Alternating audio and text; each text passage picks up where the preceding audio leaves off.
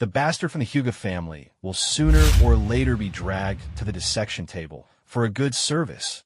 In the darkness, his pair of crimson double tomo sharingan burned like two flames, fixated intently on Nara Shikaho across from him. Though Nara Shikaho was exceptionally intelligent, he was undoubtedly a sneaky one and also a teammate in his peculiar little squad. At this time, it was the end of World War II. Although the intensity of the battle was not as severe as in the earlier stages, everyone was determined to fight to the death, making the danger even greater than before.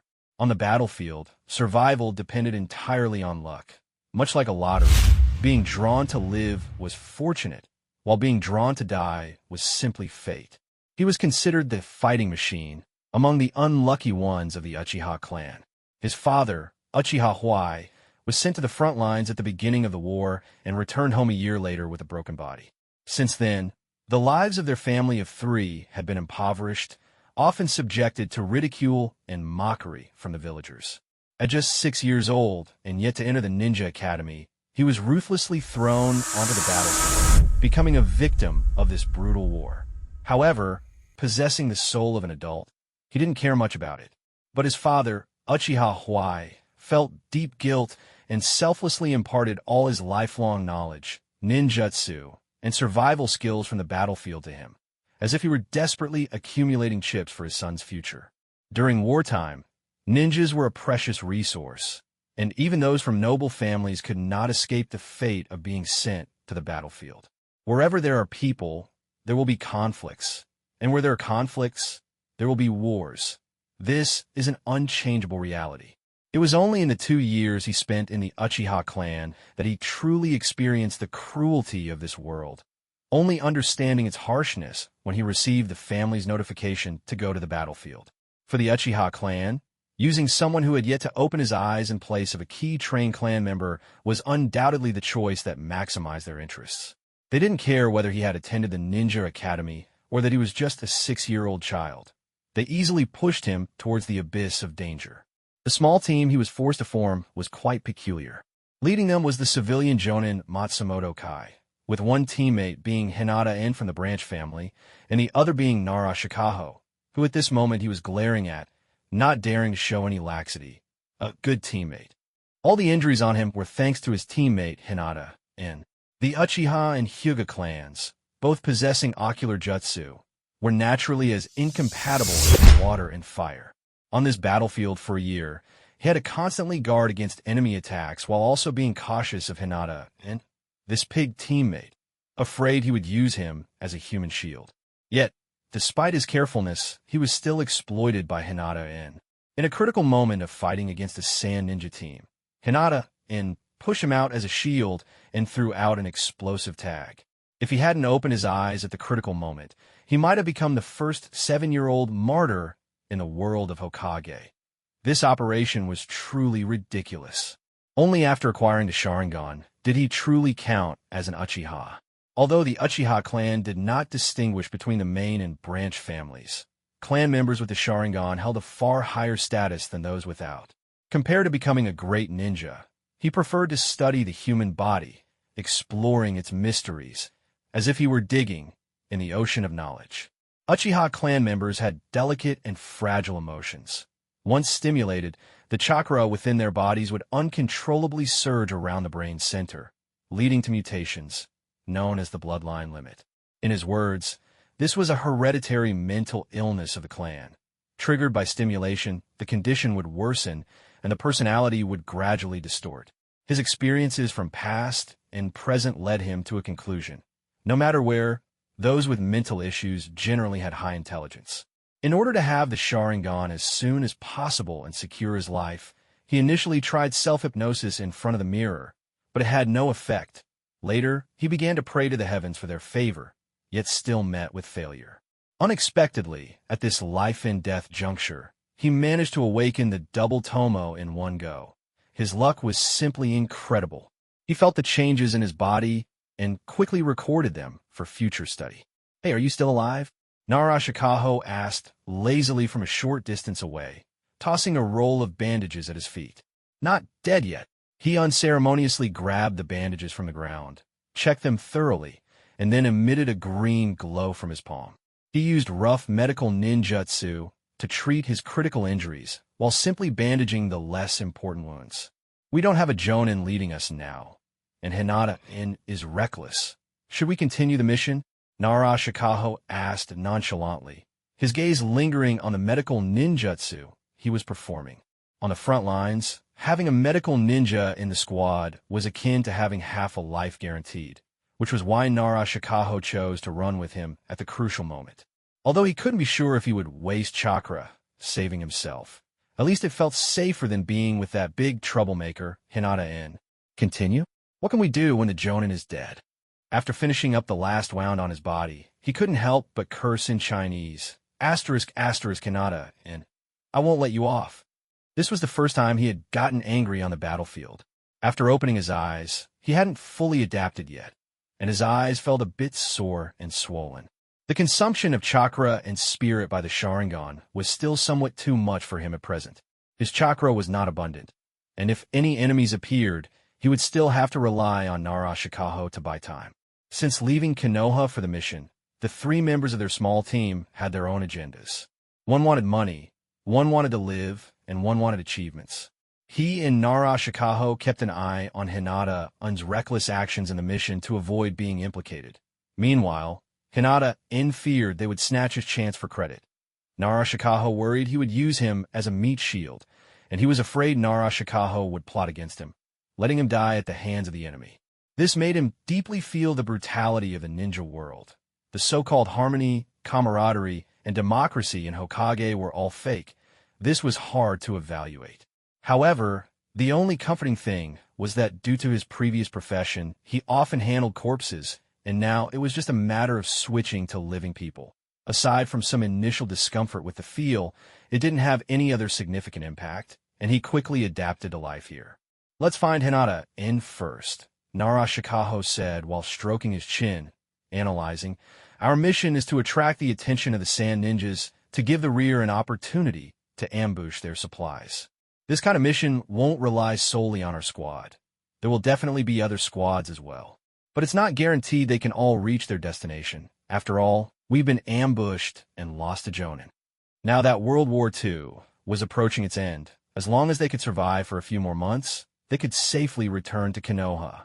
By then, there would be a period of calm, and during that time, he planned to seize the opportunity to create biological weapons so that when the Third War broke out, he would have a greater chance of surviving.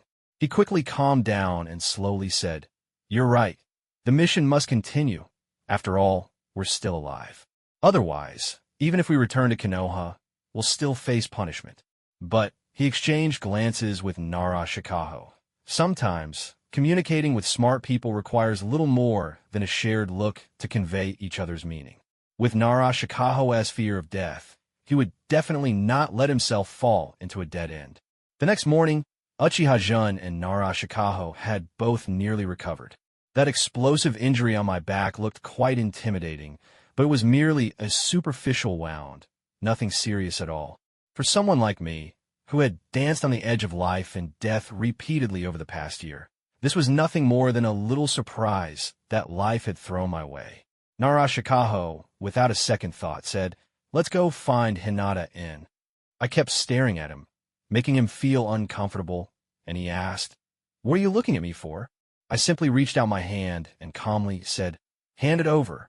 My eyes were fixed on his ninja pouch, without a hint of shame about robbing him, as my proficiency was almost pitiful. "You're so smart. You must understand what I mean. In war, some people directly receive their lunchboxes and vanish without a trace, while others seize the opportunity to get rich. The reason I'm still alive today is largely because I've taken advantage of situations on the battlefield, always going with the mindset of since I'm already here." Nara Shikaho stood here unscathed. Who would have thought that in the moment the explosive tag detonated, he had pulled the injured captain in front of him as a human shield, blocking all the impact and completely robbing him of his resources? I pretended not to know at first, mainly because my body wouldn't allow it, but now that I had recovered, I was certainly going to share the spoils. After all, the resources on a Jonin could be enough for my family of 3 to live comfortably for a few years. Narashikaho's face turned green, and he instinctively covered his ninja pouch at his waist, spitting a curse before tossing me 2 scrolls and half a bottle of soldier pills.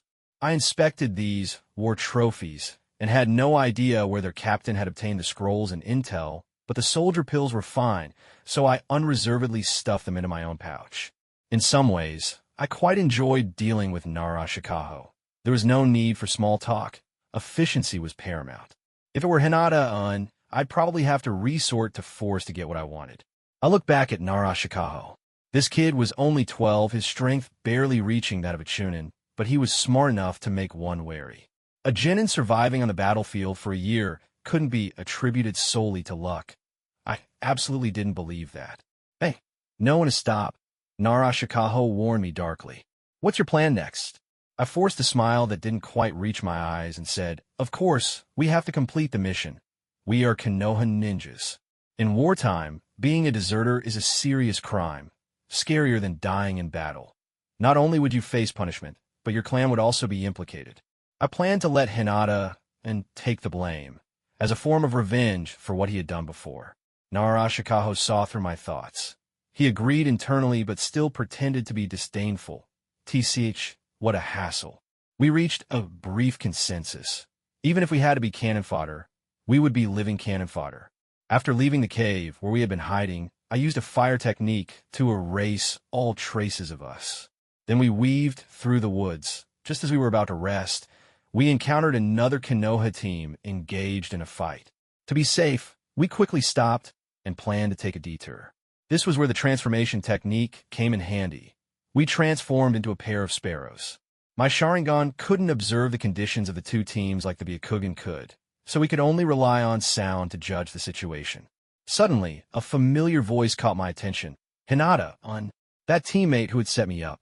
Narashikaho also noticed and stealthily flapped his wings to signal me, asking if we should leave. I chose to ignore him. It seemed that a Sand Ninja team had captured Hinata, and while transporting him, they had clashed with a reconnaissance team from the Huga clan, leading to a back-and-forth fight. I hoped Hinata was from the main family. Then I could play the role of the Yellow Sparrow, kill him, and go back to study the Huga's genes to see if they could be of use to me. I admired Orochimaru in this regard. He left Kenoha for the sake of science, focusing on research, and in this world where strength reigned and life was cheap, he was a real tough guy. An 8 trigrams palm whizzed past me, and Narashikaho took the opportunity to fly away. I flapped my wings and soared above them, dropping a load on their heads before dispelling the transformation technique. My appearance startled Hinata. In his mind, I shouldn't have survived beneath 3 explosive tags. The reaction from the Sand Ninjas was rather amusing. They visibly relaxed upon seeing me. And even funnier was the Hinata team, who didn't hide their disgust at seeing me as a teammate. I thought it was someone important. Turns out it's just a kid. Kenoha really is going downhill. A Sand Ninja mocked loudly. So small, haven't graduated yet? Can you even throw shuriken? Ha ha ha. After being kicked away, Hinata shouted, Uchiha-jun, what are you standing there for? Come help. This guy was truly something. He set me up first and then expected me to save him. I wondered where he got the confidence that I wouldn't stab him in the back. I glanced at the tree where Narashikaho had settled, not revealing his position. The Sand Ninjas continued jeering. Oh, so it's an Uchiha, huh? Show us your sharingan. If we're happy, we might give you a quick end. I patted the non-existent dust on my clothes and said seriously, sorry, I'm just passing by and don't want to get involved. You all hurry up and settle this. I'm in a rush. As soon as those words left my mouth, everyone stared at me in disbelief. Even Narashikaho, who was hiding in the shadows and playing dead, looked a bit shocked. This statement could easily be interpreted as that of a rogue ninja, unless he thought I wanted everyone to stay here. Realizing this, Narashikaho likely broke into a cold sweat in his mind. I had managed to survive until now, so I definitely had some strength. He couldn't underestimate me. Suddenly, the Sand Ninja burst into laughter, completely disregarding the expressions of the Hinata team. I analyzed the situation. Excluding Hinata, who was tied up like a dumpling, the Hinata team had 6 members, 2 Jonin, 3 Chunin, and 1 barely a Chunin. The Sand team had 10 members, one jonin and the rest chunin, including 2 puppet masters. If both sides went all out, the chance of mutual destruction was 90%. I could easily play the role of the yellow sparrow as long as Nara Shikaho stayed low-key, perched on the tree like a bird hatching eggs, and didn't cause any trouble. I was determined to score some loot from the Hinata clan, casually addressing the Hinata team. You all hurry up. After all, you're from Kenoha's prestigious clan, and you have a main family member here. Surely you won't let your own clan member down and make this little Uchiha step in, right? I casually said that. And hey, I noticed the ninja from the Hinata team, who was surrounded in the middle, clearly stiffen up at that moment. That subtle movement didn't escape my keen eyes. Well, there really was a member of the main family here. What luck! Absolutely incredible. The Sand Ninjas, who had been mercilessly mocking before, suddenly lit up at the mention of the Hinata main family. After all, a pair of Byakugan eyes was a rare and valuable resource. Wouldn't they rush for it? The tension between the two sides escalated quickly, and war was on the verge of breaking out. As for me, I was already targeted by the Hinata clan. What had been a mere war of words between the two clans in Kenoha now turned into a real fight, and the Hinata clan directly lumped me together with the Sand Ninjas. Fortunately, seeing me and the Hinata clan fighting amongst ourselves, the Sand Ninjas didn't attack me, which relieved some of my stress. While dodging attacks, I kept a close eye on Nara Shikaho, who had transformed into a sparrow and was sitting on eggs. I was afraid that this sneaky guy would run off, putting the blame on us and ending our cannon fodder mission. Without Matsumoto Kai as the captain, everyone was clearly playing for their own interests. I couldn't let this good teammate keep hiding and slacking off. So I seized the opportunity, sneaking around to Hinata-un's back, and with a swift kick, I sent him flying. Then I shouted, 8 trigrams air palm. Seeing Hinata-in flying toward him, Nara Shikaho gritted his teeth and cursed at me before transforming back from the sparrow into a human. The most surprised was Hinata-un.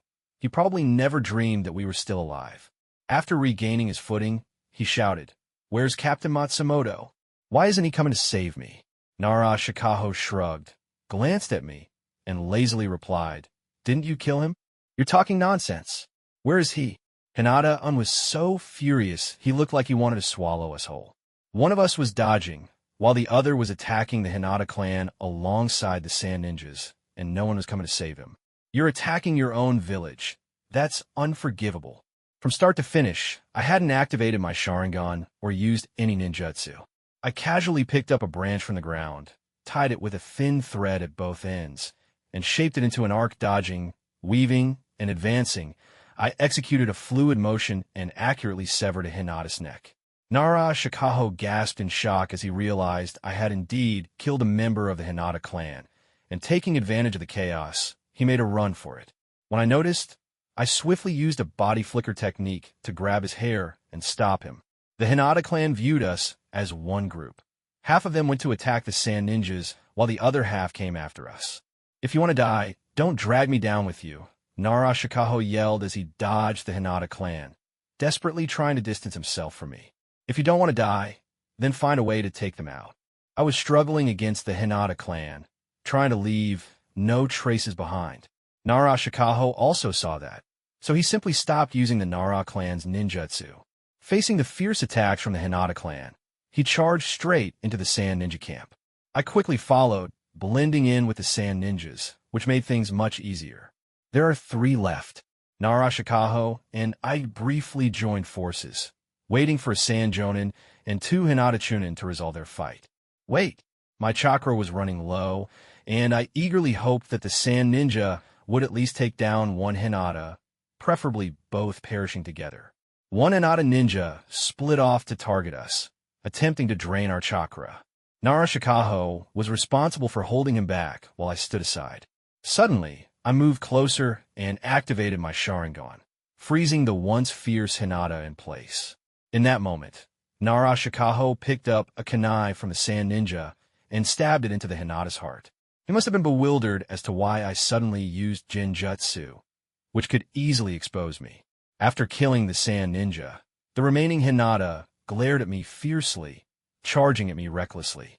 I barely had any strength left. He grabbed my neck and slammed me against a tree trunk. My breathing became increasingly difficult, and in a moment of desperation, I opened my sharingan. Taking advantage of his momentary shock, I focused all my strength into my leg and delivered a devastating kick. The Hinata I kicked fell to the ground, and after a few self-inflicted strikes, charged at me again, wanting to take us both down together. I used the body flicker technique to move just an arm's length away and grab his neck. Realizing he was about to die, the Hinata ninja rasped, "Uchiha-jun, I curse you to be forever alone, as all your kin perish because of you." With that, he fell to the ground with a strange smile, and behind him, Hinata-in had somehow freed himself from captivity, glaring at me with his Byakugan and holding a bloody kunai. Great! This Hinata ninja died at the hands of his own people. At this moment, I had no combat power left, barely leaning against the tree to stay upright, and I couldn't help but smile strangely. I confirmed one thing. "You're not afraid I'll kill you?" Hinata, and pointed the dripping kunai at me. "Kill me." I smirked, my gaze unnaturally calm for someone my age. "Can you do it?" Hinata, and slightly turned his head, not noticing that Narashikaho had already come up behind him, holding a poisoned kunai against his neck. I took a soldier pill from my pouch, popped it into my mouth, and calmly said, "So many Hinata have died. You should join them." "Wait." Hinata-in retracted his kunai, sweat rolling down his forehead. "A pair of Byakugan eyes." "Deal." I agreed readily, already formulating a plan for revenge against him. I glanced at the Hinata on the ground, forcing myself to maintain my composure despite my dwindling chakra. This pair is not included. Hinata-in's face turned pale with anger, and he didn't say a word. It was only when Narashikaho slowly lowered his kunai that he let out a sigh of relief. The hatred between the main and branch families of the Hinata clan ran deep. Kenoha might seem peaceful on the surface, but who knows how many dirty secrets lay beneath. The socialist brotherhood depicted through Naruto's perspective was, in hindsight, quite ironic. We need to hurry and cut off their heads. With so many Hinata dead, it will definitely stir up the village, and the mountain clan will surely come to investigate. They are experts at reading the memories of the deceased. With that, Narashikaho picked up the kunai to begin dismembering the bodies. No need to be that complicated. I took a moment to catch my breath, feeling my chakra was almost restored. I squatted down next to the Hinata from the main family, pulled his forehead protector aside, and noticed that the bird in a cage on his forehead was drawn on. Risking it all for accomplishments by sending the branch family to the battlefield. How interesting. I took out a sealing scroll to seal up his corpse. This scroll was a battlefield trophy I had initially thought I wouldn't need, but it turned out to be very useful now. After sealing it up and putting it away, I snatched the kunai from Hinata-in's hand and made a few swift cuts to the head of the nearby corpse, smirking. "I'll handle them. You two see if there are any other traces left." I shouted, "Hey, are you even listening to me? Do you really want to carry a dozen heads around with you?" Uchiha-jun stared at Narashikaho with a strange expression, pounding my chest and assuring him, "Trust me, it'll be as steady as a rock, no problem." The seemingly casual scratches I made had completely shattered the neural connections in their brains, leaving them a jumbled mess like a CPU that had been fried. I certainly didn't have the peculiar hobby of running around with a dozen heads. It was amusing that the usually clever Narashikaho was being so muddled over this. I could laugh at him for a year and a half over it. The Yamenka clan could invade others' brains to read memories simply by manipulating the intricate neural pathways in the hippocampus and extracting the stored memories. As long as I destroyed the nerves connected to the hippocampus, they wouldn't be able to retrieve anything. But just to be safe, I messed around with the insides of everyone's brains. After getting my affirmative answer, Narashikaho didn't linger on the issue. He knew I wouldn't joke about something like this and turned to clean up any other potential traces left behind. After awakening my sharingan, I could clearly feel my chakra increasing significantly, stabilizing at the level of a chunin. However, it felt a bit strange. My chakra had turned cold and dark, and every time I used it, it felt like I was about to swallow my opponent whole. While dealing with those sand ninjas, I didn't forget to casually loot some war trophies. I found a few unfamiliar scrolls and some colorful liquids on them. Given that medicine and poison often went hand in hand, I was interested in those things, while everything else I had scavenged I simply tossed aside without a second glance. Hinata and Narashikaho didn't hold back either. They took their share of the spoils. Not long after we left, Jeriah and young Minato arrived at the battlefield we had just processed. Minato was the first to inspect the treated ninjas, and his brow immediately furrowed, twisting like a pretzel. "Sensei, there are 5 Hinata branch members and 10 sand ninjas." Jeriah squatted down, checking each one, not only the Hinata but also the sand ninjas. Minato continued, "Sensei, from the looks of the scene, it seems both sides clashed, but there's one strange thing. They all suffered the same type of head injury, with identical wound locations, force, and depth." Jeriah fell into deep thought. Minato's observations were accurate, but he overlooked a crucial point that Jeriah was particularly concerned about. On the surface, it looked like both sides had fought fiercely, but that wasn't the case at all. 2 Hinata ninjas died at the hands of puppet masters, 2 from poison, and 1 was taken out by a sneak attack from the sand ninjas. Most of the sand ninjas died due to the ninjutsu of the Hinata clan, with some being ambushed. The key was that the tools used for the ambush were actually their own. While it was possible that the Hinata had taken their weapons to attack, it was too coincidental for it to be all like this. It was hard to assess. Even the branch family wouldn't be so poor as to not have enough ninja tools, right? Realizing this, Jeriah immediately said to Minato, "Check their ninja tool pouches." Minato was momentarily taken aback, but quickly reacted and swiftly checked the ninja tool pouches of all the ninjas, only to find them empty. "There's nothing, Sensei. I'm sorry." Minato felt a bit guilty. After all, he was an upright person who had a basic respect for his enemies and couldn't bring himself to commit acts like killing and robbing. Jeriah said, "Just as I thought, this is a battlefield involving 3 parties, and the third party hasn't left any traces." Minato asked, "Could it be bandits?" Jeriah handed Minato a curved branch, saying, "No, take a look at this." Minato noticed that the branch had been bent artificially, resembling something used by a hunter's bow. There were binding marks on both ends, but whatever had been used to bind it was clearly gone. Minato said, "There are no signs of shooting here. This deliberately altered bow branch seems a bit out of place." Jeriah replied, "Yes, it looks like we need to split up, Minato." After saying that, he packed all the ninjas into a sealing scroll and handed it to Minato. "This matter is too suspicious. You should return to the village, especially with this." Our team, which held an important mission, didn't rush to the border war zone, but instead found a hidden place to sit together and discuss how we could complete the task without losing our lives. This brief alliance didn't foster trust between us. We were merely holding each other's dirt and keeping each other in check.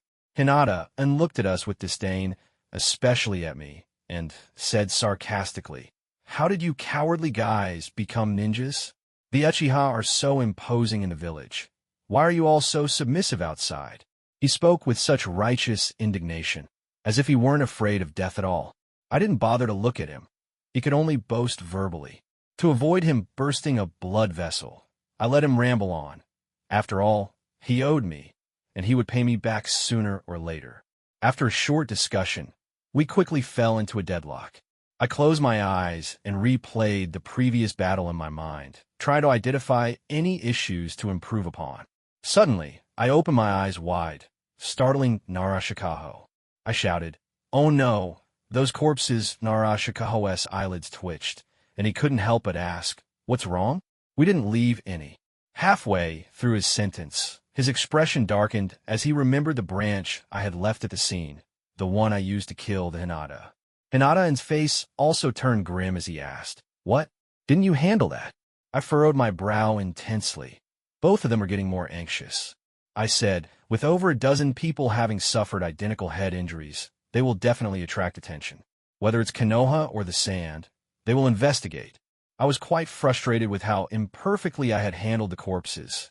In my previous life, I didn't know when I had left traces that would be exploited by someone with a motive. That was how I ended up wrongfully imprisoned, going from a once great talent to a murderer. I was certain that the person behind this was right beside me, and one day when I could return, I would definitely chop him up. Upon hearing this, they both became tense, fearing that their actions would be revealed through the memories of those corpses. Nara Shikaho regretted not insisting on cutting off their heads. He said, if they see us in their memories. I firmly stated, they won't. I still had faith in myself on this point. I was just worried about unnecessary trouble. Nara Shikaho was still a bit uneasy. Are you sure we won't be found out through their memories? The branch I used isn't with me. Could it lead them to us? I waved it off nonchalantly. No, that doesn't explain anything. I wasn't worried about being traced back to me. I was just a young Uchiha who hadn't even attended the Ninja Academy yet. Even if someone wanted to frame me, it wouldn't be my turn yet.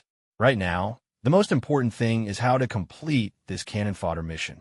That was the thing that gave me the biggest headache. We were responsible for transporting supplies, delaying a certain strong individual to destroy the rear resource depot, and initiating the final battle. But the supplies had been looted by me and Nara Shikaho, and there was nothing particularly important in them, just some trivial items. It was clear that we weren't the only team doing this. There might be one or two strong individuals involved as well. Currently, Orochimaru was guarding the Rain Village, Tsunade was in the Land of Iron, and Kakashi was commanding the front lines. The only candidate left was Jeriah. Suddenly, I slapped my thigh. I thought of a way to both save our lives and avoid continuing the mission. Uchiha-jin, was smiling innocently, looking like a little angel. Hinata immediately snapped. Spit it out if you have something to say. Nara Shikaho chimed in, looking disgusted. I'm not dealing with any troublesome matters. Now that we didn't have a Jonin leading us, the mission scrolls were typically in the captain's hands. With Matsumoto dead, how are we supposed to know the complete mission? The supplies likely went down with the captain as well. I suggested, let's just drag our feet a bit. We can arrive at the front line in a sorry state. I'm not clear on the details of the mission anyway. We could just follow the orders of whoever is in command. The war was nearing its end, and whoever was in command would be too busy to bother with us. As long as Hinata and didn't do anything reckless, we'd be safe, and maybe we could even find time to train. Nara Shikaho poured cold water on my idea. It's a 5-day trip from here to the borders of the Land of Fire and the Land of Wind without rest. Can you guarantee that we won't be attacked by ninjas during those 5 days and make it to the front safely? I replied, I really couldn't guarantee that. Hinata countered. The one stationed at the front is Lord Shikamo. Can you guarantee he won't send you to carry out a sneak attack? I said, I still couldn't guarantee that. As we all fell silent, I casually asked, how old were you when you first went to the battlefield? In war, age didn't matter, but being young often led to being underestimated as inexperienced. I added, I went to the battlefield at 6 years old, and I'm only 7 now. Lord Shikumo wouldn't let a genius like me die before fully growing up. I spoke with such confidence, but Hinata and Nara Shikaho turned pale. They were 14 and 12, respectively, considered mature ninjas, but they felt embarrassed to be as arrogant as I was. In the end, Nara Shikaho agreed to my plan, but advised us to be careful on the way. Hinata, who had been quiet, didn't refute me either. I knew he wanted to seize this opportunity to gain merits. With our goal clear, the three of us set off. Hey, wouldn't you know it, the luck was terrible, just as Nara Shikaho predicted. Making it to the task location safely was harder than reaching the heavens. Suddenly, someone shouted, Fire style, great fireball technique. We quickly scattered to avoid it. Amidst the chaos, before we could react, we were pulled into the battlefield. Upon seeing that the attack came from the Uchiha clan, I activated my sharingan without thinking. The enemy noticed and stopped, turning to retaliate against the attacking Rain Ninja with ninjutsu, using techniques like Fire Style, Great Fireball Technique, and Fire Style, Phoenix Fire Technique. My hand seals were incredibly fast. I practiced each technique hundreds if not thousands of times, and the flow of chakra was ingrained in my very bones. Simple ninjutsu could be executed with just one hand seal. In the ninja era, while others were still forming seals, I had already unleashed my ninjutsu. It was clear who would survive. I didn't just sit idly by.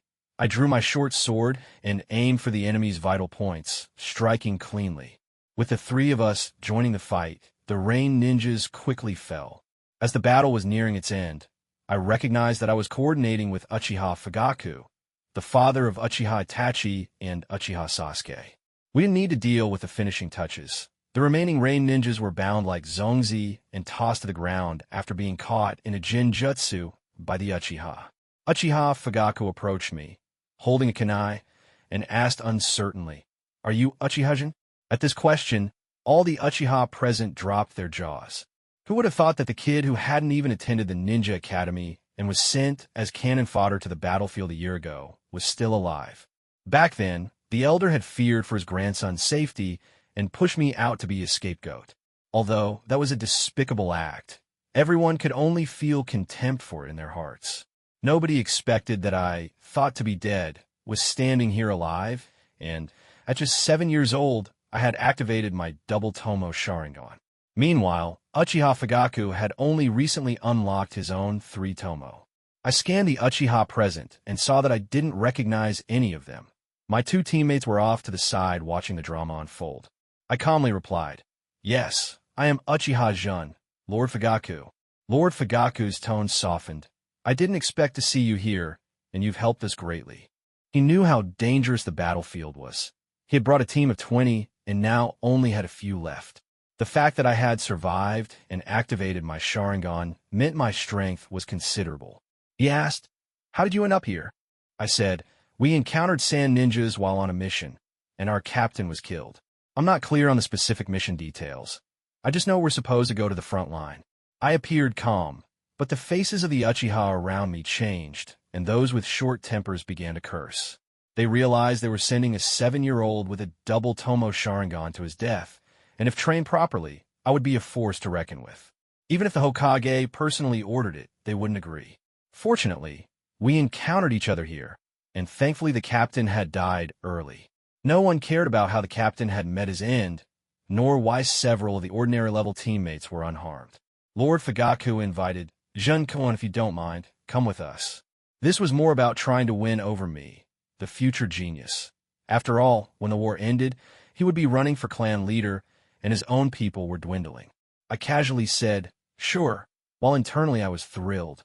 Free protection was hard to pass up. Looking over at my 2 teammates, Narashikawa was all for it, nearly lifting his feet in approval, while Hinata-in was reluctant but didn't object either. I couldn't help but think how great the Sharingan was. I had gone from being a scapegoat to having the future clan leader as my bodyguard. What luck! Throughout the journey, I maintained a facade of silence, but I didn't waste time. From the 2 ninjutsu I had taken from Narashikawa, I was mentally rehearsing their use. I couldn't use the water-style ninjutsu for now, so I focused on understanding its principles to strengthen my skills. However, I was extremely interested in the lightning-style ninjutsu. Upon research, I discovered that this ninjutsu focused not just on offense but also on enhancing oneself, making it harder to be injured, numbing pain, and increasing speed. I, Uchiha Jun, set a 3-day deadline for myself. What for? To master and apply this ninjutsu proficiently within 3 days. I'm strict with my time management, sleeping only 3 to 4 hours each day. The rest of the time is spent either completing tasks or training.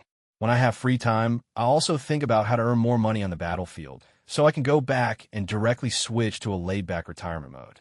As for those captives, we Uchiha people don't have much compassion. A kick here, a scolding there, and after 3 days they get a bit of water. This is justified as, without food, they won't have strength, and without strength, they won't resist. I don't even know where this conclusion came from. It's really hard to evaluate. Although there were some minor frictions along the way, compared to before, it was nothing. At least Hinata Yuan wouldn't dare to yell at me in front of the Uchiha anymore. "Jun-kun, how did you open your Sharingan? Let's exchange some insights." Uchiha Fagaku couldn't stand seeing me lying with my eyes closed for 3 days. If it weren't for the fact that I was still breathing, he might have thought I was gone. Completed. As soon as I finished the modification of a lightning release ninjutsu and opened my eyes, I heard him say that. Insights? None.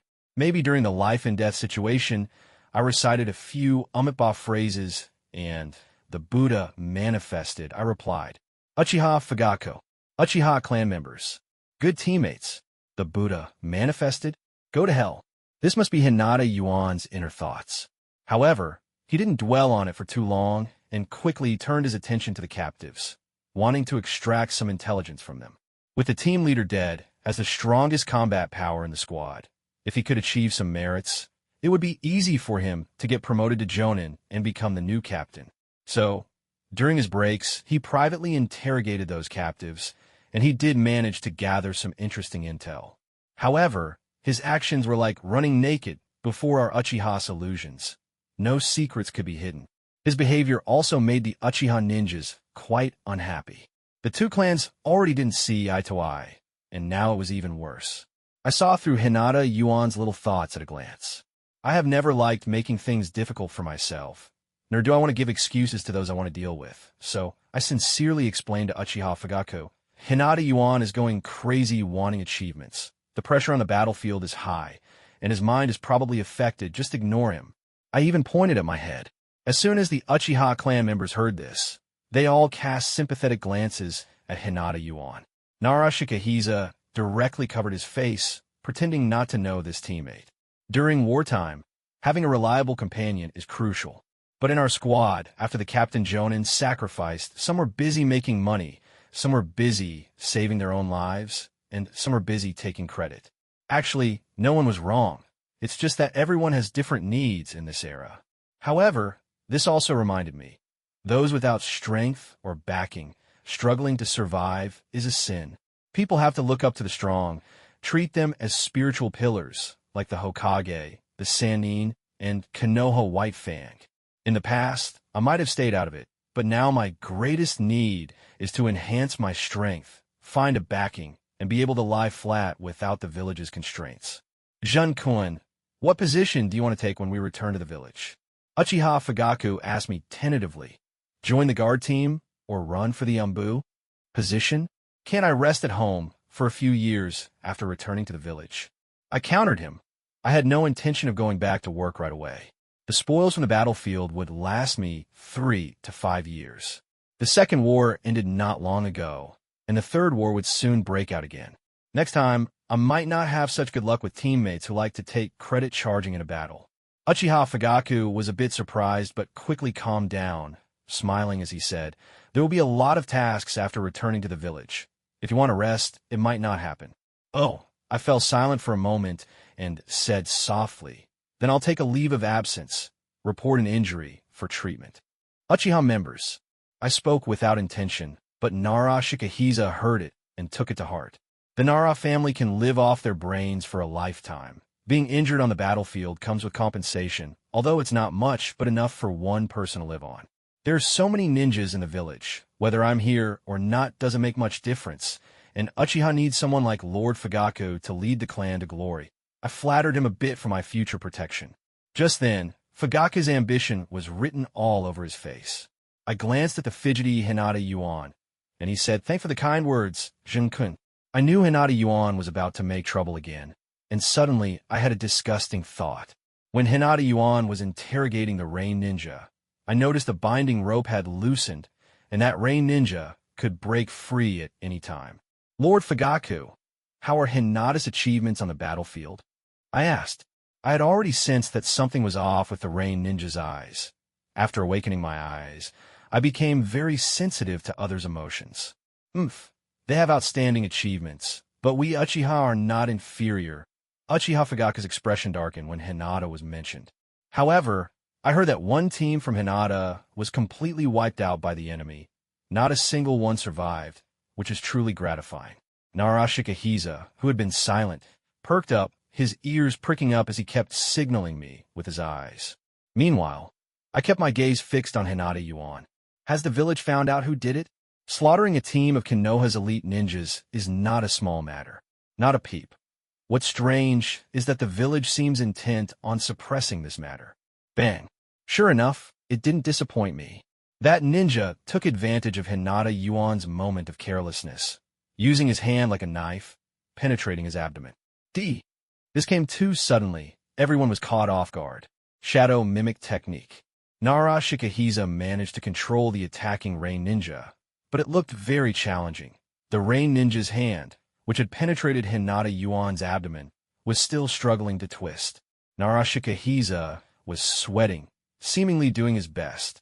However, the look he gave me was exceptionally sharp and wise. This sudden turn of events made Hinata Yuan quickly assess the situation, and he laboriously turned his head to look at me. The Uchiha clan members closest to him acted first, giving that rain ninja a swift end. At that moment, Nara Shikahisa feigned weakness and fell to the ground. Uchiha-jun, Hinata Yuan squeezed my name through clenched teeth. What to do? Such a serious injury. I passed by Nara Shikahisa and heard his concern for his teammates. Caring for teammates is fine, but the problem is that when Nara Shikahisa used the shadow mimic technique, he deliberately made that rain ninja twist around at the wound, making it feel like his intestines were about to be pulled out. Looking at his current weak and helpless appearance, he almost made me believe it. I squinted my eyes and cooperatively comforted him. Don't blame yourself. You did your best. Leave it to me. I looked at Hinata Yuan's severe injuries, and in the eyes of the Uchiha clan members, he was definitely beyond saving. The rain ninja had already been dealt with, by all accounts. The Uchiha had avenged Hinata Yuan. At that moment, a pair of hands patted my shoulder from behind, and Uchiha Fagaku comforted me. Don't be too sad. He will become a martyr. These words completely enraged Hinata Yuan, who glared at me with a twisted expression, probably screaming inside. Who the hell wants to be a martyr? The war isn't over yet. He's still waiting for the Hokage to commend him. Everyone knows that martyrs are for the dead. I paused for a moment, slowly walked to Hinata Yuan's side, and leisurely put on a pair of gloves. He grasped at straws, weakly calling out, "Quick!" I directly pulled out a section of his intestine, waving it in front of him, and said earnestly, "Your intestines are out. I need to help you put them back in." Hinata Yuan's eyes were filled with hatred, his Byakugan staring intensely at me, the veins on his temples bulging with fury. But he still softened, whispering, "Please, save me." For him, seeking help from the Uchiha was a tremendous humiliation, but with his life on the line, he couldn't care less. The expressions of the surrounding Uchiha clan members were just priceless, as if they were witnessing a century-old spectacle. To confirm if it was real, they all activated their sharingan. One said, "Hey, did I just see wrong?" Hinata actually asked us Uchiha for help. Another replied, "Didn't you activate your sharingan? I'm using a single tomo. You check with your double tomo." Even Uchiha Fagaku activated his sharingan, fearing he had fallen under an illusion. I pretended to comfort him. "Don't be so distant. I will definitely save you. After all, we are good teammates who share hardships." Saying this, I stuffed his intestines back into his abdomen, pressing one hand on his chest while the other glowed with a soft green light, soothing his punctured wound. Hinata Yuan didn't dare blink, staring intensely at my movements, fearing I would harm him. When he noticed the wound healing, he finally let out a sigh of relief. But what he didn't know was that with a snap, I used lightning chakra mixed with my medical ninjutsu to damage his ribs. Only he and I knew about this. He immediately yelled, "Uchiha-jun, you did that on purpose." This caused dissatisfaction among the Uchiha clan members. To them, we Uchiha had saved him, yet he accused us. What a heartless act. I quickly put on an apologetic face. "I'm sorry. I didn't notice your ribs were broken. It seems that Rain Ninja wanted to take you down with him. He dealt too harshly. In reality, I was still using lightning chakra to wreak havoc within his body." At this moment, Nara Shikahisa, pretending to be weak, came over and hypocritically asked, "Is there still hope?" His words implied the question, "Do you want him to live?" I glanced at him, the green chakra in my hand gradually weakening and dissipating, and pretended to mournfully say, "My chakra isn't enough. Yuan-kun needs to return to Kenoha for treatment quickly. I can only stitch the wound up for now." In the eyes of the Uchiha clan, this meant that Hinata Yuan was too severely injured, and it was impressive that I could save his life. After all, a genius with medical ninjutsu and a sharingan would certainly be valued back in the clan. Suturing with surgical thread wouldn't work. I directly pulled a few strands of Hinata Yuan's hair, threading the needle to stitch up the wound, trying my best to keep his intestines from spilling out. Hinata Yuan was probably cursing me inwardly. I said to Uchiha Fagaku, "Lord Fagaku, please send my teammate back to Kenoha for treatment. Otherwise, if he dies, the Uchiha will be talked about." Uchiha Fagaku was previously worried that I was too naive, but now he saw that I was quite adept at handling village relations. He replied, "All right, we'll send him to the nearest logistics unit for treatment. I will explain the situation clearly." He was originally leading the team to the front line to support Kenoha White Fang on a secret mission, but they were ambushed along the way, and only a few people were left in the squad. Now, he could do me a favor while also irritating Hinata, so he was certainly willing. After reaching a consensus, we simply built a stretcher and used illusions to control the captives to carry Hinata Yuan to the nearest logistics area in the combat zone. I couldn't help but marvel at how the sharingan could be used like this. My strange knowledge had increased again. By the time I arrived at the rear of Kenoha's main base, many wounded were doing what they could. I kept pondering what Hinata Yuan would do after returning. If it weren't for the fear of him causing trouble for himself, I would have really wanted to send him to meet God. What a shame. On the other side, Hinata Yuan was not enjoying the joy of survival. He was sent to Kenoha Hospital for emergency treatment, and the fragments of broken bones throughout his body were difficult to mend. If it weren't for encountering a member of the Hinata clan in the hospital, his career would have probably been ruined by me. During his time in the hospital, he turned his hatred into gossip, speaking ill of me to everyone he met. At first, everyone thought it was just the Hinata and Uchiha clans being at odds and slandering each other. But as the rumors spread, coupled with the arrogant attitude of the Uchiha guard team in the village, people gradually began to believe it. In the hearts of the villagers, I was almost equivalent to a rogue ninja. What angered me the most was that those foolish villagers were actually hoping for my death in battle. The elders of the Hinata clan completely believed the rumors that I had sabotaged Hinata Yuan and used my teammates as shields. An elderly man, over 60 years old, disregarded the obstruction and rushed to the Hokage building, complaining to the third Hokage. "Lord Third Hokage, the Uchiha are going too far. At such a young age, they commit such inhumane acts. When he grows up, who knows?" Realizing he had said something wrong, he hurriedly shut his mouth. The third Hokage's expression wasn't good as he replied, "Old clan leader, this is just a rumor, and moreover, he is still a child." The Hinata elder persisted. "Lord Third Hokage, the Uchiha must give us Hinata an explanation."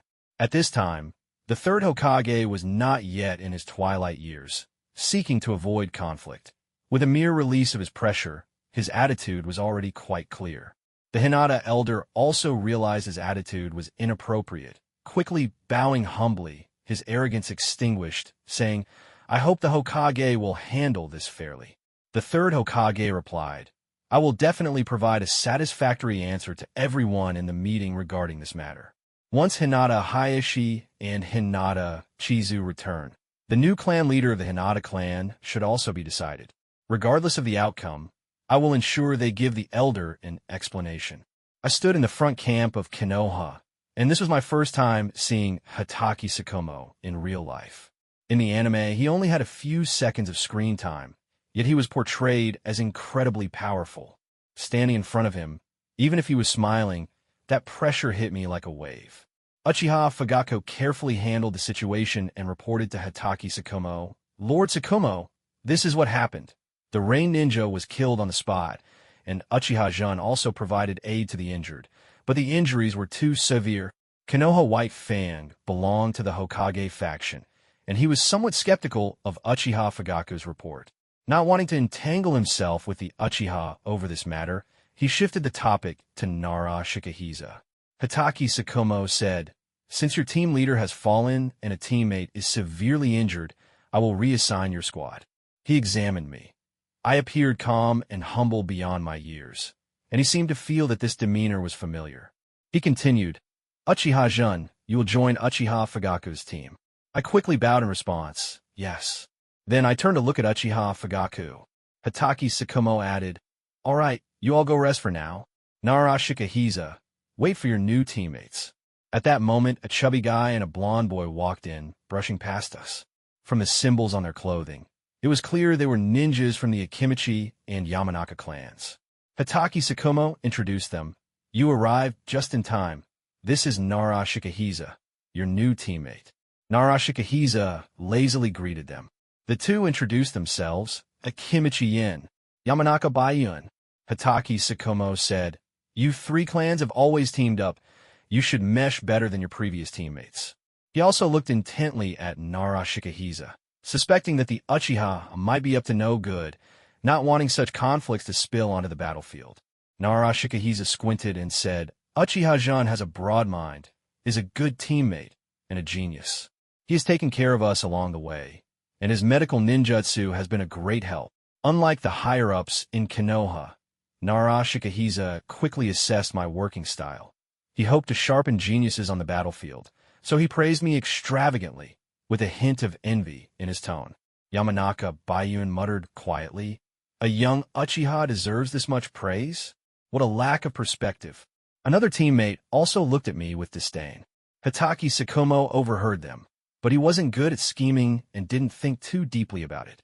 He simply regarded it as youthful competitiveness, while he had other plans for me, saying, "I see, we can't let this genius be buried in my unit." Back at the Uchiha clan's tent, I lay on the tatami, worried that the damage from the lightning release on Hinata Yuan would be discovered in Kenoha. I estimated that he wouldn't survive to reach Kenoha. He definitely couldn't die by my hands, or else I would be in big trouble. With so many Hinata falling on a battlefield, the village would surely take notice, and the third Hokage wouldn't be an easy target. As an Uchiha, I would certainly be in the spotlight. I had no backing and no strength. My urgent need was to find a strong ally. In modern times, even evidence can be fabricated.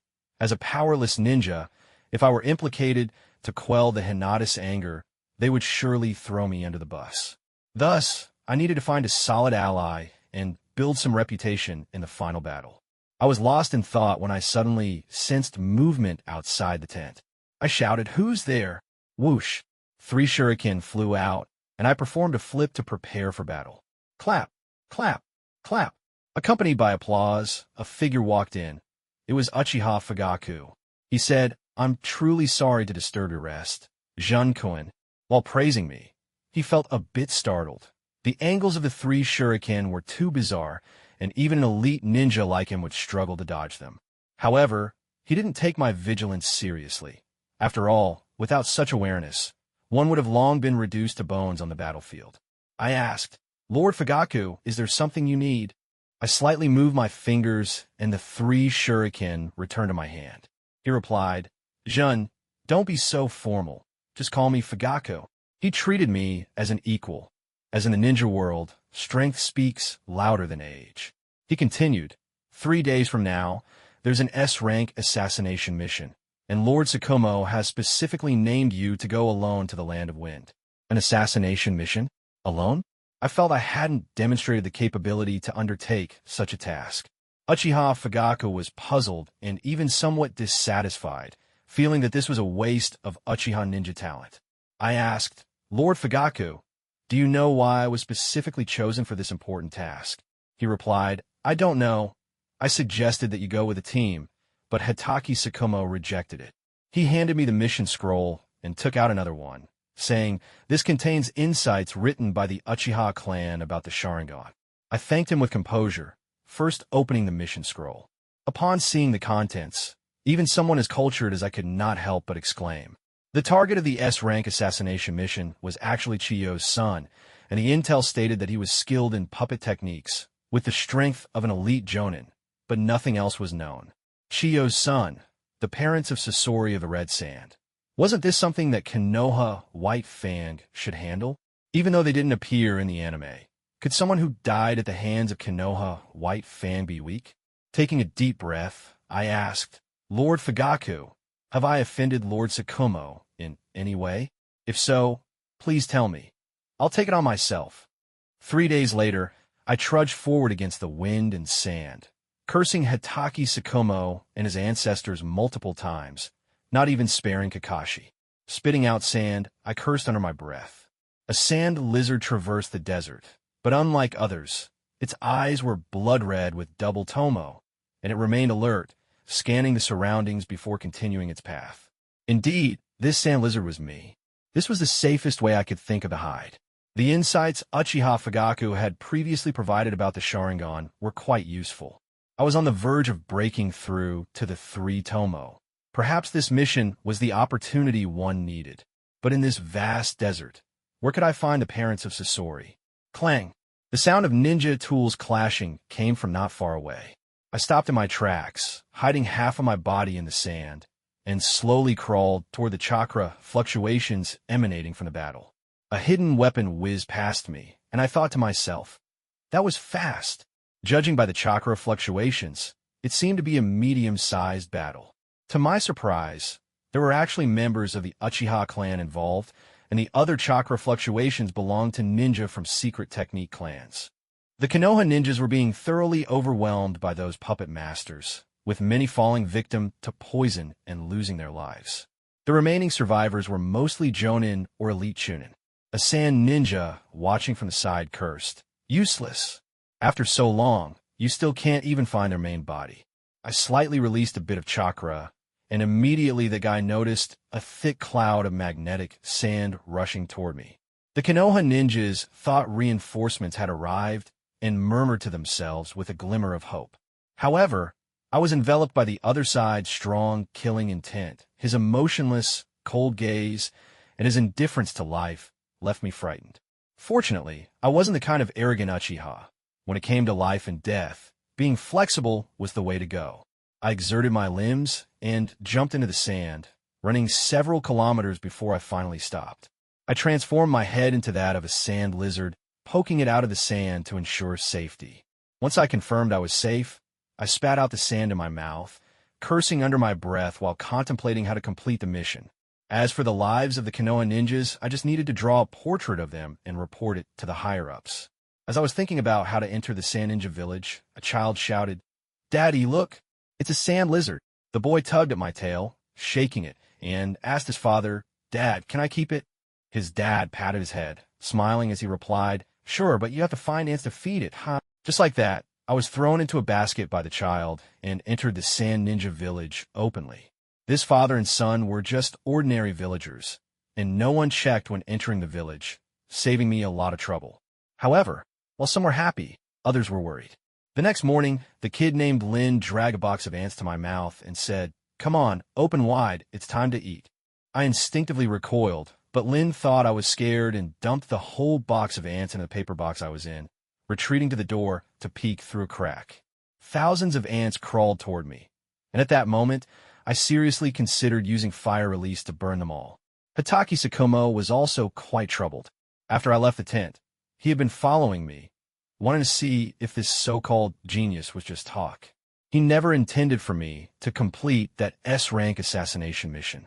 As fate would have it, a moment of carelessness caused me to slip out of his sight.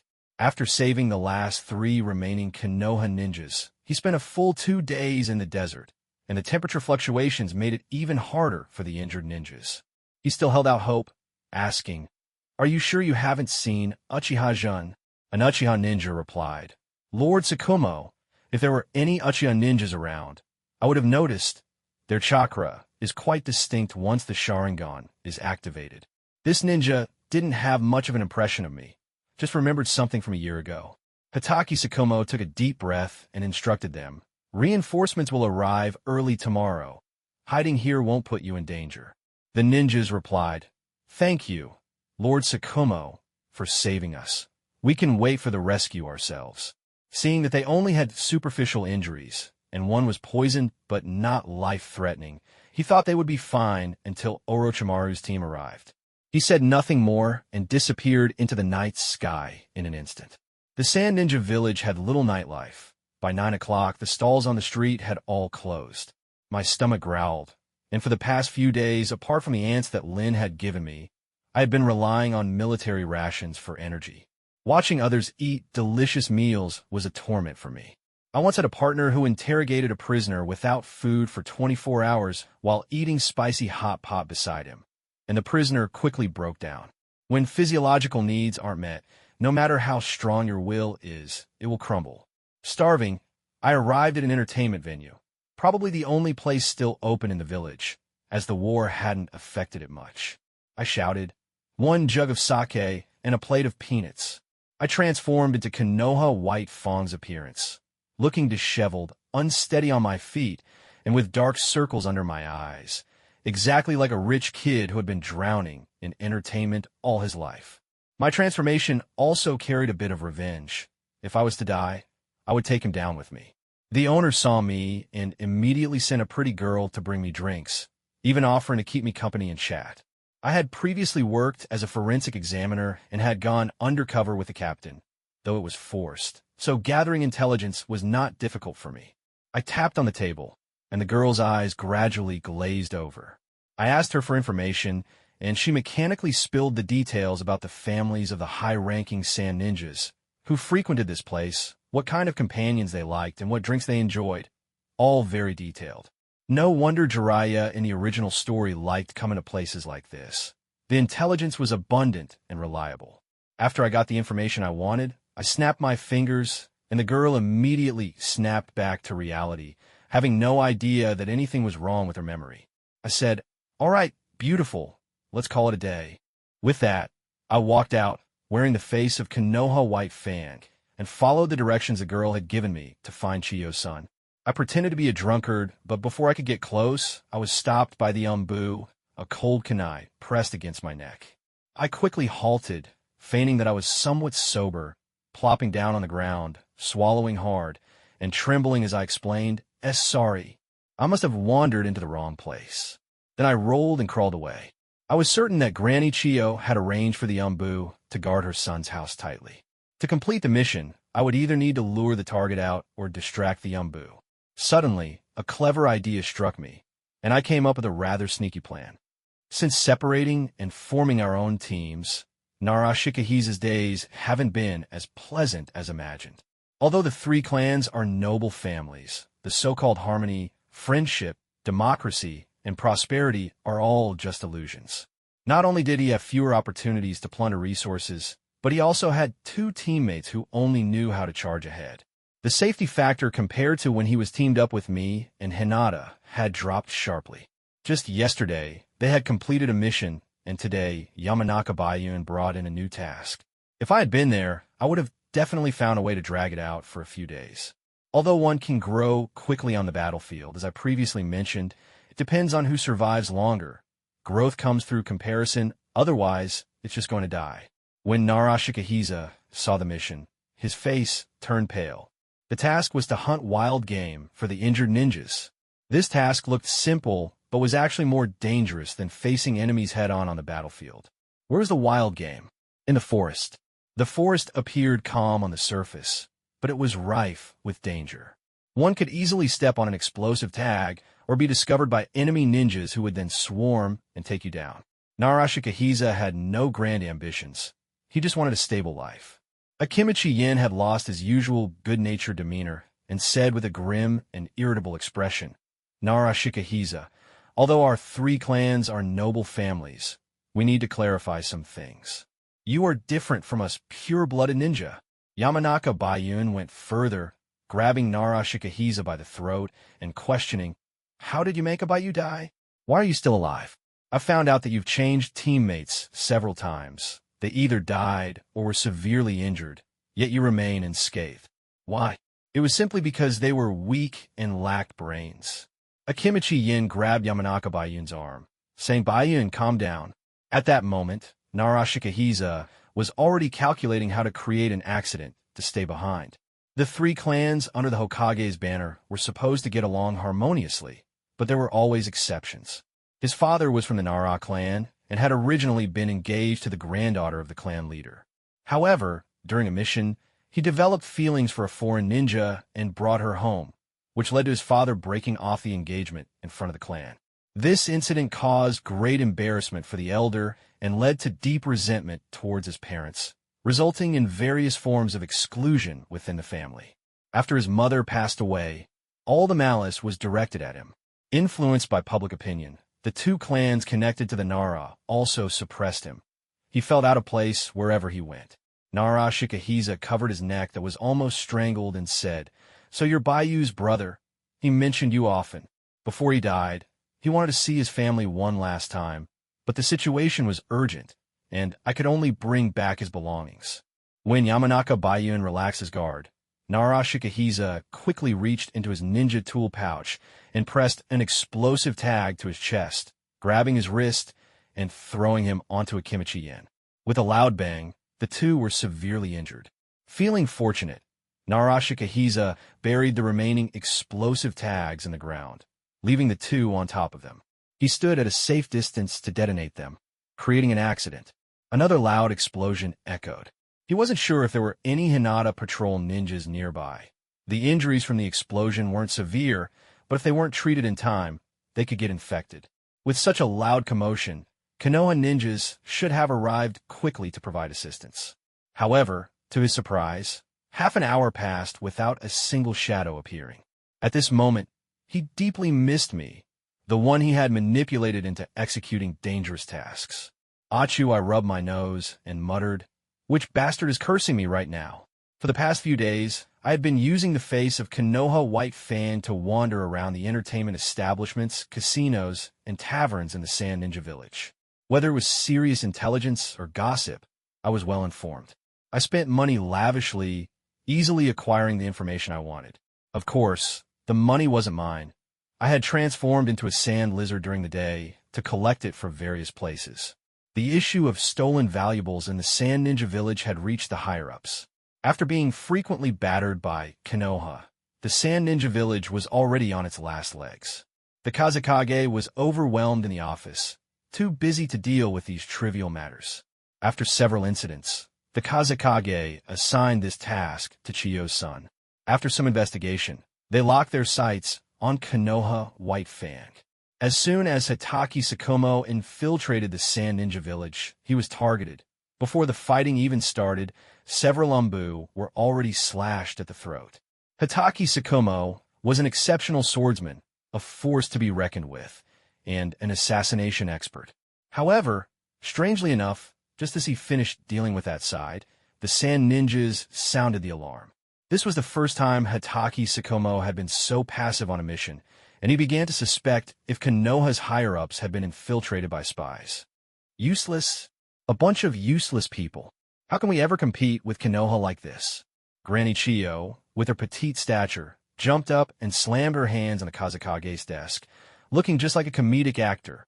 Absolutely ridiculous. The Kazekage closed his eyes, his face weary, and tiredly replied, "Lady Chiyo, we need to face reality." With Orochimaru rampaging in the front and Kenoha White Fang commanding from the back, let's not make any unnecessary sacrifices. The Kazekage had had enough. The Elder Council was constantly interfering, making him feel like a puppet on strings. Who could remain calm and work effectively when a bunch of old geezers were holding them back from above? Right now, he just wanted to quell the war quickly and minimize the losses. Granny Chiyo was not pleased. Kenoha White Fang is right here in the Land of Wind. As the Kazekage, how can you dampen your own ambitions and bolster the enemy's? Enough! The Kazekage interrupted her sharply. Kenoha has changed its strategy. They've infiltrated the village without anyone noticing. In just a few days, half the village's wealth has been stolen. If we keep fighting, our villagers and ninjas will end up begging in foreign lands. Hey, the one plundering the Sand Ninja Village's wealth is none other than me, Uchiha-jan. For the past few days, apart from transforming into Kenoha White Fang and wandering around those disreputable places, I've been turning into a sand lizard during the day, swaggering into the homes of ninjas or villagers, seizing whatever I could: money, rice, flour, and oil. Without money or food, chaos in the village was only a matter of time. Ninjas are just people, and without basic needs, they would revert to being ordinary folk. Ebizo appeared to mediate. "Sister, the Kazekage has a point." But Granny Chiyo refused to back down, scolding loudly, "Shut up. Since the Kazekage is tired, let me take care of this matter." The temperature difference between day and night in the Land of Wind was significant. At night, countless shadows darted across the rooftops.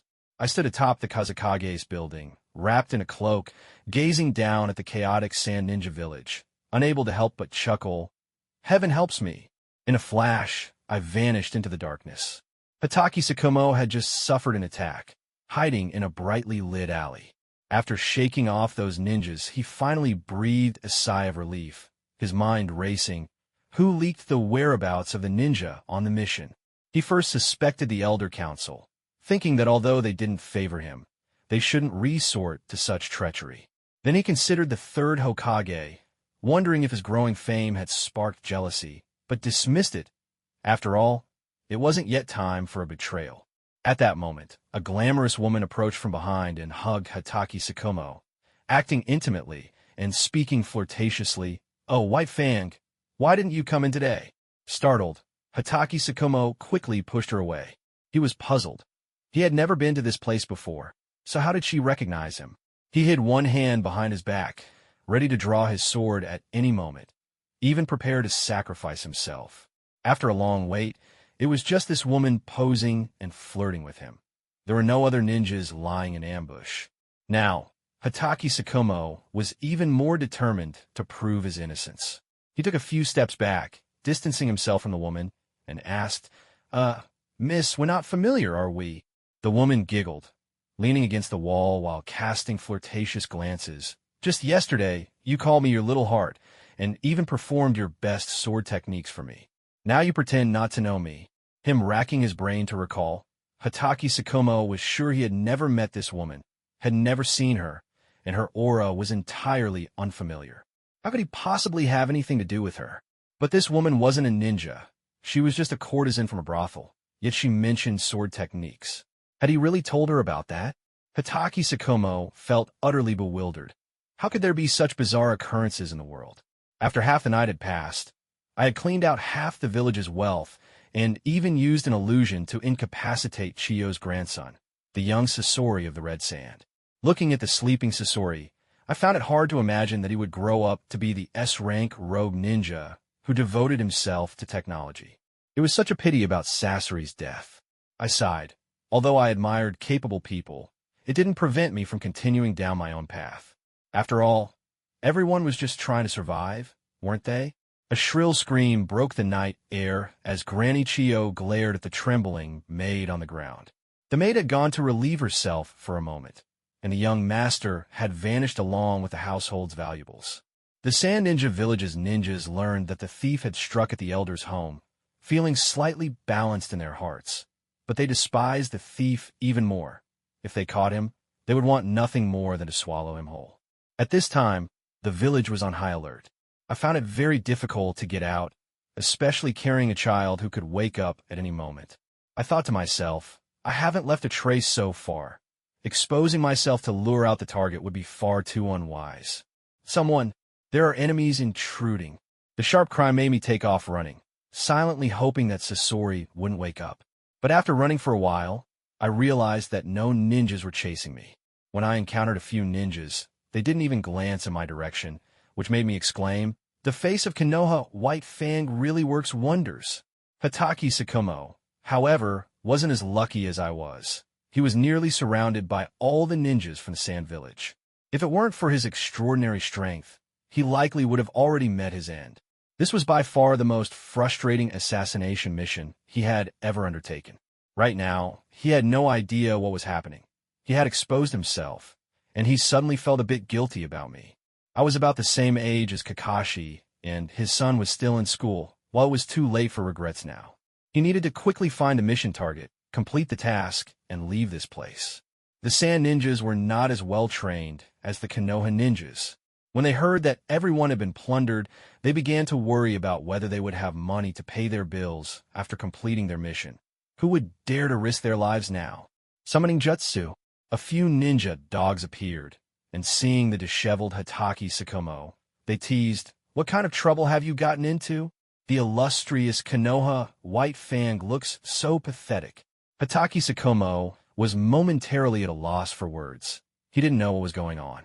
Ever since he entered the Land of Wind, strange incidents had been happening one after another. Of course, he wouldn't reveal that he was being pursued by a courtesan. Split into two groups, search for Uchiha Jun in this. Hatake Tsukumo assigned the tasks, and the 8 ninja dogs set off in different directions. A shuriken whizzed past his neck, and Hatake Tsukumo transformed into a flash of white light, resolving the attacker before shape-shifting into the appearance of a Sand Ninja. Just as he stepped out of the alley, he was stopped by another Sand Ninja. "Hey, what are you doing here? Hurry up. The young master from Lady Chiyo's house has also been stolen by that thief." He might be trying to make a big score. No matter how calm Hatake Tsukumo was, he felt an impulse to curse. Was he now taking the fall for someone else? We're risking our lives, and we don't even know if we'll get paid. Hatake Tsukumo dared not say much and casually asked, "What's the situation now?" I was thinking, if Hatake Tsukumo found out someone was using his face to do bad things, that person would definitely get a taste of his sword techniques. I mused. A sand ninja remarked, "Hey, what do we do? It's probably ninja from other villages. Ordinary thieves couldn't pull this off. This is the work of elite jonin or higher, like Kenoha White Fang or the Sannin." When the Sand Ninja mentioned Sannin, Hatake Tsukumo nearly lost his composure. If he had just lingered on the word Sannin a bit longer, that Sand Ninja might have met his end. Boom! A loud explosion shook the air as Chiyo's house blew up. A black-haired woman tried to return, but a red-haired man stopped her, saying, "Mother is there. Nothing will happen." The woman insisted, "I'm not at ease. I must go back." At that moment, I appeared in the night, carrying a child who looked like he was only a few years old, and said, "Are you two able to leave?" They both immediately stepped back, eyeing me warily. Upon seeing the child in my grasp, the woman screamed, "Sasori," and prepared to fight. I pressed a kunai against Sasori's neck and commanded, "Don't move." Sasori's father, more composed than his wife, glared at me coldly and asked, "Was it you causing trouble in the sand village these past few days? What do you want? If it's money, we can give it to you, just don't hurt my child." Sasori's mother quickly caught on, thinking that if they could buy their child's life with money, that would be acceptable. I replied slowly, "Raising a child takes time and money. It's not worth it. What I want is simply your lives." In truth, I was hiding under the sand. Feeling their anger didn't faze me. I didn't want to deal with this. If there was a debt to settle, I'd go find Hatake Tsukumo. I put Sasori, who had just opened his eyes, to sleep with an illusion. When it came to my own life being at stake, I wasn't going to hold back. Suddenly, I sensed danger behind me and quickly threw Sasori away. His mother, losing her composure, lunged to catch her child, and in that instant, another explosion rang out. She was gone. I transformed the clothes with Sasori's scent into his appearance and attached a dozen explosive tags. Sasori's father's eyes turned crimson as he glared at me. "Who are you? Why are you impersonating Kenoha White Fang?" I was taken aback. I hadn't expected my transformation to be exposed so quickly. There was no need to waste chakra pretending anymore. So I explained earnestly, "I took on his appearance because it was he who ordered your deaths. I'm just a ninja following orders. Otherwise, I would die too. This debt lies with him." His expression turned confused. My sincere demeanor made me seem truthful. After all, ninjas often have no choice.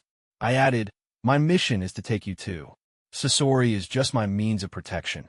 I'm a poor baby too." After saying this, I released the transformation technique and returned to my original form. Sasori's father froze for a moment before bursting into laughter. "Kenoha really has many geniuses. Even at such a young age, you've managed to play the sand village like this." After his manic laughter subsided, he asked, "How can you be so sure I would give up my life for Sasori?" I frowned beneath the sand, cursing him for being cunning, and activated my sharingan to hypnotize him. "You will. Think about your mother. She would want her grandson to inherit the legacy. Even if I fail, others will come." He gradually calmed down, and I assured him I only wanted his life, not his son's. Under my influence, he raised a kunai to his neck. The next second, boom, my shadow clone above exploded, and I stifled a cry of pain from underground, cursing, "Damn it, such a strong ninja made me. An uneducated kid, their assassin." He said, "As long as you ensure Sasori's safety, I will do as you wish. I have a feeling you will keep your promise." With that, he slashed his throat. I knew there was no saving him now. I slowly emerged from the ground carrying Sasori and said, "You kept your promise, and I will uphold my end too." I didn't release Sasori from the illusion and placed him next to his father. Sasori frowned, seeming to sense his parents' departure. He even managed to whisper, "Thank you." Meanwhile, Hatake Tsukumo had exposed his whereabouts and was fighting his way through the onslaught of sand ninjas. A ninja dog returned to report, "Tsukumo, Uchiha-jun has left. He's kidnapped Chiyo's grandson and killed the third Hokage's son and daughter-in-law. Hatake Tsukumo couldn't believe it. He quickly realized, cursing, "Damn kid. The one impersonating me at the brothel was him. Small-minded, vindictive, raiding their things. This isn't something a proud Uchiha would do." Tsukumo shouted, "Retreat," while Chiyo yelled, "Pursue." But Sasori's cries forced Chiyo to give up. Upon seeing her son and daughter-in-law's bodies, Granny Chiyo couldn't hold back her tears. Sasori. Seeing his mother, Sasori's father knew his son was safe, a smile creeping onto his face as he whispered, "Kenoha white. Fang," before passing away, placing the blame entirely on Hatake Tsukumo. Granny Chiyo cried out, "Kenoha, I will not rest until I have my revenge." At the border of the land of wind, Hatake Tsukumo caught up to me. We locked eyes for a long moment, and I respectfully asked, "Lord Tsukumo, are you also here to carry out a mission?" Hatake Tsukumo's face was cold, struggling to find fault in me, but hoping I would act as arrogantly as other Uchiha. I replied, "I completed my mission, but injuries were unavoidable during the process." His previous anger flared up again as he thought, how could someone as spirited as me look injured? How could there be such an unambitious Uchiha? He asked, "Do you want to go to logistics and rest?" I arrived at the Kenoha main camp and submitted my mission report. Upon returning to the tent, I saw Uchiha Fagaku standing at the entrance. I thought to myself, he wouldn't go back on his word after promising to let me rest with the injured troops, would he? I called out, "Fagaku." He smiled and said, "Jun, I didn't expect you to actually complete the mission. I heard you were injured, so I brought some family medicine for you." In fact, after I left, he had already sent word to the clan, explaining the situation. If something happened to me, he would shift the blame to Hatake Tsukumo. If I survived, he would bring this genius back to the clan for training.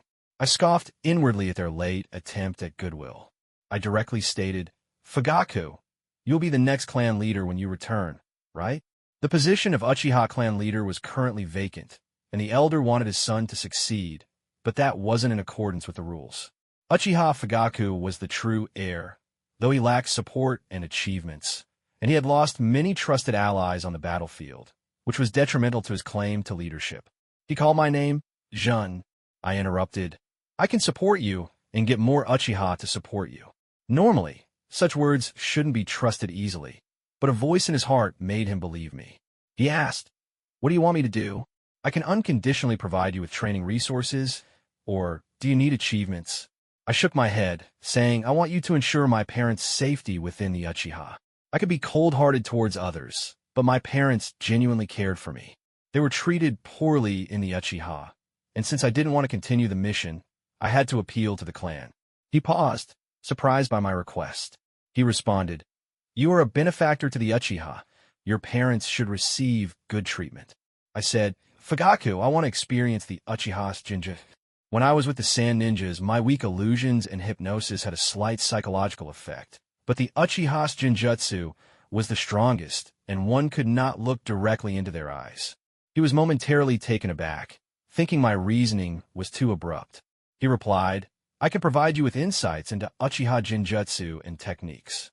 I declined. Others' insights would always be theirs. I didn't trust that those notes would be comprehensive enough. I asked him to perform the Jinjutsu, and he cast a small illusion depicting a battle. He cautioned me, "Jun, be careful." Suddenly, I was pulled into the illusion, trapped by 10 figures. Some were cutting my thigh, others slashing my throat, while others grabbed my ninja tools. I thought to myself, this feeling is reminiscent of the legendary high-level hypnosis. It was said that advanced hypnotists could subtly hypnotize individuals, making them act against their will. I knew a little, but compared to true masters, I was just a novice. To break the hypnosis, one needed a strong will, which meant I had to fight back. In an instant, the scene shifted. I was no longer pinned down, but had become him. He gasped, "Incredible! Even under the sharingan, my Jinjutsu can fail." He was drenched in cold sweat. If this were an enemy, he would be in big trouble. Suddenly, the surroundings returned to normal, and my eyes transformed from 2 tomo to 3. He lost his composure, even feeling a tinge of jealousy. Achieving 3 tomo at the age of 7 was an extraordinary talent. He thought I might achieve the same accomplishments as the legendary Uchiha, which would bode well for the clan. I said thank you, Fagaku. Congratulations in advance. I might head back to Kenoha first. I smiled thinly, making him uneasy. He looked me up and down, suspicious of my intentions since I didn't appear injured. At that moment, Nara Shikahisa's voice came from outside the tent. Junkin, don't speak carelessly. The position of clan leader should go to the most capable. Uchiha Fagaku, while saying this, was secretly delighted, replying, I won't disturb Junkuin's rest.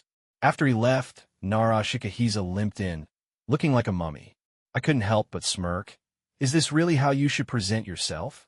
He said, help me treat my injuries. Some of them have become infected. He tossed me a scroll, and I frowned, stowing it in my ninja pouch. I asked, blasted injuries? Where are your teammates? He replied, they're dead. His teammates were from the Inuzuka clan, and they were all dead? I recalled that not a single one of his former Inuzuka teammates had survived, and my gaze turned subtle.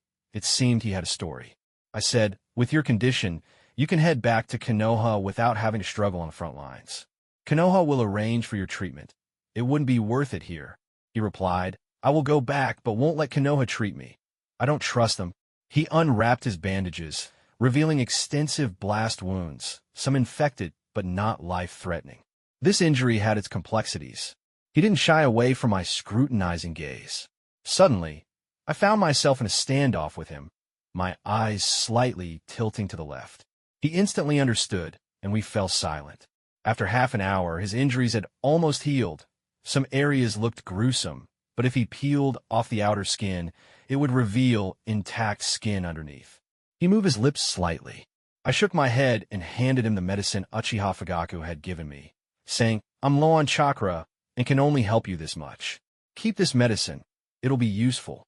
He said thanks. After rewrapping his bandages, he limped out of the tent, his back looking forlorn. I suddenly shouted, Who's there? And quickly shot out a few shuriken. A small white snake had already slipped out of the tent by the time I noticed. Orochimaru was discussing me with Hatake Sakomo, and when the small white snake returned to him, he paused for a moment, revealing an evil smile.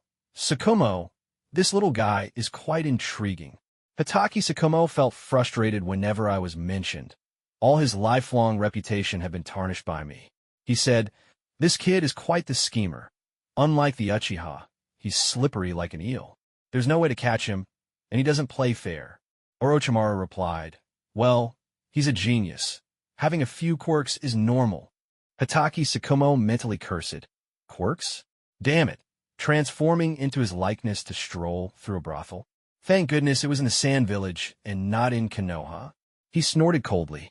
Orochimaru excitedly licked the corner of his lips and said, I want to meet him and see this Uchiha genius who, at the age of 7, has already killed 2 elite jonin.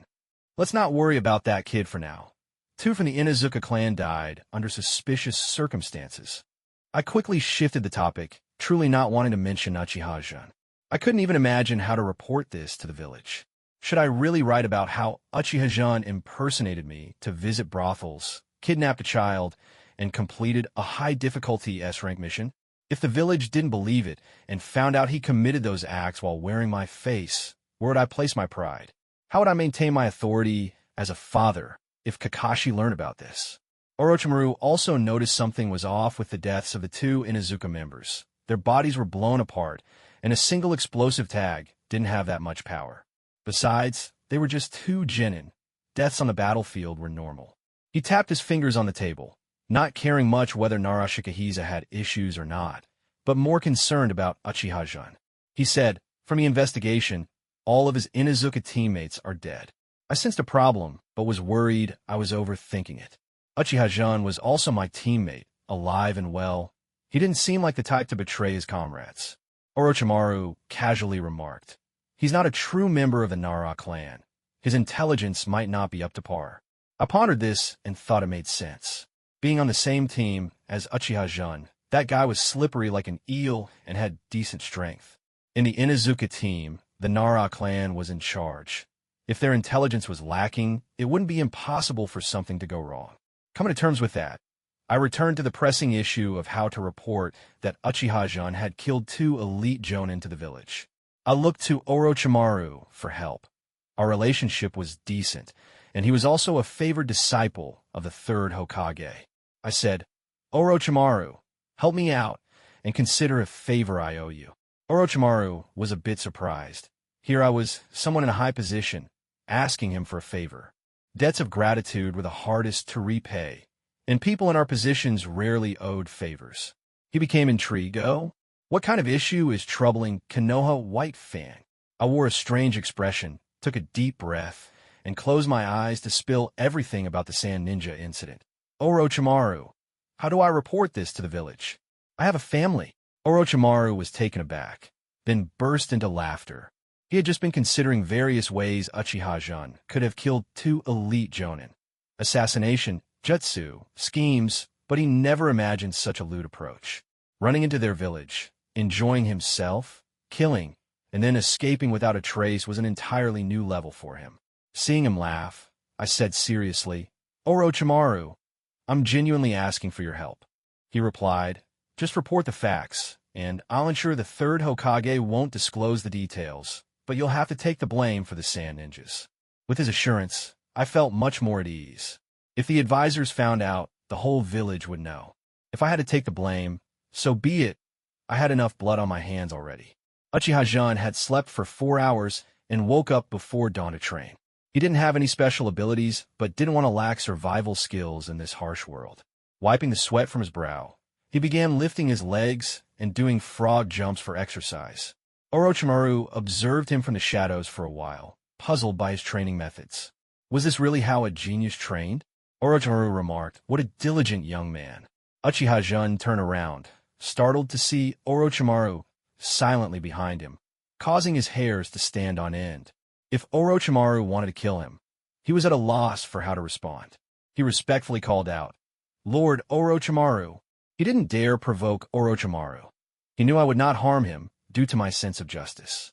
The cold aura radiating from Orochimaru was intimidating, but Uchiha-jun also respected him sincerely.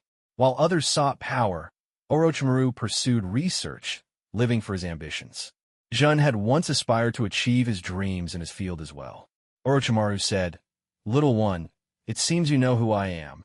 He licked the corner of his mouth, as few dared to meet his gaze, but in Uchiha-jun's eyes there was no fear, only a hint of resonance in finding a kindred spirit. Uchiha-jun replied, I don't know you personally, but I've heard of Lord Orochimaru's great renown, and I respect you greatly. Though he maintained a calm demeanor, he was actually frozen by Orochimaru's cold aura, his body trembling, almost making him wet himself. Orochimaru smiled. Those who respected him were usually afraid of him, but this little guy seemed to genuinely admire him. He felt he had found a kindred spirit and suddenly stated, The Hinata team had no survivors. You did that, didn't you? His gravelly, magnetic voice echoed in Jun's ears, causing his hair to stand on end and his scalp to tingle. He wondered where he had slipped up. There was only one branch he hadn't dealt with at the scene, and it was impossible for there to be evidence pointing to him. Afraid that Orochimaru would kill him or report him to Kenoha for interrogation, he quickly replied, Lord Orochimaru, you're joking. I don't have that capability. My teammate is from the Hinata clan.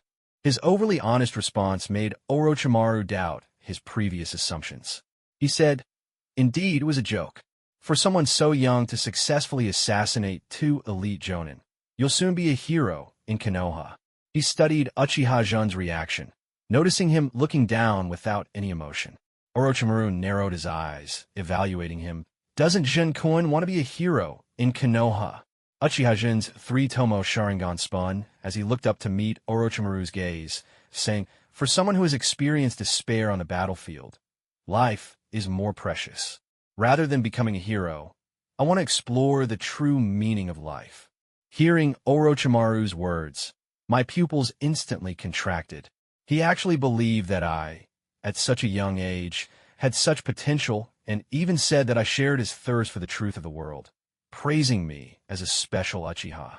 He then pressed a kunai against my neck, saying, Jun-kun, let me see if your current strength matches your mindset. I quickly replied, Thank you, Lord Orochimaru, but my meager skills are nothing more than an ant in your presence. It wasn't that I didn't want to fight him and learn from the experience. I simply felt too weak to move. Seeing my response, Orochimaru didn't press further, saying, "It seems Jun-kun and I are quite fated. Life is fragile. If one day—" I hurriedly interrupted him, starting to subtly implant psychological suggestions as I spoke seriously. Lord Orochimaru, have you ever considered immortality? I once read a foreign myth that stated if you cultivate to become an immortal, you could break the limitations of the human body. I could show you that book sometime. I feel we have much in common. That night, everyone at the Kenoha main camp had their own thoughts. Uchiha Fagaku hadn't slept a wink, his eyes bloodshot. He couldn't understand why he should trust the words of a 7-year-old child. At that moment, his trusted aide, Uchiharu, burst in, saying, "Lord Fagaku, it's bad. What's going on?" Fagaku asked. "News has spread throughout the village that Uchiha Jun has harmed his teammates. I'm afraid—" didn't finish, handing a confidential letter to Fagaku. "Damn it! How dare the Hinata clan slander our Uchiha genius?" Fagaku fumed. Early the next morning, everyone learned that I had completed a secret S-rank assassination mission and was hailed as a hero on the battlefield. However, the third Hokage remained silent, looking over the 2 reports from Orochimaru and Hitaki Tsukumo regarding the battle situation. The young third Hokage had some backbone and didn't convene the Elder Council to discuss the validity of the intelligence concerning Kenoha White Fang. On the streets, villagers pointed fingers at the Uchiha clan. The proud Uchiha could hardly withstand this treatment, and the leader of the guard team sought reasons to arrest those people. My mother, Uchiha Reina, returning home after a night shift, faced countless cold stares, and some even threw stones and insulted her. She kept insisting Jun would never do such a thing. Once back in the clan, things were even worse for us. The originally low compensation had vanished, and there was no telling whether the resources for the children on the battlefield would be sufficient.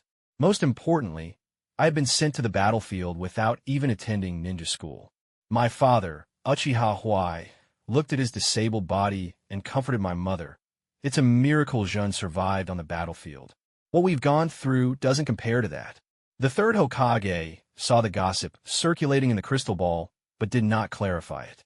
He also suppressed my achievements from being made public. This deepened the rift between the Uchiha and the village, something the third Hokage was pleased to see. If anyone asked, he would shift the blame onto Orochimaru and White Fang. As for me, if I could be as loyal to Kenoha as Uchiha Kagami, then I would be seen as a genius Uchiha. If not, Kenoha didn't lack for geniuses. At that moment, Uchiha Fagaku found me leaning against a tree in a small grove. He said, "Jun, there's some bad news for you. Hinata Yuan has been spreading rumors about you since returning to the village." I was still reeling from the shock Orochimaru had given me. After he left, my body trembled uncontrollably. It was pure excitement. This was the feeling of a strong person, and the fighting instinct within the Uchiha bloodline was roaring in my body. Get stronger. Only by becoming stronger could I do as I pleased. Right now, I was still too weak. I opened my eyes, my 3-tomo sharingan fixed on Fagaku. He stuttered, "Jun, it's fine. My mouth is on other people, so let them say what they want." As for Hinata Yuan, I had already begun to see Hinata Yuan as test material in my mind. How dare he cause trouble behind my back? I wondered how the Hinata clan would deal with a branch family member who harmed the main family. Fagaku said, "This has already affected the bond between the Uchiha and the village. If this continues," he noticed my eyes and felt a chill run down his spine, as if you're facing Orochimaru. I licked my lips and asked, "Future clan leader, when will Lord Tsukumo arrange for me to return to the village?" There's no such arrangement." Fagaku didn't understand my intentions, thinking I was just leaving a back door. "No arrangement?" I frowned, suspecting that Hitaki Tsukumo was going back on his word. In reality, Hitaki Tsukumo wanted to repay a favor to Orochimaru by letting me stay on the battlefield, thinking I hadn't been injured and that the capable should do more work. He told Orochimaru, "Orochimaru, I've agreed to what you said. I will arrange for Uchiha Jun to continue staying here, waiting for the final battle against the Sand Ninjas in 3 days. When Hatake Sakumo found me, I was in the Kenoha logistics area, changing bandages for patients. The nurses and wounded people were very kind to me, partly because Uchiha are good-looking and partly because my chakra healing skills provided excellent treatment for the patients. In just half a day, I had become quite the beloved little helper in logistics. One nurse was surprised to see Hatake Sakumo. "Lord Sakumo, what brings you here? With war imminent, aren't you supposed to be commanding?" "I'm looking for Uchiha Jun," Hatake Sakumo replied. The nurse called inside. "Jun-kun, Lord Sakumo is looking for you." I took off my gloves, and upon seeing Hatake Sakumo, I guessed that my chance to return to the village was slim. I had learned that early that morning, Narashikahiza and the injured from his group were on their way back to the village and would likely arrive home by night. Meanwhile, I was left waiting to go back and retire. Hatake Sakumo, facing my calm demeanor, felt a bit guilty and cleared his throat, saying, "Come with me. Let's see how much your strength has improved." Upon hearing Orochimaru's words, my pupils instantly contracted. He actually thought that at such a young age, I possessed such potential, saying that I was similar to him in my thirst for the truth of the world, calling me a special Uchiha.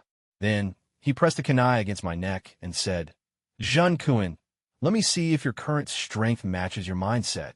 I quickly replied, "Thank you, Lord Orochimaru, but my meager abilities are nothing more than an ant in your presence." It wasn't that I didn't want to fight him to gain experience. I simply felt too weak to move. Seeing my response, Orochimaru didn't push the matter further, saying, "It seems Jun-kun and I are quite fated. Life is fragile. If one day—" I hurriedly interrupted him, starting to subtly implant psychological suggestions, speaking seriously. "Lord Orochimaru, have you ever considered immortality?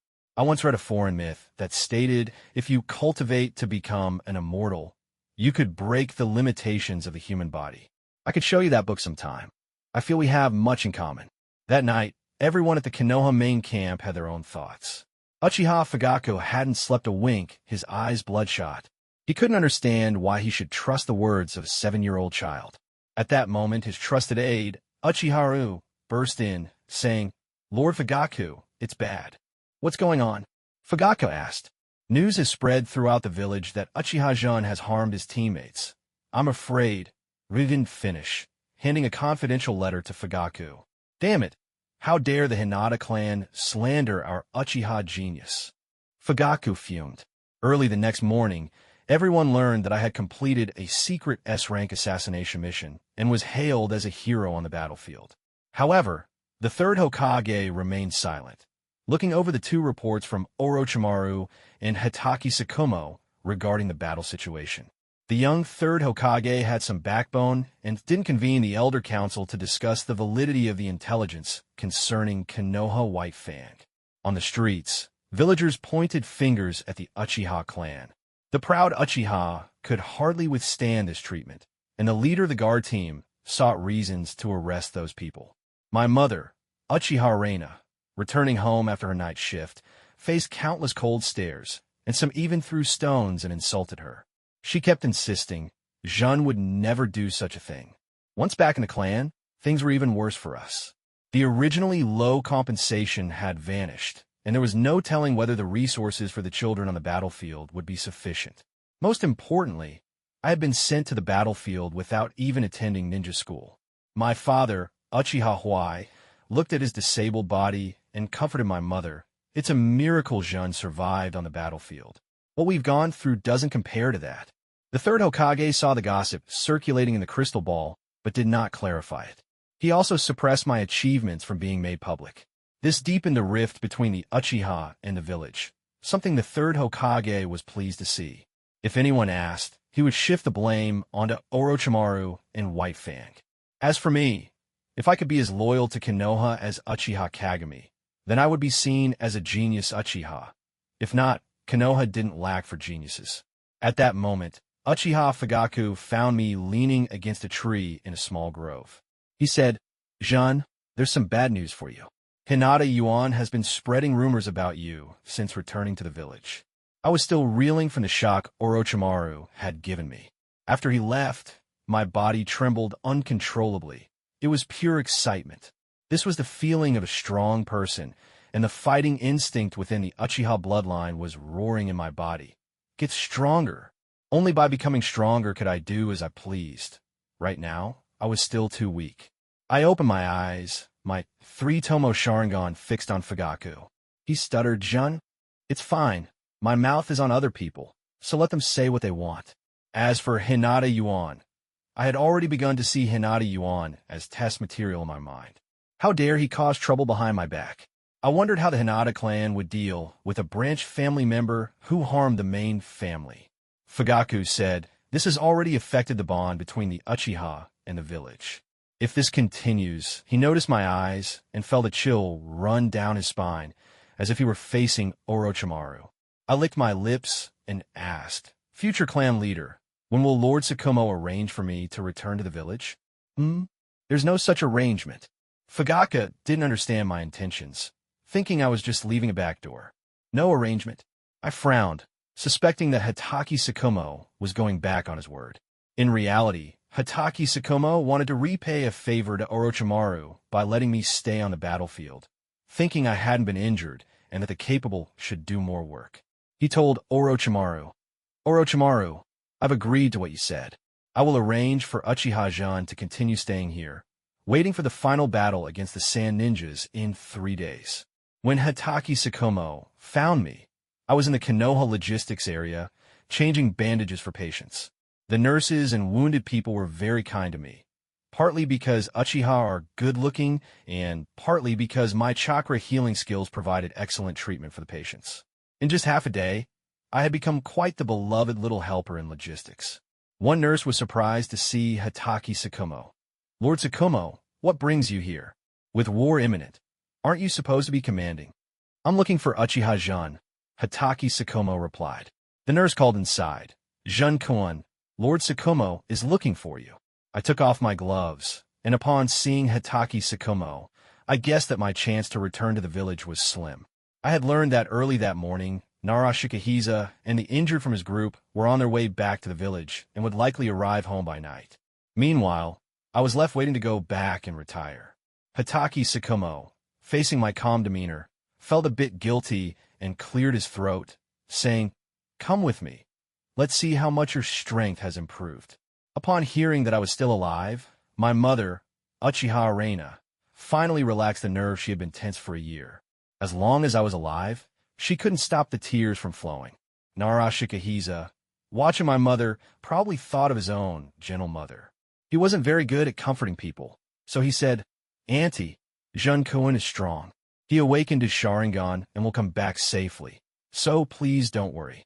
Of course I wouldn't die. I had set up Hinata Yuan, killed 2 elite jonin, and looted a bunch of explosive tags, military rations, potions, ninja tools, and money on the battlefield. Even if the Hokage starved, I wouldn't perish. My mother said, "Thank you. Jun-kun has really taken care of you."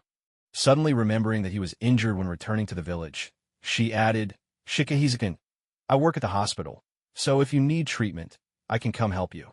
Nara Shikahisa replied, "Thank you, but my injuries were mostly taken care of by Jun-kun before returning. I just need some time to rest." He probably thought of my family's situation in the village and handed my mother a large sum of money, 100,000 ryo. At first, he hesitated a bit, but then thought that when I returned, I would surely earn him several times that amount since I had just returned from the sand village. Given my nature, I wouldn't return empty-handed. He said, "Auntie, I've heard about your family situation. Please take this." My mother quickly refused. No. How can I accept this? Our Uchiha clan already had a bad reputation in the village, and it was even worse now. Everyone regarded us as an eyesore. My mother felt grateful that Nara Shikahisa could share news about me. Nara Shikahisa insisted, "Auntie, take it. When Jin returns, I'll have him pay me back double." Although he wasn't great at comforting people, he had learned to navigate social situations from a young age, or he would have been targeted long ago. He added, "Jun is a hero on the battlefield. He will receive recognition when he returns."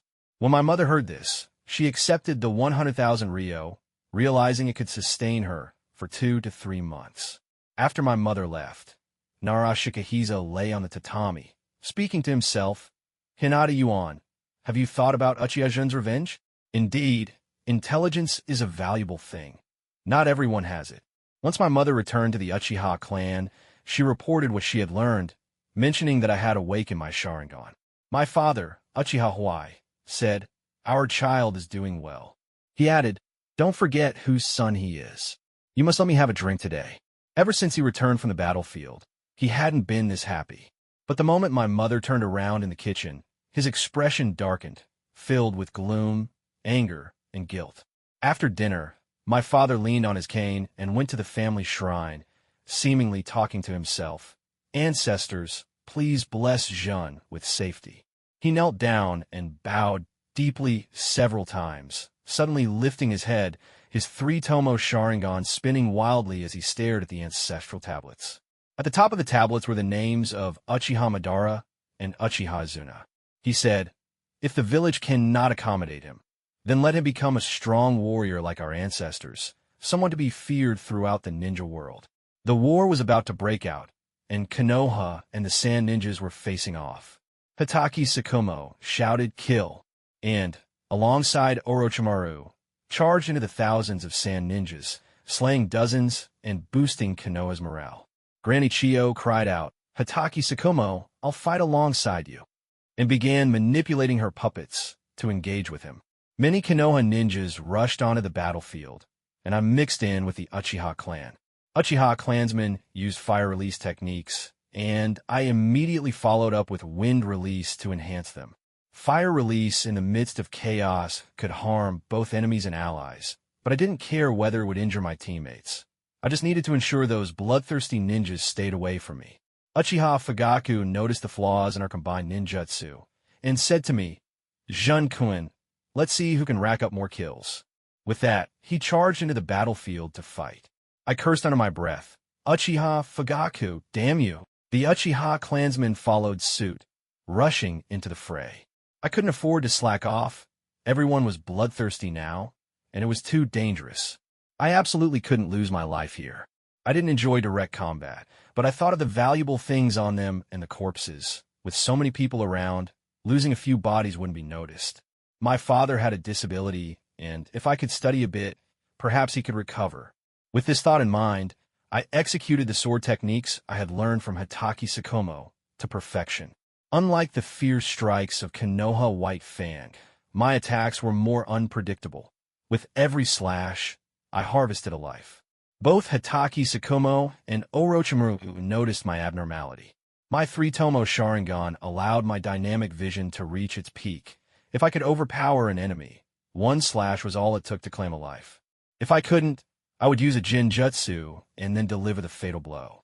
When I encountered Jonin, I stuck explosive tags to them like Uchiha Madara during the Fourth Shinobi World War. Each time I attacked, it was calculated. Last night, I had prepared for potential surprises on the battlefield. As I continued to reap enemy lives, everyone grew more spirited, shouting, "Uchiha Jun, well done. Kill." I was indeed a hero who had completed the assassination of 2 elite Jonin. Granny Chiyo, witnessing this scene, was filled with fury and exclaimed, "Is Kenoha producing another genius?" Suddenly, the puppet ensnaring Hitaki Sakumo turned towards me.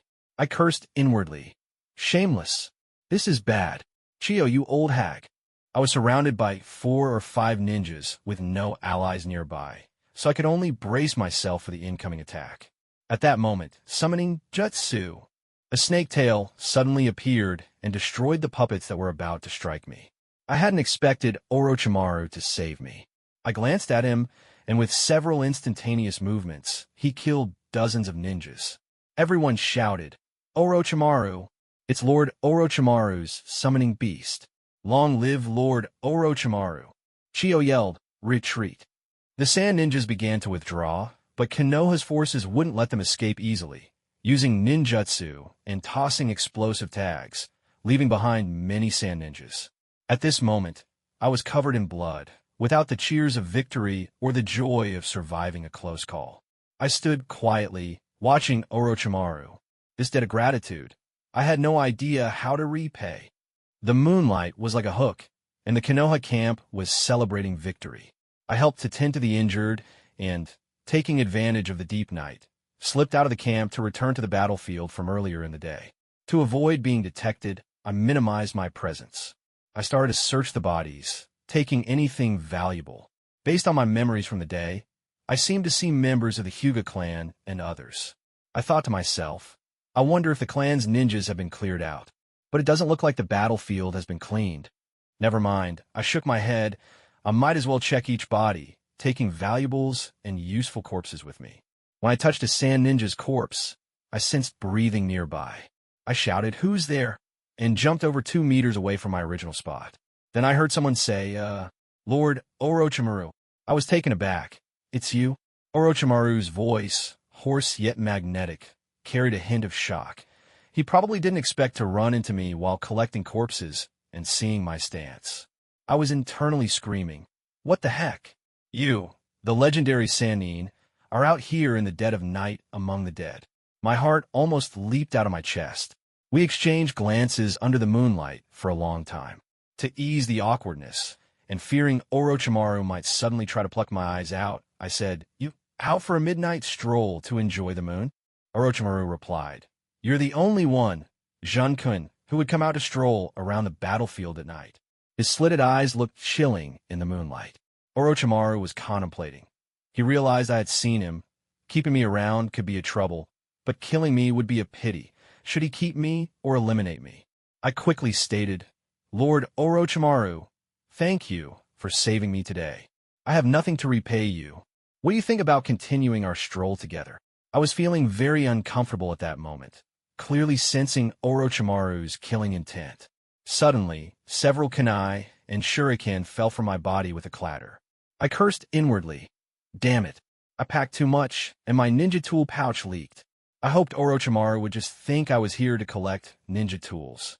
Orochimaru remarked, "The Uchiha kid is quite leisurely, huh?" He licked his lips and seemed even more interested in me. The Uchihas are naturally proud, and they look down on body looting, yet here I was doing it without a hint of shame. Moreover, I noticed that several bodies of clan ninjas I had locked onto during the day were missing. Orochimaru inferred that I was responsible. Not only had I looted valuables, but I had also taken the corpses. Orochimaru said, "Kid, hand over the bodies of the clan ninjas." My expression stiffened. I realized I couldn't keep those experimental materials. I said, "Of course, I'm offering them as a tribute to Lord Orochimaru." Before I could finish my sentence, my other leg's ninja tool pouch also leaked, and several vials of poison from the sand ninjas rolled to Orochimaru's feet.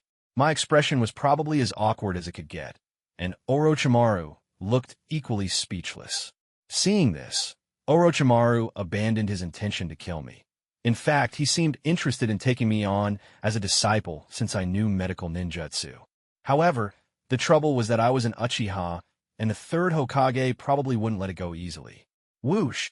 Several kunai flew between us, breaking the tension. Both Orochimaru and I stepped back. I said, "It's a Huga. One person." Orochimaru complimented me. "Kid, your sensory skills are impressive." I pretended to be anxious and asked, "Lord Orochimaru, we've been discovered. What should we do?" In fact, I just wanted to keep that person around.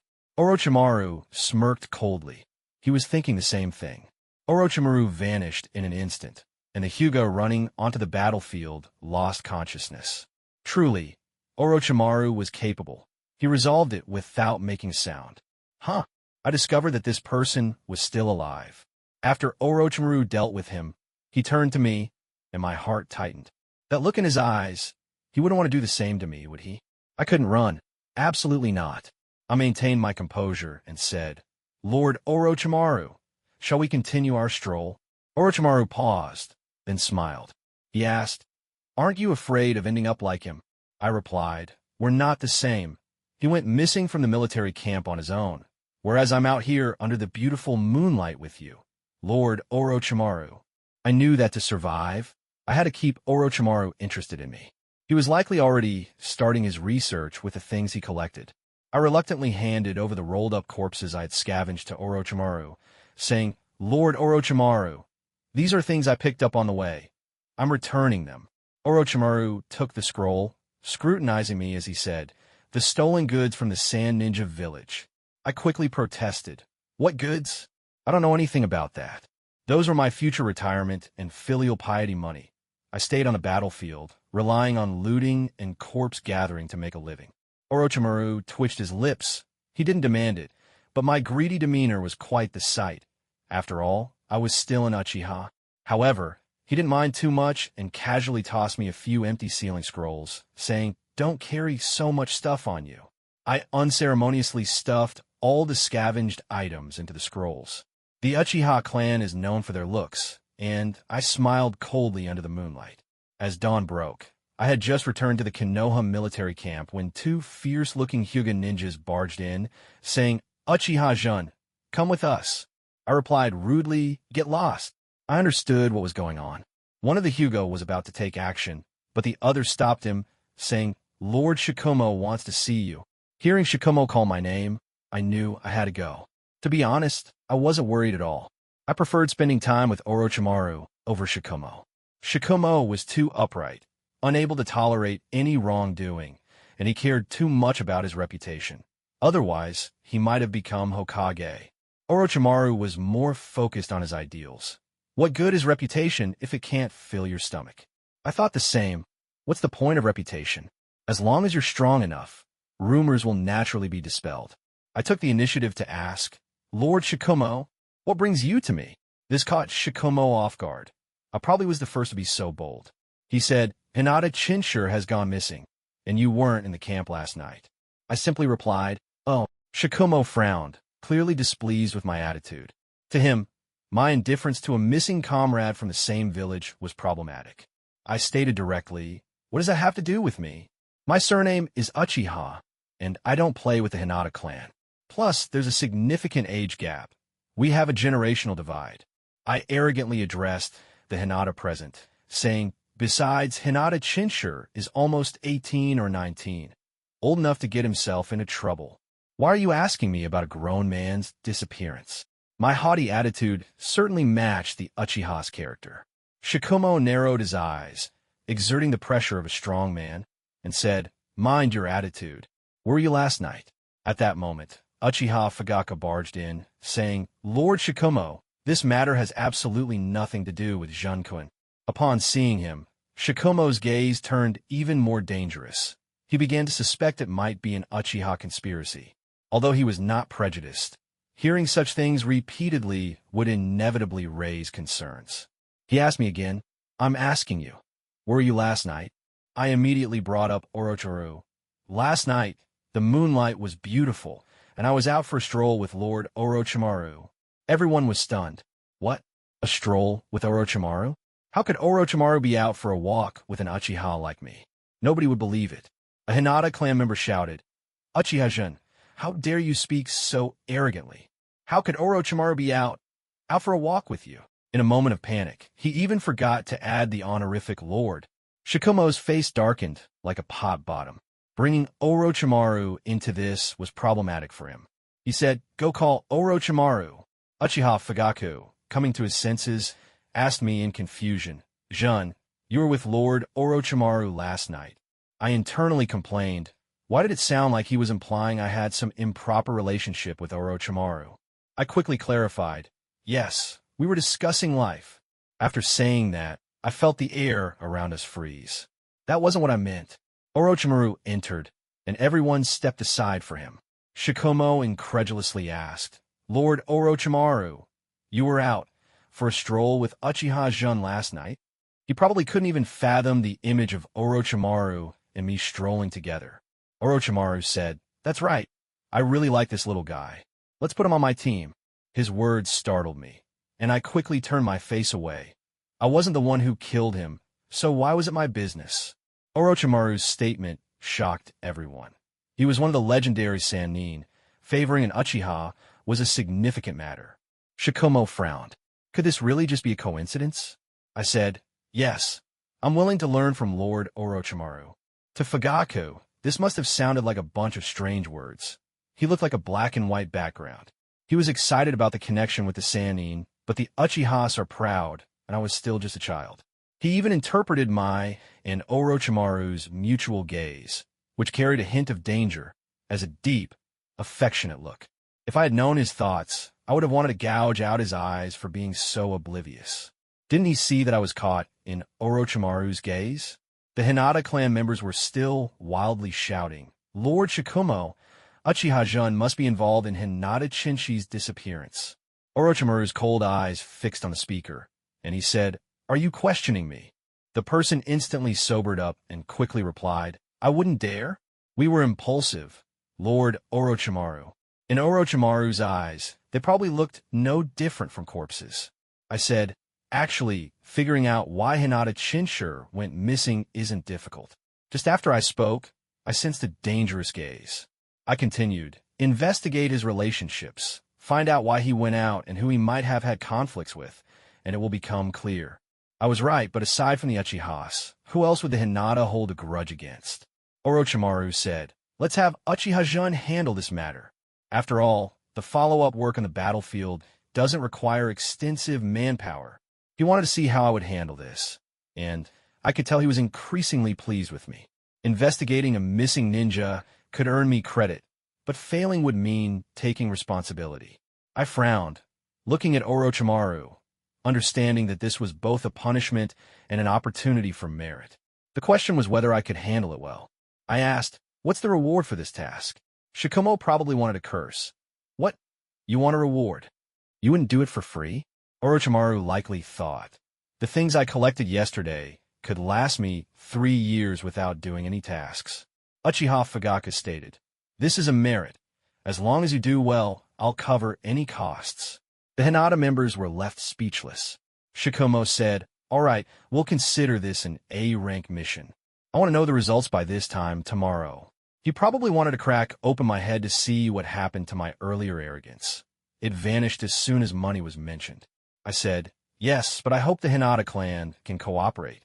Shikumo shot a warning glance at the Hinata, implying that this was their mess, and if they didn't cooperate, it would be seen as internal conflict.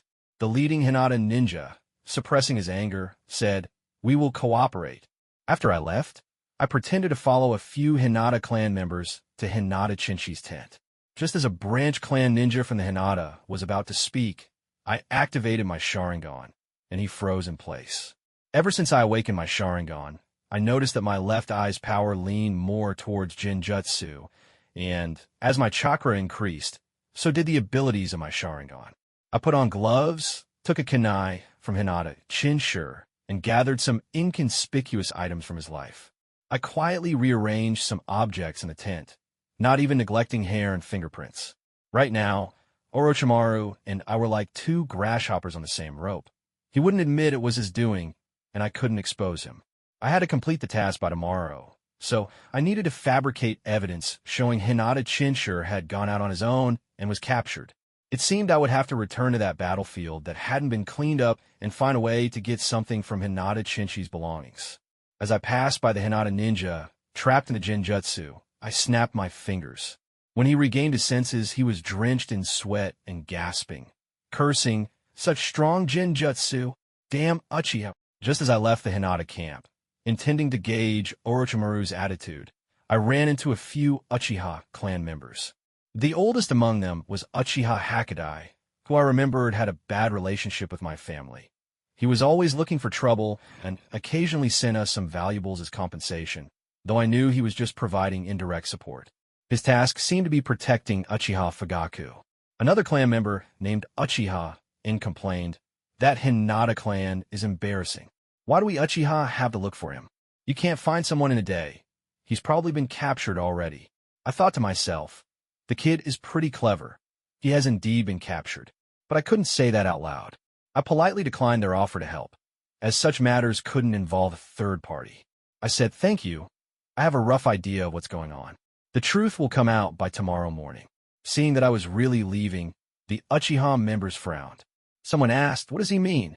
Uchiha Hakadai replied, "Perhaps he doesn't want to implicate the Uchiha clan.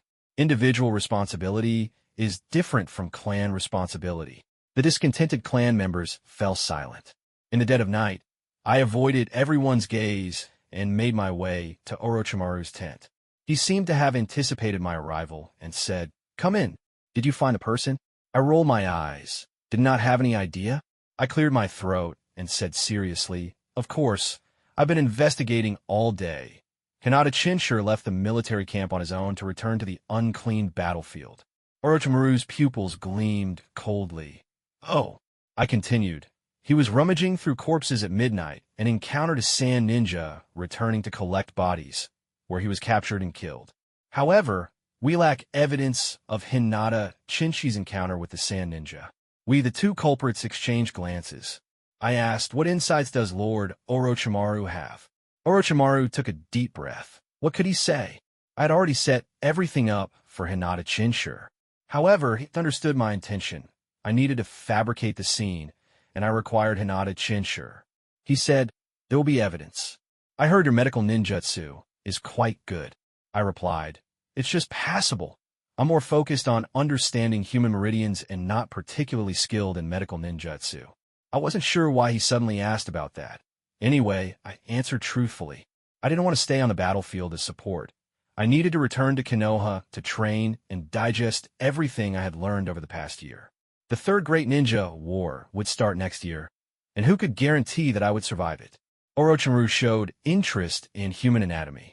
Generally, aside from Tsunade, who had a detailed understanding of the human body, others wouldn't focus on that aspect. I made an excuse, saying my father was injured on the battlefield, and I want him to recover to normal activity. I couldn't expose my intention of dissecting a ninja to see what differences there were compared to ordinary people.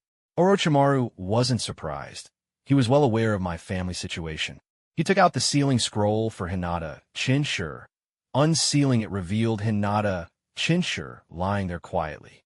He said, if your Sharingan can control him, I can lend him to you for a while. I said, no need to go through so much trouble. I took a puppet thread and some poisoned Simban from my supplies and pricked Hinata Chinshur a few times, soaking them in his blood. Then, using wind release, I quickly dried the fresh blood with one hand.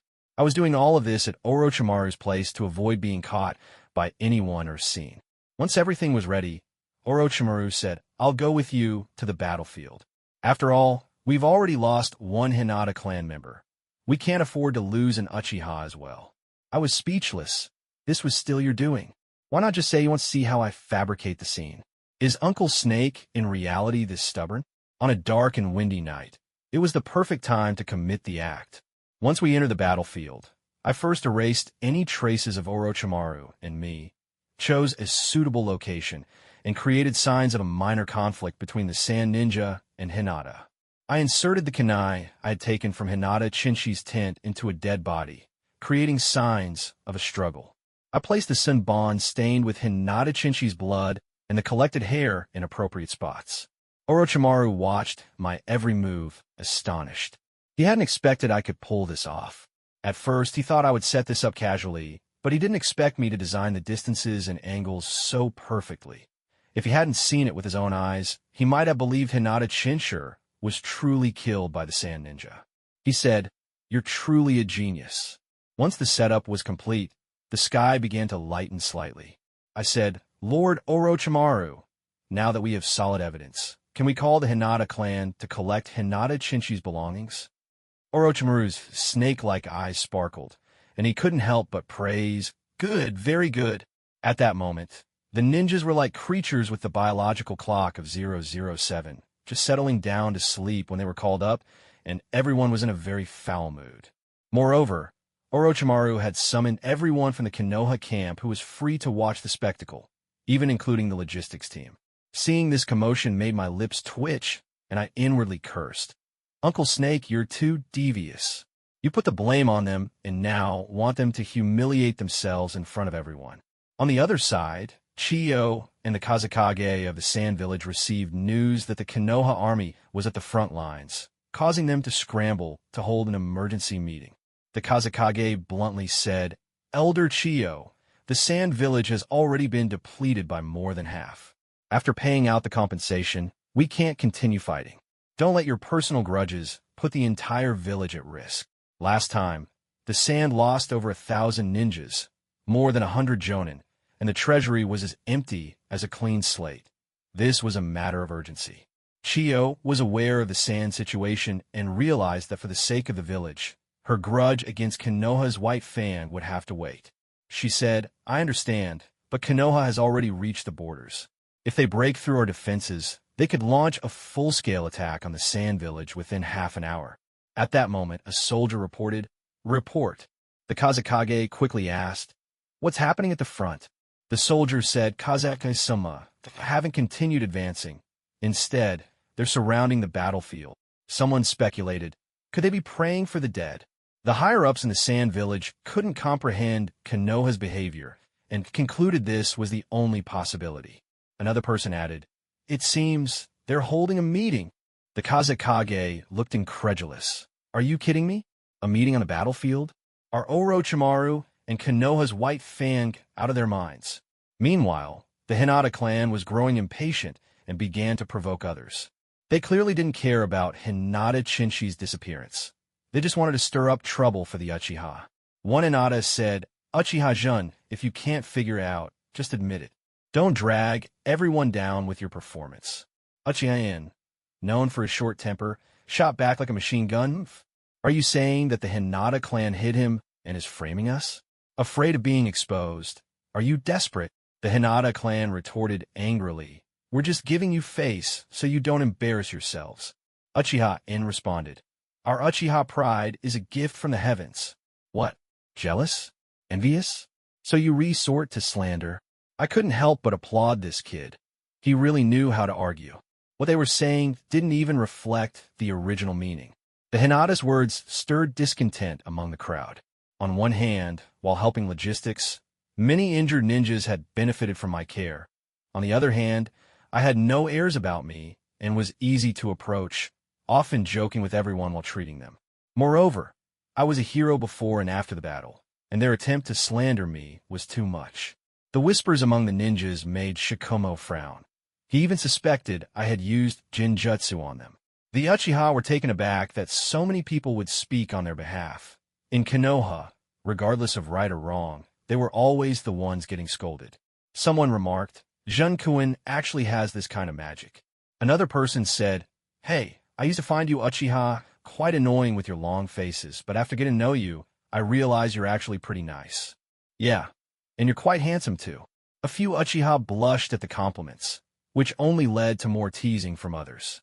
Shikomo interrupted everyone's whispers and asked me, Uchiha-jun, you called us here because you found Hinata Chinshi's whereabouts? I replied, As for Hinata Chinsher, I have no idea. Shikomo's eyelids twitched. He was called here before dawn, and I had no information. He probably thought I was just playing him. I continued, However, I did know Hinata Chinshi's whereabouts throughout the night. First, on this dark, windy night, he went to the battlefield to rummage through corpses. The Hinata clan got anxious. How could that be? Our dignified Hinata clan would never engage in such despicable behavior. This statement drew ire from the Uchiha and Orochimaru alike. Shikomo remained silent. It was normal to rummage on the battlefield, but prominent ninjas typically wouldn't do such things. I continued my argument. That's right, but as a branch clan member, Hinata Chinsher wouldn't have many resources, so he naturally had to come during the dead of night when no one would notice. The Hinata members were rendered speechless, finally managing to retort. What evidence do you have? I pointed to a large area of items I had rummaged through and said, The evidence is right before your eyes. Most of the valuables here have been taken. Shikomo ordered his subordinates to check, and they reported back, Lord Shikomo, it has indeed been looted. The Hinata members were still stubborn. Impossible. Our Hinata clan would never do something that would disgrace our reputation. You must be slandering us. I continued to speak with feigned seriousness. Lord Shikomo, Lord Orochimaru, look here. Hinata Chinsher was too focused on his rummaging and didn't notice his surroundings. He was choked from behind. Here, there are signs of a minor struggle. However, it's clear that Hinata Chinsher only put up a light resistance and was unable to fight back. The evidence lies in this poisoned sunbon that is stained with blood, along with the dragging marks. After examining the scene, some quick-thinking ninjas began to piece together the scenario. Oh, so that's how it went. Hinata Chinsher was too focused on rummaging and didn't notice behind him. He was struck by a poisoned sunbon and then choked by the sand ninja's puppet thread, which dragged him back, leaving these traces. Someone asked, But why didn't they clean up the scene? Another person replied, does it even need explaining? This is a battlefield. What's there to clean up? Everyone started discussing the sequence of events. Orochimaru was unexpectedly impressed, realizing that I had led these people's thought processes. He remarked, what a terrifying little fellow. This time, Shikumo personally checked and confirmed that I was completely accurate, even finding some remnants of the puppets and kunai that connected to the scene. The Hinata members' faces turned pale, cursing Hinata Chinshur in their hearts. I concluded, the fact is Hinata Chinshur went out of the military camp to rummage through corpses and was ambushed and killed by the Sand Ninja. It could have just been a low-ranking ninja. The Hinata members gritted their teeth in anger, unsure whether to hate me, the Sand Ninja, or the embarrassing Hinata Chinshur. They said, damn Sand Ninja. Lord Shikumo, we must teach the Sand a lesson. Shikumo's expression darkened. In his mind, he thought, so it's your mistake, and you want me to go out and help you take revenge? In your dreams, he said sternly. Hinata Chinshi's private excursion from the military camp requires an explanation from the Hinata clan. This subtly implied that they were colluding with outside enemies. He then added, furthermore, Uchiha Jun is quite impressive. After this incident, I was transferred from the Uchiha squad to work under Orochimaru.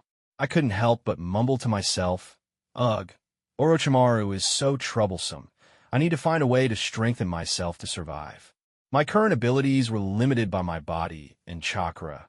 I was roughly at the level of a Jounin, but my chakra still fell short compared to a true Jounin. I thought about it. Chakra is energy extracted from cells, so wouldn't exhausting my chakra each time allow me to grow stronger? Just as I had that thought, I shook my head.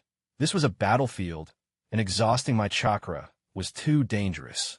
Perhaps stimulation could also enhance chakra. Suddenly, I recalled that I had rummaged through many items on the battlefield, including some lightning release techniques.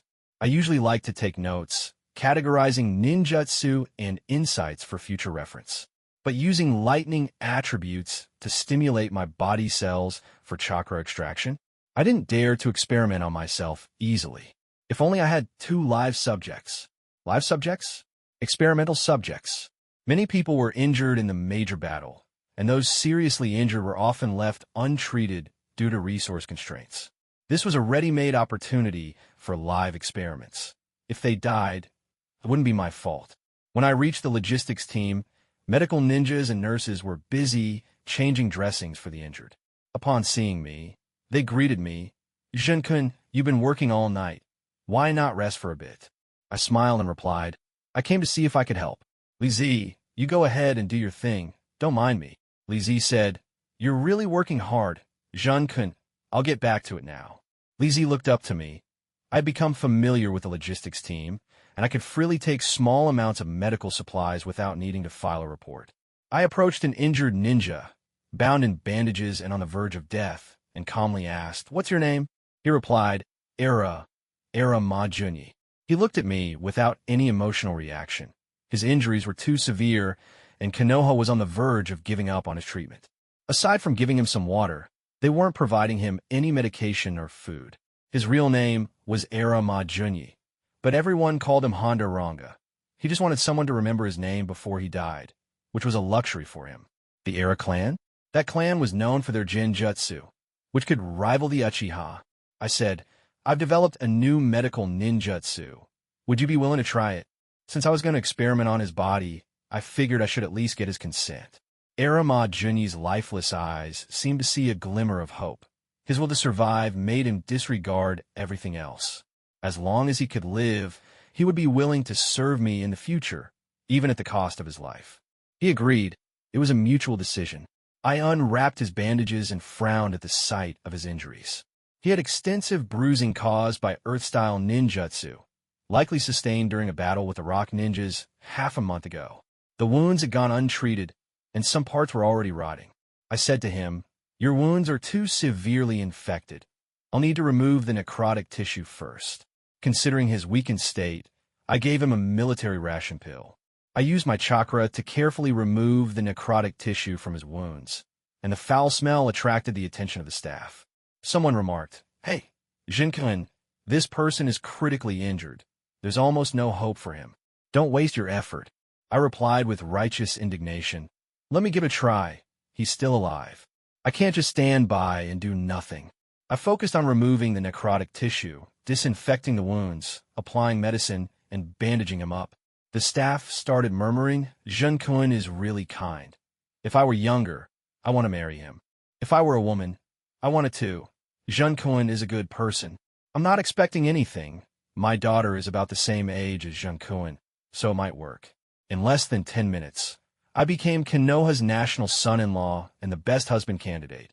And this news even reached Orochimaru and Shikomo. I first used a mild lightning release to stimulate Aiha Majuni's cells. Without the Byakugan, I couldn't see the internal conditions, so I relied on my intuition and his reactions to increase the stimulation. At that moment, a branch family member from the Hinata clan, whom I had previously treated, came over with a cane and said respectfully, Lord Jun, I can help you observe his condition. Seeing he was from the Hinata clan, I nodded. He activated his Byakugan and gasped in shock, saying, Lord Jun, his body is regaining activity. The dead chakra pathways are slowly coming back to life. I was quite satisfied with this result. It seemed to be working. I asked, how is the recovery? He replied, it's recovered about 50%. I wasn't satisfied with that answer, so I increased the electric stimulation. He continued, his wounds are also healing automatically, and his chakra is weakly recovering. Aiha Majuni looked at me gratefully and hoarsely said, thank you, my lord. I told him, if you feel any discomfort or anything, let me know. My focus made the staff feel ashamed, and they dispersed to work harder. From a distance, Shikomo watched everything, muttering to himself, what a genius. He's only 2 years younger than Kakashi. I felt my chakra nearing its limits, so I stopped. The nearly dead Aiha Majuni regained some vitality and could move slightly. I left the external injuries to the medical ninjas. Once I finished, I remembered the Byakugan ninja beside me. He had been a big help, comparable to an X-ray. I said, thank you, I'm Uchiha Jun. He replied, I'm Hinata Nichi, and it should be me thanking you. Lord Jun, you've saved me a lot of suffering. Hinata Nichi? The father of the genius Niji? He looked nothing like him. Compared to my carefree demeanor, he was much more rigid and formal. I said, even though your Hinata clan is quite annoying, you seem pretty all right. The young Hinata Nichi felt a bit awkward. He had heard about the incident and knew they had intentionally provoked me, but he didn't know what to do. He said, as long as I can help you, my lord. After returning, I locked myself in the tent and lightly stimulated my own cells with lightning release. At first, I didn't dare to be too aggressive, using only 10% of the stimulation level, and I was already sweating profusely. I discovered it worked. I can control my chakra more precisely now, and I've gained a bit more. My chakra has reached Jounin level. I should be able to protect myself unless I run into a strong opponent. I thought I should give it a try. I originally just wanted to test the non-destructive chakra surgical knife's power, but as a result, the tent exploded. The explosion I caused startled quite a few people, especially the nearby Uchiha clan members. Seeing my tent reduced to rubble, everyone went on high alert. Someone shouted, is this an enemy attack? What happened? Where's Uchiha Jun? Shikomo rushed over, and upon seeing the chaotic scene, he began reprimanding everyone. At this point, the Sand Village had already surrendered, and after signing the compensation agreement, things were pretty much stable, allowing everyone to return to their village for some rest. I pretended to cough a couple of times and said, ahem, sorry, I was training and accidentally blew something up. I offered an apology verbally, but there was no hint of remorse on my face. Shikomo replied, all right, since nothing's wrong, everyone disperse. After dismissing the crowd, he called me into his military tent and complained, can you not cause so much trouble? I casually replied, sorry for the trouble. He felt like he was hitting a punching bag. There was no way to vent his frustration. With my demeanor, I didn't seem like a 7-year-old at all. I appeared calm, mature, and shameless, doing things that were hard to criticize. When Shikomo checked my chakra, he was shocked. In just a few days, I had already reached Jounin level. Just a few days ago, when he was training me, I was still a chunin. He began to doubt whether the Ninja Academy could produce excellent ninjas, and contemplated whether he should have Kakashi drop out and throw him onto the battlefield. I had started at 6 years old, about the same age as Kakashi, and, without any foundation, I had grown this quickly. He thought his son should be able to do just as well. Suddenly, Shikumo asked me, "Which do you think is more important, the Uchiha or the village?" I felt uneasy. He was trying to test me. Was it the third Hokage, Danzo, or someone from the Uchiha?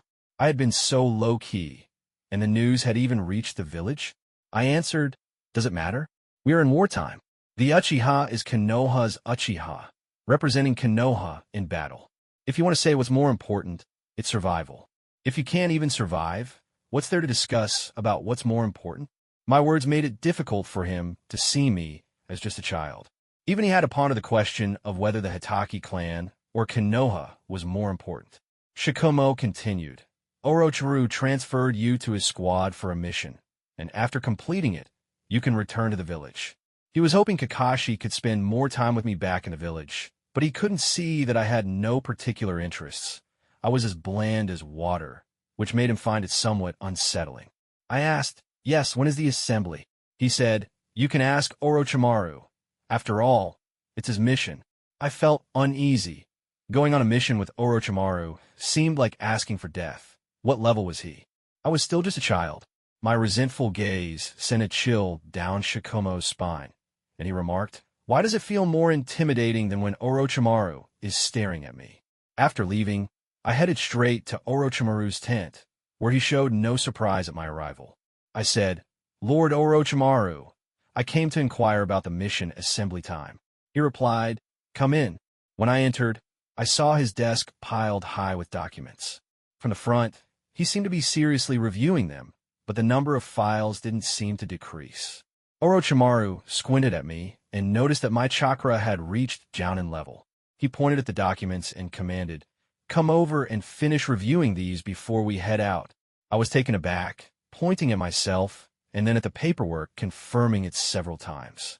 When I walked up to the desk, I was stunned. I had thought he was marking papers, but he was actually taking research notes. Glancing at the mountain of files, I wanted to shout, 'Can we switch places?' Even though I only glanced at them, I was still shocked. He was indeed a science fanatic, deeply involved in biological research.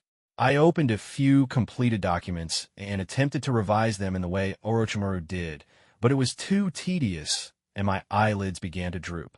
I couldn't understand why the third Hokage and Danzo were so obsessed with power. Wasn't it boring to read through these documents all day? Just when I couldn't take it anymore and sneaked a look at Orochimaru's side, seeing his written content instantly revived my spirit. After a few rounds, I simply couldn't endure it anymore. I found his notes much more interesting. I couldn't help but say, 'Lord Orochimaru, I believe the reason humans age is that cell division stops. Since chakra is extracted from cells, when one reaches middle age, cell division gradually decreases, limiting chakra growth. Once all cell division stops, strength naturally declines.'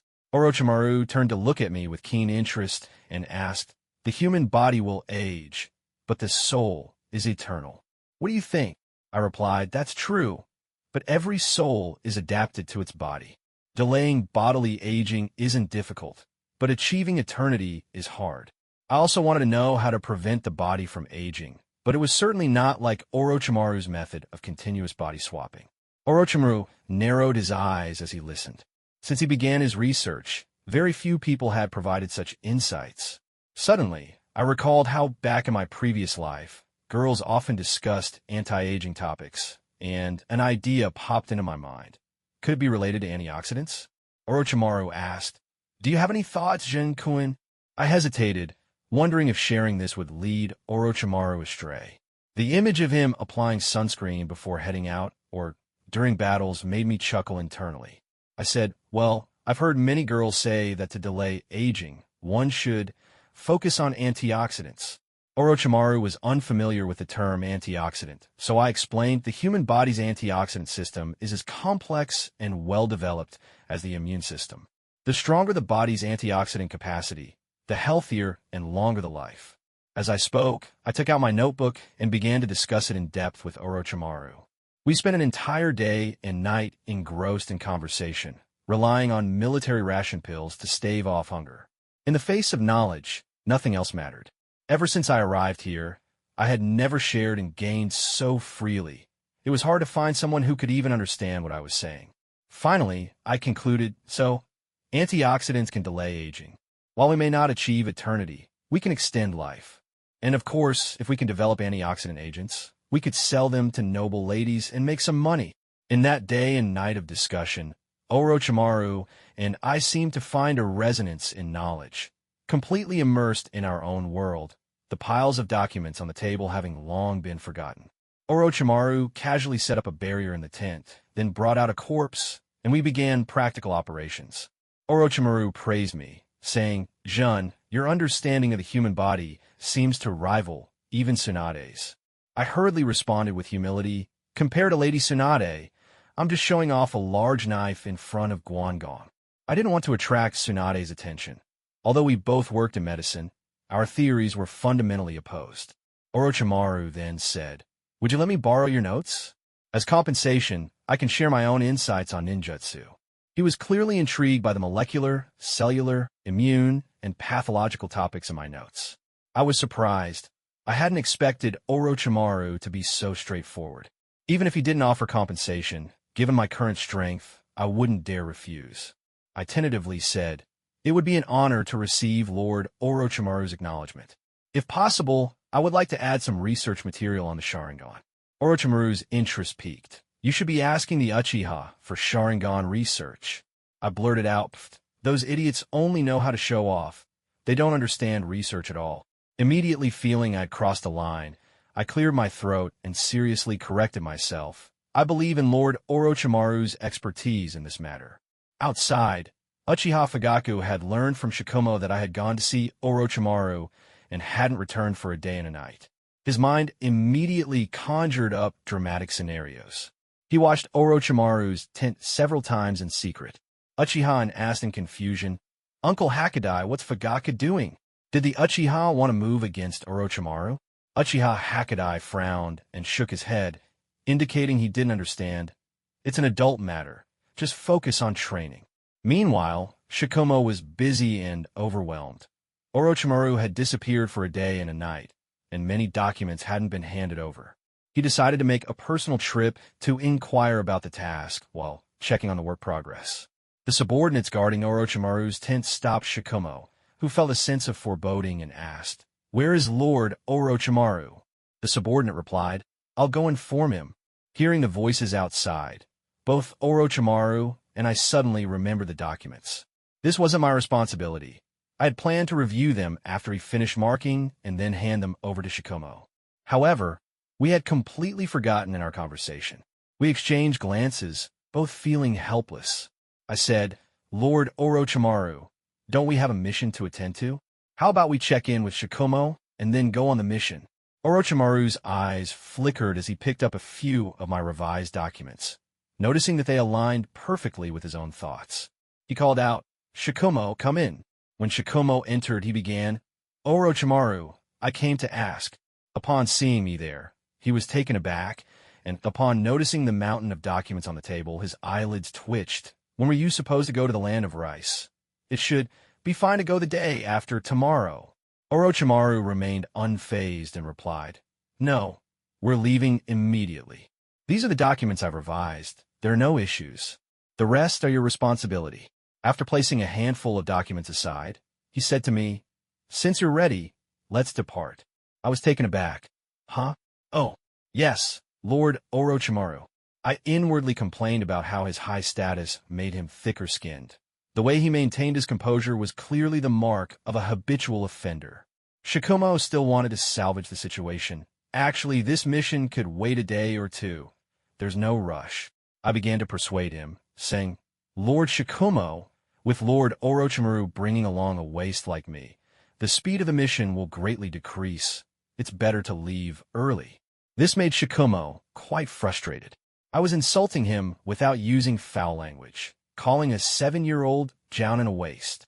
That meant that 99% of the ninjas in Kenoha were even worse than that. Watching us leave nonchalantly, Shikomo's face turned a deep shade of anger as he clutched a stack of documents. He asked the guard, "When did that kid arrive?"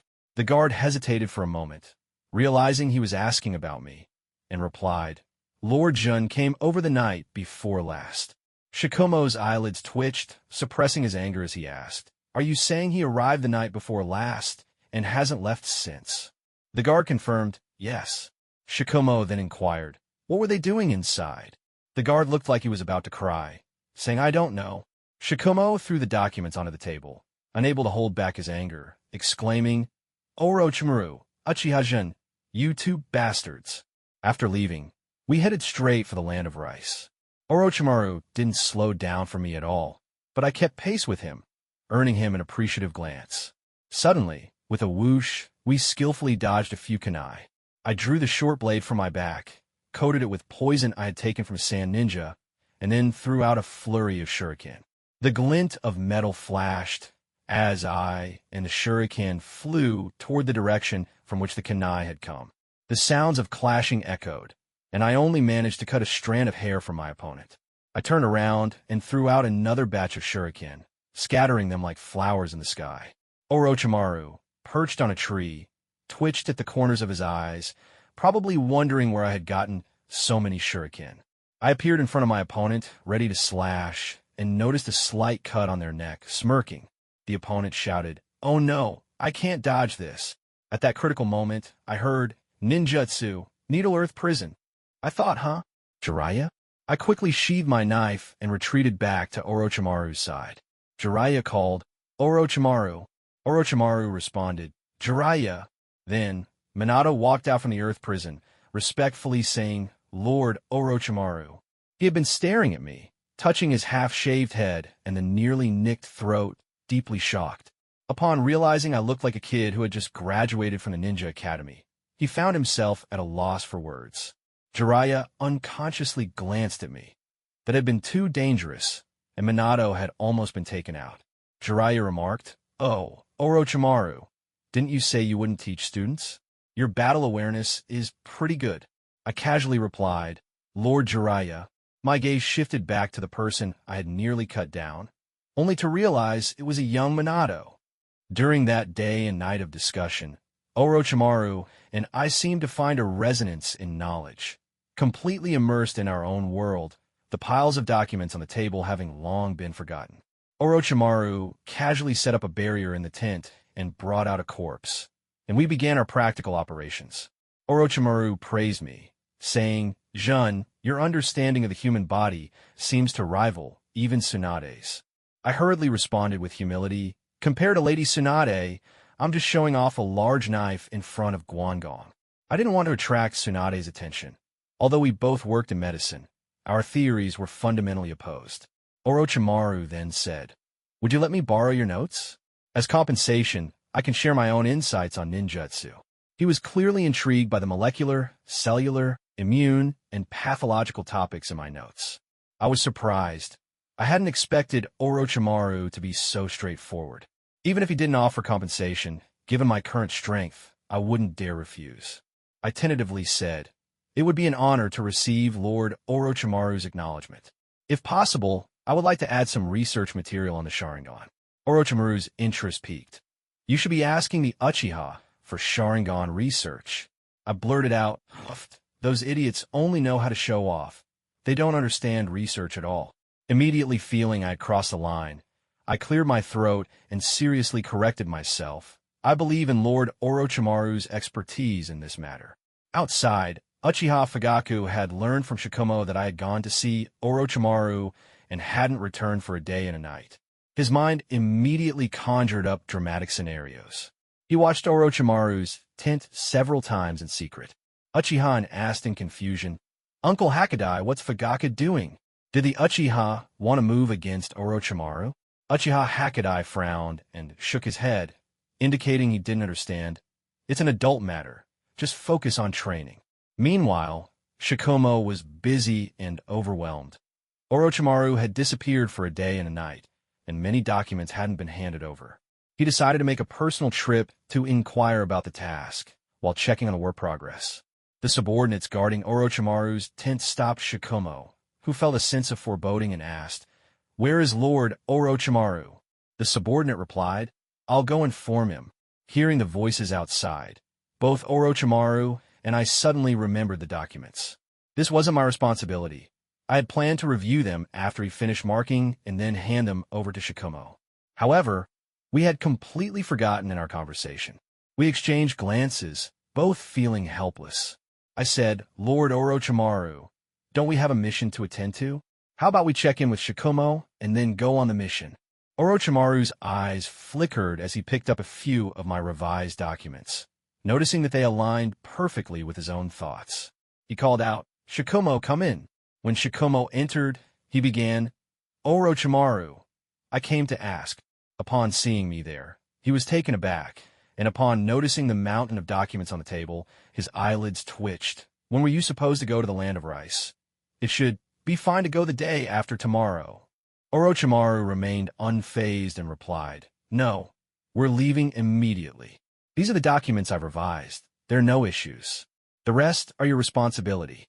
After placing a handful of documents aside, he said to me, "Since you're ready, let's depart." I was taken aback. "Huh? Oh, yes, Lord Orochimaru." I inwardly complained about how his high status made him thicker-skinned. The way he maintained his composure was clearly the mark of a habitual offender. Shikumo still wanted to salvage the situation. "Actually, this mission could wait a day or two. There's no rush."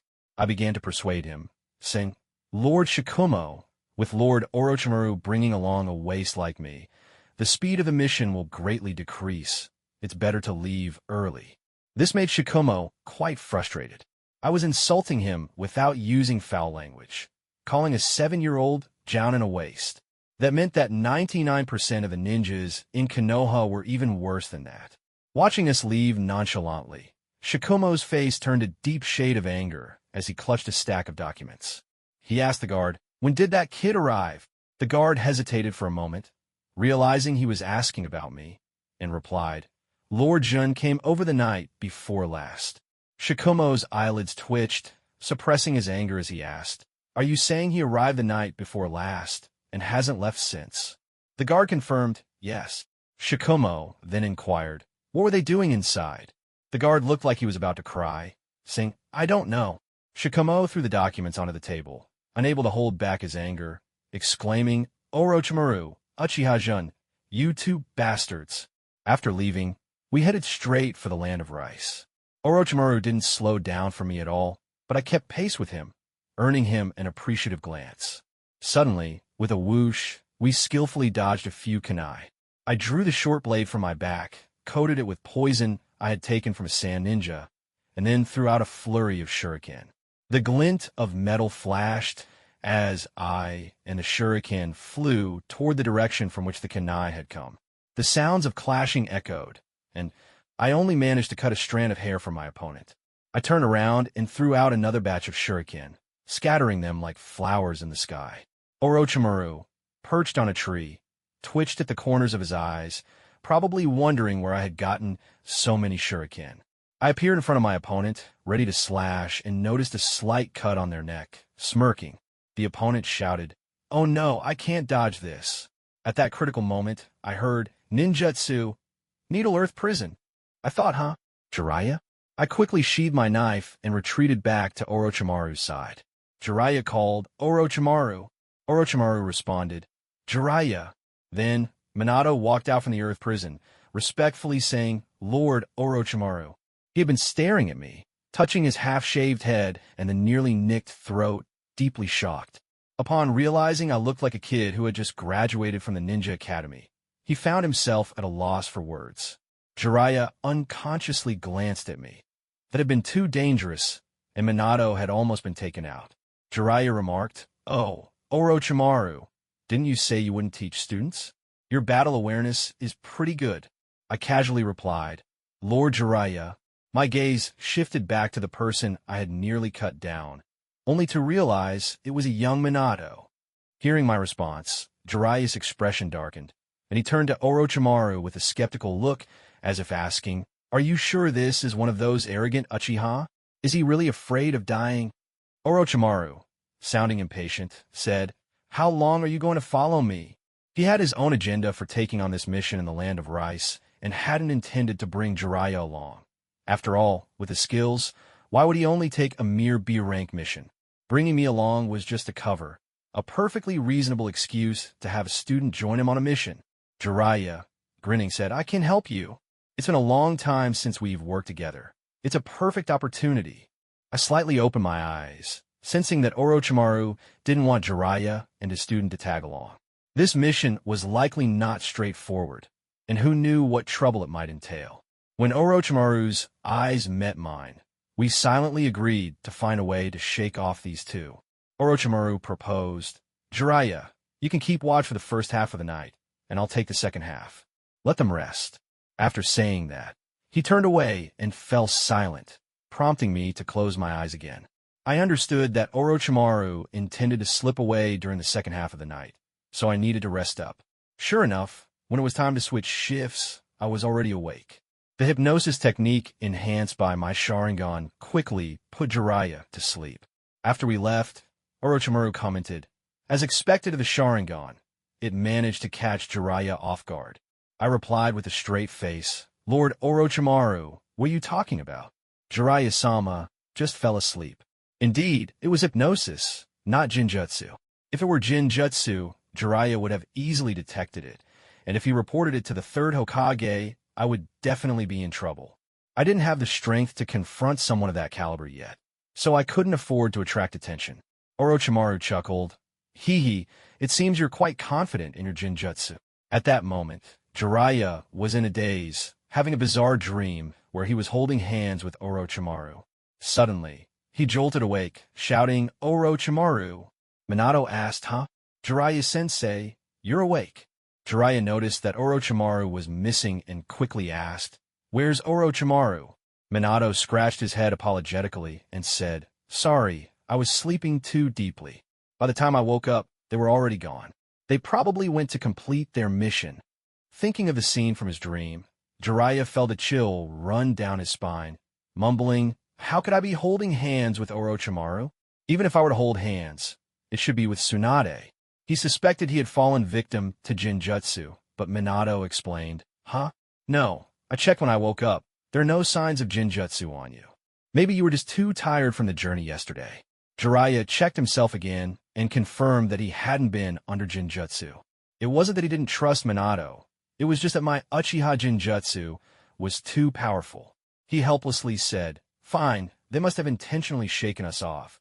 Let's head back to the village. Upon returning to the village, Jeriah rushed straight to the Hokage's office. With a bang, he kicked the door open. Old man, the third Hokage sighed, Jeriah, can you please knock? You've broken this door 3 times already. Jeriah scratched his head and laughed heartily. I'll be more careful next time, but I have some good news to share. Orochimaru has taken on a disciple. What? The third Hokage paused, his hand holding the pipe, faltering. What kind of ninja has caught Orochimaru's eye? Orochimaru was his most prized disciple, proficient in all 5 chakra natures, the most likely to inherit his legacy, and he was a commoner without a family to back him. Jeriah replied, Uchiha Jun, a very impressive young man. The more he spoke, the more his frustration grew. Orochimaru treats me with less respect than that. The third Hokage's eyes flashed with cold light at the mention of Uchiha, another genius from the Uchiha clan. Lately, he had tolerated the Hinata clan spreading rumors and hadn't clarified the situation, while my achievements on the battlefield were suppressed. He feared this matter couldn't be hidden for long. He asked, another Uchiha genius? Jeriah thought of my desperate attempts to keep up with them and awkwardly said, well, I wouldn't exactly call him a genius. He's just a bit timid. He had wanted to say he was afraid of dying, but since Orochimaru was his friend, he couldn't tarnish the image of his friend's disciple in front of the Hokage. The third Hokage didn't believe it. Timid? Uchiha Jun is timid. Jeriah quickly tried to smooth things over. He's a bit timid. He's just a kid. With some guidance, he'll be fine. He then said seriously, we haven't found any results regarding the Hinata incident. Perhaps we've overthought it. Regardless of the Sand Ninja or the bodies of the Hinata, once they were sent to the Mountain Clan, no one would be able to uncover the truth, as their actions have been too secretive. The third Hokage said, I understand. You'll personally go and explain this clearly to the Hinata clan leader. He didn't want to waste too much energy on this matter, but also didn't dare to let his guard down. After Jeriah left, the third Hokage quickly contacted the Umbu on the front lines to inquire about the situation. At the Hinata clan leader's residence, he was greeted by the old Hinata clan leader's son, Hinata Hayashi. The Hinata clan had strict rules. In the entire Land of Fire, no other family could compare. Jeriah-sama, please. The Hinata estate was designed in a purely Japanese style, with exquisite layouts and decorations. Jeriah smirked, feeling envious of these noble families. They were so wealthy. Soon, Jeriah was taken to the reception hall, where the old Hinata clan leader was brewing tea on a tatami mat. Jeriah-sama, please.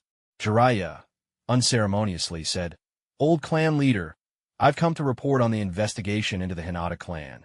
The 5 heroes of the Hinata will be remembered by the world. The old Hinata clan leader frowned, his eyes blazing with anger. What do you mean? Jeriah explained. According to the investigation, the 5 Hinata ninjas perished along with the sand ninjas, and there's no evidence of a third party present. He understood that there was something fishy about this matter, and the half-broken branch was still lying around, but he had to prioritize the bigger picture. The old clan leader shouted angrily, Impossible! Jeriah said, Old clan leader, please take heart. I must take my leave. He didn't like dealing with these noble families. It was too troublesome. The old clan leader said there were 6 Hinata. With frustration and anger, his hand resting on the table was scratched by his own nails. Jeriah asked, What do you mean? Initially, they hadn't mentioned sending out 6 Hinata ninjas, and he had brought back 5 bodies which they had tacitly accepted. The old clan leader explained, We dispatched 6 individuals, 5 of whom were from the branch family, to protect 1 from the main family. At this moment, I felt incredibly frustrated and wanted to curse. The Hinata clan had sent people to the battlefield as live targets, so they deserved it. But now wasn't the time to dwell on that. Losing the Byakugan was a significant blow, both for them and for Kenoha. I darkly stated, I need to report this to the third Hokage. Excuse me. If we continue to investigate the whereabouts of the Byakugan, it might trigger another war, and Kenoha needed some time to recuperate. The Rock Village and Sand Village had signed a peace treaty, so at least things would calm down for a while. As I grumbled, Old man, how could you not report such an important matter? I returned to the office, intending to brief the third Hokage. Just as I reached the door, I overheard the Umbu reporting a task inside. Rumor has it, Lord Orochimaru has a close relationship with Uchiha-jun. The third Hokage frowned.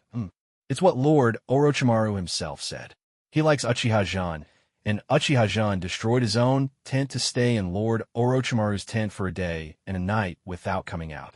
The reporting Umbu had initially hesitated to mention this, but it was no mere gossip. It was indeed true. The third Hokage's eyes widened in shock, his mouth agape, as if 2 eggs could fit inside. If it weren't for the fact that this person was one of his Umbu, he might have suspected that the Uchiha had sent someone to disturb his judgment. Is the information accurate? It comes from the Uchiha, and Shikumo knows about it too. After they left, Shikumo was furious. Everyone on the front lines in Kenoha knows about this. The Umbu quickly explained, fearing the Hokage would think his information was unreliable. I listened from outside, my eyes nearly popping out of my head. No wonder Orochimaru was smiling at that kid. I need to stop Orochimaru. I can't let him go down the wrong path. Although Uchiha-jun is good-looking, he's still just a kid and a boy at that. I was just about to sneak away when I heard the third Hokage call, Come in. Reluctantly, I entered the Hokage's office. Old man, have you finished eavesdropping? Did you explain the situation with the Hinata clan? Old man, it's complicated. The ambush Hinata team had 6 members, and one of the main family members is missing. The third Hokage's eyelids twitched. One main family member missing was a serious issue. Even more frustrating was that the old Hinata had waited until now to mention it. So much time had passed. Any clues that could be found were likely gone. Orochimaru. I hesitated.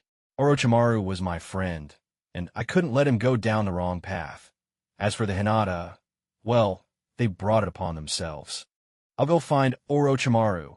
Let Minister Mori handle the Hinata matter and have Minato coordinate with him. The third Hokage rubbed his temples and asked, "What do you think of Uchiha Jun?" I frowned and replied, "He's quite handsome. It seems there are no unattractive Uchiha. He has a slender build, especially compared to female ninjas." Shut up. Meanwhile, in the land of rice, Uchiha Jun and Orochimaru were preparing to execute a assassination mission, completely unaware that their gossip had reached the Hokage. I had even learned their mission route from the Hokage and was on my way to the land of rice. Uchiha Jun asked Orochimaru, "Lord Orochimaru, the target is a ninja from Mizuki. Should we capture him alive, or—" He wasn't particularly interested in bloodline limits, but Orochimaru was different. Otherwise, why would he want to take on a simple B-rank mission? "It depends on your capabilities," Orochimaru said, licking his lips. Assassination was easy, but capturing someone alive was much more challenging, and he didn't plan to intervene. "In that case, it will be difficult, but I'll do my best. Just give me a chance to survive." Uchiha Jun was asking for a guarantee from Orochimaru.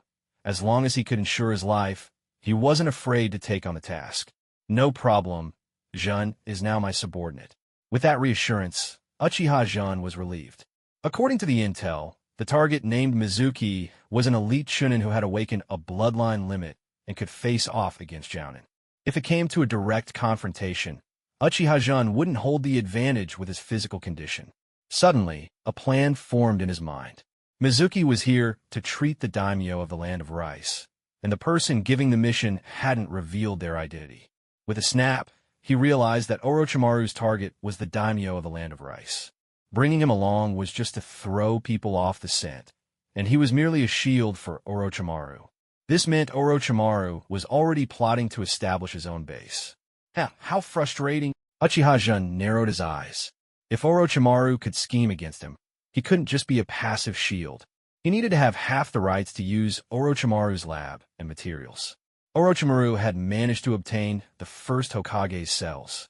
Although he didn't know if Orochimaru would share, if he could reach the level of Uchiha Madara, would Orochimaru dare refuse him?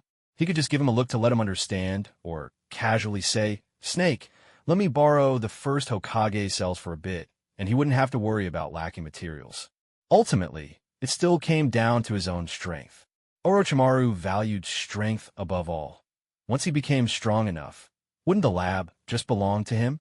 Well, let's just focus on completing the mission. When Mizuki finished treating the daimyo and left the daimyo's estate, Uchiha Jun disguised himself as a beggar, using a jinjutsu along with a few senbon to seal his chakra points, leaving no traces of struggle. He sealed the target within a scroll provided by Orochimaru. When Orochimaru saw him return so quickly, he was a bit surprised. "Back so soon?"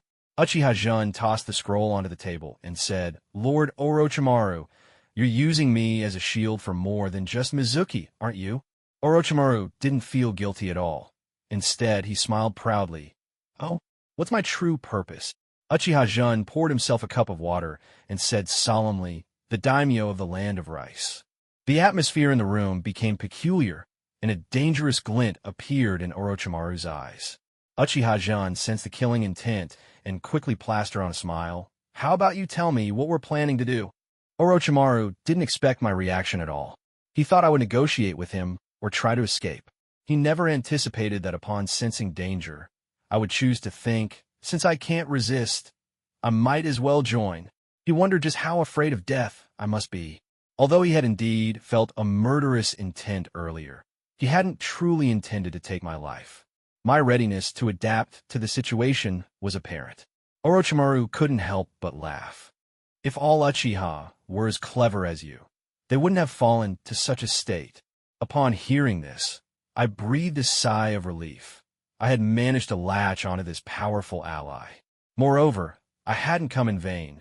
With my subtle encouragement, Orochimaru had shared his theories on chakra transformation, and I began to research further based on that. By the end of the night, my hands were covered in wounds. Knock, knock, knock.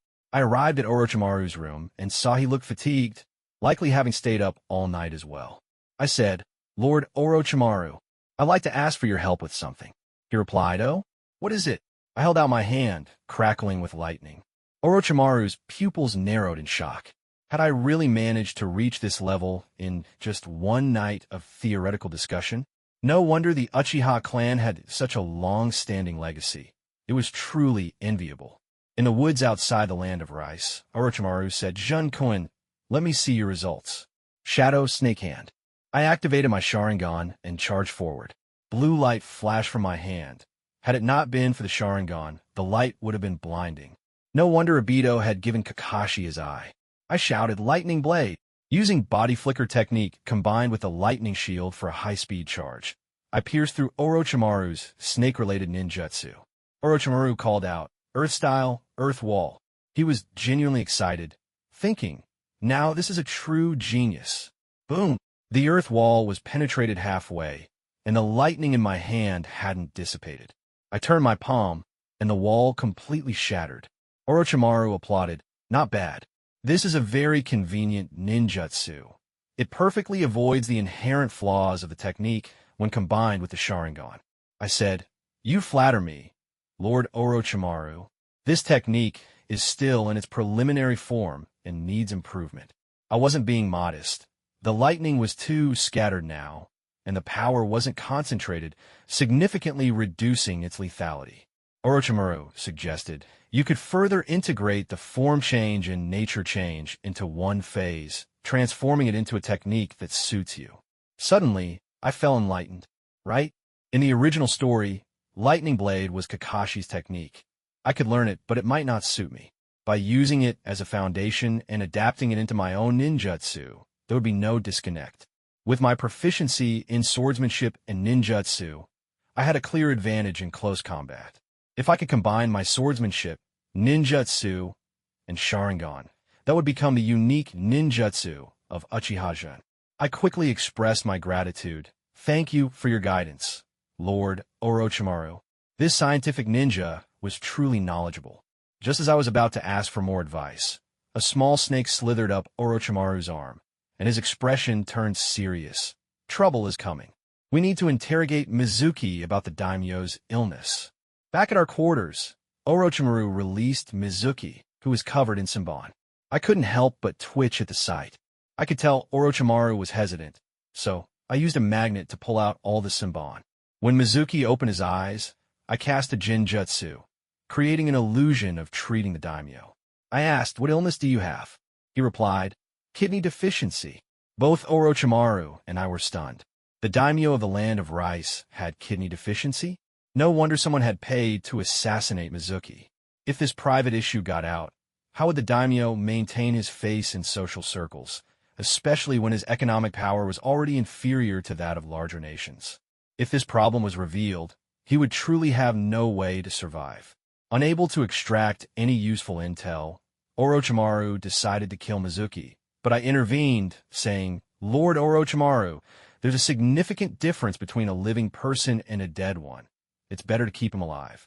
Orochimaru didn't take offense at my interruption and agreed. However, a problem arose. If the daimyo had a terminal illness, we could simply kill him at the daimyo's residence and replace him without drawing attention. But kidney deficiency wasn't life-threatening and couldn't attract too much notice. Remembering my modest knowledge of traditional medicine, I gathered my courage and said, "Lord Orochimaru, about kidney deficiency, I have some research on it." At that moment, Jeriah had caught wind of Orochimaru's location and was excited to surprise him. However, upon hearing this provocative conversation at the entrance, he thought, "Who is deficient? It must be Orochimaru." He couldn't believe that Orochimaru was the one with issues. No wonder he had been single for so many years. He muttered quietly, "How pitiful." Orochimaru sensed someone eavesdropping, and his killing intent surged. He charged out the door, ready to strike. Jeriah quickly called out, "It's me. It's me." Feeling awkward, he stepped inside and saw only Orochimaru and me. He began to worry, thinking, could Orochimaru's anger ruin his plans? Orochimaru relaxed upon seeing Jeriah and said with dissatisfaction, "The village is currently short on manpower, and the Hokage let you come out? Don't you feel ashamed?" "Fool!" Jeriah stepped closer to Orochimaru, putting his arm around his shoulder, whispering in his ear while sneaking glances at me. "Orochimaru, tell me in secret, how far have you gone with that Uchiha kid?"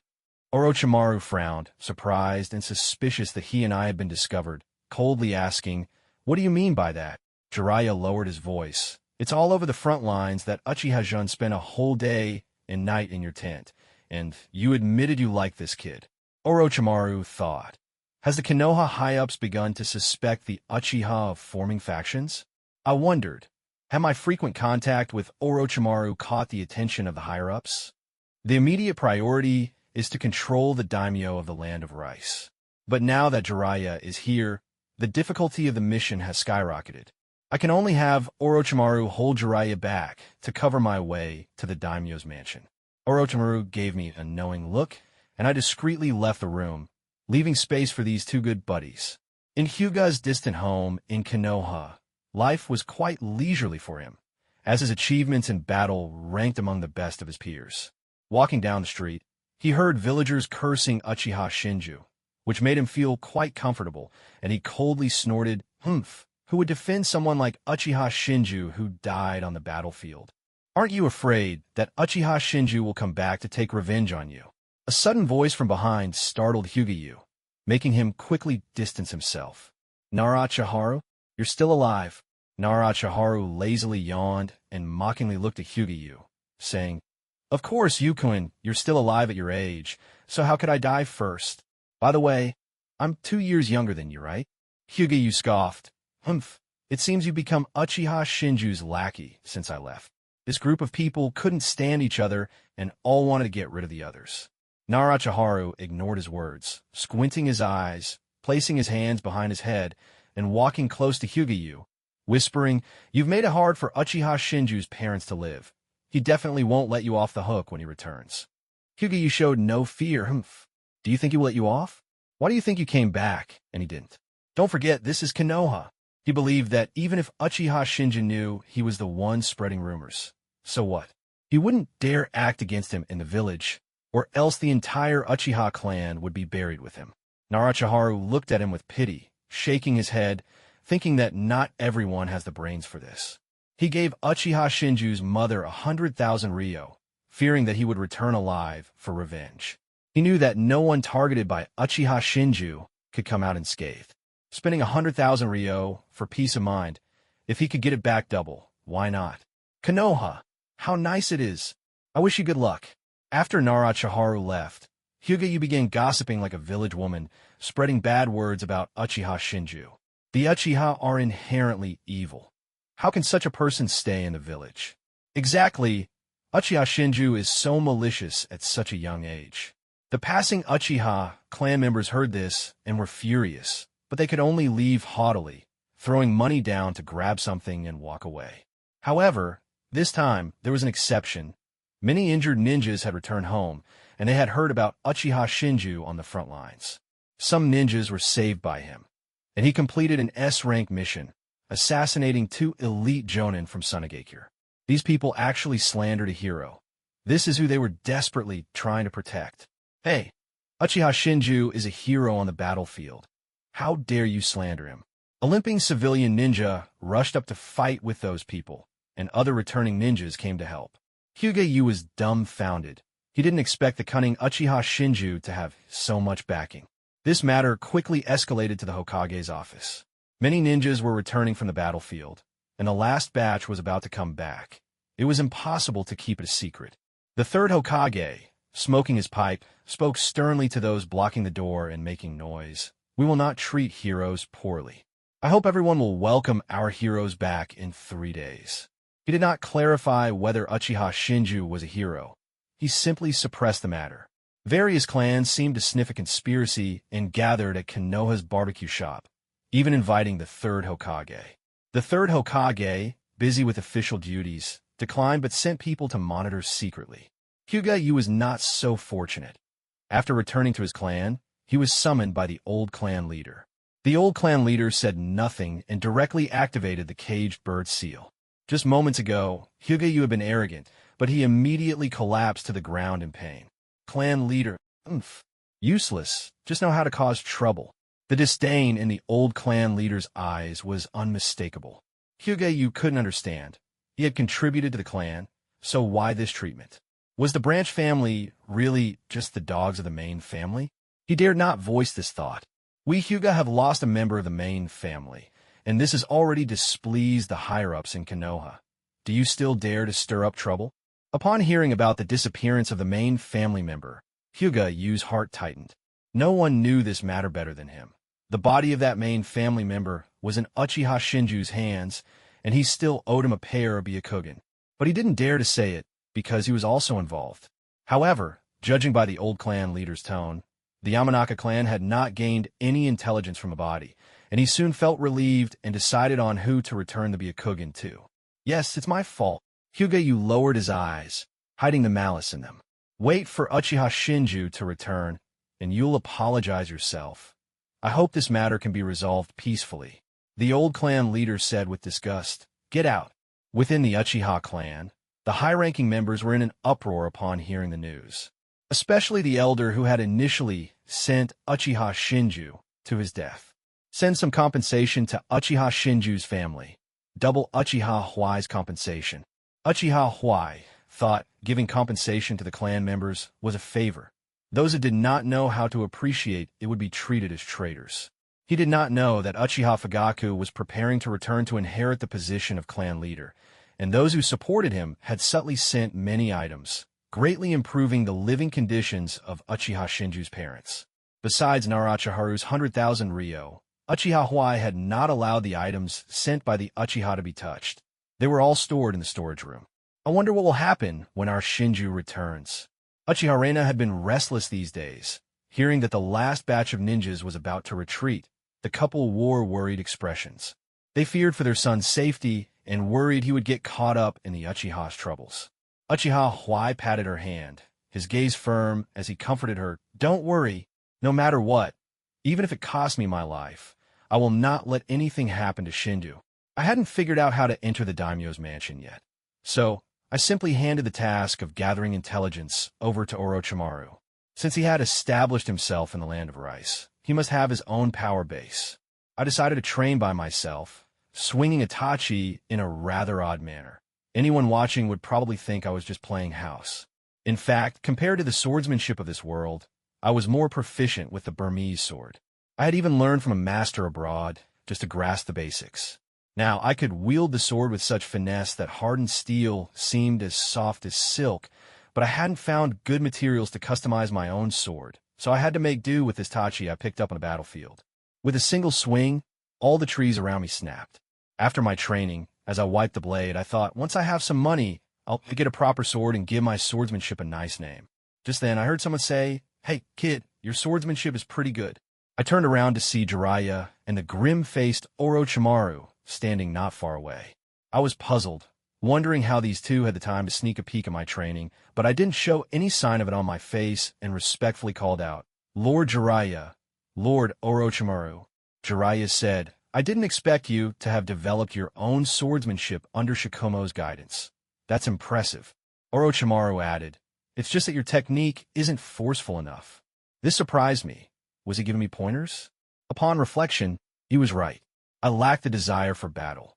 I only wanted to grow stronger to survive, and it would be best to resolve issues peacefully. I closed my eyes again, took the Tachi back in hand, and when I opened my eyes, I swung it backward.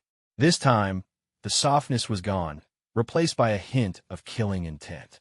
When my unearthly sword technique passed, trees fell. I suddenly understood. This is the feeling. The sword and my body seemed to merge into one. Jeriah widened his eyes as he watched me dance with the sword in the forest. Just moments ago, he saw me as a talented junior. Now, I appeared like a butcher of life, something that others might take a lifetime to comprehend. I grasped with just a word from Orochimaru. No wonder Orochimaru enjoyed hanging around me. Ugh, bringing me along for missions. Jeriah said to Orochimaru, "In less than 10 years, he should surpass us." Orochimaru replied, "His life is destined to be extraordinary." The latter part, Kenoha cannot contain him, remained unspoken. After I finished my realization and sheathed the sword, I looked at the destroyed grove and muttered, "What a shame, I've destroyed so many flowers and trees." However, this feeling of pity quickly faded. This world of the jungle is indeed like this. Who told you to be a tree? I quickly thanked Orochimaru, saying, "Thank you, Lord Orochimaru, for your guidance." Orochimaru pulled me into a genjutsu, instructing, "Find a way to the daimyo's mansion, control him, and then take a shortcut back to the village. We will meet halfway." We exchanged glances, and Jeriah, stroking his chin, felt that the look we shared was a bit too affectionate. He cleared his throat and asked, "Have you completed your mission? When are you coming back to the village?" Orochimaru replied, "Tomorrow. We might run into Shikumo." He then took Jeriah to an izakaya while he seized the opportunity to use a shadow clone to slip away. After I received the map of the daimyo's mansion, I started pondering whether I should treat the daimyo's illness. I recalled the traditional Chinese medicine knowledge I had learned and bought all the herbs that could invigorate yang energy, transforming into my appearance from the land of water before heading to the daimyo's mansion. As soon as I entered, I sensed several powerful chakra signatures swirling inside the mansion. No wonder, being an ordinary person, no one dared to kill the daimyo. There were at least 10 elite shinobi I could spot. Just how much does an elite shinobi earn in a year? It would be hard to come up with that amount of money. The Hokage makes money through technology, while the daimyo earns through commerce. Upon entering the daimyo's room, I gasped in shock. Aside from a few personal female elite shinobi, the room was lavishly decorated. Truly extravagant. If a small nation like this was like this, how much more luxurious would the wealthy daimyo of the Land of Fire be? It was really a case of the well-fed not knowing the hunger of the starving. I was quite envious. If only I could use these materials for research, 10 years' worth would be enough. As I passed by a ninja, I sensed he was an elite jonin. He called out to me, pointing at the herbs in my basket, asking, "What are these?" I coldly replied, "Medicine for men." He paused for a moment, then seemed to understand, giving me a look that indicated he would like them too. While the daimyo wasn't paying attention, I slipped a package of medicine into his arms.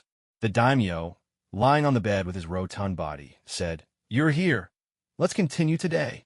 He even kicked all the ninjas out of the room since no one wanted others to know about this illness. I said, "Daimyo, today we will try a special medicine. You will see results within 3 days." The daimyo happily got up. Who wouldn't want to take medicine to heal and avoid needles? He asked, "Really? Is it that effective?" Suddenly, I pressed the blade against his neck and said, "Don't speak. Just look into my eyes." I used the 3 tomo to cast a genjutsu on him, controlling his thoughts. I said, "I am Uchiha Shinju. From now on, you will obey my commands." The daimyo looked as if he had been placed under a deathly spell, obediently saying, "Yes, master. I will obey your commands." I thought to myself, "Is this done already?" I continued, "From now on, keep being the daimyo and wait for my orders." Outside, it was unclear which ninja had taken the yang-invigorating medicine, but everyone was waiting for me to come out 100 meters from the door.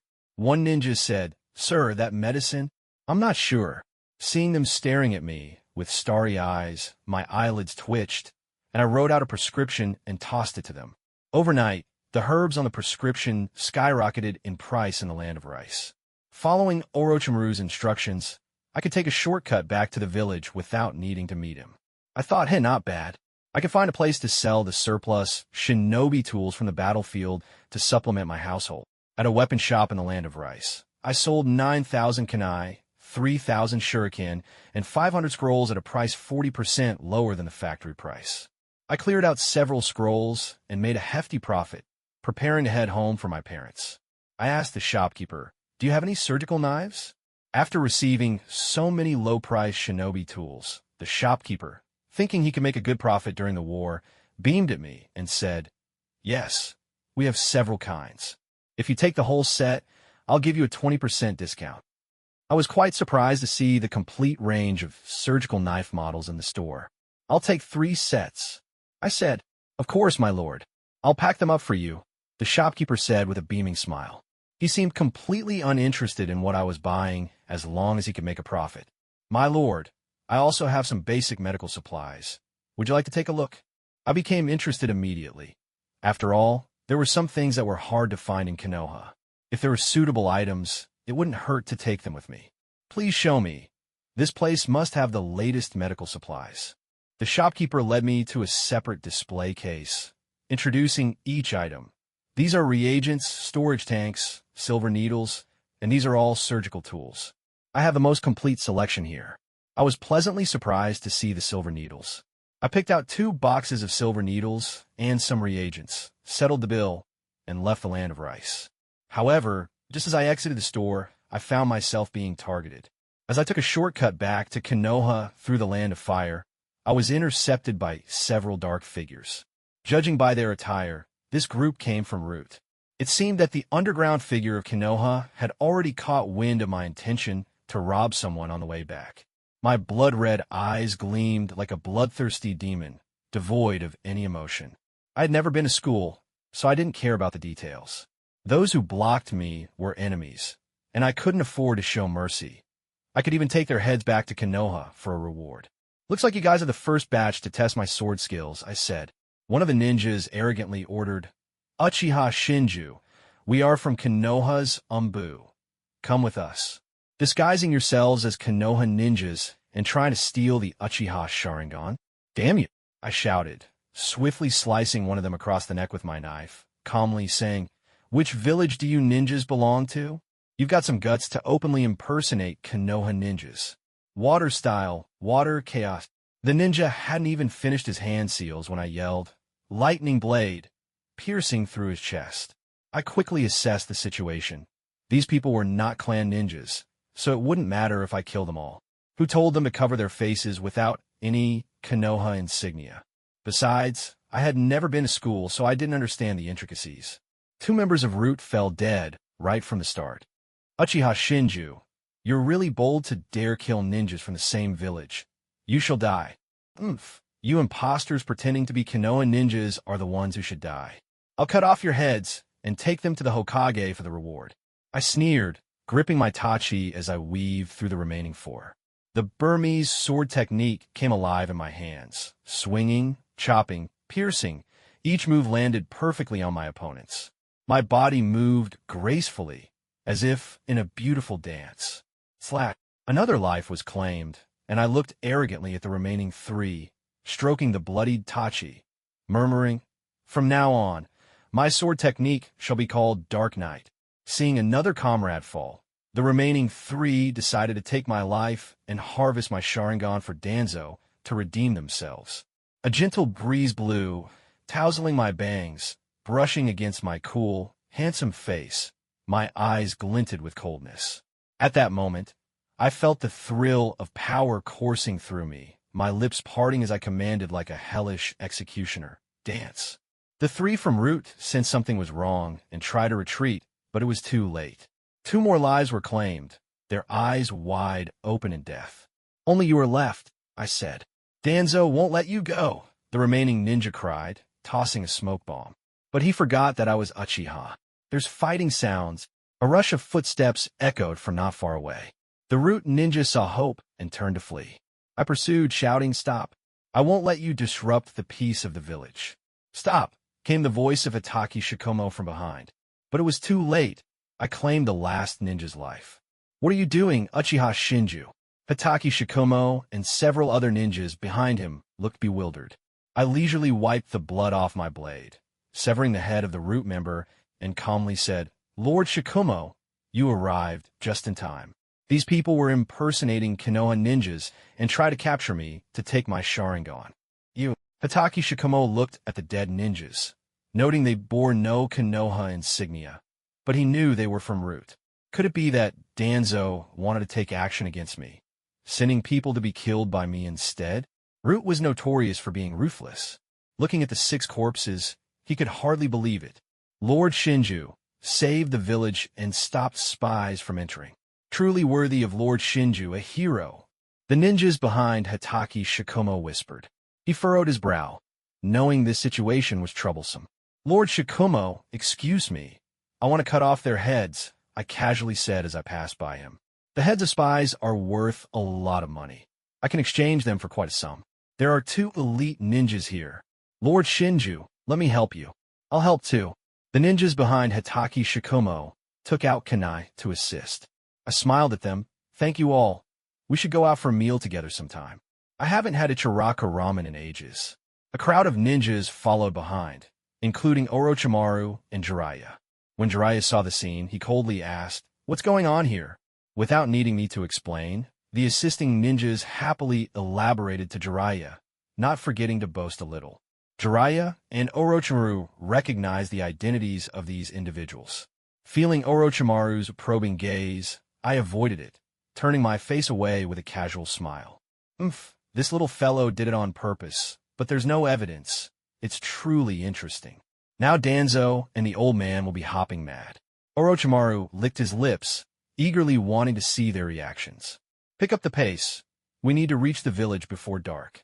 With Orochimaru's command, the others didn't dare to slack off, while I held 3 heads in one hand. One ninja, noticing my struggle with the heads, suggested, "Lord Shinju, would you like to use a scroll?" I glanced back with a smile, saying cryptically, "No need. If there are any remaining spies, they must know that attacking Kenoha comes with a heavy price." I followed Orochimaru, Jeriah, and Shikumo back to Kenoha village. Led by the Hokage, many shinobi families and villagers came out to welcome us. It's Lord Orochimaru, Lord Jeriah, and Lord Shikumo. How impressive. I can't believe I'm seeing so many big names today. Hero. Who is that next to Lord Orochimaru? Oh, what he's holding is, When the third Hokage and the Council of Elders saw what I was holding, their faces instantly darkened. However, someone in the crowd shouted, "Lord Shinju! Lord Shinju, look at me! You saved me! Lord Shinju!" Some female ninjas even waved little flags. But there were murmurs as well. Is that Uchiha Shinju? The cruel and evil Uchiha? Yes, he's the one who harmed the Hyuga. He's terrifying. Why is he back in the village, holding so brutal? How can someone like him return to the village? Why didn't he die outside? It's too scary. I quickly caught wind of these comments. When I spotted my parents, Uchiha Reina and Uchiha Huai, in the crowd, a slight smile crept onto my lips. My gaze then locked onto the Hokage. I glanced at Orochimaru and quietly asked, "Lord Orochimaru, would it be appropriate for me to nail these heads to the Kenoha gate?" What an interesting idea. I'm looking forward to it. Orochimaru replied in a raspy voice. At that moment, one of the returning ninjas couldn't hold back and shouted, "Hokage-sama, Lord Shinju encountered spies from another village on his way back. He killed 6 of them, including 2 elite ninjas." This saved me some trouble as I stepped forward, placing the heads right at the feet of the third Hokage. His eyelids twitched. Upon seeing the dead ninjas, he couldn't suppress the anger boiling within him. These were Root's deadliest agents. That old fool Danzo dared to make a move against me at this time. It was truly foolish. The third Hokage forced a benevolent smile and praised me. "So you're Uchiha Shinju, a good kid." But the fury in his eyes was unmistakable. "Old man, since this is Shinju-kun's achievement, let him deal with these spies." Orochimaru stirred the pot from the sidelines, and the third Hokage scrutinized me. The third Hokage said meaningfully, "What a handsome boy." Both Orochimaru and I were puzzled, and the crowd looked equally confused. Weren't all Uchiha handsome? "Shinju, it's up to you to handle this." Orochimaru spoke, and the third Hokage handed the handling of the situation over to me. I casually tossed the heads toward the entrance, shooting out 6 kunai that pinned the heads firmly to the gates. The third Hokage's face turned green. He expected me to be polite or hand the heads over to the intelligence department, but instead, I nailed them to the gate directly. I proclaimed with righteous indignation, "The lurking ninjas may still be hiding in the shadows. This serves as a warning.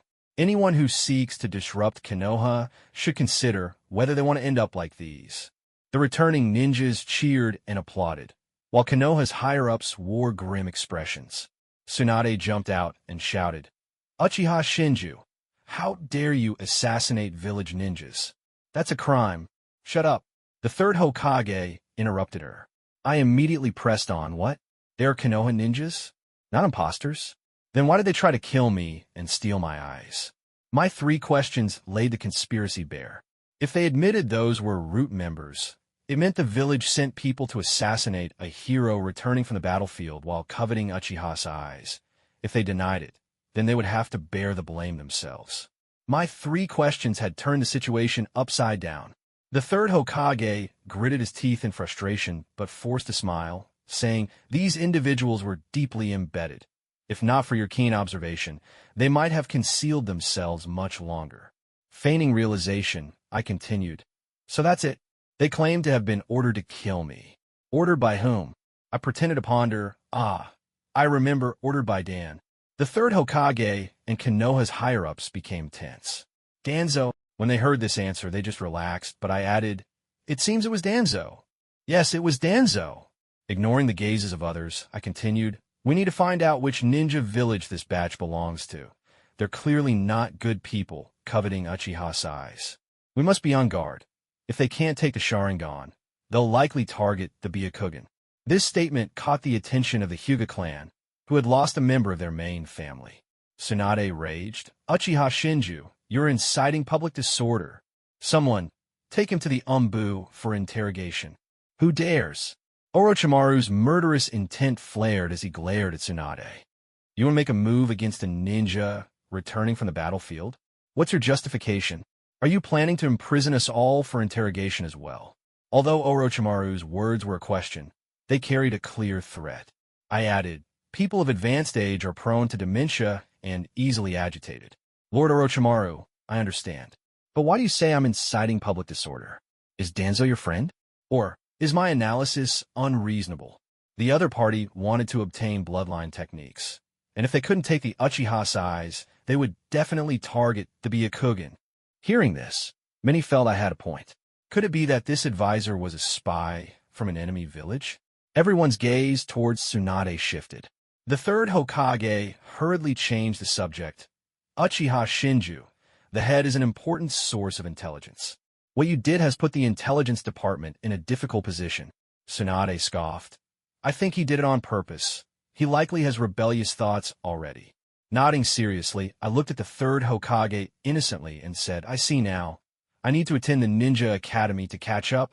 Not having attended school really isn't ideal." This statement left the third Hokage speechless. He forgot that I had never actually attended the Ninja Academy.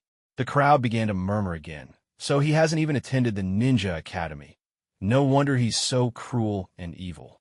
How can someone like him be a ninja? What's the difference between him and a butcher? You're discriminating against butchers. Don't eat meat if you have a problem with it." The third Hokage rubbed his temples, frustrated at how the welcoming ceremony had spiraled into such chaos. "All right, welcome all heroes home. As for Uchiha Shinju, I'll arrange for you tomorrow." Before he could finish, Orochimaru interrupted, "Hokage-sama, Uchiha Shinju is already under my command." Orochimaru believed that I could assist him in his experiments, so there was no way he would let me waste time at the Ninja Academy. Moreover, he was very interested in the antioxidant concept I had proposed. If I could complete the experiment, he would likely lend me a hand as well. Upon returning to Kenoha, reactions were mixed.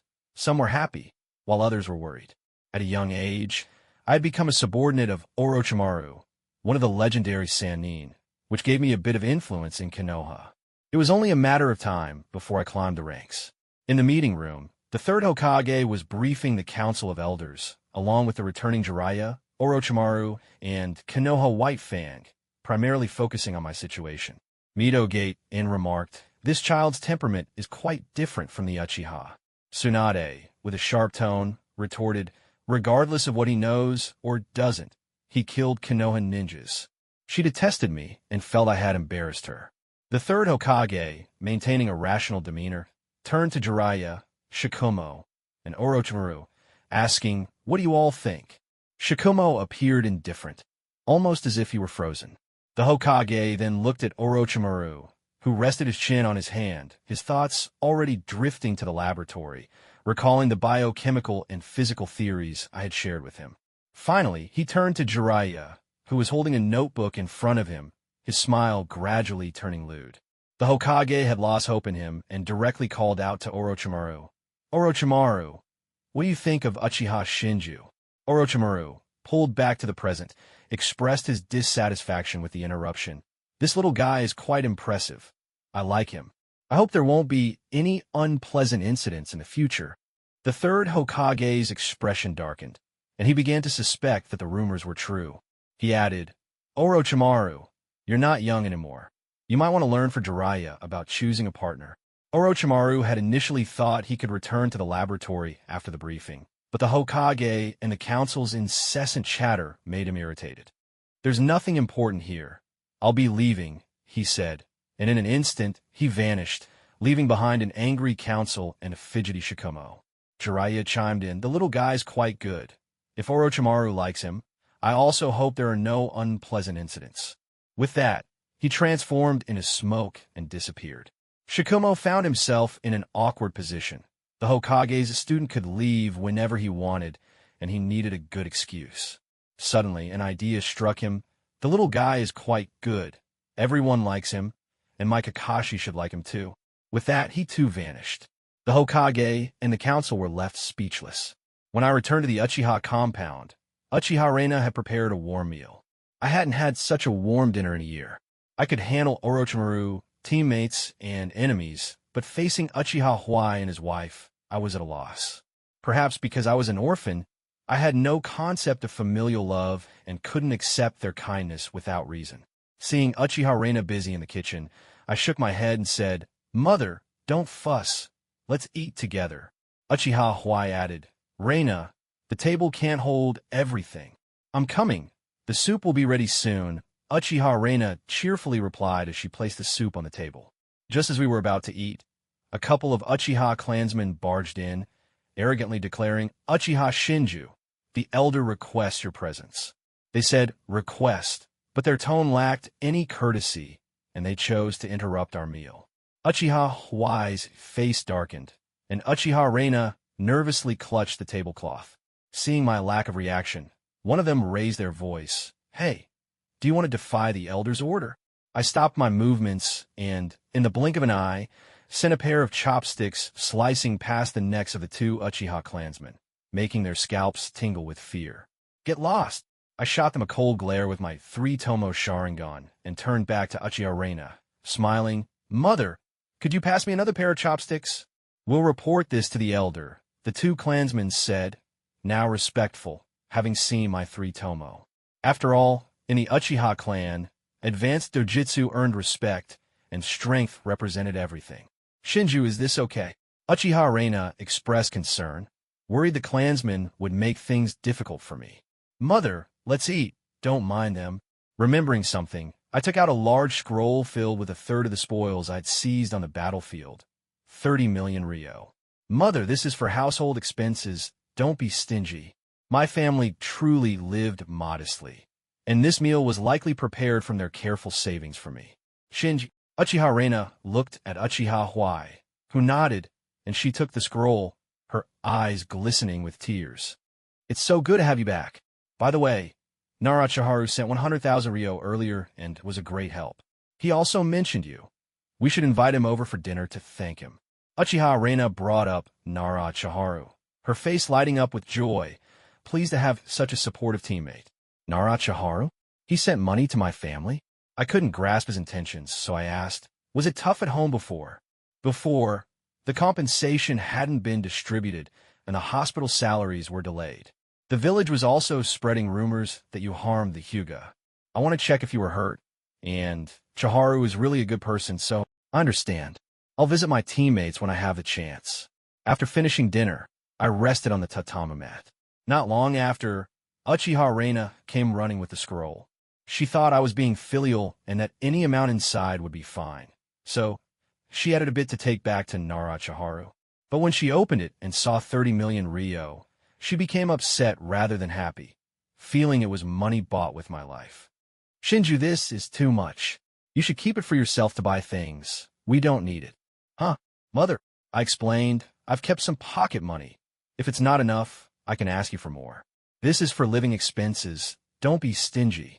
But, Mother, then, I'll help you save it for when you find a girlfriend and start a family. I was speechless.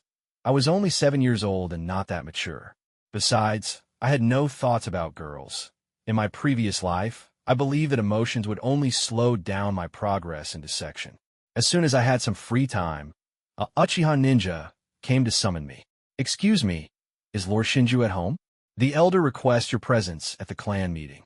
This time, The ninja who came was much stronger and had a better attitude than the previous ones. I told my mother I'll be out for a bit and went to my room to equip my blade. The ninja waiting outside looked stiff, probably wondering why I was so well prepared for a meeting with the elder, as if I were going to commit murder instead. But the elder hadn't said I couldn't bring my weapon, so he pretended not to see it. Upon entering the clan meeting, I immediately heard the elder berating me. So, Uchiha Shinju, you make everyone wait for you at the clan meeting. If you have grievances against the Uchiha, then don't bother coming. He initially intended to scold me to assert authority, but I didn't regard him at all and directly replied, "Then, I'll take my leave." I turned around and walked toward the exit. Everyone was stunned, including Uchiha Fagaku, who looked equally dumbfounded. The elder's two confidants came forward to block my path, but I immediately activated Dark Night, Dying Sunday. As I passed by them, they fell to their knees in fear, a thin line of blood appearing on their necks. It didn't hit the arteries, but they were definitely cut. If I had applied a bit more force, they would have met their demise.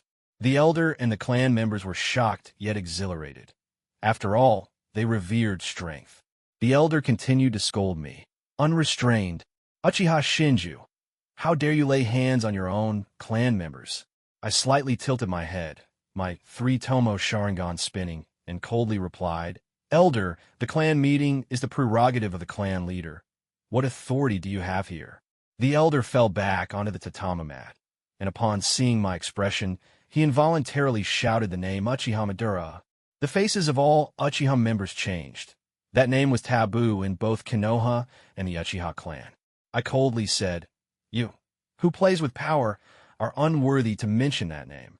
I turned and walked forward, causing the clan members to instinctively part from me. I knew that Uchiha Madara was a true powerhouse, a warlord during times of conflict. He didn't lose to Senju Hashirama. He simply looked down on the maneuverings of power. Betrayed by friends and clan members, this was the fate of a great warlord.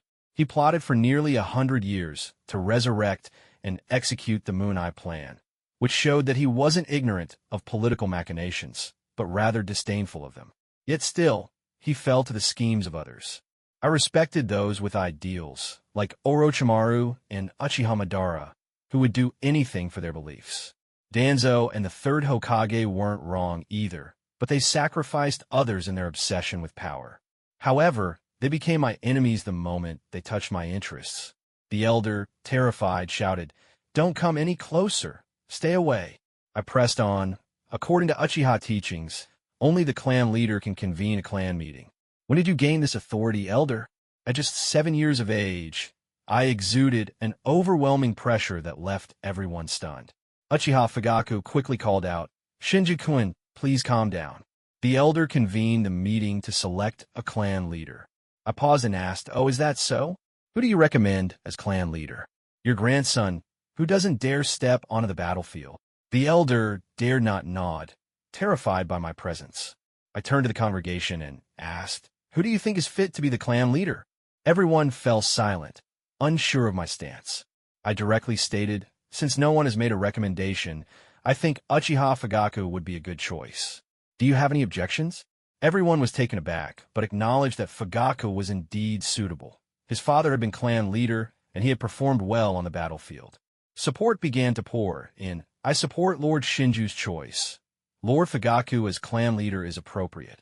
He is of the right age, has experience, and has achieved merit. Lord Shinju is young and accomplished, but he's still too young. There's no problem with the next clan leader. I second that. I said directly. Since everyone has no objections, let's conclude the meeting and go home to rest early. What do you think, clan leader Fagaku? Fagaku was dazed. He had been thinking about how to gather support and eliminate the elder's influence to become clan leader, and now it was just decided that way. Everyone looked to Fagaku, waiting for him to speak. He issued the first order, then, We'll adjourn the meeting.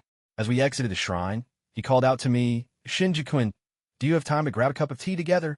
I really wanted to go home and get a good night's sleep. After being on the battlefield, I was worn out and didn't want to become half disabled. I asked, Clan leader, is there something you need? Fagaku sincerely said, Thank you, Shinju-kun, for today. As a token of my appreciation, I will unconditionally provide training resources for your family. I replied, oh, I have one condition: ensure my parents are safe.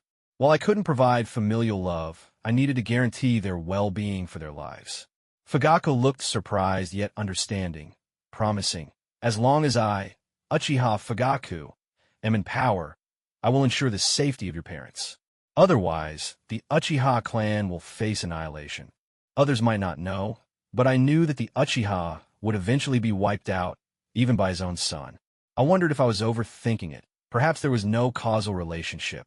I recalled that I needed to talk to Huga tomorrow, so I didn't want to chat with Fagaku any longer. Clan leader, there's a tough battle tomorrow. Rest early. Farewell. In the dark underground chamber of Kenoha's Root, Danzo was being pressed by the third Hokage, and he was furious. Risen, Uchiha are inherently evil. They must be sent to Root while they are still young. Your methods are too soft. Sooner or later, Kenoha will be destroyed under your watch. I need you to explain why you targeted Uchiha Shinju. His reputation is high. He can sway public opinion, and today's incident has already raised suspicions among the villagers. You should have killed Uchiha Shinju when you had the chance. He killed Kenoha Shinobi. He killed enemy spies. I shouldn't have to explain this again. Besides, the whole village knows that the assassination of the Uchiha and the targeting of the Sharingan were orders given by you, Danzo. What of it? Danzo sneered dismissively. The disappearance of the Hyuga clan head and Uchiha Shinju inadvertently connecting these two events has likely already raised suspicions among the Hyuga. The third Hokage pondered for a moment. Hand over the Byakugan, and I'll help you find a way to smooth things over. For the sake of the village, the elder of the Hyuga clan will give me face. The disappearance of the Hyuga clan head has nothing to do with me. Danzo replied coldly, contemplating that if the Hyuga caused trouble, he would just pressure them hard. Danzo, in a few days, the envoys from other countries will arrive. Don't create disturbances. I'll leave it at that. The third Hokage already suspected that the Hyuga's Byakugan was in Danzo's hands. After all, only someone like his old friend could know the Hyuga's movements and clean up any traces without a trace. On a moonless night, chaos was brewing. Countless shadows flitted through the Uchiha compound. A ninja holding a kunai lunged at the sleeping Uchiha Shinju. Just a little kid. Danzo-sama actually sent 10 elite shinobi for this. Bang! The person beneath the blankets transformed into a cloud of smoke. What? It's actually... Before he could finish his sentence, Uchiha Shinju silently took his life behind him. Outside, a ninja shouted, "Not good! Number 3 has been killed." Byakugan? Just right. Uchiha Shinju emerged from his room in his pajamas, blade in hand, his crimson Sharingan glowing ominously in the night. Kill! One of the ninjas commanded, and weapons clashed in the darkness, sparks flying. Uchiha Shinju smirked, throwing out dozens of explosive tags that detonated simultaneously in the air. The violent shockwave awakened everyone in the Uchiha clan. Uchiha Huai and his wife were the first to rush out, seeing Uchiha Shinju fighting several ninjas. Uchiha Huai quickly covered Uchiha Reina's mouth and whispered, "Go back. Don't cause trouble for the child." The two quietly retreated back to their room, where Uchiha Huai set up a Jinjutsu. If anyone entered, even for a few seconds, he could deal with them.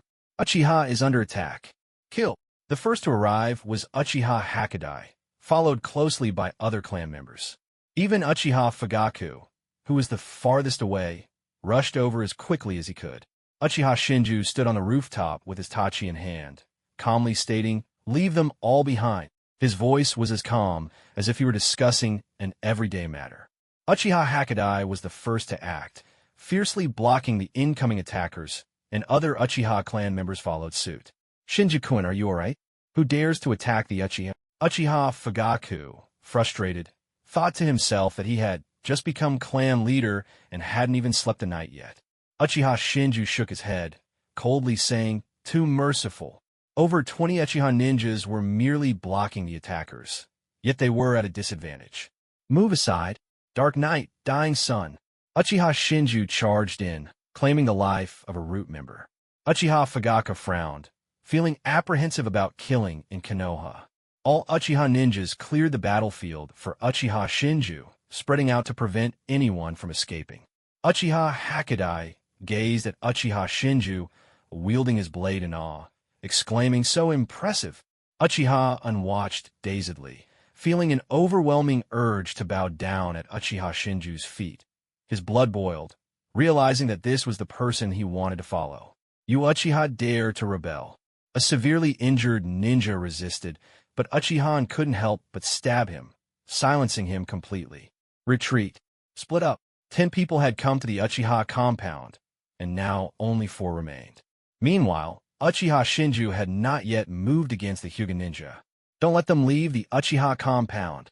Root members desperately scattered, finally feeling the fear. Uchiha Shinju relentlessly pursued the Hyuga ninja. He wanted him alive.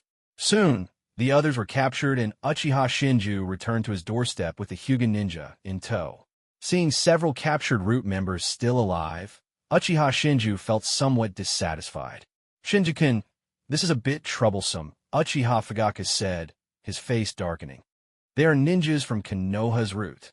"What Kenoha Root ninjas?"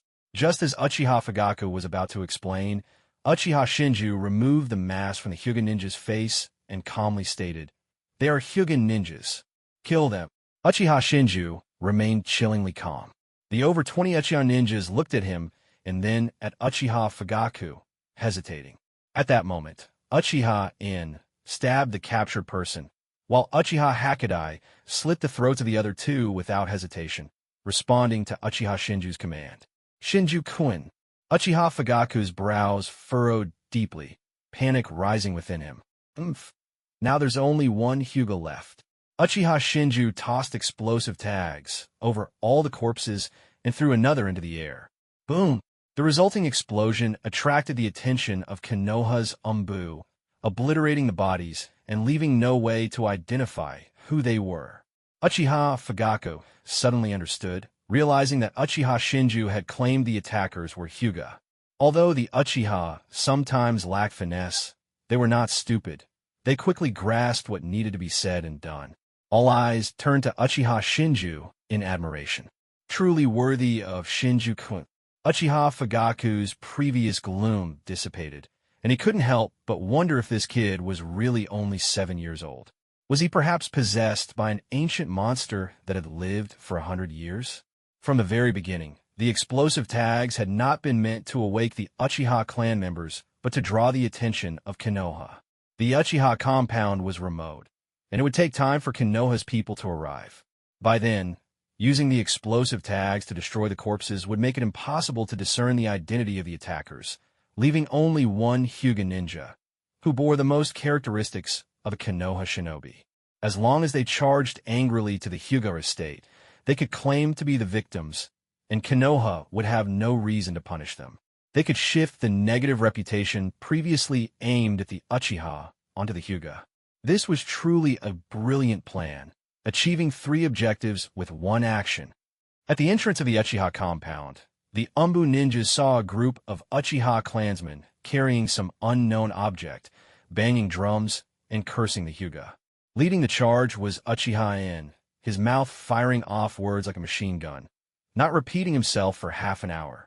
I watched from the side, face-palming. He cursed, took a drink of water, and then continued.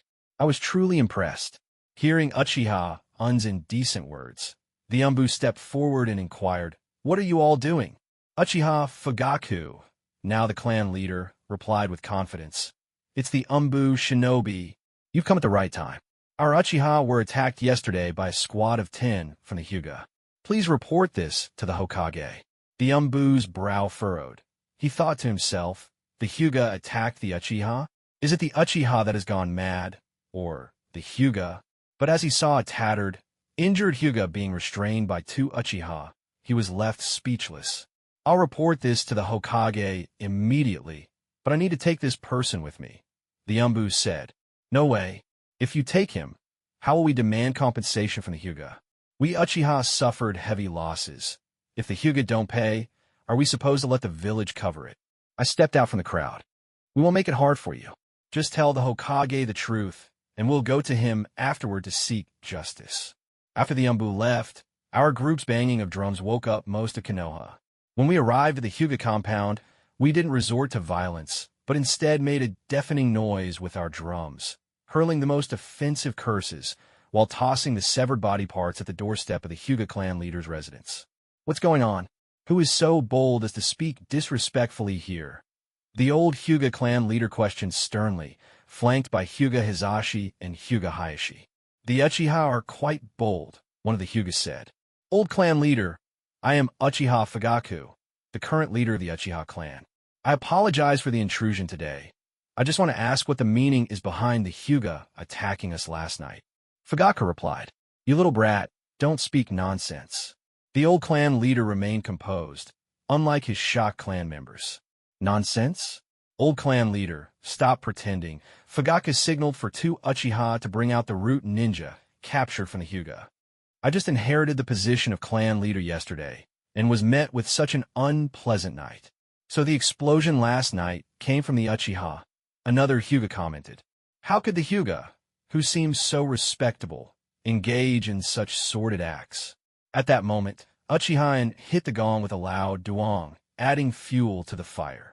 This is a squad of 10 elite shinobi. They could wipe out a small nation without a second thought. If we hadn't fought back desperately, they would have wiped out the Uchiha. The old clan leader signaled to one of his clansmen to check the pile of severed body parts, who shook his head. Old clan leader, it's no longer recognizable. Huga jumped out arrogantly, saying, You Uchiha are truly cruel. How can you treat fellow village ninjas like this? Shut up. The old clan leader glared at Huga, his eyes filled with a murderous intent.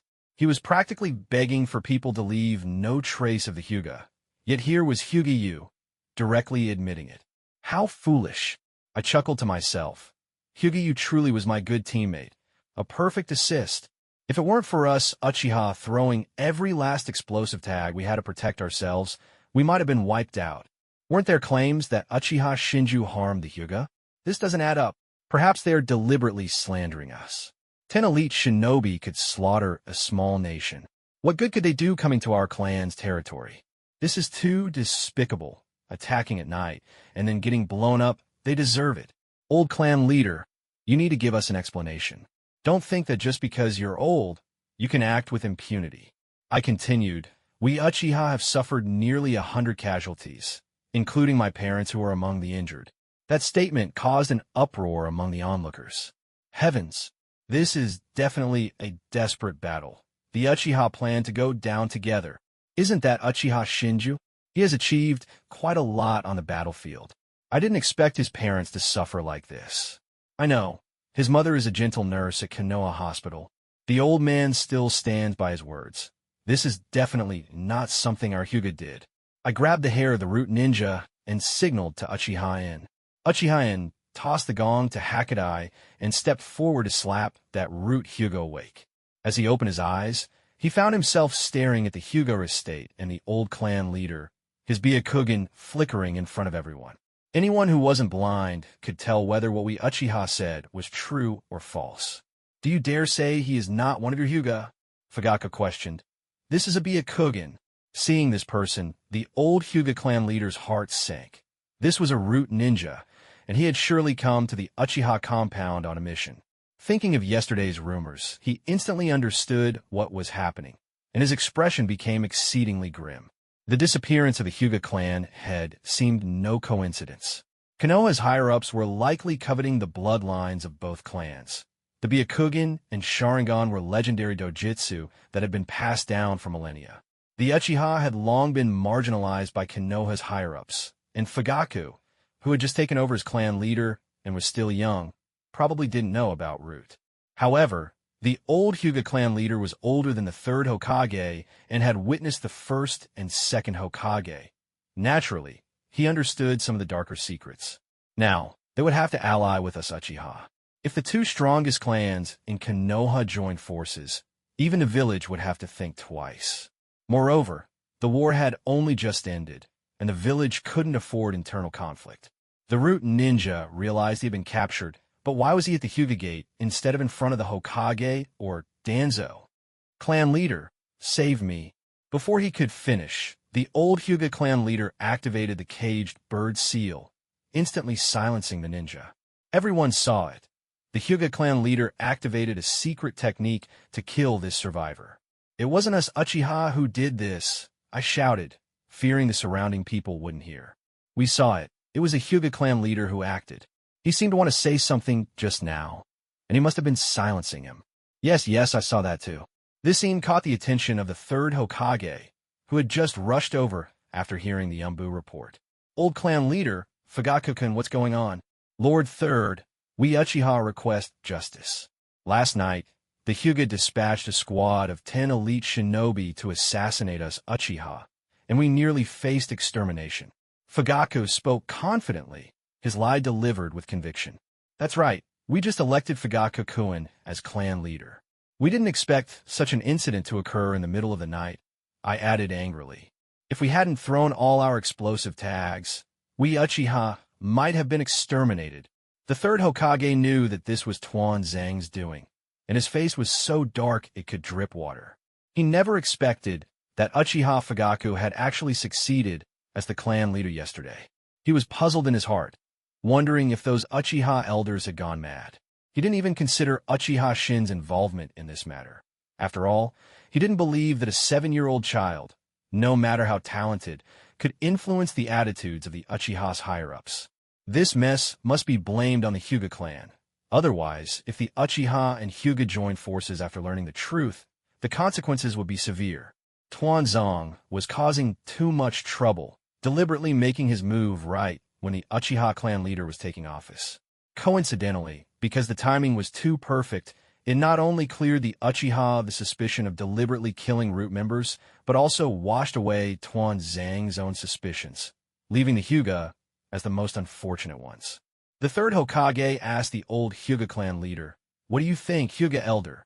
This was clearly giving the Hyuga elder a chance to fabricate a reason, meaning that as long as it was reasonable, he would support it. On one hand, this put pressure on the Hyuga, making them aware of what to say and what not to say. On the other hand, it was a gesture of goodwill, indicating that the Hokage was still on their side. The old Hyuga clan leader was very astute and naturally picked up on the underlying message. It was impossible to be united with Kenoha, but they still had to maintain their facade. This blame could only be borne by themselves. He said, "The Hyuga branch has rebelled. I am old and my energy is limited. A member of the main family is missing, and perhaps someone really is coveting the eyes of the Uchiha and Hyuga." I slightly curled my lips, thinking that the old fox was indeed shrewd. The old Hyuga clan leader was a generation older than the third Hokage, so he wouldn't easily compromise. This was equivalent to revealing the secrets of Kenoha's clans. The Uchiha's assassination was about the eyes, and my Hyuga also had ninjas go missing. I'd already said it was Tuan Zhang's orders.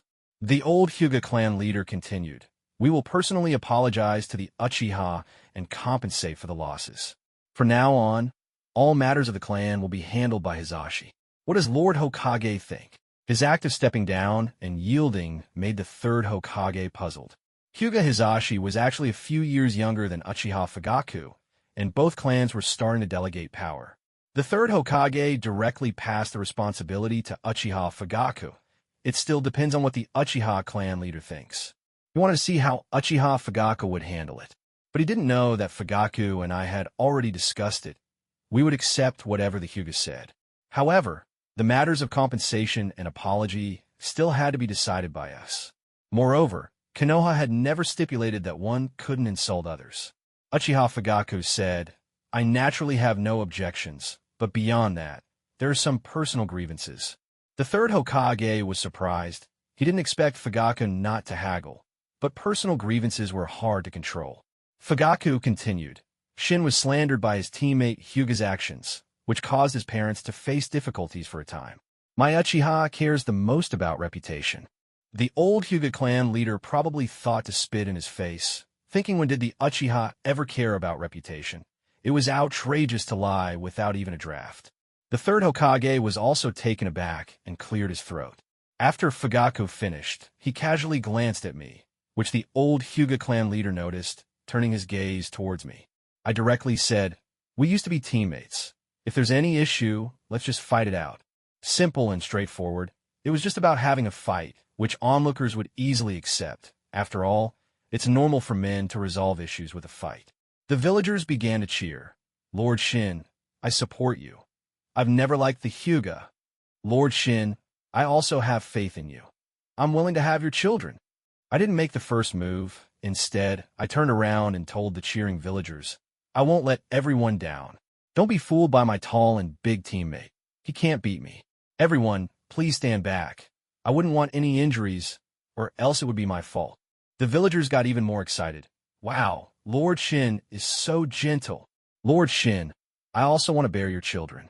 Go for it, Lord Shin. Rub that wimp's face in the dirt. Huga Hiryu couldn't stand the provocation any longer and shouted, Be a Kugan. 8 trigrams, 32 palms.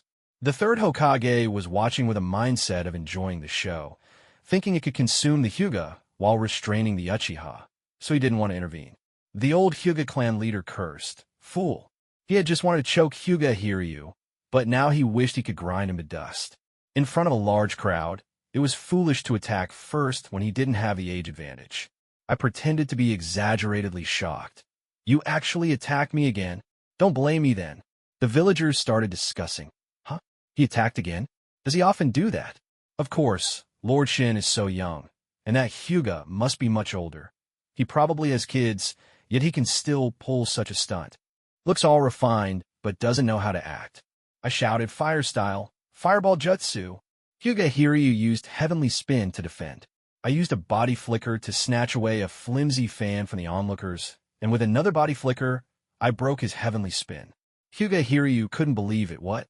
His absolute defense, heavenly spin, was actually broken. I followed up with Kenoha Taijutsu secret technique, 1,000 years of pain. At that moment, the entire street fell silent. The villagers murmured.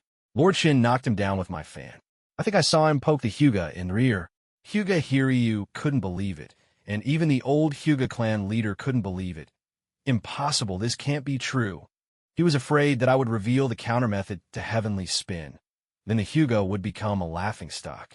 I tossed the fan back to the person I borrowed it from, rolled up my sleeves, and mounted Huga Hiryu to give him a good beating.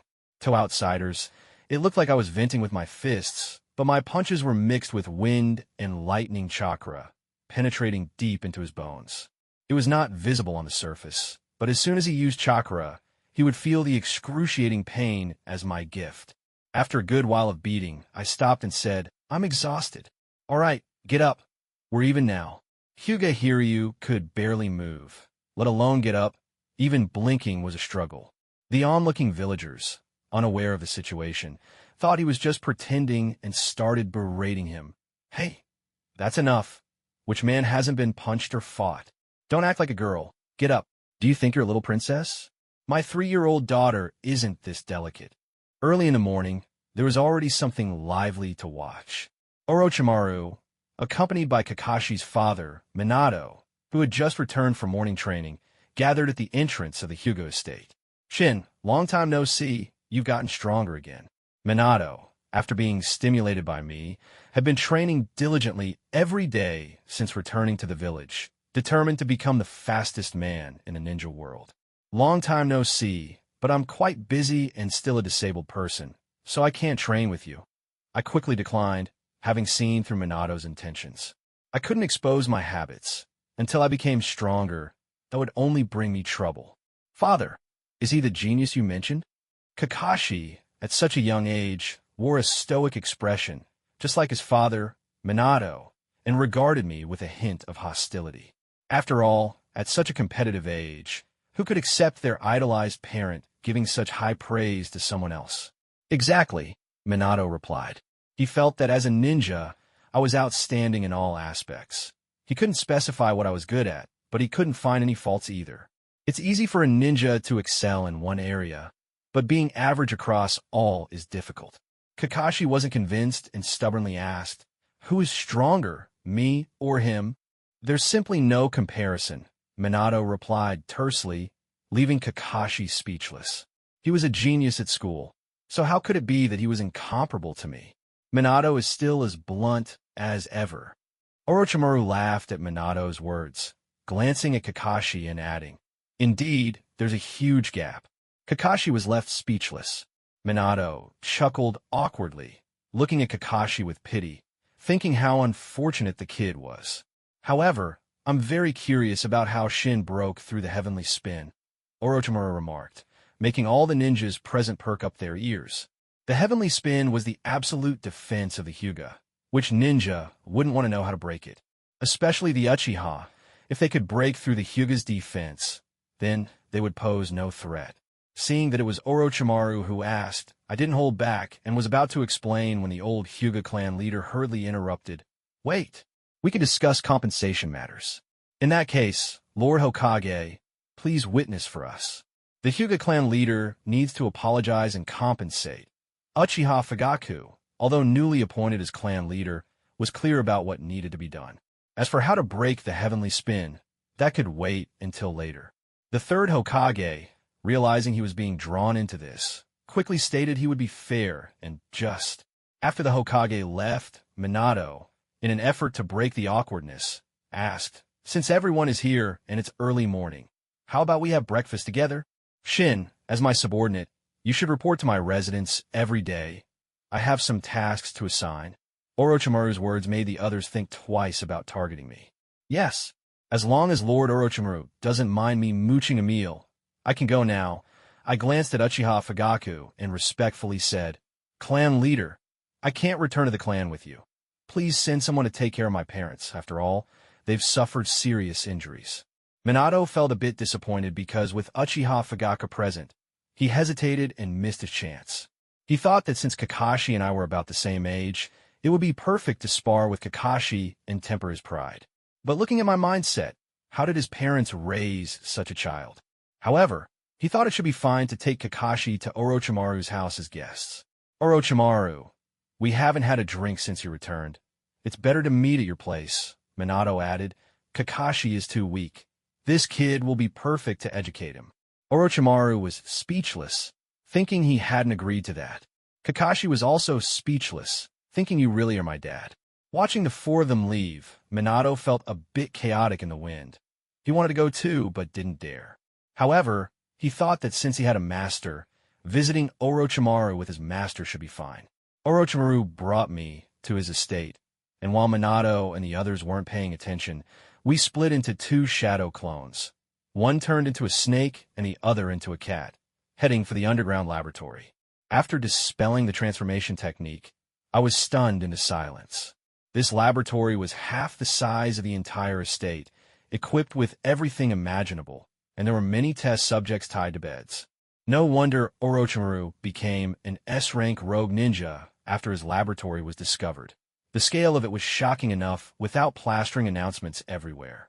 Truly worthy of Lord Orochimaru. Preparing all this must have cost a fortune. I also wanted a laboratory like this, but thinking of my somewhat empty wallet, I gritted my teeth and said, "Lord Orochimaru, what do you need my help with? I can do the chores." Oh, Orochimaru had thought he would need to brainwash me to accept the laboratory's existence, but he didn't expect that I would not only take the initiative, but also, I has resources. "What do you think you can help me with? My understanding of human anatomy, cells, meridians, and tissues may not compare to Lady Tsunade, one of the legendary Sannin, but it's not bad either. I'm also skilled in various differentiation and cultivation techniques." I quickly raised my stakes, as long as Lord Orochimaru grants me the usage rights to the laboratory. Orochimaru remained silent, just staring at me. I gritted my teeth and took a step back, saying I'd settle for half of the usage rights. Orochimaru suddenly laughed, thinking I was very much to his liking. "As long as you become my disciple, you can use everything here, including my experimental materials. It's an honor to gain Lord Orochimaru's favor." I secretly glanced at those experimental tools and materials, hardly believing it. Really, I can use them freely? With Orochimaru backing me, I wouldn't be a loss. By the time he defected, I would have grown strong enough. Moreover, since Orochimaru was an orphan, I could inherit this laboratory as his disciple, and I'd be the rightful first heir. Of course, but I want a copy of your research results. Honoring one's teacher is a disciple's duty. Now, I had already taken this laboratory as my own. Seeing a vial of culture medium containing a sharingan, I asked, "What level of research has Lord Orochimaru conducted on the sharingan?" "Not much. The sharingan is too precious, and I haven't done extensive research." Orochimaru felt there was nothing wrong with researching the sharingan in front of me. An Uchiha. For the sake of scientific advancement, this sacrifice was nothing. In that case, I wish to join the research project on the sharingan and be a Kugan. My sharingan has already reached the 3rd tomo. I need to quickly develop the Mangekyo and cultivate another pair that aligns closely with my DNA. Otherwise, it would be disastrous if I went blind in the future. Moreover, the only one who could potentially protect my parents would likely be Orochimaru and his Sound Village. I can't count on Uchiha Fagaku. His entire family will be taken down by his own son, so consider it a preemptive investment. Lord Orochimaru, here are my notes, I said, having summarized the knowledge I acquired from middle school through university in biology, chemistry, medicinal chemistry, and medical chemistry during my free time. In the original story, Orochimaru was able to conduct experiments that reached the pinnacle of the ninja world without this auxiliary knowledge. With these notes, he would definitely soar to new heights. Orochimaru took the few thick notebooks and was immediately engrossed, nearly shouting in excitement. As expected of Shin, "How do you know all this?" "It's inferred from practical situations." I couldn't tell him that this was the result of 20 years of hard study from my past life. As Orochimaru flipped through the notes, he began conducting experiments, and I dove headfirst into the work. The smell in this lab was incredibly nostalgic. As for Minato and Kakashi, I had long forgotten about them. Meanwhile, Orochimaru was still considering how to break the heavenly spin. "Shin, how do you break the heavenly spin?" "Lord Orochimaru, isn't this a bit inappropriate?" Minato, acting serious, took a sip of tea. "Don't you want to know, Minato?" Orochimaru's question silenced Minato entirely. He had only a tiny bit of curiosity, just a little. I didn't hold back and said boldly, "Breaking Hyuga Hiryu's heavenly spin is very simple. You just need one technique." "What technique?" Kakashi pressed, confused as to why his father was so curious about the method to break the heavenly spin when he wouldn't stand a chance against the Hyuga in a direct fight. I cleared my throat and said, "My original ninjutsu, Kenoha Taijutsu's secret technique, 1,000 Years of Pain." Upon hearing the name of that technique, Minato's face darkened, while Orochimaru started to laugh. Kakashi couldn't understand why his father and Orochimaru had such completely different reactions. Orochimaru explained, as if watching a show, "This is the ninjutsu that even Minato has suffered from. Hyuga Hiryu definitely won't have it easy." No wonder his father looked so grim. It turned out he had been hit by this technique before. Kakashi thought to himself just how powerful this technique must be. "Uchiha Shin, let's have a spar. Use the technique you used to defeat the Hyuga." Kakashi invited me seriously. I stared at him like he was foolish. Minato's expression was incredibly grim, thinking his son was embarrassing himself. He angrily slapped Kakashi on the head, giving him a pointed look. Orochimaru, who rarely laughed, couldn't hold back his amusement this time. In the lab, Orochimaru's clone exploded with a bang, and I thought something serious had happened, quickly dispelling the clone. After receiving the message from the clone, we exchanged glances. Orochimaru's hand trembled slightly, betraying his suppressed laughter. "Lord Orochimaru, if you want to laugh, just let it out. Don't hold back," Minato said, his expression growing even worse. After receiving the information from the clone, Orochimaru was elated and spoke in a gentler tone. "How could that be? Shin is my disciple, and Kakashi is your son. It's natural for them to communicate. You've accepted him as a disciple." Minato's first reaction was that Orochimaru had fallen for my scheme. Rumors had circulated before, but Orochimaru hadn't publicly acknowledged it. Now it seemed to be serious. "Yes, under Lord Orochimaru, I thought Kakashi's strength was only comparable to a low-ranked ninja, and the gap between us was too vast. I couldn't bully a child. Lord Minato, please keep my strength suppressed to that of a low-ranked ninja, so I won't be accused of bullying." Kakashi, who had been praised as a genius in school, couldn't handle this provocation and shouted, "Are you looking down on me?" Looking down at Kakashi, who was half a head shorter than me, I nodded, "Yes, I'm afraid you'll get hurt and won't be able to participate in the graduation exam in 2 months. Minato didn't refute me. My strength was that of a jonin, and killing Kakashi would be as easy as slaughtering a pig. Although I wouldn't harm anyone in Kenoha, just returning from the battlefield, there could be unexpected reactions during combat. At that time, Kakashi would be in trouble. When Minato prepared to suppress my chakra, he was surprised to find he couldn't. He was at the level of a potential Kage and couldn't suppress a jonin. You can't suppress it. Kakashi looked at Minato with suspicion, thinking he was doing it on purpose, favoring me. Since that's the case, how about I have a spar with Shin? We shouldn't pose any danger to each other. Watergate, holding Jeriah, who was sprawled on Orochimaru's courtyard wall, poked his head out, looking a bit embarrassed. He had gone through great lengths to bring the drunken Jeriah to Orochimaru's estate. "Haha, the Toad Sage have arrived." Jeriah, seeing Orochimaru, was halfway through waking up from his drunken state. "Orochimaru? Minato? You're all here." In this brief moment, Kakashi lunged at me with his knife, thinking he could impress his father by defeating me. Clang clang, Kakashi's short knife broke, and another blade blocked in front of him. In that moment, he felt the breath of death, sweat soaking through his clothes as he collapsed to the ground. Seeing Minato intervene, I apologetically sheathed my blade. "Sorry, I just returned from the battlefield and haven't adjusted yet." "Kakashi should be the one apologizing," Minato said as he lifted Kakashi and brought him in front of me, his voice cold. "Apologize for your recklessness. If this were the battlefield, you would already be a corpse." "Sorry." Kakashi, though unwilling, still felt the shadow of fear lingering over him. "Oh, I had done that on purpose, knowing Minato would intervene, wanting to use myself to teach Kakashi a lesson. But if Kakashi started clinging to me afterward, that would waste so much time. My time was precious, and a large laboratory was waiting for me to inherit." "You've grown quite a bit," Minato remarked, feeling the impact from the clash of blades, unable to resist praising me. After all, I had completed the task of teaching Kakashi a lesson. He wasn't one to take advantage. He said to me, "As a father, I apologize for not educating my child well.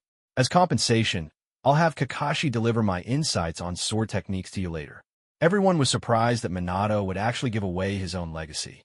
At this moment, Kakashi realized how impulsive he had been earlier and felt a wave of regret. "Thank you, Lord Minato, but Kakashi could use this more. Whether it's ninjutsu or sword techniques, only one's own is the most suitable. Biting off more than one can chew doesn't work." I declined Minato's offer. He glanced at Kakashi, who instantly understood the implication in his father's eyes. He wasn't worthy. My refusal left everyone in shock. After all, a strong ninja's insights are the crystallization of their lifelong understanding and mastery of techniques. To resist such temptation shows how strong-willed I am. Jeriah and Minato looked at me with newfound respect. "Oh, Orochimaru, let's see whose disciple is stronger." Jeriah, now mostly sober, was much friendlier towards me. I felt a dark cloud over my expression, thinking, why are they still here? I'm socially awkward and can only recover in the lab. My Minato has completed 143 A-rank missions and 6 S-rank missions. How about that? Jeriah boasted in front of Orochimaru, trying to one-up him. Uchiha Shin has never attended the Ninja Academy and went to the battlefield at 6, surviving, and recently infiltrated Sunagakure to assassinate 2 elite jonin. Orochimaru said nonchalantly, but his unyielding gaze provoked Jeriah. My Minato has already developed a no-hand sign ninjutsu. Jeriah shot Minato a look, reminding him, "Minato, show Orochimaru." When it came to no-hand sign ninjutsu, Orochimaru was not to be outdone. No-hand sign ninjutsu, huh? Shin could do that too, but I wonder whose is stronger. Of course, Minato's is stronger. Just look at who his master is. Jeriah said, seeing that he had opened the floor for competition. My Minato will soon be able to replicate the second Hokage's Flying Thunder God technique. "Oh," Orochimaru replied, refusing to back down. With a 3-tomo sharingan at the age of 7, it won't be long before the strongest Uchiha's era returns. He spoke subtly, but those in the know understood who he was referring to.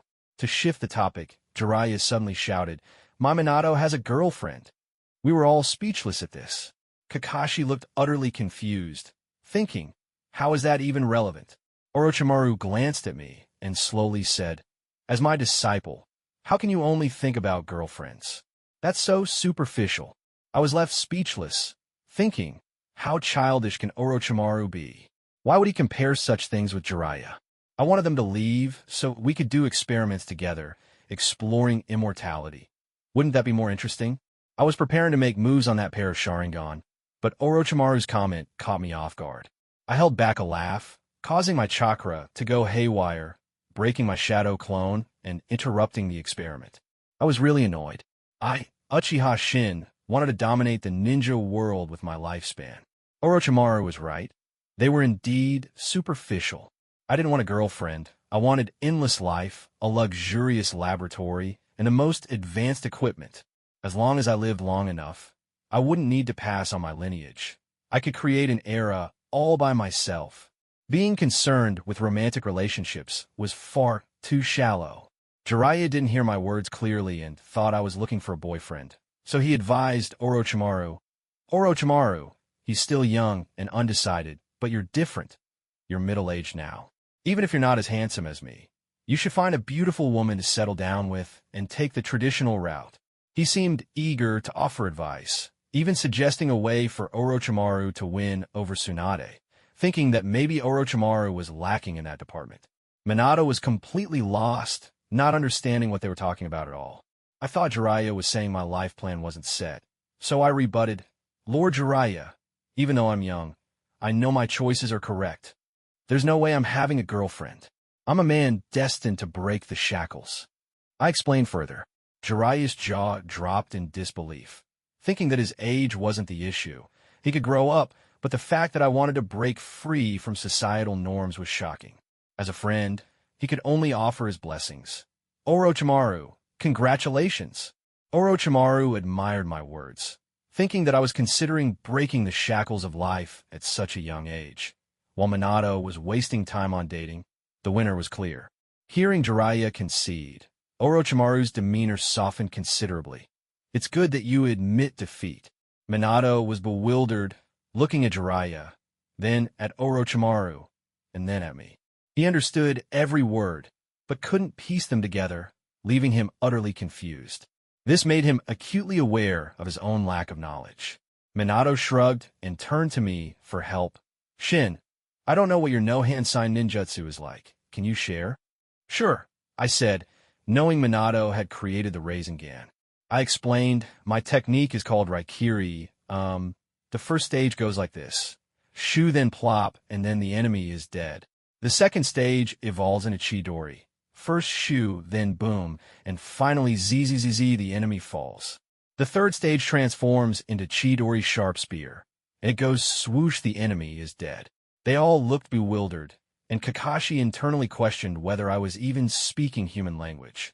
Minato hoped someone could explain what I just said. What do you think, Minato? I asked, eager to hear his insights on chakra transformation. Minato stood awkwardly in place, glancing at Jeriah for help, but Jeriah pretended not to see. Who could understand that? Minato certainly didn't. Minato helplessly ventured. My technique is called Rasengan, and in the first stage, whoosh, whoosh, whoosh. I nodded. Minato felt panic rising, thinking, can he really understand this? He continued, in the second stage, whoosh, whoosh. I nodded again. Now Minato was even more anxious. Could he really understand? The third stage goes vroom, vroom, boom. I nodded once more. Minato's father, Minato Shikaku, thought to himself, have young people today lost the ability to communicate about ninjutsu? Minato felt he was being ridiculous and tried to explain, actually, this ninjutsu requires. Just then, I had already begun forming a Rasengan in my hand. As expected of Minato, I launched the Rasengan at a tree in the yard, leaving a perfectly round hole in the trunk. I sensed the difficulty in manipulating wind-type chakra and remarked, it's very powerful. It's just that I'm not proficient in wind-type ninjutsu. Do you want to try my technique? I asked Minato, since I had already tried the Rasengan. To be honest, that technique felt too mild for me. It really suited Minato's style, gentle yet sharp. Jeriah rubbed his eyes, hardly believing I had understood and learned the technique he had mentioned. Minato felt similarly. He had only been joking, yet I took his joke seriously and grasped its essence. However, he didn't quite understand what I was saying. Did he think I was serious about the techniques? This was awkward. Kid, can't you explain in plain language? Jeriah said, but then realized he was being unfair. I hadn't been to school, so it was possible I wasn't doing it on purpose. Yet, with my high talent, how could I understand whoosh whoosh and swoosh swoosh? He couldn't possibly admit he was ignorant. Clearly, that wasn't an option. I got it. It's lightning release ninjutsu. Kakashi spoke up at that moment. Orochimaru glanced at him, thinking Kakashi was better than his father. Lightning release? Minato looked at me uncertainly. I raised my right hand, filled with crackling electricity, and with a thrust, another tree fell victim to my attack. Minato's mouth twitched. The technique manifested with a whoosh and pop, and the enemy would be dead. I withdrew my hand, turning to explain to the stunned Minato. This technique needs to be used in conjunction with the sharingan. Otherwise, your line of sight will be obstructed. Truly worthy of Shin. Minato marveled, not my ninjutsu, but at the uniqueness of my understanding of it. It was so peculiar that even the Raikage, who specialized in lightning release, might not comprehend it the same way. While we were having this exchange, the situation at the Huga estate wasn't peaceful at all. After losing a member of the main family and taking the blame for Kenoha, the old Huga clan leader had long since lost trust in the third Hokage. He firmly believed the main family's disappearance was a plot devised by the Hokage and Tuanzong. But due to the nature of war, he felt everyone was hesitant to speak out. He feared they hadn't anticipated their downfall would come through me. Father, we have no way of knowing the extent of the Uchiha's losses. How can we compensate? Hizashi and Hayashi, the two brothers, knelt before the old Huga clan leader, wishing they could tear apart the troublesome branch family. The old clan leader looked at his two young sons and shook his head helplessly. He had many children throughout his life, but most had passed away. Only these twins were born to him in his old age and had survived safely. From now on, Hizashi will be the new clan leader of the Huga. Hayashi, you must dedicate your life to assist your brother. The old clan leader immediately placed the burden of leadership on Hayashi. Yes, father, I will protect my brother with my life. Hayashi didn't resist. He felt family was the most important thing. Hizashi, worried about his brother, asked in confusion, Father, why? You could clearly. Hizashi, what do you think about today's incident? The old clan leader interrupted him sharply, feeling that compared to the Uchiha, his son was too naive. When the Uchiha approached him today, he had indeed been furious, but upon calming down, he realized that the Uchiha had never sought trouble with the Huga. They were merely trying to clear themselves of blame. Uchiha Fagaku just became clan leader and wanted to make a name for himself. He thought to pin a loss on the Huga and stabilize his position. This is simply too much, the old clan leader sighed, shaking his head. Hizashi, you've disappointed me. I've taught you to look at problems from a broader perspective, using your heart, not just your eyes. Hizashi lowered his head, refraining from rebuttal. Please guide me, father. Can you be certain that the severed limbs brought in were from the Huga? I can't. The destruction was severe, and I can't identify them. The only one who can prove their identity is that severely injured branch member. The old clan leader continued. Then how can it be proven that we, the Huga, were responsible? Are the Uchiha trying to use this to pressure the Huga? Hizashi frowned. He was still young and hadn't thought through everything thoroughly. Or are they intentionally creating a rift between us and the Hokage? That Huga ninja has long been affiliated with Kenoha's root, and the Uchiha likely knew their identity but still took action to eliminate everyone, leaving only that prominently marked Huga behind. The old clan leader exhaled deeply, speaking sternly. They want to make this widely known to shift the blame. He feared the leader of Root hadn't anticipated that Uchiha Fagaku had taken office yesterday, giving them even more reason to frame the incident as a conflict between the Huga and Uchiha, completely turning themselves into victims. Hizashi couldn't believe the Uchiha had schemed to this extent. Then what about Hiryu? Challenging Hiryu was intentionally slapping our faces. The old clan leader recalled the incident with lingering fear. breaking through the heavenly spin had been a direct slap to the Hyuga's face while also warning them. It can be said that from the very beginning, this was a plan laid out by the Uchiha, including the Hokage's attitude. All the plans seemed illogical and brazenly ignorant, yet they had shifted the village's attitude towards the Uchiha. And all of this revolved around me, a seemingly ordinary Uchiha Shin. One could fear that Uchiha Fagaku's rise as clan leader had a lot to do with me. Father, why don't we inform the Hokage about all this, so he can make a judgment? Hizashi didn't want to believe the Uchiha had played them like fools. Foolish. Do you think the third Hokage played a role in this? He can't be separated from this matter. Even the missing Hyuga ninja, Gasa, is likely the village's doing. The old clan leader was nearly furious enough to spit blood. How could he still not understand at this point? Asking the third Hokage for justice was too foolish. Hizashi stood there, stunned, his Byakugan wide with disbelief. He couldn't fathom the Hokage would do such a thing. Now, immediately, you and Hayashi prepare gifts for the Uchiha, claiming it's to assess the losses. Once you arrive at the Uchiha, find Uchiha Shin and do whatever it takes to silence him. He must not reveal the method to break the heavenly spin. The old clan leader pondered for a moment. Bring my words to the Uchiha clan leader, saying the Hyuga are very sincere and that we will personally apologize after assessing the losses. Father, Hizashi and Hayashi couldn't believe it. Go! The old clan leader watched his departing sons, praying that Hizashi would become a qualified clan leader in the future. After receiving the order, Hayashi and Hizashi carefully prepared gifts to head to the Uchiha clan. Meanwhile, Uchiha Fagaku waited in the estate, growing increasingly impatient, as he had yet to see Uchiha Shin return. Shin's plans were meticulous, accounting for everyone's emotions, and Fagaku knew he couldn't make any rash decisions next, fearing that even a small mistake could plunge the Uchiha into irretrievable depths. After all, the massacre of Kenoha's root ninjas was no small matter. Even though the Hyuga had already taken the blame, he still didn't dare let his guard down. Ryoho, you go to Lord Orochimaru's estate and wait. See when Shin returns, Fagaku instructed, getting restless. He had received news that Hizashi and Hayashi were on their way to the Uchiha. Remember, be respectful. If Shin is busy, it's fine to have his shadow clone return. Uchiha Ryuho had been Fagaku's covert guard since childhood, but he had never seen the clan leader so humble before. Yet, he couldn't show any resistance. After all, he didn't dare disrespect someone of that caliber. Upon arriving at Orochimaru's estate, Ryuho paced back and forth at the entrance.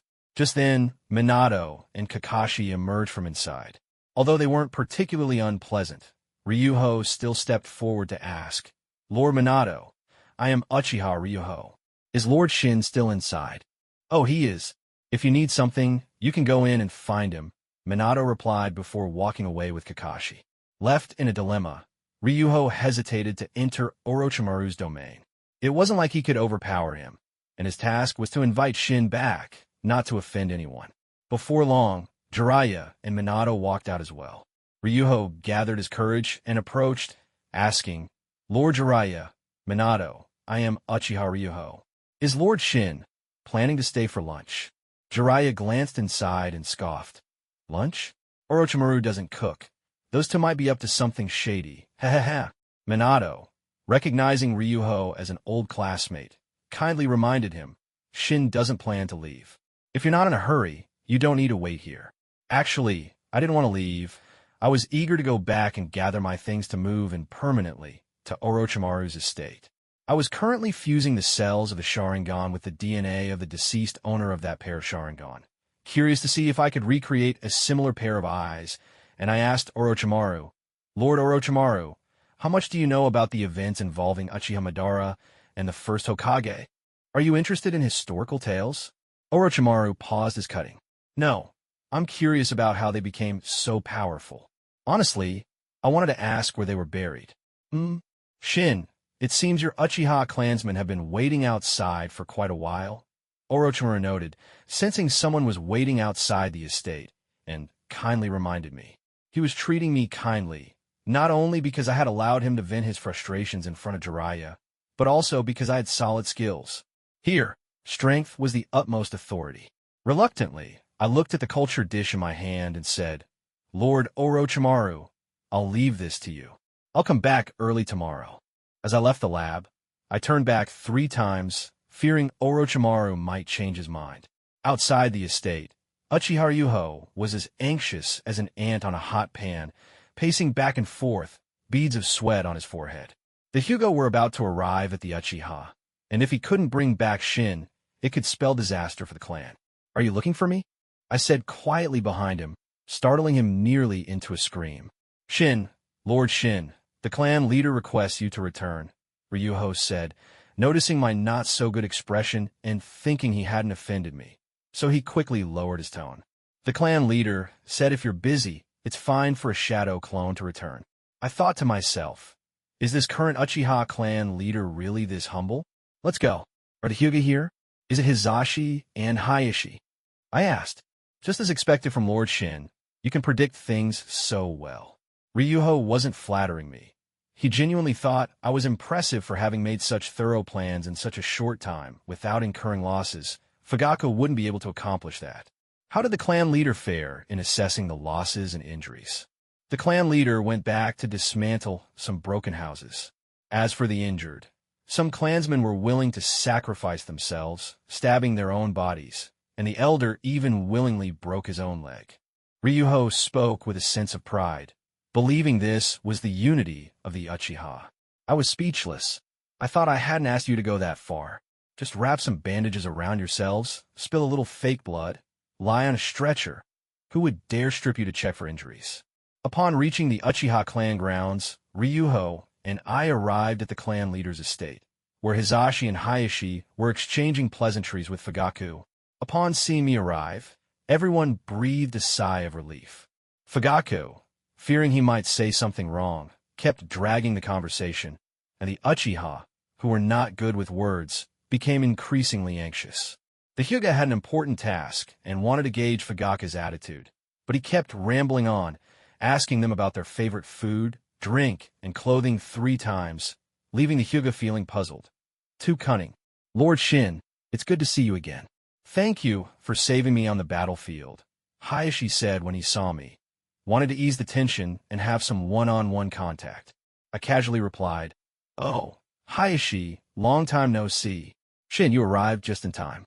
We can discuss compensation while having lunch. The Hyuga are quite sincere. Fagaku felt relieved. If I didn't come back, he was prepared to call in some beautiful female ninjas to save the day. Let's follow the clan leader's arrangement. The dining table was filled with delicacies, but I had no appetite at all. Those expensive and extravagant sashimi, sea urchin, and various fresh dishes didn't appeal to me as much as a bowl of Tan's pickled cabbage noodles with sausage. I disliked Japanese cuisine. It was both unsatisfying and expensive. Wouldn't it be better to eat something substantial? 2 bowls of rice paired with sautéed shredded potatoes are far more satisfying. No wonder Ichiraku Ramen was so popular. It was probably the only restaurant that was both affordable and filling. Fagaku intended to treat me with these ingredients, but to me, these precious delicacies were worth less than a bowl of Tan's pickled cabbage noodles. Uchiha clan leader, my father asked me to relay that once the losses are confirmed, he will personally come to apologize, Hizashi said, smoothly delivering the message to Uchiha Fagaku, even though he didn't fully understand the old clan leader's intentions. Despite this, he remained cautious in his attitude towards the Uchiha, fearing that a single misstep might give them leverage against him. Uchiha Fagaku observed me, who had been frowning ever since the meal was served, pondering whether it was the food that didn't suit my taste or if it was the Hyuga brothers that were unappealing. Indeed, the Hyuga clan leader is someone who has weathered many storms. What do you think, Shin? While Fagaku might not have fully grasped the underlying message, I knew the Hyuga were extending an invitation for cooperation to the Uchiha. Thank you, Hyuga clan leader, for your understanding. We are both bloodline clans. We should understand each other. Those branch family members are likely being incited by someone. I used ninjutsu to grill the sashimi on my plate, sprinkling a bit of sea salt as I explained. I've heard that the Hyuga team was ambushed during a support mission. It seems someone is targeting our bloodline clans. The Hyuga clan leader must manage the branch family well and not let anyone exploit their weaknesses. Fagaku realized my words held deeper meaning. Reflecting on the actions at the Kenoha gate, it was clear they were not impulsive, but rather calculated. Those heads nailed to the gate were likely from the Root, and Tuanzong was probably the leader of Root. This was a warning to all clan ninjas while simultaneously putting pressure on Kenoha's higher-ups, making the whole village aware of Tuanzang's existence so that the leader of Root could no longer operate in the shadows. Fagaku questioned whether he could have pulled off such a move. He knew he couldn't. His vision didn't extend that far. After learning the truth from the old clan leader, Hizashi felt that I was mocking them, struggling to suppress his anger. If it weren't for me knowing how to break the heavenly spin, how could the Hyuga be so humble in front of the Uchiha? This meal felt like a thorn in his throat, and talking to me alone yielded no progress. Shin, if you're free this afternoon, could you please take the two of them to check the damages and injuries among the Uchiha? Fagaku was still getting accustomed to this diplomatic setting, as the Hokage was waiting for him to report back. He had thought becoming clan leader would be a good thing, but now he realized it was difficult to deal with so many people, especially balancing between the Hokage and the clan. I thought a flat price would suffice, but since the Uchiha had put on such a show, I needed the Hyuga to know we weren't trying to cheat them. I first took them to the elder's house.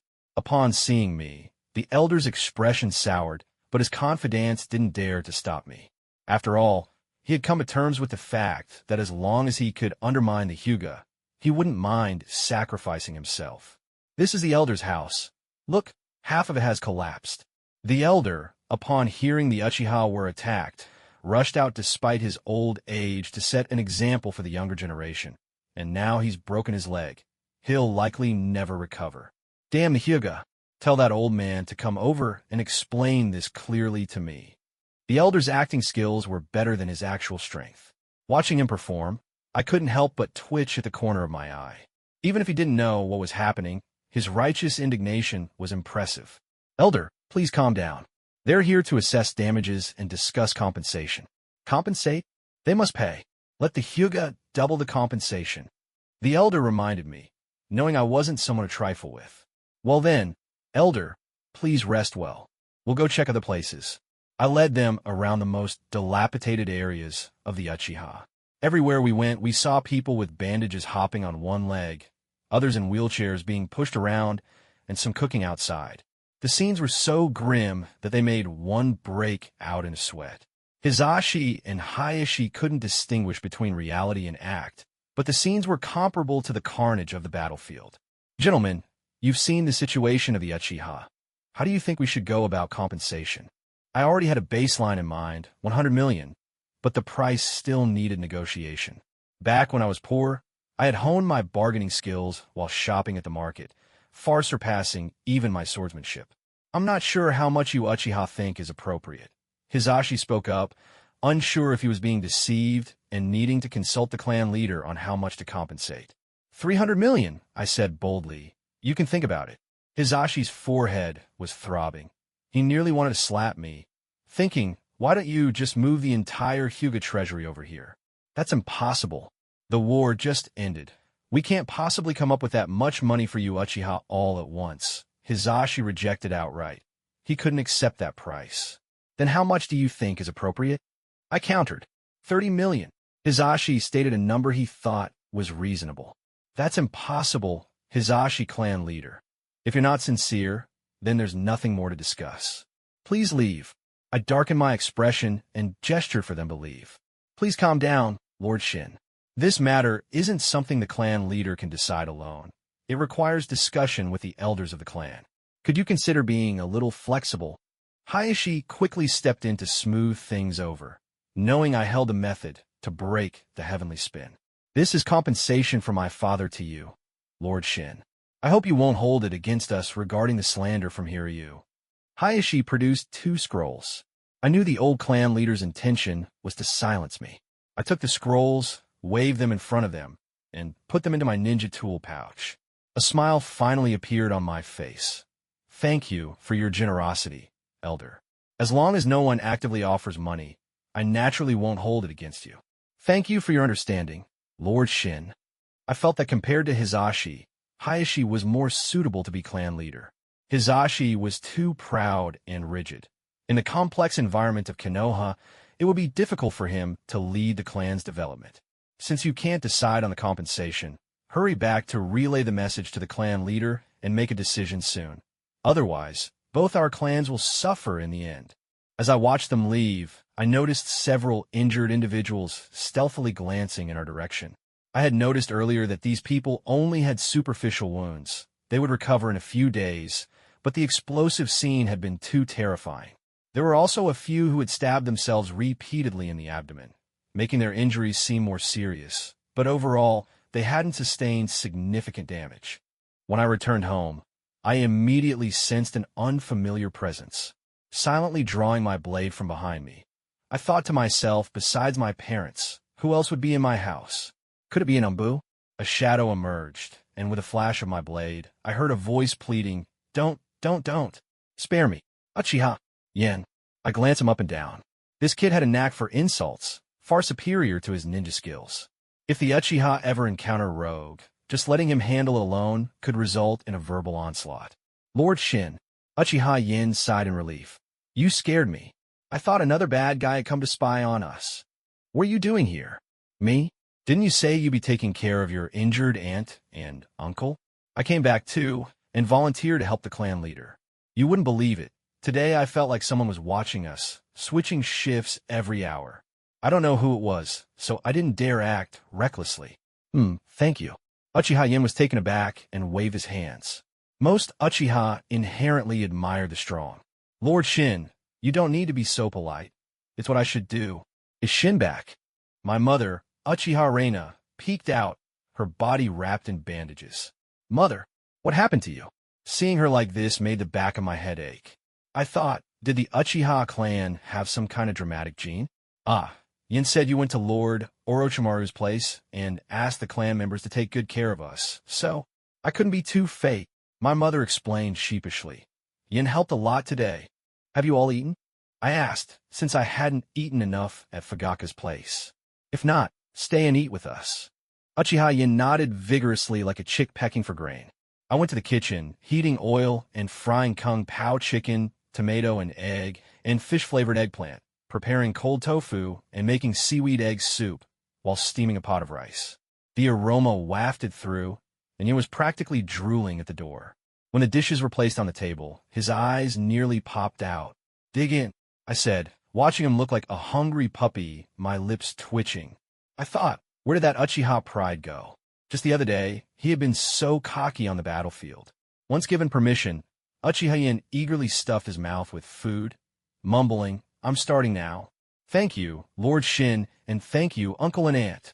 Shin still doesn't like Japanese cuisine, my mother complained. Although their family couldn't afford it, they still yearned for banquet-level Japanese dishes. She didn't know that in my eyes, the banquet-level food at Uchiha Fagaku's house was worth less than a bowl of Tan's pickled cabbage noodles, which I hadn't even finished. This is so delicious. I can have another bowl. Uchiha Yin showed no shyness and ran to the kitchen for another heaping bowl of rice. Hearing that the Hyuga were coming to assess the damages, he casually asked, Lord Shin, how much is the Hyuga compensating us for the losses? After saying that, he felt something was off. It wasn't his place to ask about such matters. As he pondered how to remedy his mistake, I replied, I'm asking them for 300 million. Uchiha Yin nearly spat out his food. 300 million. He was so shocked that he could hardly speak. I wouldn't earn that much even if I worked 2 lifetimes. This number is unimaginable. We originally planned to get something out of nothing. If we could squeeze out 5 million, I'd be thrilled. You're asking for 300 million. Are strong people really that indifferent to money? Is that a lot? I asked back. And no, it's not a lot. He stuttered. In the last 2 years on the battlefield, I've killed so many enemies and taken on so many missions, and I've only earned a few 100,000. So you, an elite Chunin, nearly reaching Jounin level, have only saved a few 100,000 in 2 years on the battlefield. I scoffed, and you still have the face to say it. Uchiha Yin was momentarily at a loss for words, realizing that I, the decisive and ruthless person, didn't seem so hard to get along with after all. Even if you slack off on the battlefield, you could still pick up ninja tools to sell for more than just a few 100,000, right? He opened his mouth. As a proud Uchiha, he had never considered picking up ninja tools. He hadn't even thought of replacing his broken gear with leftover pieces. However, my words had awakened him. He was Uchiha, after all, and letting others know about this would be embarrassing. But so what? Relying on strength to kill and plunder wasn't wrong. Thinking of that made him realize how much money he had missed out on. He hadn't touched the spoils on the captives and corpses. Damn, what a waste. Uchiha Yin sincerely accepted the lesson and gratefully said, "You're right, Lord Shin. I'll know what to do in the future." My father, Uchiha Huai, overheard our conversation and couldn't help but curl his lips slightly. Over the years, his pride had been worn down, and he feared I might underestimate the enemy due to arrogance. But now it seemed he had worried too much. Seeing how I maneuvered on the battlefield brought him comfort, and he felt it was time to let me in on some matters. While I ate, my thoughts had already drifted, focused on the sharingan and the culture dish. Suddenly, I stared at Uchiha Yin, who was diligently eating, and asked, "Are you a 2-tomo or 3-tomo?" At first he didn't catch on, but then he realized, 3-tomo, 3-tomo. I evolved last night. 3-tomo, that's great. I kindly added some vegetables to his bowl. I've hit a bottleneck and need someone to spar with. If you have time. I do. I have. Uchiha Yin hadn't fully understood what I wanted him for, but as long as he could connect with a strong person, he was game for anything. Being a sparring partner felt like a vote of confidence. Shin, you should ask if Yin is free at home. My father understood me well. After witnessing my strength last night, he knew Uchiha Yin was no match for me. Finding a partner weaker than myself surely wouldn't end well. Uchiha Yin was a good kid, and I shouldn't let him suffer needlessly. I have no family left. It's always been Uncle Hakadai taking care of me. As long as I'm not begging, he doesn't bother with me. Uchiha Yin quickly said. He had been raised by Uchiha Hakadai since childhood, treated like his own child. The Hakadai family had a girl studying at the Ninja Academy, who initially helped with pickups, but now she mostly roamed freely. Perfect timing. There's no time like the present. I'll pack my things, and you can come with me to Lord Orochimaru's place. I was so excited. Having no one to manage me was fantastic. Go. To Lord Orochimaru's estate? Can I really go in? Uchiha Yin was uncertain. Every time he saw Orochimaru, he felt uneasy, as if being watched by a snake, fearing he might be attacked at any moment. You're going to stay at Lord Orochimaru's? Uchiha Reina exclaimed in panic. Lord Orochimaru has already accepted me as his disciple. I'll be helping with tasks there, and he'll guide my training. I replied, not want to worry my parents. If it gets too late, I'll just rest there. Lord Orochimaru has agreed. Then, can I go too? Uchiha Yin swallowed hard. He sensed something was off. My choice of masters seemed a bit too heavy, and he wondered why I wasn't afraid. Of course. Come with me. I won't treat you poorly. I coaxed Uchiha Yin step by step, like a creepy uncle-luring child. Uchiha Huai felt that something inappropriate was going on between me and Lord Orochimaru. He didn't want me to become entangled in power plays with Kenoha's higher-ups. At the Huga clan leader's estate, after returning, Hizashi recounted everything that happened with the Uchiha, especially the 300 million compensation. Is that all? The old Huga clan leader frowned and thought. Hizashi, say it again. Hizashi, feeling dissatisfied with the clan leader's disbelief, took it out on Hayashi. Hayashi, even if you have contact with the Uchiha, don't forget you're a Hyuga. The old Hyuga clan leader looked up at Hayashi. Speak, just as my brother said, but it seems Uchiha Fagaku hesitates when making decisions. The old clan leader's anger surged. He wondered how he had ended up with two useless sons, asking questions like squeezing toothpaste. What did you say to Uchiha Fagaku?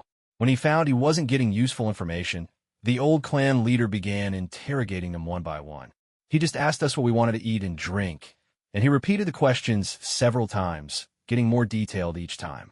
I suspect he was probing our Hyuga's bottom line. Hizashi's words drove the old clan leader mad. He thought to himself, it's like a king dealing with bronze. This wasn't probing, it was clearly stalling for time. Was Uchiha Shin present at that time? No, he arrived later, and when he came, he started the meal, then had Uchiha Shin take us to see the damages. At the dining table, Uchiha Shin didn't eat much. I suspect the food was poisoned. only eating what Uchiha Shin and Uchiha Fagaku touched. Hizashi relayed the day's events in detail. The old clan leader was on the verge of exploding. He thought poison?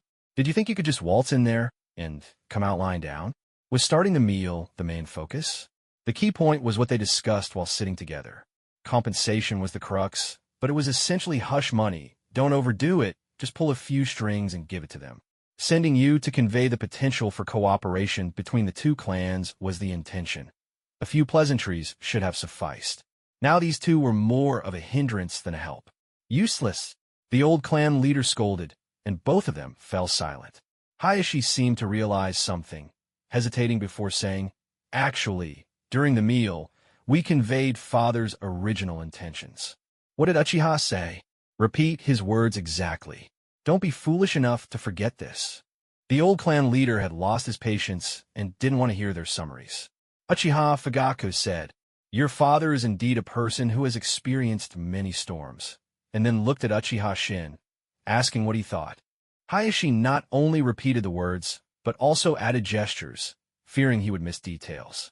Hizashi understood what the old clan leader wanted and added.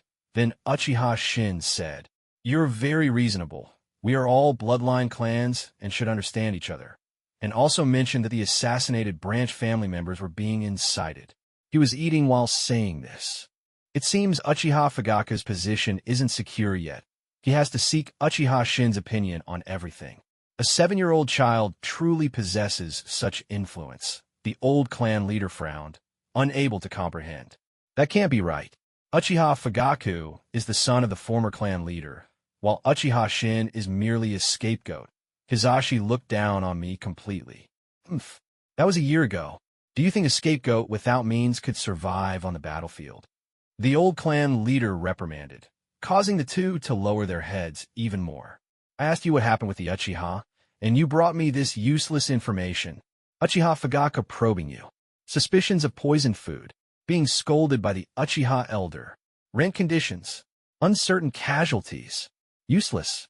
I wanted you to investigate the Uchiha's attitude under the guise of assessing damages, and you brought me this nonsense. My Hyuga clan needs a smart clan leader, not a parrot. You're right, father. The two were extremely ashamed. They truly didn't know what the Uchiha's attitude was. I'm telling you clearly, Uchiha Fagaku relies on Uchiha Shin, and Uchiha Shin knows the truth behind the assassination, telling us we are all victims. The old clan leader analyzed word by word, urging them to reflect. As the clan leader, one shouldn't be too blunt. They needed to interpret the meaning behind the words. At this point, the old clan leader suddenly recalled the task he had assigned them. Did Uchiha Shin accept the gifts? The two brothers froze, nearly forgetting about it, and quickly nodded. Yes, he accepted. Well, that's good. The old clan leader was exhausted from scolding and took a sip of tea, thinking he had finally accomplished something worthwhile. What did you send? These two kids weren't entirely useless. They handled the gift-giving well. Maintaining relationships in a large family requires networking, and when visiting the Fire Country's daimyo and nobles, they needed to prepare lavish gifts.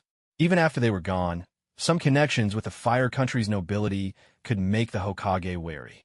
Hizashi, reluctant to part with the gifts for the Uchiha, sorrowfully said, "We carefully selected some of our insights on taijutsu. Everyone in my family is gone.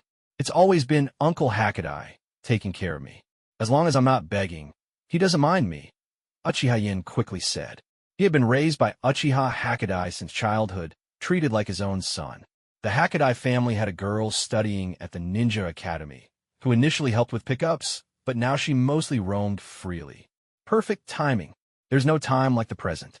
I'll pack my things, and you can come with me to Lord Orochimaru's place. I was so excited. Having no one to manage me was fantastic. Go. To Lord Orochimaru's estate? Can I really go in? Uchiha Yin was uncertain.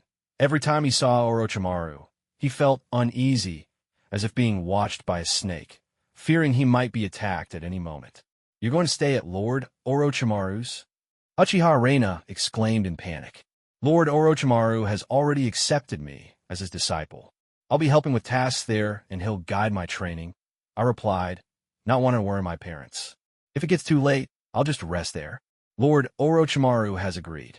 Then, can I go too? Uchiha Yin swallowed hard. He sensed something was off. My choice of master seemed a bit too heavy, and he wondered why I wasn't afraid. Of course. Come with me. I won't treat you poorly. I coaxed Uchiha Yin step by step, like a creepy uncle luring a child. Uchiha Huai felt that something inappropriate was going on between me and Lord Orochimaru. He didn't want me to become entangled in power plays with Kenoha's higher-ups. At the Hyuga clan leader's estate, after returning, Hizashi recounted everything that had happened with the Uchiha, especially the 300 million compensation. Is that all? The old Hyuga clan leader frowned and thought. Hizashi, say it again. Hizashi, feeling dissatisfied with the clan leader's disbelief, took it out on Hayashi. Hayashi, even if you have contact with the Uchiha, don't forget you're a Hyuga. The old Hyuga clan leader looked up at Hayashi. Speak, just as my brother said. But it seems Uchiha Fagaku hesitates when making decisions.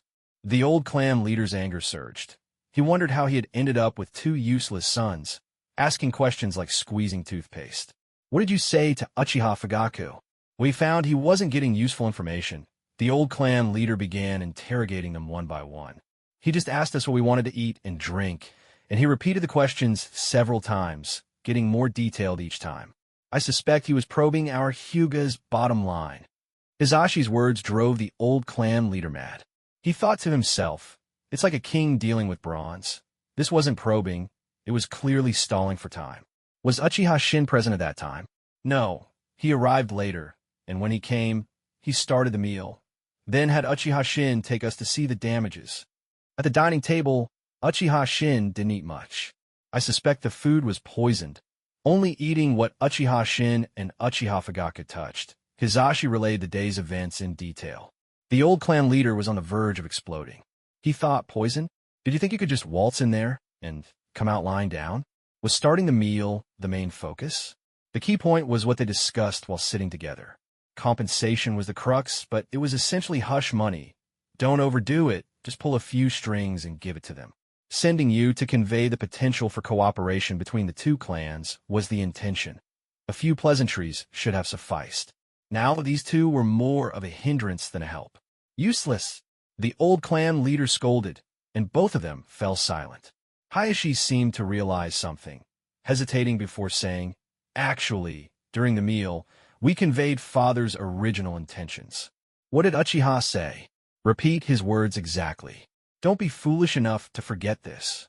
The old clan leader had lost his patience and didn't want to hear their summaries. Uchiha Fagaku said, your father is indeed a person who has experienced many storms, and then looked at Uchiha Shin, asking what he thought. Hayashi not only repeated the words, but also added gestures, fearing he would miss details. Hizashi understood what the old clan leader wanted and added. Then Uchiha Shin said, you're very reasonable. We are all bloodline clans and should understand each other, and also mentioned that the assassinated branch family members were being incited. He was eating while saying this. It seems Uchiha Fagaku's position isn't secure yet. He has to seek Uchiha Shin's opinion on everything. A 7-year-old child truly possesses such influence. The old clan leader frowned, unable to comprehend. That can't be right. Uchiha Fagaku is the son of the former clan leader, while Uchiha Shin is merely a scapegoat. Hizashi looked down on me completely. That was a year ago. Do you think a scapegoat without means could survive on the battlefield? The old clan leader reprimanded, causing the two to lower their heads even more. I asked you what happened with the Uchiha, and you brought me this useless information. Uchiha Fagaku probing you. Suspicions of poisoned food, being scolded by the Uchiha elder, rent conditions, uncertain casualties. Useless. I wanted you to investigate the Uchiha's attitude under the guise of assessing damages, and you brought me this nonsense. My Hyuga clan needs a smart clan leader, not a parrot. You're right, father. The two were extremely ashamed. They truly didn't know what the Uchiha's attitude was. I'm telling you clearly, Uchiha Fagaku relies on Uchiha Shin, and Uchiha Shin knows the truth behind the assassination, telling us we are all victims. The old clan leader analyzed word by word, urging them to reflect. As the clan leader, one shouldn't be too blunt. They needed to interpret the meaning behind the words. At this point, the old clan leader suddenly recalled the task he had assigned them. Did Uchiha Shin accept the gifts?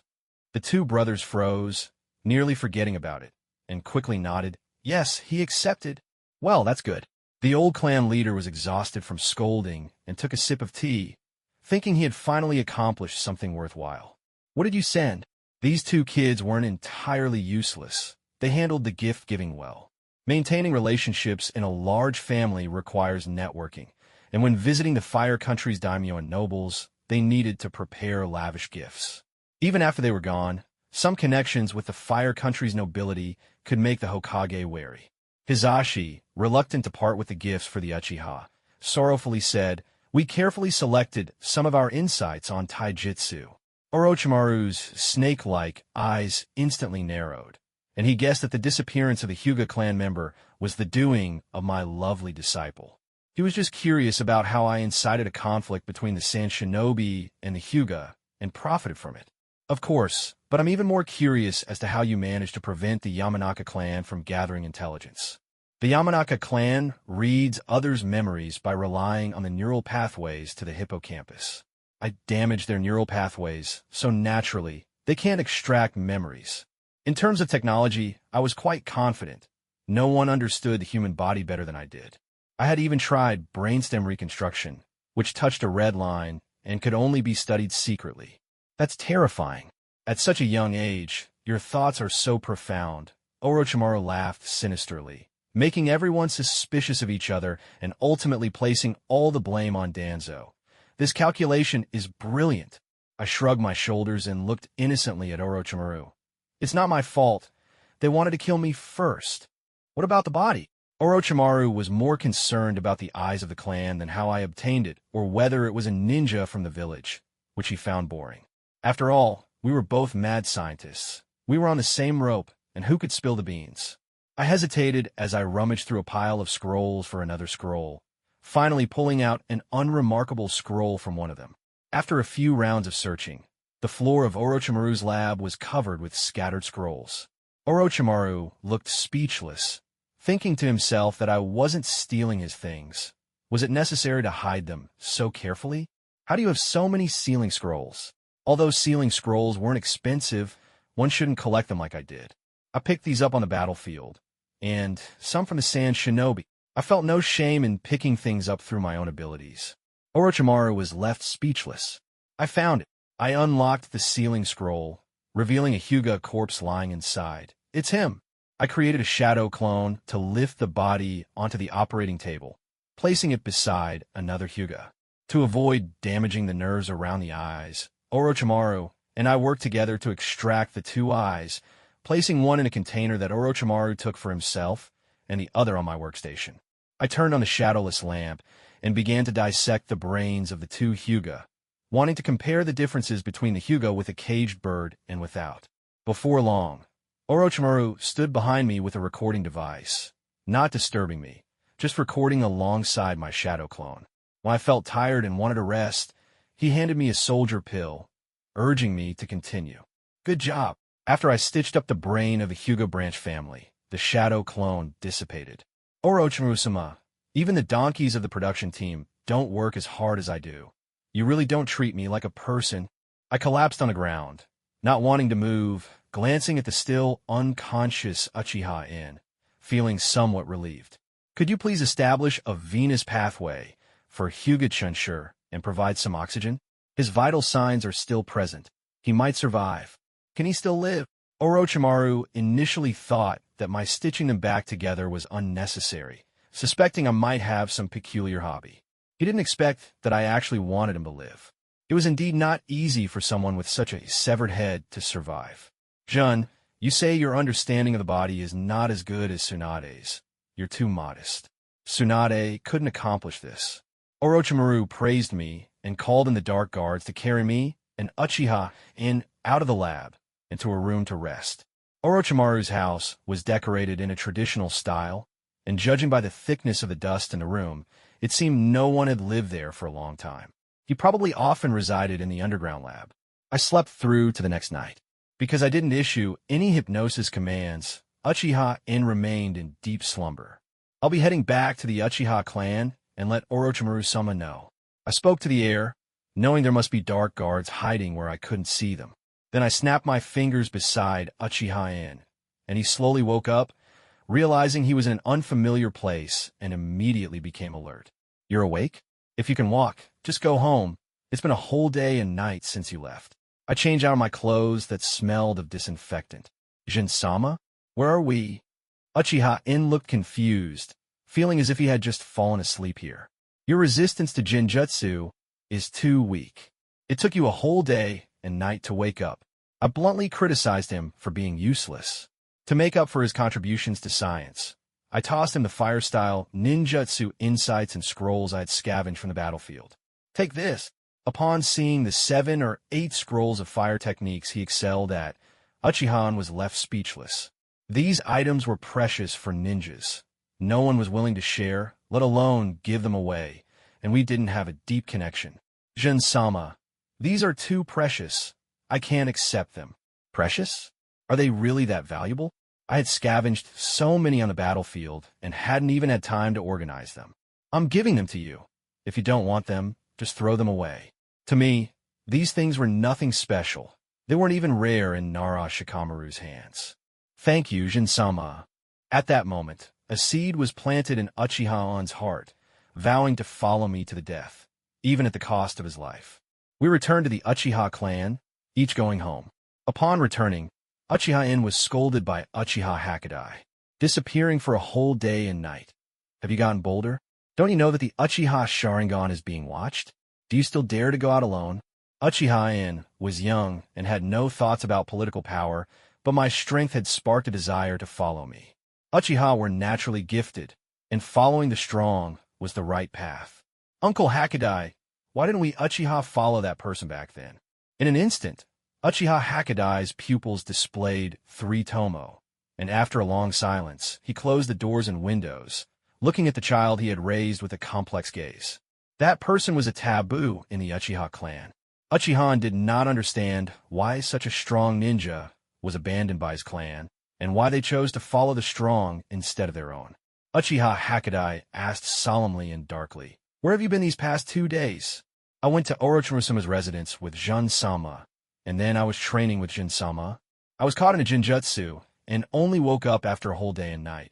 I don't even know when I was caught. Our Uchiha clan has a strong resistance to Jinjutsu, but Uchiha actually spent a whole day and night trapped in it. This is simply outrageous. It's like outrageous has opened the door to outrageous. And what exactly do you want to say? Uchiha Hakadai felt that something was off. Uchiha took out 7 or 8 scrolls and said, "These were given to me by Jin-sama." He didn't care at all when he handed them over, as if it didn't matter to him. Since that night of the massacre, my eyes have changed, and I've seen my true heart. I want to follow a strong person like Jin-sama, not just any powerful Uchiha. As he spoke, his 3 tomo eyes met Uchiha Hakadai's gaze. And you asked me why the Uchiha didn't follow that person. I'll tell you clearly. It wasn't that person who betrayed the Uchiha. It was the Uchiha who betrayed that person. Uchiha Hakadai's eyes swiftly turned, using Jinjutsu to pull Uchiha into his own illusion space. This is the answer. When I returned home, things weren't much better. Jun, my mother started to speak, but I cut her off. "I'm sorry, mother, but there are too many tasks. I'll inform you in advance next time." I changed out of my ninja outfit into a casual Uchiha kimono and noticed that my father wasn't around, so I asked, "Mother, where's father?" My mother hesitated, then made up her mind to say, "Jun, come with me." I had a foreboding feeling as I followed my mother to the dilapidated woodshed at home. This shed was usually cluttered with junk, rarely visited, and no one paid attention to it. "Go inside. Your father is waiting for you." I nervously walked into the woodshed. It was messy inside, with spider webs everywhere. My father stood in the center, and upon seeing me enter, he turned and said, "Jun, come here." I couldn't sense the struggle in my father's eyes, and followed him. He stood before a pile of dry wood, forming hand seals, and the scene before me changed in an instant. Space. I was shocked. I didn't expect there was such a space in our home. "Janil." I obediently knelt down, and my father, limping, opened a curtain. Upon seeing the altars, a storm of emotions surged within me. Uchiha, Madara, Uchiha Izuna, Uchiha Kia. I lifted my head and saw my father kneeling down, bowing several times. Father, these altars were... My voice trembled. Even without asking, I could guess that this was the ancestral hall of our clan. Jun, I wanted you to live a peaceful life, but now it seems impossible. My father's voice choked. Your grandfather Uchiha Kia's father is Uchiha Izuna. Not many people know this. Even the clan leader Uchiha Madara at the time didn't know. This is also why we can remain in the Uchiha clan. Why? Uchiha Madara should have taken good care of his brother and cherished his brother's bloodline more. I questioned, recalling that in the plot of Naruto, Madara and Izuna were both single. Perhaps he saw it as a disgrace. Your grandfather only had eyes for his brother. He was a cold man to the bone, but he left a dark guard to protect his bloodline. I gradually accepted this.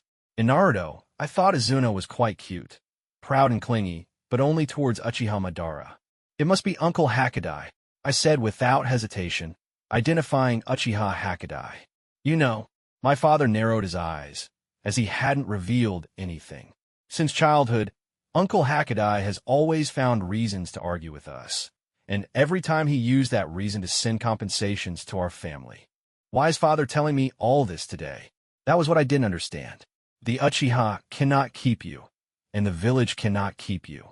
Your resistance will surely attract the attention of those with ulterior motives. As your father, I hope you remain safe. Since you cannot live a peaceful life, then become a powerful being that others fear, just like our ancestors, to protect yourself. My father looked at the altars, bowing several times. At that moment, I felt my soul and body fuse again, accepting everything here, including my father in front of me. Father. From beneath the altars, my father took out a wooden box and said, Jun, this may be useful for you. And there's also this small space. This 30 square meter space was quite practical. It was much better than using scrolls. If only I could seal this space onto myself. Father, can this space be sealed onto me? My father was taken aback for a moment, then shook his head, a look of guilt on his face. I'm sorry, I can't do that. Just being able to keep this place hidden has exhausted my efforts. Then I'll study sealing techniques. Perhaps this space is related to the bloodline. Do you know where our ancestors buried? Since this was something left by Uchiha Izuna, it was best to ask him directly. Orochimaru was a great scientist who perfected the impure world reincarnation. He was personally buried by our ancestors. Only they know. My eyes flickered. They say the second Hokage was a strategist, but in my opinion, Uchiha Izuna was the true master of strategy, blending his bloodline among ordinary Uchiha and continuing life right under the nose of his enemies. Everything he left behind was probably not coincidental. After we came out, we restored the woodshed to its original state. Back in my room, I started browsing through the materials Orochimaru had given me. Sometimes I truly admire Orochimaru. His understanding of techniques can sometimes be more profound than that of the creator himself. I tried drawing sealing symbols myself, and after failing 250 times, I finally drew the first symbol that could seal things. It's too rough.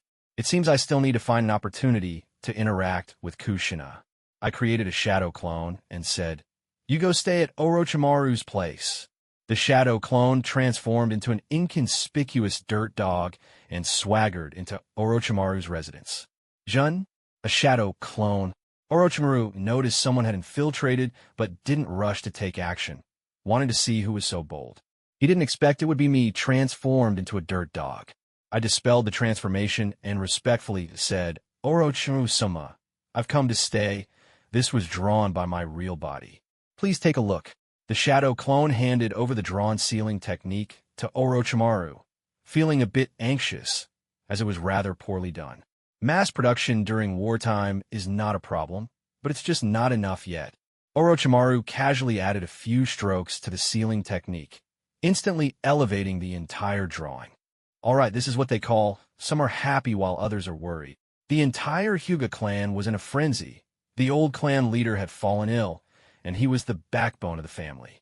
Big brother, what should we do? Hizashi felt a wave of panic. Without a backbone, what were they to do? I'll go find Uchiha Jun and ask to get the items back. Just say they were sent by mistake. Our father cannot be in trouble. Hizashi had been a bit steadier these days, regretting how thoughtless he had been earlier. Big brother, the items have already been sent out. Isn't it a bit inappropriate to ask for them back? Hizashi felt that this plan was fundamentally flawed. Not to mention Uchiha Jun's status. Even if it were a regular person, this wouldn't make sense. Hizashi certainly knew this was a difficult situation, but with the old clan leader having fainted from sudden attack, if he woke up to further stress, that would be disastrous. Although he felt embarrassed, it wouldn't hurt to trade something else for the items. A Uchiha who hadn't seen much of the world could be easily dealt with using some money. Big brother, let's wait a bit. We can talk when father wakes up. Cough, cough. Father, father. The old clan leader of the Huga weakly raised his trembling hands, his face pale as a ghost. He had heard everything his sons were discussing. If he didn't wake up soon, the entire Huga clan would be wiped out. Back in the day, even the Senju clan, which was so powerful, vanished without a trace, while the plain and unremarkable Surtobi clan ended up taking control of Kenoha. Help me up. We need to go to the Hokage office. Prepare 300 million. I want to see Uchiha Fagaku and Uchiha Jun in person. He couldn't rely on those two foolish sons anymore and wanted to maintain some relations in his lifetime, so the Huga could continue to exist. But father, your health. Rizai, you come with me and just listen. Don't speak out of turn. You'll have to deal with the Hokage and other clans in the future. The old clan leader of the Huga didn't want his foolish son going to the Uchiha to ask for things. The Huga was a clan with 1,000 years of heritage and couldn't afford to lose face in this situation. You've disappointed me too much regarding the Uchiha matter. In the Hokage office, the third Hokage was reviewing documents from various villages and handling issues related to prisoner exchanges and reparations. Hokage-sama, the old clan leader of the Huga, fainted from a sudden attack after returning from the Uchiha. He has woken up now and is on his way here. As for the Uchiha, I heard their elder was injured in the explosion, and the Huga were scolded terribly during the discussion about reparations. An Umbu agent knelt in the office, reporting on the situation between the Huga and Uchiha. I see.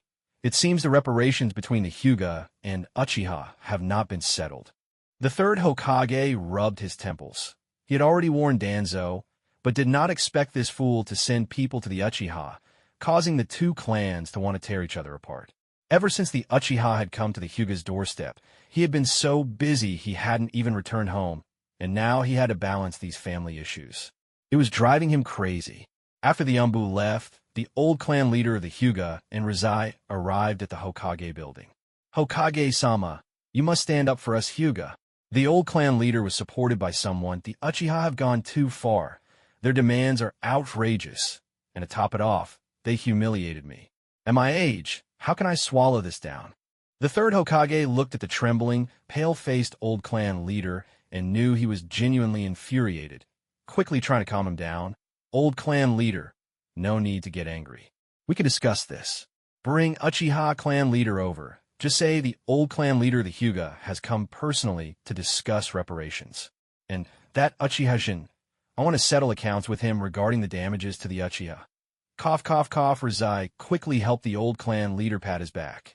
Seeing this, the third Hokage shook his head, thinking the old clan leader might not have much time left, and hurriedly reassured him, Old clan leader, please remain calm. We'll wait for them in the conference room. Having stayed up all night researching, Uchiha Jun had just fallen asleep when Uchiha Fagaku came in to wake him up. Jin-kun, sorry, Hokage-sama needs us to go. Uchiha Jun, still half awake, felt grumpy. He had received a sealing technique from Orochimaru through his summoning yesterday, which seemed to have no major changes but had significantly improved his sealing skills. After researching all night, he had finally drawn some conclusions and improved upon his shortcomings. But before he could even warm up in bed, Uchiha Fagaku found him. What's the matter? Why the rush? Uchiha Fagaku could see his dissatisfaction and expressed his own innocence. I heard it was about the Huga being unhappy with the reparations and causing a scene at the Hokage building. Uchiha Jin yawned. It's not about being unhappy with reparations. It's about being unhappy with the clan leader they chose. What do you mean by that? Uchiha Fagaku was a bit confused. He hadn't asked much about how much reparations Uchiha Jun had discussed, thinking it would be enough to cover repairs within a clan. The old clan leader, the Hyuga, is just an old fox. He sent Hizashi and Hizashi to assess the damages under the guise of negotiation to test the Uchiha's attitude. Uchiha Jun hadn't changed into his ninja outfit, simply tidied his hair and tucked his sword behind him. At that time, we had already made our stance clear, but they didn't pass useful information to that old fox, so they wanted to meet with the Uchiha again through the Hokage. Uchiha Fagaku realized something, as if a light bulb had gone off in his head, but he didn't think deeply about it. He even suspected that Uchiha Jun might have been possessed by an old monster. It was too terrifying for a 7-year-old to have such calculations. Jun Kuin's cunning is not inferior to that of the old clan leader of the Hyuga. No, I call this logical deduction. He's just crafty. Uchiha Jun seriously explained to Uchiha Fagaku. Now they were all in the same boat, and no one should hide anything from each other. Upon arriving at the Hokage building, an Umbu led them to the conference room. The Hokage, the old clan leader of the Hyuga, and Rizai seemed to be discussing the faults of the Uchiha. Hokage-sama, Fagaku-jun, come and sit. The third Hokage welcomed them with a beaming smile. Rizai and the old clan leader of the Hyuga snorted coldly, not greeting anyone. Today, let's speak frankly. It's my failure as a teacher. We accept the reparations, but what do you mean by taking advantage of the situation? The old clan leader slammed the table a few times. Do you want us Hyuga to help you Uchiha repair your houses? Old clan leader, that's a serious accusation. We Uchiha are on the outskirts of Kenoha. The explosions even alarmed the Umbu. Do you think this is just a regular loss? Our elder has a broken leg. It's uncertain whether he can survive this winter. Uchiha Fagaku wasn't easy to deal with either, needing to present contradictions to prevent the Hokage from seeing their true attitudes. Exactly, and there are several clansmen with injured kidneys. You Hyuga are clearly trying to ensure that our Uchiha become extinct. As soon as Uchiha Jin spoke, the Hokage almost couldn't hold back his laughter. If it weren't for having been in power for decades, he might have lost his composure, but the muscles twitching on his face still betrayed him. Rizai's white eyes glared fiercely at Uchiha Jun, wishing to tear him into pieces. Uchiha Jun slammed the table, arrogantly looking down on everyone. What? If you stab yourself in the kidneys a couple of times, we can consider stepping back. The old clan leader of the Hyuga was fuming, his face red as a ripe tomato, angrily scolding. You disrespectful brat. Hokage-sama, look at this. I cough, cough, cough. The third Hokage stepped in to ease the tension. Uchiha Jun, the old clan leader, has made significant contributions to the village. Old clan leader, this child is still young. Please be more forgiving. In truth, he was quite pleased with my rebellious and dismissive attitude. To him, a Uchiha that could be easily controlled was ideal. Talented individuals weren't frightening, but those who were both clever and talented were. I was at that youthful age where my views were still forming, and with a little guidance, I could become a pillar of support for the village. I apologized sarcastically. Sorry, but my dad's surname is Uchiha, my mom's surname is Uchiha, and my uncle's surname is also Uchiha. I really didn't know there was a respected elder named Hyuga. Yet, my defiant attitude hadn't changed at all. The third Hokage was even more satisfied. A mindless Uchiha was exactly what he desired. Meanwhile, Uchiha Fagaku was muttering to himself, wondering when he had ever had an uncle. His family just consisted of 3 people. Moreover, ever since entering the Hokage office, I had been acting strangely arrogant. This wasn't like me before. Had the Hyuga provoked me? Uchiha Fagaku felt the atmosphere needed to change and quickly shifted the topic. Old clan leader, let's get back to the main point and discuss the reparations. The third Hokage smiled kindly. Yes, the old clan leader was quite sincere that day, and the Hyuga also went to the Uchiha to assess the damages. I wonder if the 2 clan leaders have anything left to coordinate. He was enjoying watching the 2 clans clash.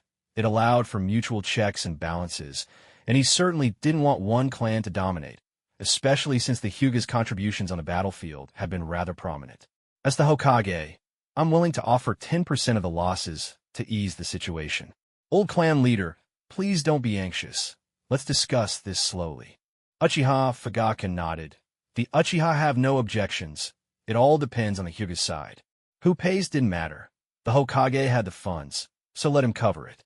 I casually glanced at the Hokage. Putting aside the 30 million that Hokage-sama is contributing, you'll need to pay another 270 million. Look how generous Hokage-sama is. The third Hokage, who had just taken a sip of tea to soothe his throat, spat out. Uchiha Fagaku coughed a few times as well. He knew I would ask for a significant sum, but he hadn't expected it to be this outrageous. This wasn't just a lion's share, it was clearly a mythical beast. In his mind, the highest budget he had prepared was around 10 million. 5 to 800,000 was normal. This left him feeling extremely awkward. The third Hokage nearly choked, thinking, are the Uchiha out of their minds? 300 million? Why don't you just rob a bank? Uchiha Fagaku felt a bit flustered under the third Hokage's scrutinizing gaze and quickly put on a cold expression to hide his embarrassment, finally managing to squeeze out, we can negotiate.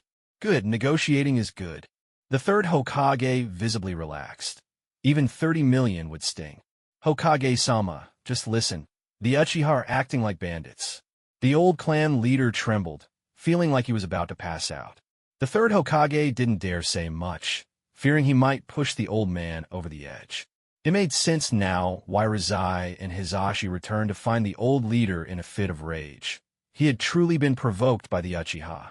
This made the third Hokage more reassured about the two clans. The next phase would be discussing the pricing. 30 million, not a single cent more. Rizai was so angry his teeth were grinding together. The old clan leader shot him a sharp glance. Rizai's heart tightened as he realized he had forgotten not to speak since they arrived. But he truly couldn't swallow this humiliation. Over the past couple of days, Rizai had learned to think. He contemplated the old clan leader's glare, which seemed to suggest he had overestimated the claim and should have quoted just 10 million. The third Hokage nodded. This range was acceptable to him. I wasn't pleased and began to haggle. Are you trying to give out pocket change? We used 772 explosive tags. At 4,000 each, let's just round it to 770 tags, which totals 308 million. The expression on the Hokage's face was starting to crack. Even 2 tags were shameless to round down like that. Uchiha Fagaku was staring at me, pondering, 72 tags? Is there really that many? The entire Uchiha clan's inventory isn't even 1,000 tags. I distinctly remember we only used about 30 during those 2 explosions. Of course, if you don't want to pay, you can return the explosive tags to us.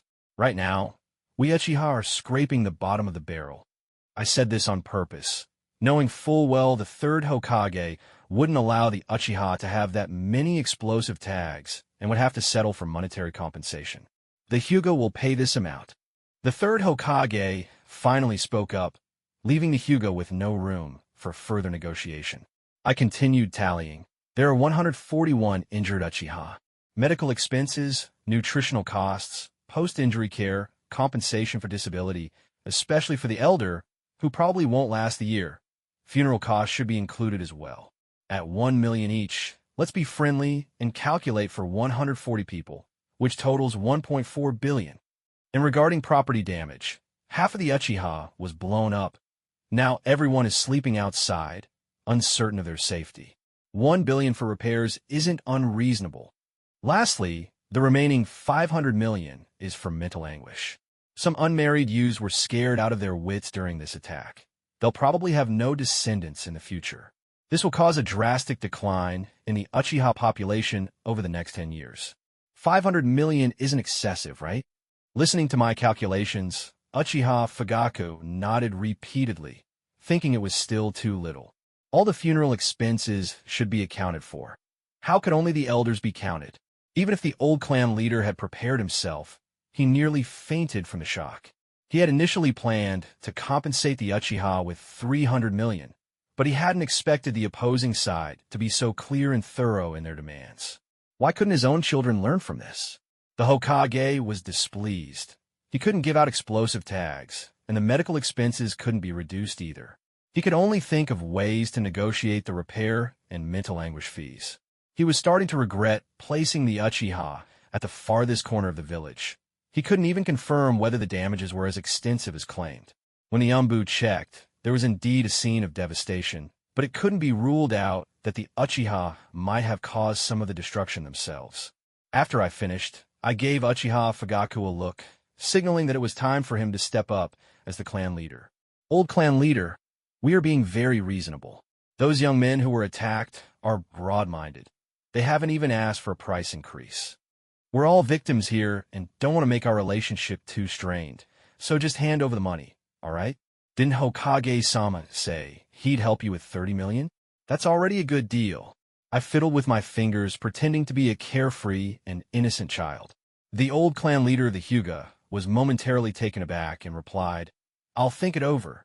Uchiha Fagaku smirked slightly and said, Old clan leader, take your time to consider. If there's anything unclear, we can provide a detailed list. You can even come to our Uchiha clan to verify if there's any false reporting. I've made my decision. The previous calculation of 300 million and 38 million. Let's drop the change and make it a flat 300 million. The old clan leader was decisive, thinking it was time to make the Hokage part with some cash.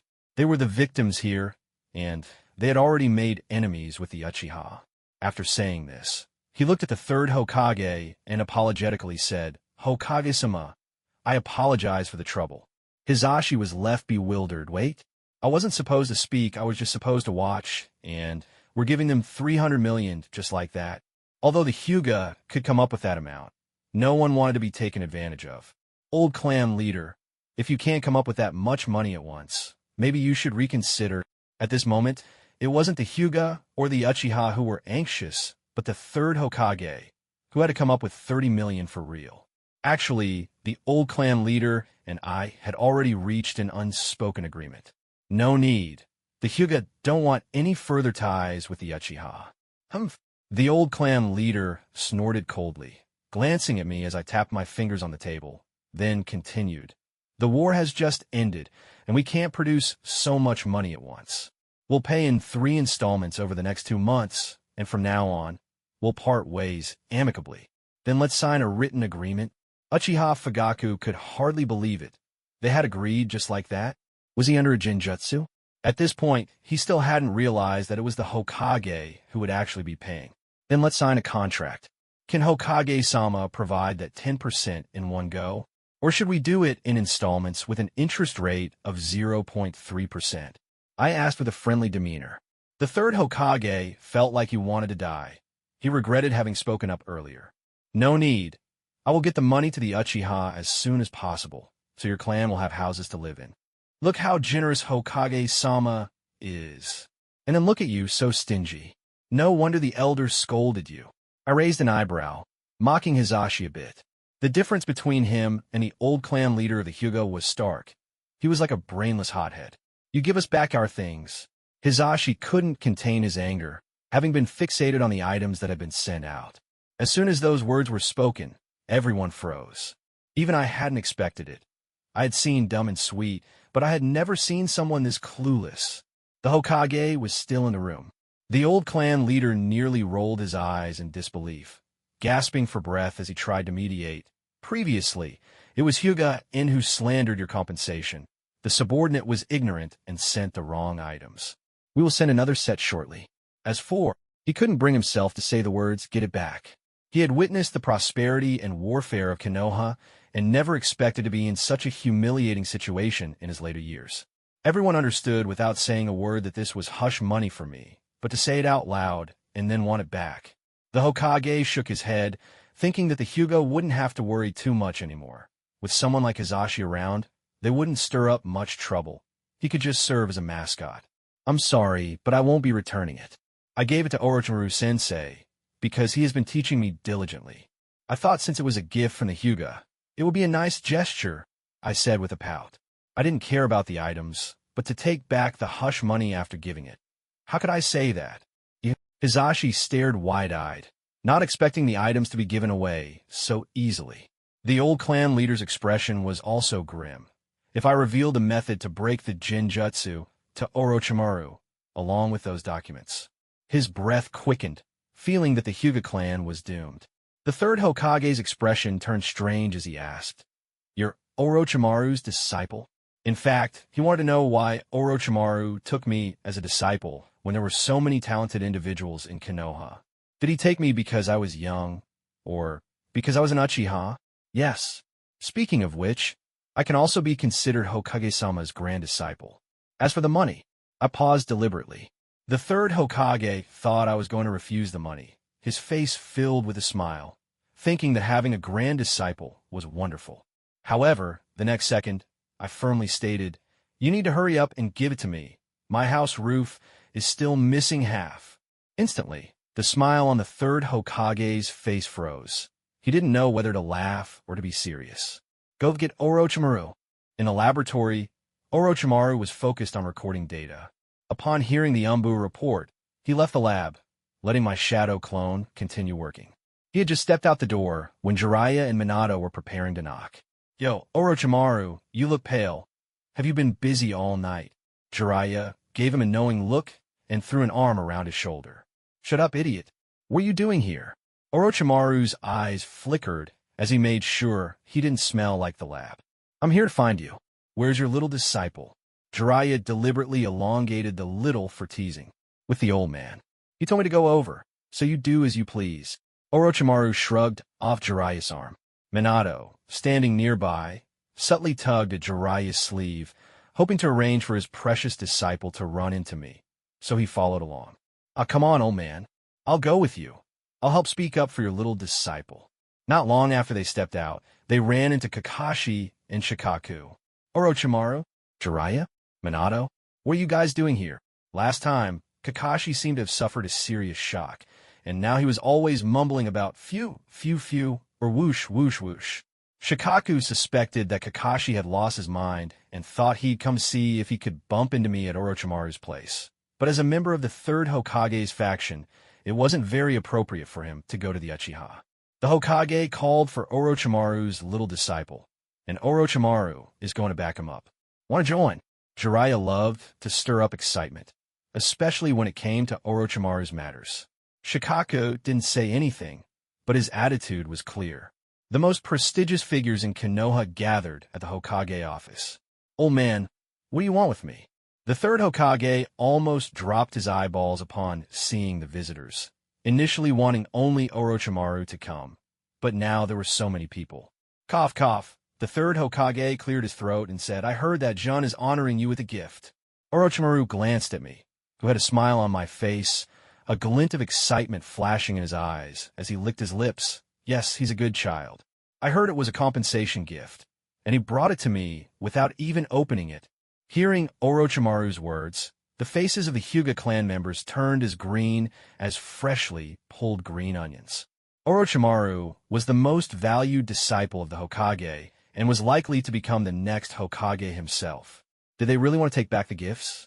Were they not afraid the third Hokage would make things difficult for them? This was clearly a sure way to commit suicide. Jeriah was filled with resentment, his eyes bouncing like they were on springs, repeatedly glancing at Minato. He felt extremely frustrated, thinking to himself why he had never seen this kid bring anything to honor his teacher. Minato noticed his gaze, shrugged helplessly, and immediately switched to deaf mode, pretending he hadn't heard anything. As for me, I wore a troubled expression, looking as if I had turned into a bitter melon, and said, "Orochimaru-sensei, the Hyuga clan leader wants it back. How about this? How much are those gifts worth? I can compensate the Hyuga for them."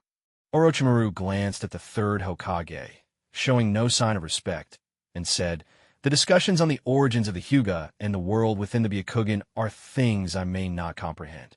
It's the thought that counts for the disciple. Since it has disturbed Lord Sarutobi, I'll give 500 ryo for those few books to the old clan leader of the Hyuga." I was utterly speechless.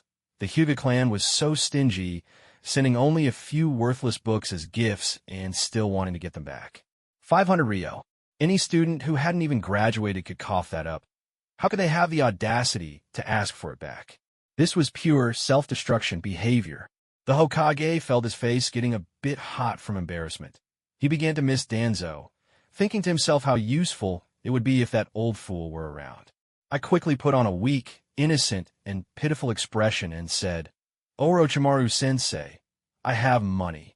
Hokage-sama said he would help the Hyuga with 30 million as compensation for the Uchiha, and that money will come to me soon. I added, the 2.7 billion from the Hyuga will take 2 months to arrive. Hokage-sama said he would expedite it. I didn't forget to praise, yes, Hokage-sama is a good person. Orochimaru looked at the pale-faced third Hokage with pity, instantly understanding that I had just put his beloved teacher in a bind. This left everyone who had just entered in shock, gasping. This Uchiha was ruthless, robbing without a second thought, a true bandit among bandits. I flashed a friendly smile at Hisashi and said, Clan leader Hisashi, how about in 3 days? I'll send over 500 Ryo.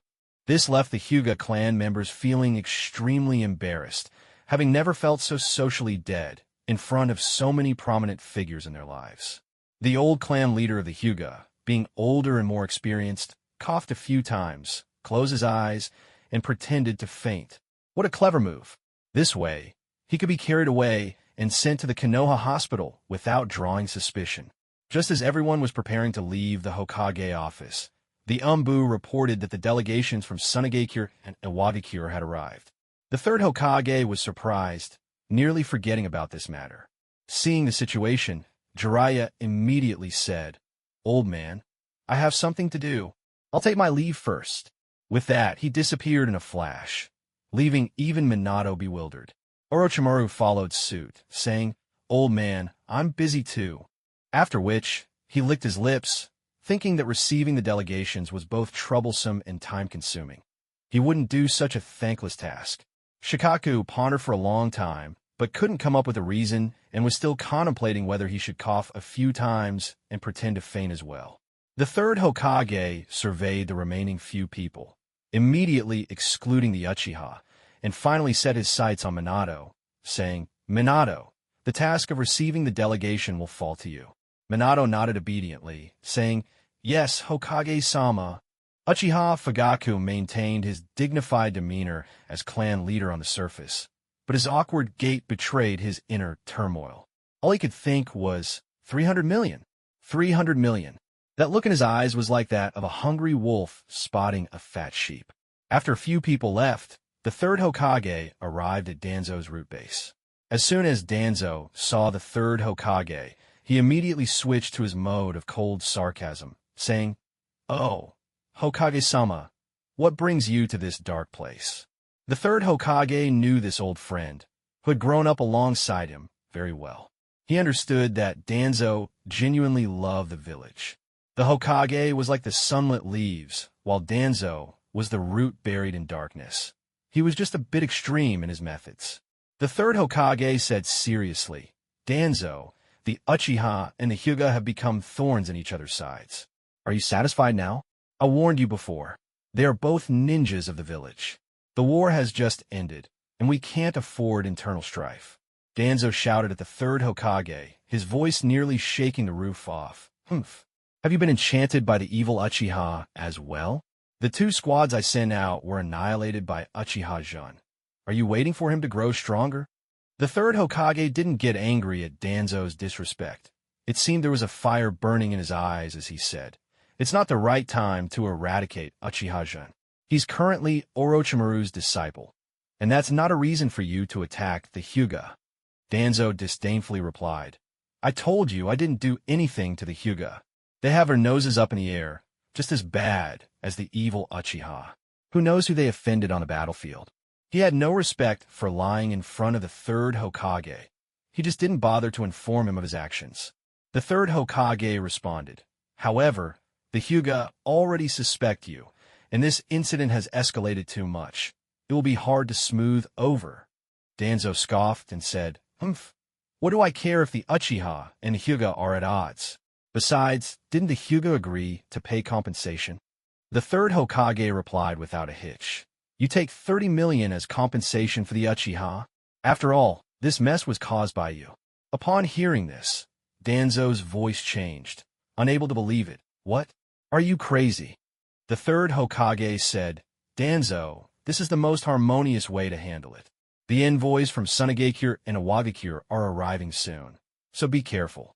He himself wasn't sure how much money Danzo had, If it wasn't enough, he could chip in some. He was currently waiting for the last batch of ninjas to return from the battlefield, collecting ninja tools to sell and fill the village's treasury, which he had to report to the daimyo. There was no way it could slip away from him. He felt pain to part with it, but figured since this mess was Danzo's fault, spending money to avoid disaster was beneficial for everyone. The third Hokage added, "Also, now everyone knows that the assassination attempt on Uchiha-jan was orchestrated by you. You should temporarily stop using that name." Danzo's face turned ugly, his muscles twitching uncontrollably as he shouted, "What do you mean? You would erase me for the sake of one Uchiha?" The third Hokage remained calm and collected, saying, "It's not for the Uchiha. It's for the village. You must obey. After all, I am the Hokage now." The word Hokage was like a sharp knife, deeply piercing Danzo's heart. The moment of hesitation he had in the past had cost him the Hokage position. What had he done all of this for? To protect the village, to become Hokage, to keep Sarutobi Hiruzen beneath him, to let him know that where Danzo was, Sarutobi Hiruzen could only be second. The third Hokage didn't want to look at his twisted face any longer. He turned to leave, saying, "Remember to prepare the 30 million quickly. I will come to collect it." Suddenly, Danzo realized that the 30 million was the key. He suddenly recalled his old friend's tendencies, and his face turned even darker, looking more sinister and frightening as he roared, "Hiruzen, are you having an affair?" As soon as I stepped out the door, my foot slipped, and I almost fell flat on my face. The third Hokage started coughing violently. This matter couldn't be casually spread around. If the news reached the Lake Biwa, he might lose his money for cigarettes.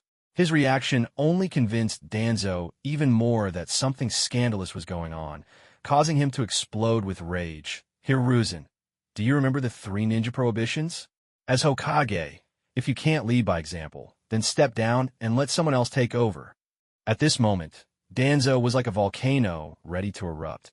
He found some amusement in the idea of Sarutobi Hiruzen having an affair, but the Hokage's private life being scandalous was absolutely unacceptable.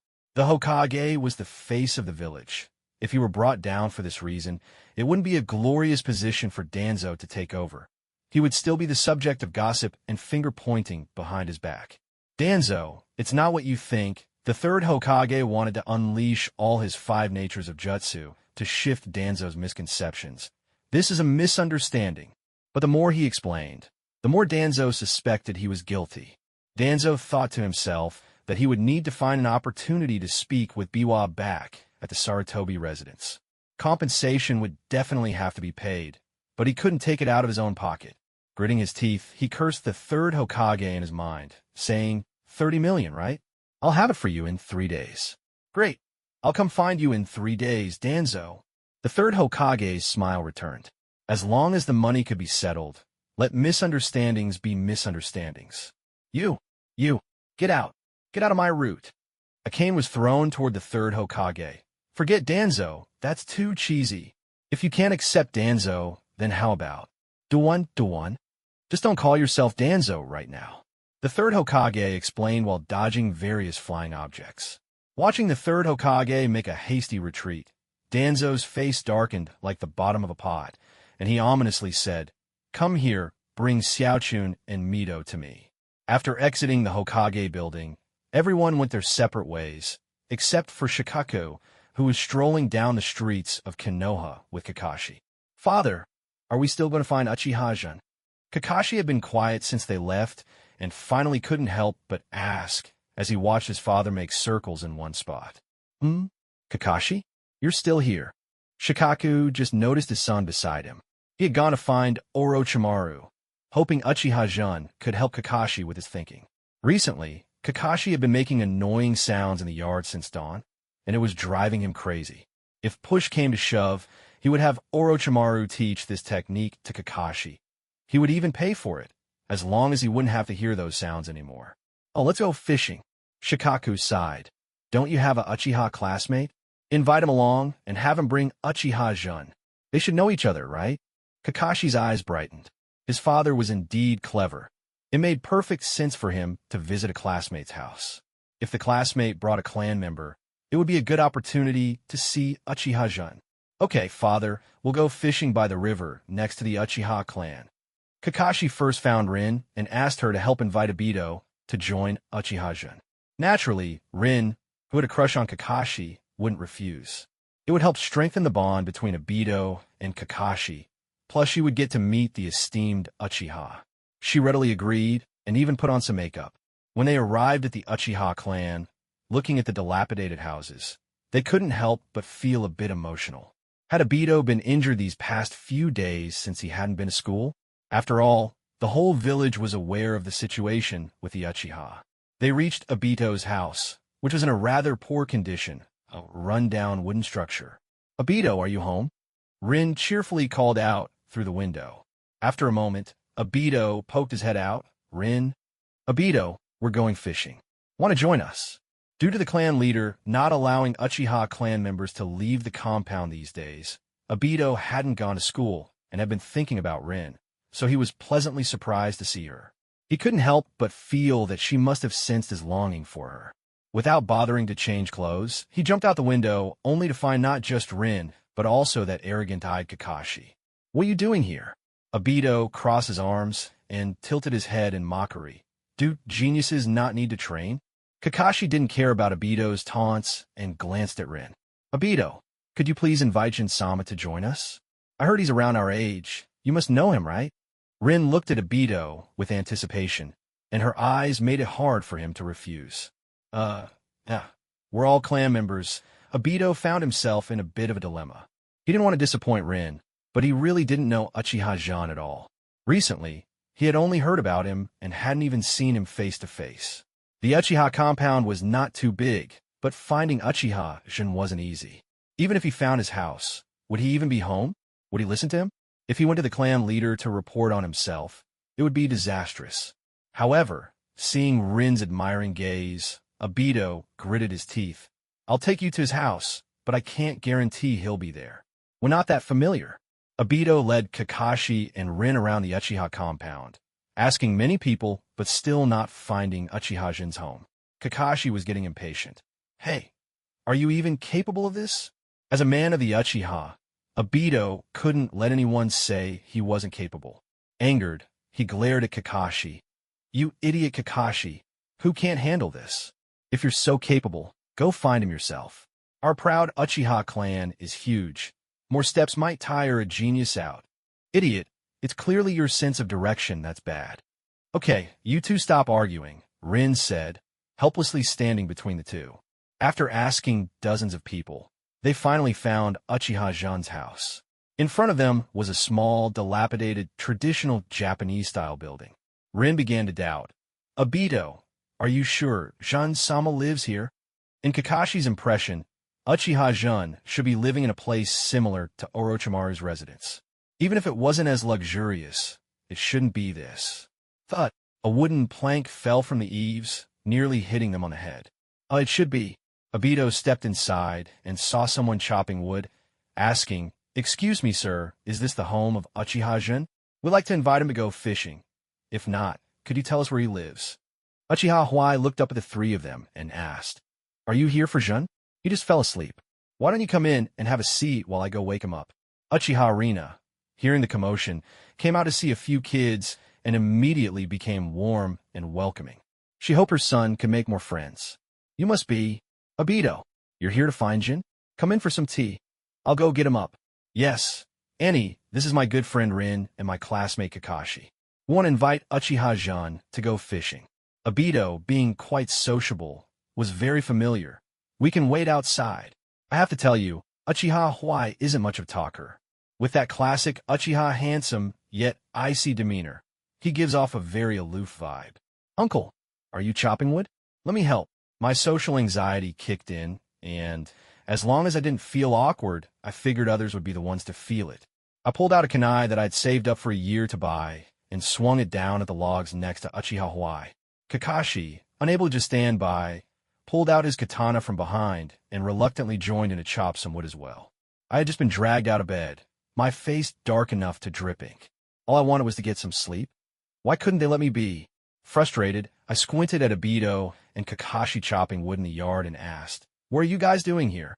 I felt like my head was being squeezed with a tightening spell. If I stayed awake any longer, I might just collapse. Rin looked at me with admiration, but I glared at her and ignored her. We wanted to invite you to go fishing, Obito said, trying not to embarrass himself in front of Rin. Kakashi, with his usual deadpan expression, added, my father is waiting for you by the river near the Uchiha compound. Tell Shikaku-san that I'll visit another day, I said, turning to head back to sleep. However, Uchiha Rina grabbed my shirt collar and said, Jun, they came to invite you to play. Don't be so rude. My face darkened even more as I grabbed the katana and walked past them, exuding a cold aura that made them feel as if they were staring death in the face. Did I offend him? It's almost noon. He can't still be sleeping in, can he? Obito felt a chill run down his spine from my glare. At the riverbank of the Uchiha compound, Shikaku had been waiting for nearly 2 hours. Not only was there no sign of me, but even Kakashi was missing. He sat by the river, his fishing rod trembling slightly as he reeled in a fish. After a moment, he spoke to himself. Kakashi wouldn't have found some secluded spot to make those annoying sounds again, would he? Shikaku-san, did you call for me just a fish? I stood on a tree branch, looking quite displeased. Huh, Uchiha-jun, where are Kakashi and the others? Shikaku was startled. He hadn't even noticed I was standing right behind him. He thought perhaps he had underestimated me, or maybe I had grown strong enough to surprise him. Behind you. You're too slow, I replied curtly. Shikaku looked confused. I had been lively in the Hokage office earlier, but now I seemed like a different person altogether. A few minutes later, Kakashi, Obito, and Rin arrived at the riverbank, panting and collapsing onto the grass. I'm exhausted, Obito gasped, trying to catch his breath. Kakashi, slightly out of breath, teased, is there really that big of a gap between Uchiha? Idiot Kakashi. The moment I open my eyes, I'll be the future Hokage. Baka, Baka, Obito flared up, jumping up to glare at Kakashi, ready to engage in a fight. Seeing them bickering, I frowned. Shikaku was still here. Was it appropriate for them to act like this? I recalled how Kakashi had seemed like a lost soul after losing Obito during the Third Great Ninja War, and how Guy's appearance had sparked some anger in him. Just thinking about it sent a shiver down my spine. It was terrifying. As a straight guy, I couldn't deal with that. Better to keep my distance from them. I hesitated, looking at Shikaku, who was focused on fishing, and asked, Shikaku-san, doesn't their behavior bother you? Huh? Shikaku didn't understand my meaning and tilted his head in confusion. I continued, it's too much. They might end up single for life. Single? Shikaku pondered for a moment, realizing I might be implying that Kakashi was a little foolish. Upon closer inspection, he nodded. There was indeed something a bit off about him. Shikaku-san. Rin finally caught her breath, and, seeing the legendary Kenoha White Fang, a student who hadn't graduated from the Ninja Academy, was excited to meet two prominent figures. Obito felt a pang of jealousy at this scene, thinking that once he opened his sharingan, he too could gain the favor of the legendary Sannin. Damn it, they're stealing my spotlight. Obito tugged at his sleeve, his mouth almost twisted up to his ear. Shikaku and I continued to sit quietly by the river, fishing. As the bobber moved, Shikaku lifted his rod and caught a plump fish, putting it into a bucket. He looked over at me, who was quietly sitting beside him, and thought to himself that there weren't many young people who could sit still like this. Hey kid, about that slicing jutsu you have, could you sell it to me? Shikaku felt a bit embarrassed asking a junior for a self-created technique, but it was for Kakashi. You can name any condition. I'll meet it as long as it's within my capability. Kakashi, who was impatiently listening from the side, was stunned. He couldn't believe that his illustrious father was actually asking a junior for a jutsu. If this got out, it would ruin his reputation. Father, I don't want it. Kakashi's voice startled me awake from my light doze. I glanced sideways and saw Shikaku looking at me. I tilted my head and asked, Shikaku-san, what did you say? Shikaku's eyes twitched. It turned out I had fallen asleep. How boring did fishing have to be for me to fall asleep while sitting? About the jutsu you created, Shikaku struggled to ask. You want the 1,000 years of death. I tilted my head. Or maybe Raikiri? Seeing Kakashi's restrained expression, I realized Shikaku's intentions. You want to ask for Raikiri for Kakashi, right? You can set any condition. Whether it's jutsu or your future, I can fulfill it within my abilities. In truth, Raikiri was originally Kakashi's technique, so giving it to him wouldn't matter, but once Shikaku opened his mouth, it would get complicated. To be honest, right now, I wanted the 8 gates. I was confident that after improvements, I could have a complete set of the 8 gates manifested on me. So I decided to use the bargaining skills I'd honed from haggling at the market, speaking rationally and calmly. Shikaku-san, Raikiri isn't suitable for him. On the surface, Raikiri is a concentrated attack with both destructive power and speed, but due to the rapid movement speed, it makes it hard to see the opponent's counterattacks. In reality, it has a significant flaw. I can use it simply because my sharingan compensates for its shortcomings. As I pondered, Uchiha Jin's analysis was spot on. The pros and cons of this technique were simply extreme, and it was entirely unsuitable for assassination. We ninjas aren't samurai. We can't just charge and head on. Even if Kakashi learned it, it would be all for nothing. Was he really going to shout on the battlefield, "Come at me head on if you dare"?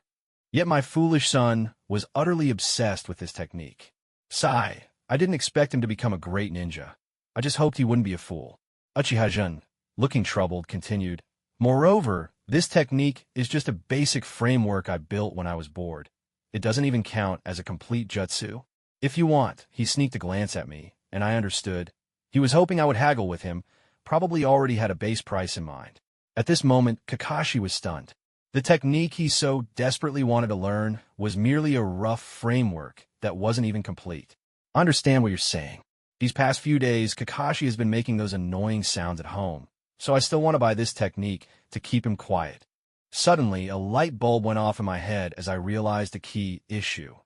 Uchiha Jin had explained the principles of ninjutsu quite clearly, but what was all that slicing, popping, and whooshing?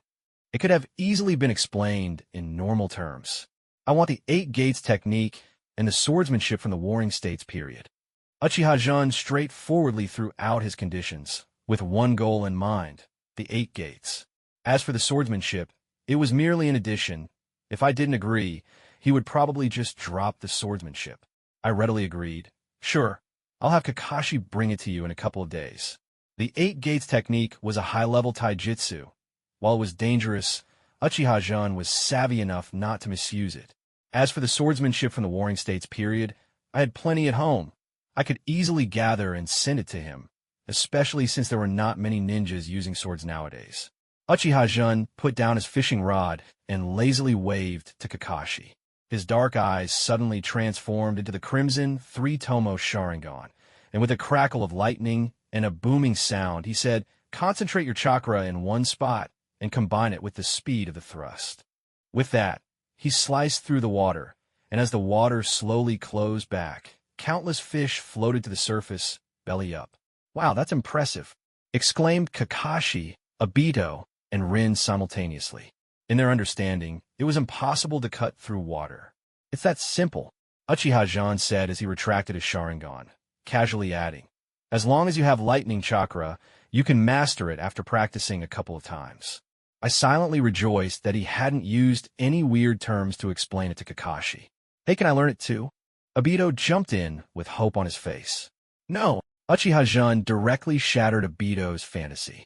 "Aren't there enough fire techniques for you, Uchiha, to learn?" Upon hearing this, Obito immediately wilted. He knew he was lagging behind. Although he felt indignant whenever someone called him that, deep down, he understood that he really couldn't compare to a genius like Kakashi. He wanted to grow stronger and gain others' recognition, which is why he declared he wanted to become Hokage. But he hadn't considered that as long as he was an Uchiha, he could never become Hokage. It had nothing to do with ability. It was the power struggle against the Uchiha. Kakashi had one hand gripping the other wrist, concentrating lightning chakra as thunder crackled around him. With a loud boom, he lost control and was sent flying. Your chakra control isn't enough. Both Uchiha Jin and I voiced our thoughts simultaneously. Breathing heavily, Kakashi raised his injured hand, which had gone numb from the lightning chakra. Uchiha Jin approached him, lifted his hand, and a green glow appeared in his palm, visibly healing the wound and slowly restoring sensation. First, practice controlling your chakra. In reality, Kakashi's chakra control was already much better than when he was among the Kenoha 12, but during wartime, that level of control was far from sufficient. To me, while powerful ninjutsu was certainly important, what mattered more was finding techniques that suited oneself and maximizing the advantages of a technique to survive against enemies, rather than learning flashy ninjutsu, just to clash head-on. I watched Kakashi. He didn't even realize what was most important for a ninja. I stood up, dusted off my clothes, and said to Uchiha Jun, let me see how much you've grown since returning from the front lines. I unsheathed the white fang and vanished in an instant. Uchiha Jun also drew his katana, disappearing in the same way before the three kids. We wouldn't be foolish enough to just clash directly and see who had the harder punch. Instead, we hid in the shadows, predicting each other's next moves through various cues, and then struck with lethal precision. Uchiha Jun first created a shadow clone that transformed into a monkey, bouncing around in the forest. As it passed by a large tree, there was suddenly an explosion. With a ding, two afterimages zipped through, their blades clashing in a flurry of sparks. It wasn't just a contest of swordsmanship. Traps and ninjutsu supported each other as we used the terrain to protect ourselves and put the other in a disadvantageous position. In just a minute, we had exchanged blows dozens of times. What impressive battle instincts! I marveled inwardly. From the very first move, he had read my mind completely. His movements were devoid of any excess. No wonder he could return safely from the battlefield. I hid behind a tree trunk, contemplating how to subdue him without causing harm. Suddenly, I felt a chill at my neck, and a branch snapped, revealing Uchiha Jun with a mischievous grin, accompanied by a monkey holding an explosive tag. Shikaku-sama, you're being careless. I swung my sword toward Shikaku. As an experienced ninja, he reacted quickly, dodging out of the way and landing a safe distance away from me and the monkey holding the explosive tag. Earth release, decapitation technique. Suddenly, only Shikaku's head was visible. How is this possible? Kakashi widened his eyes in disbelief. This was his father, someone he greatly admired. How could he fail? This had to be a trick, surely. I smirked, and with a bang, I transformed into a cloud of smoke. What? Shadow clone. Immediately, Shikaku's head also turned into a puff of smoke. Another shadow clone. Obito gasped, eyes glued to our battle, feeling more tense than he ever did during his own exams. He was afraid of missing any exciting moment. In the sunlight, the two afterimages moved like two bolts of lightning, intertwining and flashing with cold light. With a loud clang, our blades clashed violently, and the recoil sent us both staggering back. At that moment, our figures finally became clear to Kakashi and the others. We quickly closed the distance again, entangling with one another, our swords moving like unpredictable dragons, constantly colliding, crossing, and separating, before intertwining again. In the midst of this fierce clash, I gradually adapted to Shikaku's speed. His skill in swordsmanship was top tier in the entire ninja world. Most people couldn't compare to him. However, it was in this duel that I began to develop my own swordsmanship style. Dark night, scorched earth. I swung my katana, the blade glowing with flickering flames. In that moment, I felt like a Shura, dancing gracefully while reaping lives. Shikaku jumped back and steadied himself, suddenly sensing something was off with the ground beneath him. He noticed a monkey, tongue lolling and legs flailing, dashing away without even wiping its drool. Not good. Boom! An explosion erupted just as he breathed a sigh of relief. Just when he thought he had escaped danger, an uneasy feeling crept back into his mind. Sure enough, he stepped on several explosive tags in quick succession. You little brat. Shikaku gritted his teeth, cursing me, but deep down, he had to admit that I had calculated all his attack routes and landing spots perfectly, leaving no openings at all. When did you? Shikaku suddenly recalled the fleeing monkey. Could it be? Shikaku-sama, you underestimated me. A bug on a tree branch quietly transformed into my likeness, and I placed my sword against Shikaku's neck. I lost, Shikaku shrugged, reluctantly admitting that he had underestimated me and had taken me too lightly. However, after about a minute, my blade remained at his throat without being lowered. Shikaku furrowed his brow, thinking, I've already admitted defeat. What do you want now? Boom! My figure behind him transformed into another cloud of smoke. Another shadow clone. Shikaku couldn't help but marvel at how adept I had become at using shadow clones and transformation techniques. Sorry, Shikaku-sama, but I can't lower my guard just because an enemy says they've lost. After all, you're much stronger than I am. I slowly emerged from behind a large tree, looking weary but smiling. You're impressive, one of the best combat thinkers I've encountered. Shikaku wasn't exaggerating. Among all the ninjas he knew, I had the best self-awareness. I knew my limits without being arrogant or conceited, understanding when to act for my own benefit. Just like this match with him, even though it had only lasted half an hour, I had gone from being completely unprepared to constantly setting traps for him during the fight, even predicting his movements, ultimately driving him into the traps I'd set. Even if he admitted defeat, I wouldn't let my guard down.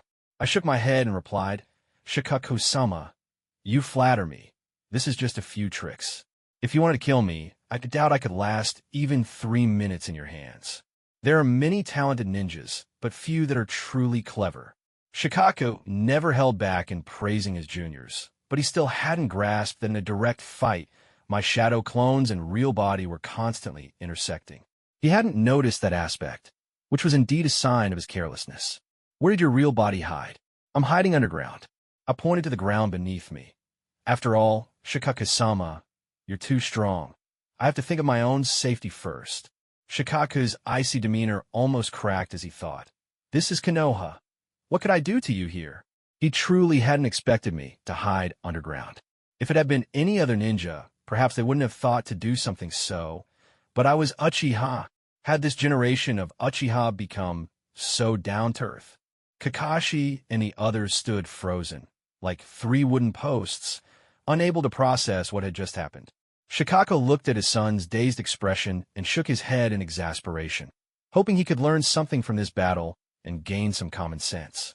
After all, strength couldn't be improved overnight. Jun, how did your parents raise you to be so clever?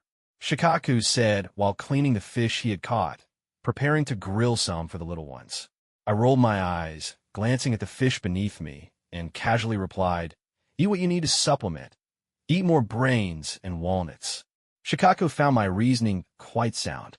But what Kakashi didn't expect was that because of my comment, his fate would change drastically.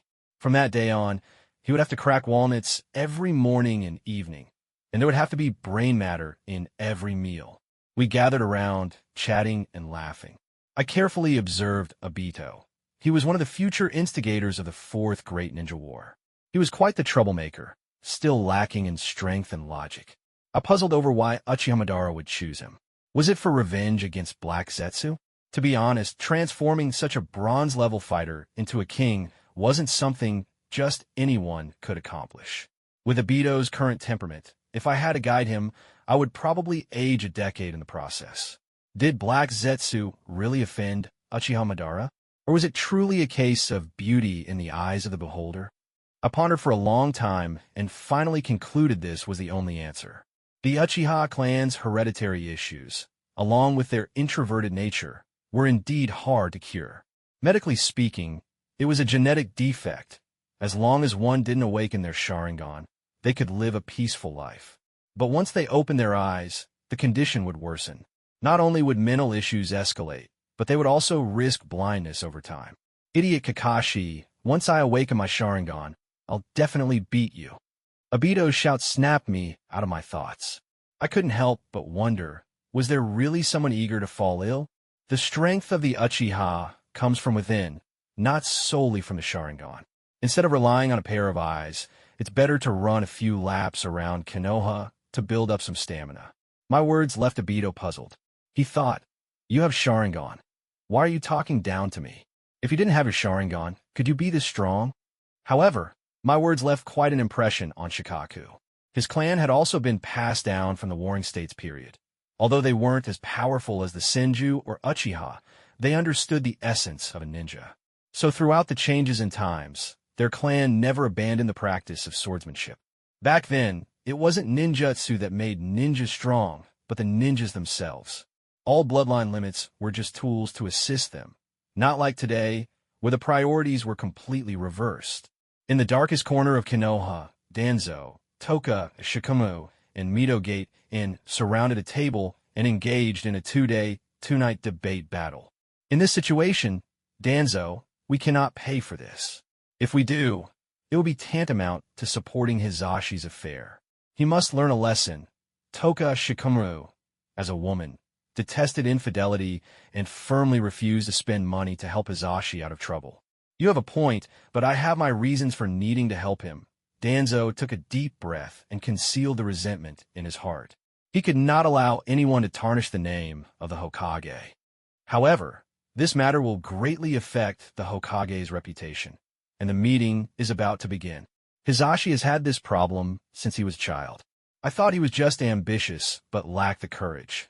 I never expected him to become increasingly outrageous as he grew older. Midogate-in's teasing tone displeased Toka Shikumu, and she snorted coldly, thinking that men were all worthless. I will not spend any money.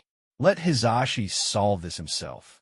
I am not going to be involved, Toka Shikumu said, ready to leave. She did not want to waste any more time on this matter, and did not want to spend a single penny. Shikumu, calm down. Midogate quickly grabbed her. If she left, they would have to foot the bill themselves. No matter how bad Hisashi is, he is still the Hokage. Danzo is right. We cannot let the Hokage lose face. Exactly. You were just putting in some money, and I would have to change my name. Danzo did not want Toka Shikumu to leave either. Every bit helped, and if necessary, he could contribute more himself, as he was determined to become the Hokage. Toka Shikumu was relatively rational. They were all doing it for the village, and on this point, they could reach a consensus. Change my name? To Leader Dan? Midogate-un was stunned, not expecting the Hokage to be so tough this time. The wrinkles on Danzo's face deepened. His expression darkened, as if the blood in his body were roaring. Being called leader was still acceptable, but what angered him the most was that monkey who called him Song Tsang or Tuan Tuan, clearly trying to disgust him. Yet, for the sake of the Hokage position, he could only endure. I will contribute 5 million, but this matter must be known to Lake Biwa. Otherwise, I won't contribute a single cent. Toka Shikumu felt that Danzo was somewhat pitiful. At least he had remained single for decades without any scandal, which was somewhat reliable. The remaining 25 million, I will contribute 13 million, and the rest. You cover it, Danzo quickly decided. I also plan to talk to Lake Biwa about this matter. After all, the Hokage is different from the clan leader.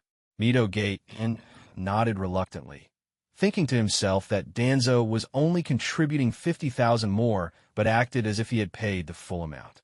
Thus, after taking turns scolding the third Hokage, they finally managed to gather 30 million. After Minato brought the Sand Ninja envoy to the Hokage office and finished the discussion, he arranged for their accommodation and kept an eye on their actions. Meanwhile, the Hokage was discussing compensation with Nara Shikaku. Hokage-sama, the war has just ended, and the compensation amount is too large. The other side might not be able to afford it, which is not conducive to negotiations. Nara Shikaku expressed his concerns. I know. The second Shinobi War lasted too long, and no one wants to fight again. This year, the battlefield cleanup has yielded very little recoverable materials, and the supply of ninja tools in various villages is likely unable to sustain another war. The third Hokage calmly analyzed. In previous years, they could recover a lot of ninja tools from the battlefield cleanup, but this year the second-hand ninja tools collected were less than a quarter of previous years, and everyone was on the brink of collapse. I understand, Hokage-sama. Nara Shikaku became serious, as this was a matter that affected the village's interests. Thank you for your hard work, Shikaku. The third Hokage suddenly recalled Uchiha Zen's money-grubbing demeanor when settling accounts and said, Take Uchiha Zen with you to discuss the compensation matter. Nara Shikaku momentarily did not react, as he was referring to that Uchiha Zen who had caused quite a stir. Uchiha Zen. Yes, tell him that he will receive 1% of the reward for this mission. The third Hokage said, showing a kind smile while thinking, I hope the hearts of the sand and rock ninjas are strong enough. After Uchiha Zen learned this news, he snorted coldly, thinking that the third Hokage was quite shrewd. Everyone knew that those who went to negotiate were mainly advisors to the Hokage. Very few went on field missions, and they were the most hated. Having him, an Uchiha, go negotiate, if successful, he would then be sent on a mission, and if the other side caught him alone, they would surely vent their anger on him. This series of operations was smooth and efficient. He truly deserved to be the Hokage. Indeed, the third Hokage is the most formidable, gentle blade, every strike fatal. Impressive. Uchiha Zen sneered, changing his clothes and preparing to go out. When Uchiha Reina saw him, she asked, Zen, are you going out? Do you want me to save you some food? No need, mother. I'm going to find Nara Shikaru to thank him for taking care of our family. Uchiha Zen casually fabricated a reason. He did not want to worry his family. Although they did not say anything, he could feel it. He was really afraid they would worry too much and follow the path of the Hokage crazy quartet. Okay, be sure to thank Shikaru-kun properly. I prepared a gift earlier. Take it with you, and invite him to our house for dinner sometime. Uchiha Reina carefully took out a package. Uchiha Zen did not care what was inside. It had been a while since he returned, and it was time to visit old friends. Upon arriving at the Nara clan, Uchiha Zen inquired for a long time and finally found Nara Shikaru's residence in the most remote and dilapidated corner. Knock, knock, knock. Hearing the knocking sound, Nara Shikaru became very alert. Who is it? It's me. Upon hearing Uchiha Zen's voice, Nara Shikaru became even more cautious. He opened the door to see Uchiha Zen in casual clothes and did not invite him in, but instead asked, What are you here for? In fact, he had thought about many scenarios of Uchiha Zen coming to settle scores with him. Although he was unsure if Zen would discover that he had tricked him, he always prepared for the worst. Don't you want to invite me in for a seat, good teammate? Uchiha Zen threw the gift in his hands into Nara Shikaru's arms. Nara Shikaru squinted and stepped aside to let him in. Uchiha Zen was completely at ease in front of his old teammate, casually sitting on the tatami mat, looking at Nara Shikaru and slowly saying, Thank you for taking care of my family. No matter what Nara Shikaru's motives were, I had to thank him for taking care of my family. Without the 100,000 ryo he sent, my parents would probably have gone hungry. Thinking about this, a cloud of gloom enveloped me. Regardless of anything, I won't pursue the past. I took out 1,000,000 ryo and placed it on the table. As long as you don't keep jumping around on my bottom line, I'll pretend the things you did to me never happened. Nara Shikaru leaned back, propping himself on the tatami mat, his arm resting on his knee, wearing an expression that seemed to say nothing could escape his notice. He resignedly said, Ma, you really do know. So what are you planning to do next? I don't believe you'll let Huga and get off easily. We're good teammates after all, and besides, he still owes me a pair of Byakugan. This life ransom, I definitely need to collect. I didn't mind. I knew this good teammate wasn't doing well. I didn't expect him to be in such a dire situation. Maybe we could collaborate in the future. Are you interested in working with me? I'm quite interested in your shadow technique. What kind of joke is that? Nara Shikaru wasn't foolish. He could tell what I meant. Only I would be so brazen as to covet someone else's family secret technique. I'm not joking. You don't care about family honor. You just want to live safely. But as a ninja, do you think you'll ever get the chance to work in a civil position next to the Hokage? My fingers absent-mindedly tapped the table, waiting to see Nara Shikaru's most genuine reaction. Nara Shikaru suppressed the struggles in his eyes and retorted, You're not wrong, but I could become a teacher at school and lead a stable life. But you're too dangerous. It doesn't matter. Take your time to consider. I had already gotten the answer I wanted and stood up with a smile. My mom invites you to our house for dinner. You're welcome anytime. Seeing that I was about to leave, Nara Shikaru also got up, crossing his arms in confusion and asking, You came all the way to the Nara clan just to tell me this? The Hokage sent me to discuss compensation with those envoys. I immediately became angry, a cloud of gloom shrouding my face. As far as I know, this matter should be handled by the Nara clan leader. Are you not afraid of messing it up by sending you to negotiate? A glimmer of amusement flashed in Nara Shikaru's eyes, clearly not believing I would comply. I shot him a glance, and suddenly came up with a dirty trick that could annoy the Hokage while also being faultless. No, it was a good plan. Are you interested in making a profit? I'll give you 30%. You want to drag me down with you? No way. Narashikaru's eyes widened, quickly putting distance between us. He knew I wasn't a good person. I've gained a lot on the battlefield, but I can't spend it openly in Kenoha. I smiled broadly, starting to sway him. Haven't you thought about leaving here to see other places? At that moment, Narashikaru hesitated. He indeed didn't want to stay here anymore, but as long as he was in Kenoha, he had to remain in the Nara clan. He wanted to work next to the daimyo of the Land of Fire, but with his identity, he honestly had no qualifications. What do you want me to do? Narashikaru compromised.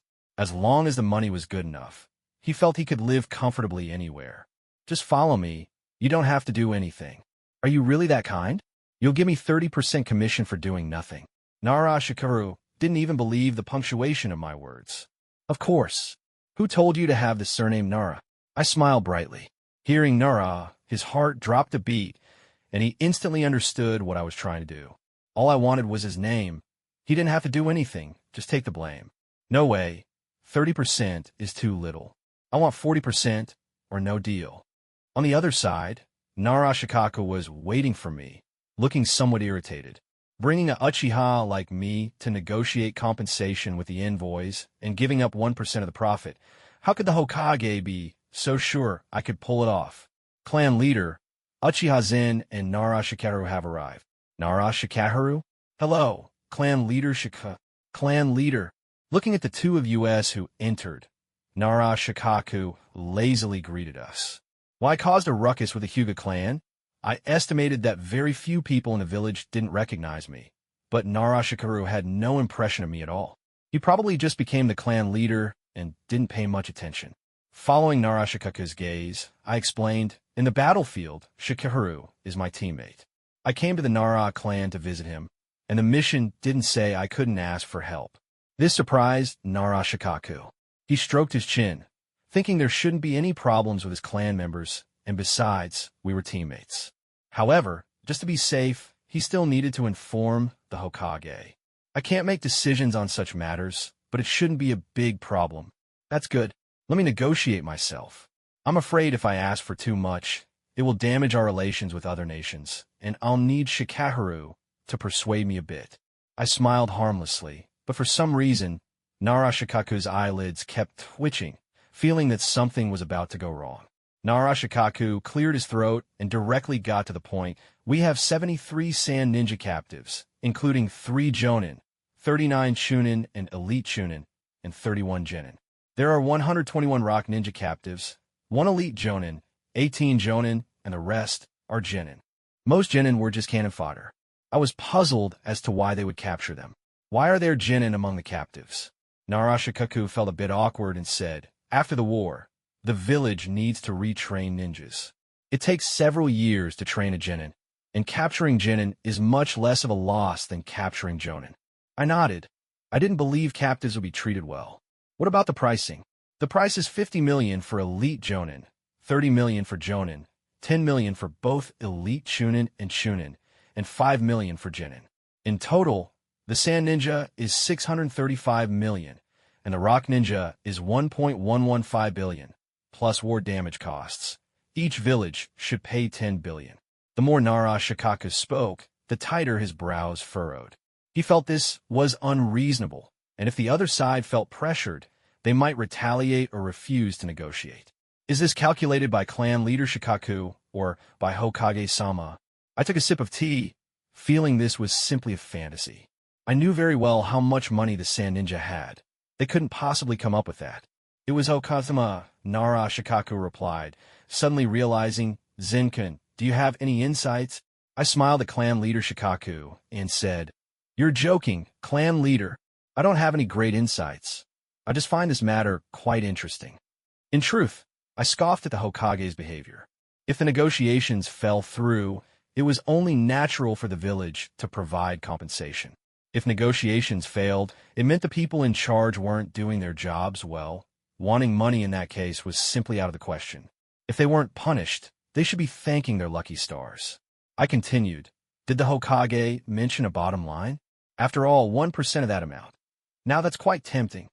Narashikaku shook his head. That was the most troublesome part. Narashikaku, who had been sitting quietly beside us, looked as if he could drip ink with how dark his expression was. He probably just realized why I, being so stingy, was willing to offer him 40%. It meant he would be carrying a huge burden. I had never intended to take 1% of the commission. I wanted to have my cake and eat it too. I kept calling him a good teammate, but in his eyes, it must have seemed like I was using him as a tool. If things continued like this, he might end up spending the latter half of his life in Kenoha prison. Narashikaku stroked his chin and said, "But the other side will definitely choose some ninjas as sacrifices." I suggested, "Why don't we show some sincerity to the envoy and then discuss the bottom line with the Hokage?" But Narashikaku frowned, looking troubled. I said, "Ultimately, clan leader Shikaku is in charge of this matter." He replied, "Yes, we need to talk first. I don't know if Zenkoin will go with me or if you'll go to the envoy first." I said, "You go find the Hokage first, and I'll handle the envoy side. Then we'll meet up afterward." Narashikaru and I headed to Aiha ramen first. He was eating with his head down and asked, "Hey, what's your plan?" "I don't want to spend the rest of my life in Kenoha prison." I sipped my soup and replied leisurely, "The price is too high. The other side can't come up with it." "Don't worry, you'll be safe. The next war won't be long in coming." Narashikaru paused. How could there be another war so soon after the last one? At least 2 years of rest were needed. However, he didn't think I was talking nonsense, as my instincts on the battlefield had helped us avoid various dangers. He then said, "They're targeting you." He sounded quite certain and followed up with, "Is it because of Hizashi?" I replied, "No, it's because I'm an Uchiha." I finished my last sip of soup, put down the bowl, and said, "Let's go see what the envoy is studying." Just outside Aiha ramen, I ran into Minato, who had a red-haired girl beside him, probably Kushina, the Jinchuriki of the Nine Tails. I said, "Minato, aren't you with the envoy?" I hadn't expected to run into him and his girlfriend here. You shouldn't be this free right now. Kushina leaned in to examine me and said, "You're Uchiha Zen. Aside from being a bit handsome, you don't look that impressive." Suddenly, the Nine Tails within her stirred, shouting, "Evil little brat, kill him, kill him." Kushina scolded, "Shut up, you stinky fox." Minato noticed something was off with her and asked with concern, "Kushina, what's wrong? Are you feeling unwell?" I stepped back a few paces, and Narashikaru followed suit, unsure of what was happening. However, I had not shown any malice, which made Kushina quite curious. The Nine Tails could sense malice, yet stirred when I had none. Minato apologetically said, "Sorry, we'll take our leave first. I've mastered a technique that can surpass your speed. Let's spar next time." Watching them leave, Narashikaru furrowed his brow and asked, "Does that woman have a problem?" I replied, "Remember to keep your distance from her." Out of the corner of my eye, I noticed some umbu following us. It seemed I was also being watched, so I needed to be more careful moving forward. We arrived at the inn where the envoy was staying, which was located in a good spot at the center of Kenoha. Before we got close, the umbu protecting the envoy jumped out to block us. I quickly said, "I'm Uchiha Zen, sent by the Hokage to discuss compensation with the envoy." Once inside, the envoys from both countries looked down on us and said, "Is there no one else in Kenoha?" I didn't care about their provocations and replied directly, "Sorry, I'm Uchiha Zen. The Hokage sent me to discuss compensation. If you don't want to talk, that's fine. It's not my ninja who was captured." I continued, "We have 73 Sand ninja captives, 3 Jonin, a total of 39 Chunin and Elite Chunin, and 31 Genin. We have 121 Rock ninja captives, 1 Elite Jonin, 18 Jonin, and the rest are Genin." The more I spoke, the worse their expressions became, their faces contorting. I could almost imagine them cursing my ancestors in their hearts. I added, "Plus the losses from the war, our Hokage demands 1.135 billion from the Sand Ninja and 1.615 billion from the Rock Ninja. And you can take all of them with you. Don't rush to insult me. This is determined by the Hokage, and I'm just responsible for the negotiations. The specific amount will depend on your village's capabilities. I can't let your Kage beg for ransom." The Sand and Rock envoys exchanged glances. They couldn't withstand any more war, so no matter how much they hated it, they had to endure. I squinted and asked, "Do you have any opinions?" I was just waiting for them to say they didn't have the money. The Sand Envoy said, "The war has caused severe losses, and we've encountered bandits. We can't come up with that much. Don't push us too hard." The Rock Envoy added, "We in the Rock Village also don't have that much. If Kenoha lacks sincerity, then there's no need for negotiations." I said, "That's fine. Take your time to consider. The envoys can stay in Kenoha for a bit longer. I'll inform the captured ninjas. They will have hope."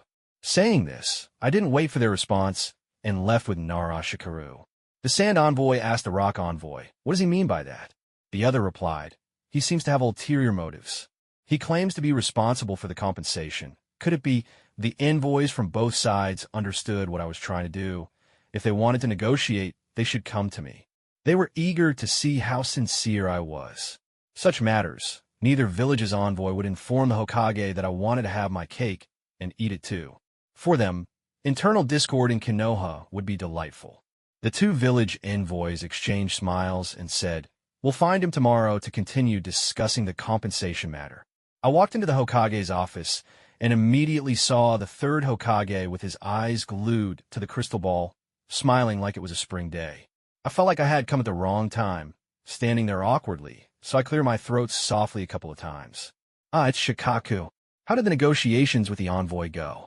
The third Hokage, noticing my arrival, quickly put away the crystal ball without missing a beat. "Hokage-sama, Uchiha Zen wants the bottom line." In truth, more than the bottom line, I hoped the third Hokage would relent. If he just gave me the authority to handle this, I was confident I could satisfy both parties. The Second Shinobi War had dragged on for a long time. Not only was the village struggling, but our clans couldn't afford to sustain losses either. As both the Hokage's brain and the Nara clan leader, I had to consider both the village and my family's responsibilities. The third Hokage sighed, seeing my attitude towards the matter. "Kenoha's financial situation is quite dire right now. The daimyo hasn't sent supplies for several months. If we can't secure compensation, the pension for the heroes of the Second War won't be available." Upon hearing this, I felt a jolt of anxiety. What the third Hokage meant was that Kenoha was currently broke and couldn't come up with that much money. If we couldn't collect compensation, it would mean increasing the family taxes. "They can't buy all the captives. They will likely make selective choices," I said. The third Hokage took a deep breath. He was only 40, yet his face was filled with weariness, making me frown. I began to think of the worst scenarios, just hoping Uchiha Zen wouldn't cause any more trouble. "Shikaku, compensation for war losses is necessary since we didn't start the war. As for the captives, we can negotiate for a trade, but for those we can't trade, we still need to pay." I left the Hokage's office with a long face. The Hokage hadn't left me any room for retreat. The Inuzuka, Nara, and Yamanaka clans were all closely tied together, and I couldn't drag the Akimichi and Yamanaka clans down with me. Besides, I was still good friends with Yamanaka and Noichi and Akimichi Choza. As the dawn light streamed through the window and fell on my face, I found myself sleeping in more and more after returning, often staying up late. My regular training sessions were squeezed in, or I used shadow clones to practice, but every time I dispelled them, the exhaustion hit me like a ton of bricks. "Zen, Kakashi is here to see you." The voice of Uchiha Reina came from outside. I buried my head under the covers, pretending I didn't hear. "Zen, wake up." Uchiha Reina was worried about me, but she also didn't want me to develop the bad habit of staying up all night and sleeping all day. She opened the door and tried to pull me up. After several unsuccessful attempts to get me out of bed, Kakashi entered the room, and I could see the dark lines on the back of his head. I guess he would never admit that he couldn't handle me at all. He placed a scroll beside me, who was refusing to get up, and said, "This is from my father to you." Hearing Kakashi's voice, I finally poked my head out. "So early, I have to go to class. Farewell," Kakashi said and left. After he left, Uchiha Reina lectured me for a full half hour, and I finally escaped by claiming I had a mission. As I walked through Uchiha Street, I was invited to the clan leader's residence by Uchiha Fagaku's shadow guards. "Zen, would you like to have some tea?" Uchiha Fagaku said awkwardly. In truth, he was very anxious hoping the 300 million would arrive soon. He hadn't slept well in days and had been dreaming about that sum. However, he felt embarrassed to directly ask for it, which was why he called me. Clan leader, if there's something to discuss, just say it. I didn't want to beat around the bush with him. I want to check on the progress of my sharingan cultivation in Orochimaru's laboratory. Uchiha Fagaku cleared his throat and said, about that 300 million. Has it not arrived yet? I thought for a moment and asked, it's been 3 days, right? Ahem, indeed. If it doesn't come soon, interest will start to accumulate. The elders are pushing for it. Hearing this, my eyes sharpened like a blade as I looked at Uchiha Fagaku and coldly said, Clan leader Fagaku, whether it's the country, the village, or the clan, one ruler is enough. If you haven't taken care of those people after so many days, are you protecting me or just being too soft-hearted? Uchiha Fagaku trembled all over as if I had hit a nerve. To be honest, he was guilty of both. He couldn't control me, nor could he eliminate those elders, and now he was caught between the two. Zenkuen is joking. How could I be cautious of you? It's just that these elders are the previous generation's elders, and it's difficult to deal with them. Uchiha Fagaku quickly smiled to smooth things over. I understood in my heart and felt disappointed in him. He was quite powerful, but was too focused on the power struggle, only thinking about a coup, and eventually got killed by his own son. Do as you wish. Have someone call Uchiha in and organize a team to collect the debt. Soon, Uchiha was brought to the clan leader's residence. The moment he saw me, his eyes lit up. Ever since he learned some secrets from Uchiha Hachida, he had been in low spirits. His current task was to protect me in secret, but he wasn't strong enough. This had him worried, feeling trapped, wanting to stand in front of me and be brave, but his strength didn't allow it. Clan leader, Lord Zen.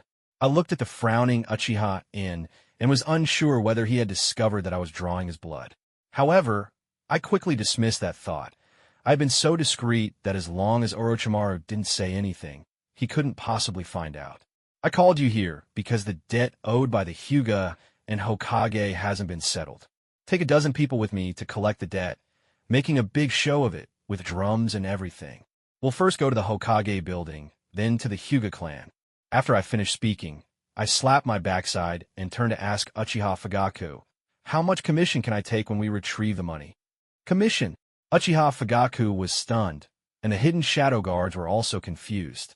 What commission? Are we collecting debts or asking for commissions? I narrowed my eyes and asked earnestly, Clan leader, do you want to get 300 million without paying anything? No, I'll give you 10% as a reward. Uchiha Fagaku decisively stated. He understood that I wasn't someone he could control, but he could use benefits to motivate me. That was much easier to deal with than those who sought fame while remaining empty-handed. 10%, then I'll just take the 30 million directly from the Hokage. After I finished, I left the clan leader's residence with a wide-eyed Uchiha in. Clan leader, Uchiha Zen is too arrogant. Should we suppress his arrogance a bit? Uchiha Ryuho furrowed his brows and suggested to Uchiha Fagaku, compared to 2.7 billion, what's a mere 30 million? Uchiha Fagaku watched our departing figures. Although he felt blocked in his heart, he had to admit that without me, he wouldn't even be able to collect that 30 million. When I pulled Uchiha in out of the clan leader's residence, he looked completely bewildered. 30 million. To pry 30 million out of the clan leader's hands, I wasn't even sure if the Uchiha clan's treasury had that much money right now. You go gather some people. I'll wait for you at the Uchiha gate. If I get meat, I can share some soup with you. I wouldn't promise him a feast. I would definitely be eating the meat myself, but I could share some soup. All right, I'll go gather them now. Uchiha was as excited as a puppy. Even if I didn't offer him soup, he would still be happy to help. With soup, he was even more motivated, and he dashed off to gather people. The kid was pretty fast. Within a few minutes, he returned with 10 people, some carrying gongs and others holding drums, and he himself had a trumpet in hand. Lord Zen, we're ready. I led the Uchiha group, banging drums and gongs as we marched down the streets of Kenoha. Those who loved to join in on the fun followed behind us, and by the time we reached the Hokage office, our small group had swelled to over 100 people. I shot Uchiha in a glance, and he immediately understood, snapping his fingers to signal the clan members to start drumming. Then, Uchiha took the trumpet and rhythmically shouted towards the Hokage building. Respected Hokage, we are the Uchiha debt collection team. Have you prepared the money you owe the Hyuga clan? Our clan members are waiting to eat. Our clan leaders' coffers are empty. We can't support ourselves anymore. With that, there was a loud duong, and the sound of the gongs followed. Oh, how great the Hokage is, even helping the Hyuga pay their debts. Yeah, why not give something to the Uchiha? They can't even afford to eat. They look kind of pitiful. They don't seem that annoying anymore. Especially Lord Zen, personally coming to collect the debt. They must really be struggling. I definitely heard the explosions that night. My house shook. The villagers were very supportive, chattering away at the entrance to the Hokage office. It wasn't just the villagers who enjoyed the spectacle. Envoys were also mixed in the crowd, observing the situation. Next, the scene of beating drums and gongs continued for the debt collection. After all, if the money didn't come back, it was almost certainly because the other side cared about their reputation. Forming a team like this to collect debts in the eyes of those in debt was hardly different from being a thug. As long as I wasn't ashamed, there was no way I couldn't get the money back. At this moment, I grabbed the trumpet from Uchiha feigning a weak and helpless demeanor as I called out, "Great Ancestor, are you busy? Sorry to trouble you personally, but I'm here to collect. If you're busy, I can come back this afternoon." Lord Zen is so polite. Yeah, too bad I have a son. Such a good son-in-law is out of reach. They intermarry within the Uchiha. Even if you had a daughter, there would be no chance. Inside the Hokage office, the third Hokage's forehead was twitching. He never expected me to come banging drums and gongs to collect a debt. Someone, go ask Danzo if the money is ready. Seeing the situation outside, I signaled to Uchiha. He turned around and shouted to the clan members behind him, "The Hokage is busy. We'll come back this afternoon. Let's go to the Hyuga next." And with that, there was another duong. Just as everyone was preparing to follow to the Hyuga clan to watch the spectacle, the door of the Hokage office opened. The third Hokage walked out, looking weary, and without mentioning the money, he asked me, "Zen, aren't you discussing war reparations with Shikaku?" I forced a smile and respectfully replied, "Hokage-sama, I am indeed discussing reparations with clan leader Shikaku, but the envoy also needs to consider the timing. Since we've called for a ceasefire, we should show them Kenoha's warm hospitality so they can accept the compensation." I rambled on, not even sure if the third Hokage understood. "This matter is very important. You are Orochimaru's disciple, and I value you." "Thank you, great ancestor. But can we have a portion of the money first? You see, we haven't even had breakfast yet." I quickly turned the topic back to money. No matter who you were, you could scold me, but not giving money was out of the question. This was solid interest. The third Hokage's face stiffened, and after a moment he said, "I have prepared it, but I've been too busy to deliver it." I knew Hokage-sama was busy, so I brought people to collect. As I spoke, Uchiha pulled out a tray from somewhere and respectfully presented it to the Hokage. "You prepared very thoroughly." The third Hokage never expected to be outsmarted by me.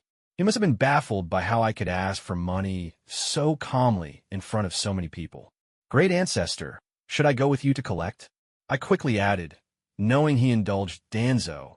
He was the one being taken advantage of. At that moment, an Umbu stepped out of the Hokage office, holding 3 scrolls, which he handed to the Hokage. The third Hokage reluctantly placed the scroll containing 30 million ryo on the tray that Uchiha was holding and stiffly said, "It's been prepared for a while. I have to get back to work." "Thank you, Hokage-sama." The Uchiha team collectively expressed their gratitude, their voices ringing loudly in the ears of those nearby. Duong. Uchiha unhanded the scroll to me and shouted, "Let's go to the Hyuga." The Hokage building wasn't far from the Hyuga clan. Besides the villagers, many ninjas also joined the crowd to see the commotion. The old Hyuga clan leader had already heard the news and had the prepared 300 million ryo in front of him. Hizashi's face looked grim as he stood next to the old clan leader, feeling frustrated that the Uchiha were being so shameless. The Hyuga still cared about their reputation. "Father, Uchiha Zen has gone too far. He's humiliating us." The old Hyuga clan leader took a sip of the freshly brewed tea, shaking his head. He thought his son was too young and impulsive, easily caught by others. In the face of such matters, Hisashi, what will you do? Hisashi was taken aback, not understanding why his father asked that. In his mind, it was simple to stand at the door and throw the money at them, telling them to scram. But his father's words seemed to carry deeper meaning, and since last time in the Hokage office, he mentioned giving in 3 installments. Was he trying to annoy the Uchiha? He excitedly said, "Father, I will give them the money in several installments." The old Hyuga clan leader's eyes lit up, feeling that his son had finally come to his senses and signaled for him to continue. Seeing his father's approval, Hisashi continued, "I want to use the money to humiliate them." PFF, the old Hyuga clan leader spat his tea all over Hisashi's face. "Sigh, I really shouldn't have high hopes for this kid. Hisashi, there are no eternal enemies in this world, only eternal interests." This time, the old Hyuga clan leader didn't scold him harshly. He knew it wouldn't help and would only anger himself further. "Yes, father." Hisashi let the tea drip down his face, bowing his head and waiting for a lecture, or rather, he had already given up. As the clan leader, you need to have a long-term perspective. The old Hyuga clan leader's voice was heavy with experience. If you, as the Hyuga clan leader, injure someone on the street, it's not the same as an ordinary person doing it in the eyes of others. Hisashi nodded, feeling that what the old leader said made sense. He assured, "As the Hyuga clan leader, I would never do something that would tarnish our dignity." Cough, cough, cough. The old Hyuga clan leader suppressed his anger and patiently explained, "The former will be maliciously speculated upon and infinitely exaggerated, while the latter is just a minor scuffle. Don't you understand this yet?" If he still didn't understand after this, he would have to bow and apologize to their ancestors. "Father, you are right. I understand." Whether he really understood or not wasn't important. If he said he didn't, the old leader would definitely scold him. "The Uchiha are arriving. Let's have them welcomed in." Outside the Hyuga residence, the Uchiha debt collection team, led by Uchiha Zen, was banging drums and gongs, shouting loudly. At first, the Uchiha felt a bit embarrassed, but after the scene at the Hokage building, they became more skilled at it. Collecting debts was surprisingly simple. Currently, the Uchiha were the poorest clan in the village. They looked glamorous on the surface, but in reality, their assets were few, and most of their former wealth was in Kenoha's hands. Each year, the meager compensation was supplemented by taking on tasks from nobles. Nobles preferred to hire the beautiful Uchiha, as they were both powerful and pleasing to the eye, which brought them face. Ultimately, their decline was due to their thin skin, not knowing how to refuse, and always trying to dominate others. The gates of the Hyuga clan slowly opened, and Hisashi, skilled in handling guests, didn't let them bang their drums outside, but invited them into the residence. "Lord Zen, esteemed members of the Uchiha clan, please follow me." Hisashi welcomed them with the courtesy befitting distinguished guests, warm yet polite.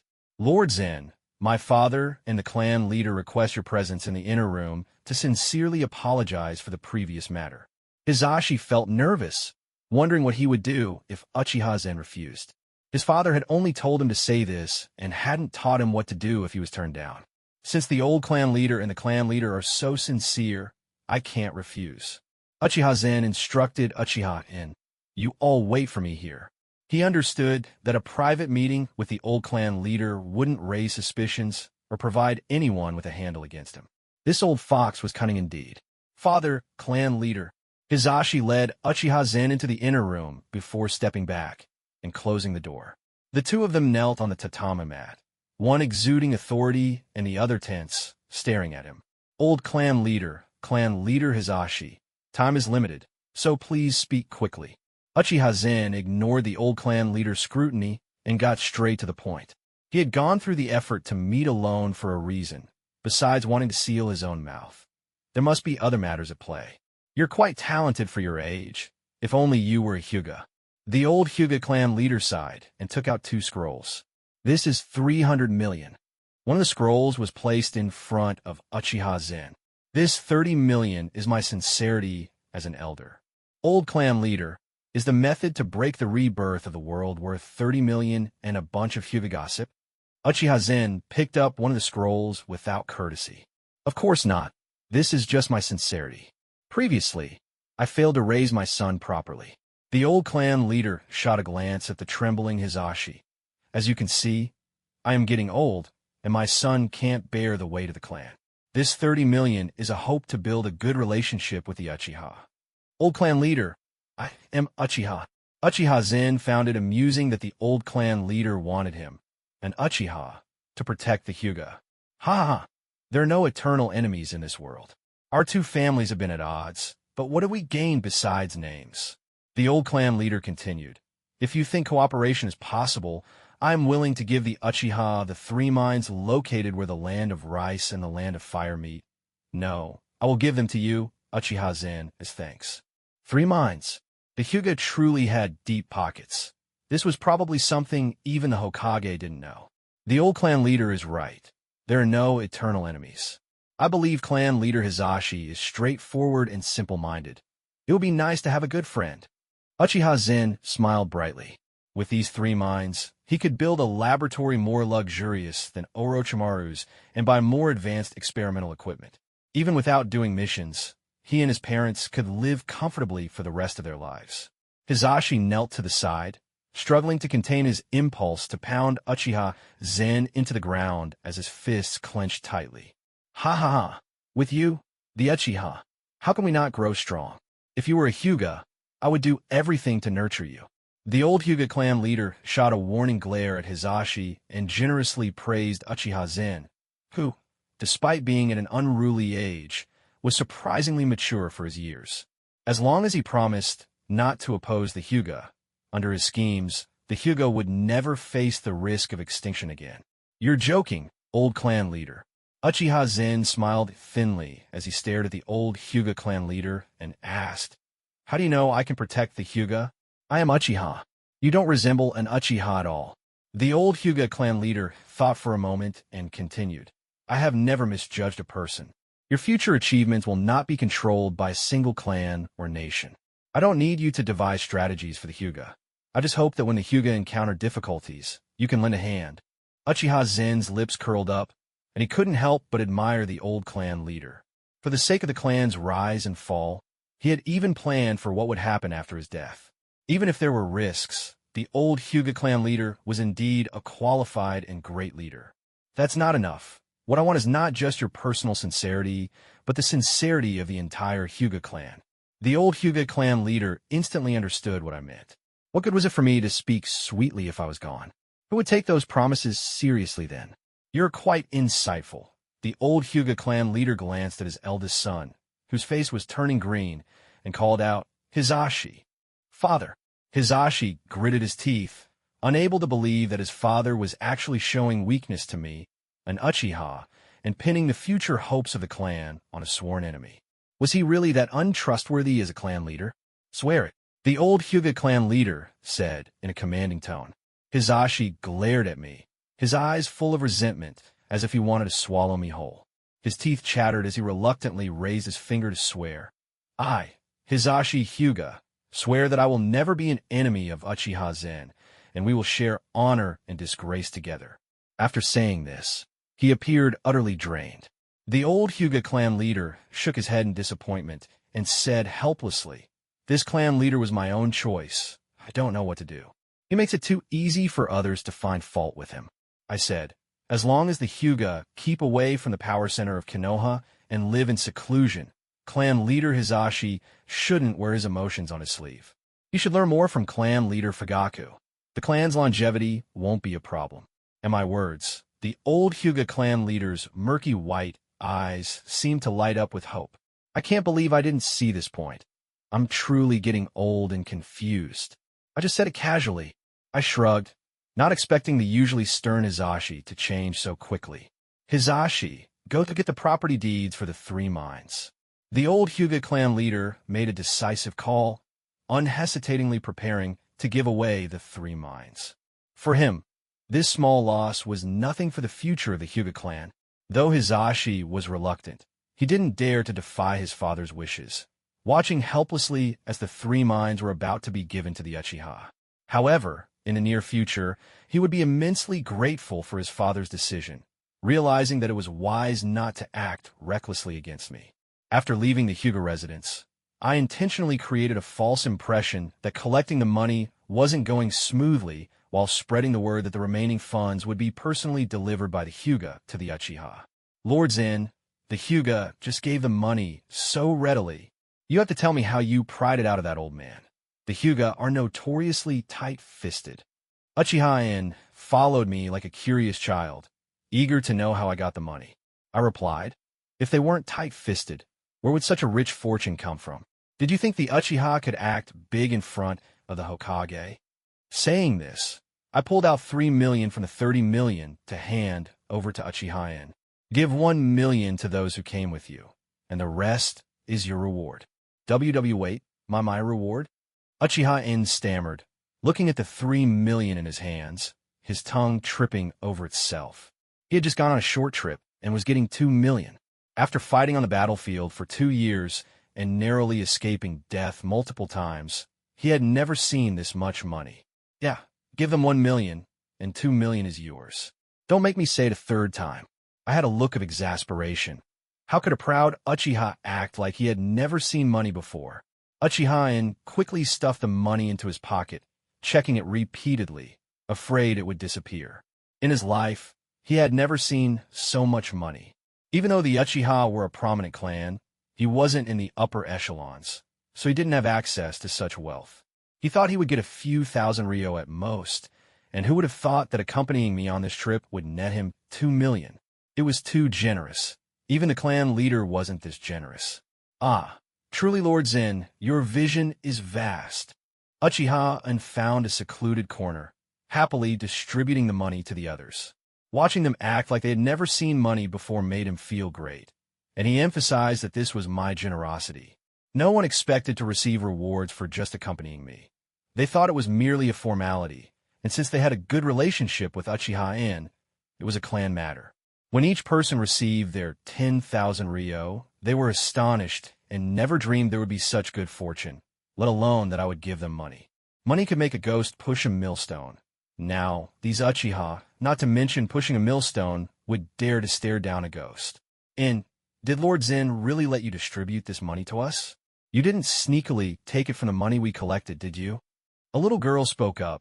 She was Uchiha Hachida's daughter, Uchiha Kage, my little sister, who had been brought along to increase our numbers on the way to school. Of course, this is all from Lord Zen.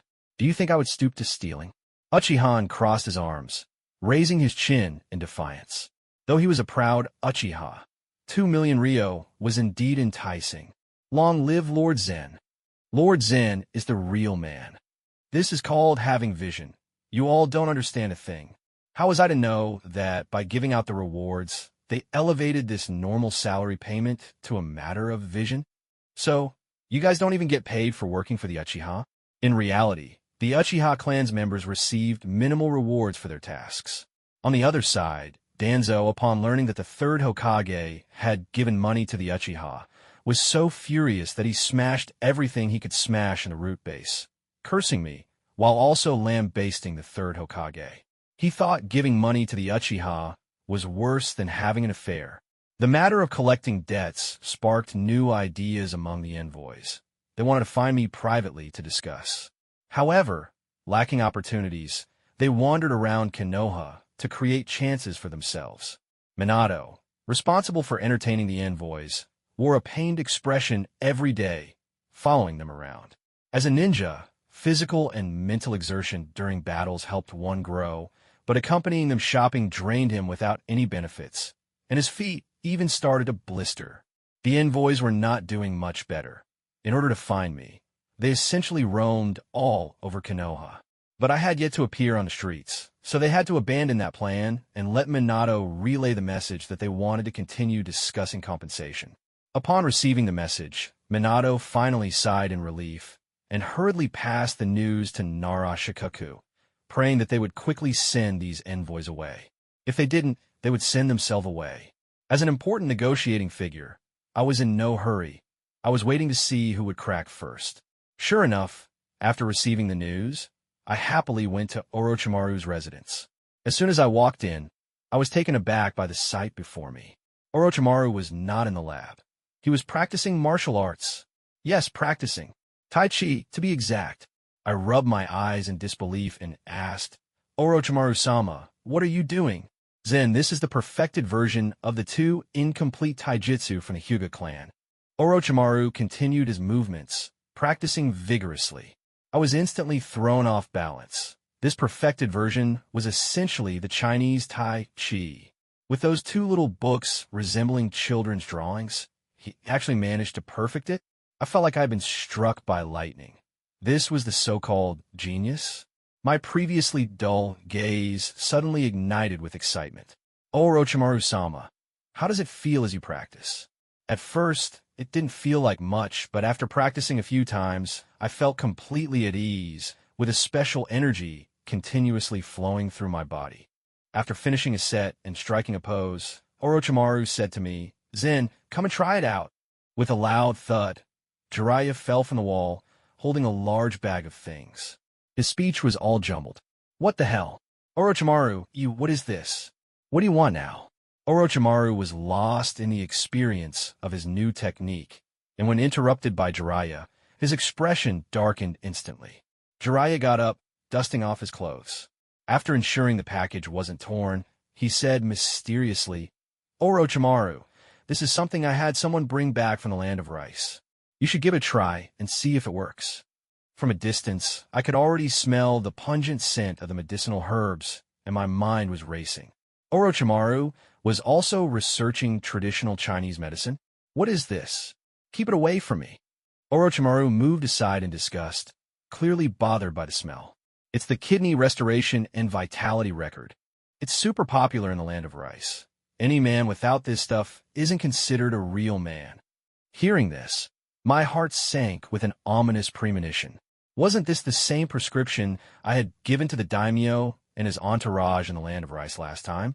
The more Jeriah spoke, the more excited he became, completely unaware that Orochimaru's expression was turning murderous. I didn't hear anything. I quickly turned my head and began practicing Tai Chi. Jeriah, you're dead meat. Shadow Snake Hand. Wow. Don't be shy, I'm only doing this for your own good. You need to treat your kidney deficiency. Jeriah dropped the large bag of kidney herbs and ran away, shouting, terrified that others wouldn't hear him. Shadow Snake Hand. Thousand Snakes Formation. I'll help. In Orochimaru's residence, there was a cacophony of sounds, followed by cries for help. Anyone outside who heard the distressing screams didn't dare to approach. I planned to sneak away from this chaotic scene, leaving these two friends to continue their love-hate relationship, but reality didn't give me that opportunity. With Jeriah gone, I was left with a long face. What was I supposed to do now? With only Orochimaru, myself, and that bag of kidney herbs left in the residence, I felt the pressure mounting. Orochimaru-sama, I forgot my knife at the border of the land of fire. I'll be right back. I realized the situation was dire and tried to run. Stop! Orochimaru's low, gravelly voice halted me in my tracks. Orochimaru-sama, I didn't hear anything. I was panicking. I couldn't handle this situation. Goodness, I stumbled upon Orochimaru's secret about his kidney issues. If he found out that this medicine came from me, he might just take my kidneys too. I felt my skin crawl under his golden slit-shaped gaze as I swallowed hard, trying to keep calm. I am still young. I don't know anything. Nothing at all. Orochimaru's eyes twitched slightly, wondering what he had done to make this kid so scared. Did he fear snakes? He waved his hand to disperse a few remaining snakes and said, Come here, let's try the perfected Hyuga Taijutsu together. I blinked, finding the sudden change in his mindset too abrupt. Something fell off, but I obediently walked over to him and began practicing Tai Chi alongside him. This taijutsu doesn't feel like much at first. It can't even be considered usable taijutsu. After practicing a few more times, you'll feel changes in your body. Orochimaru explained as he practiced. His research on techniques was thorough. He didn't let any experimental data slip by. Initially, I couldn't help but scoff in my mind. This was something anyone at a park could do. Why not join those old folks for some health practices? But after 2 rounds, I began to feel a change in the flow of chakra within my body. With each iteration, I sensed subtle shifts. Orochimaru-sama, my body is warming up. Have you named this taijutsu yet? No. What do you think it should be called?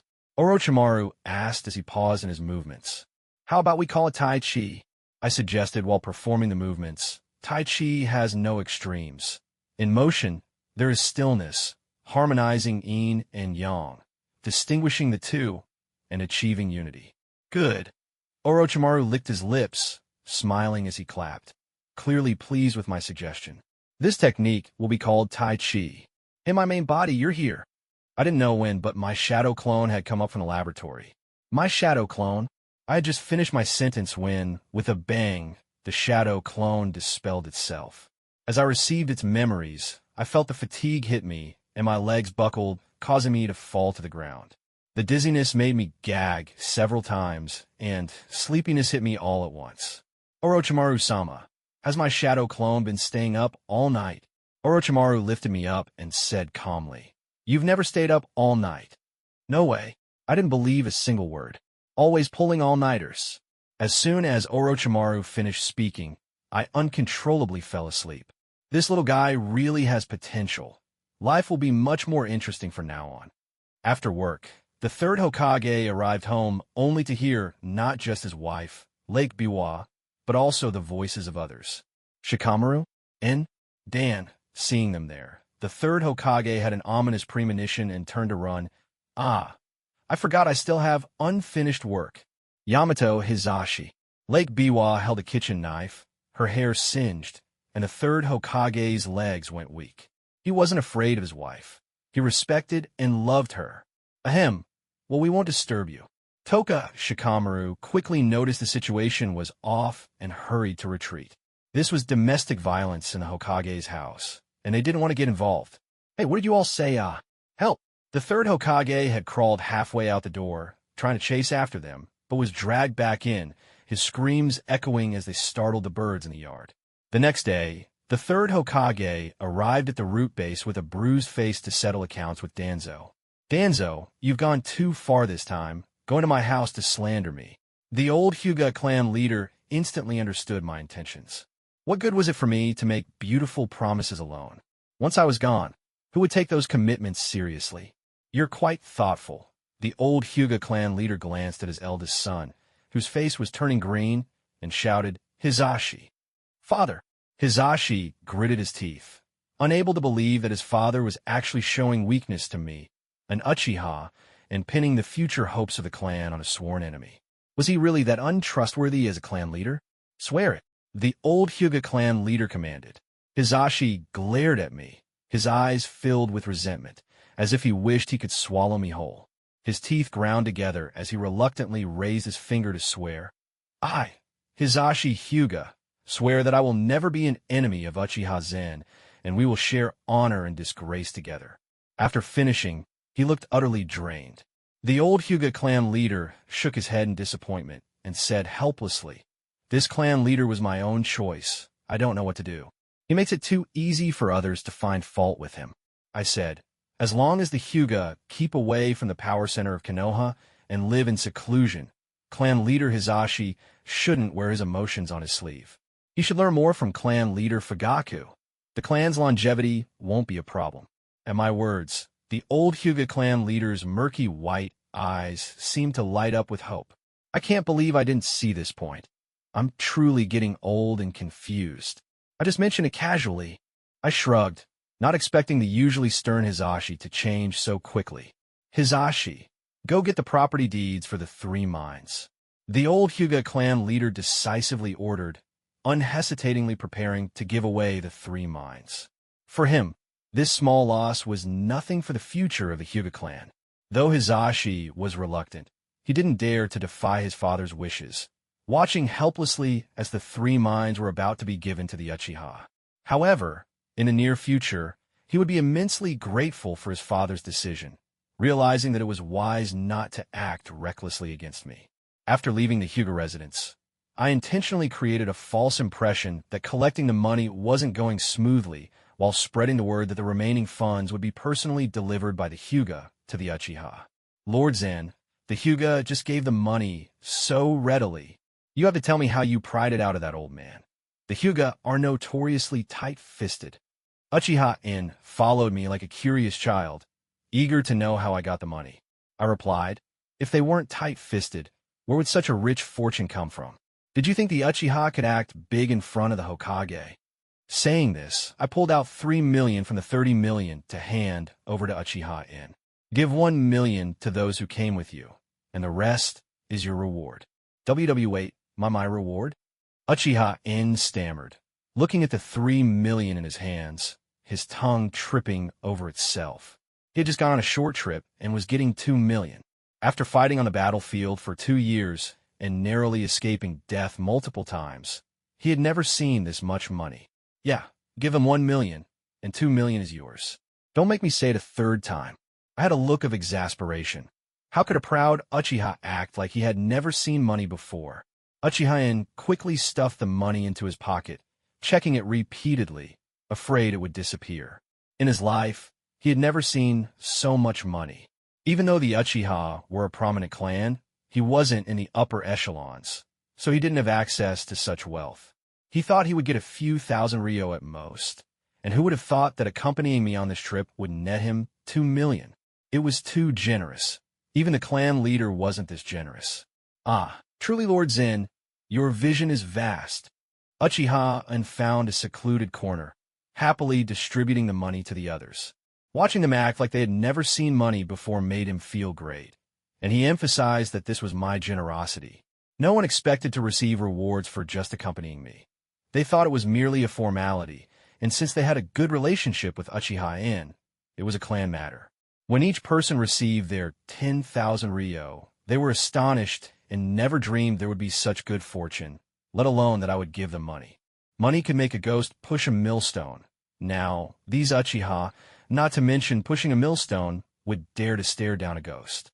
And did Lord Zen really let you distribute this money to us? You didn't sneakily take it from the money we collected, did you? A little girl spoke up. She was Uchiha Hachida's daughter, Uchiha Kage, my little sister, who had been brought along to increase our numbers on the way to school. Of course, this is all from Lord Zen.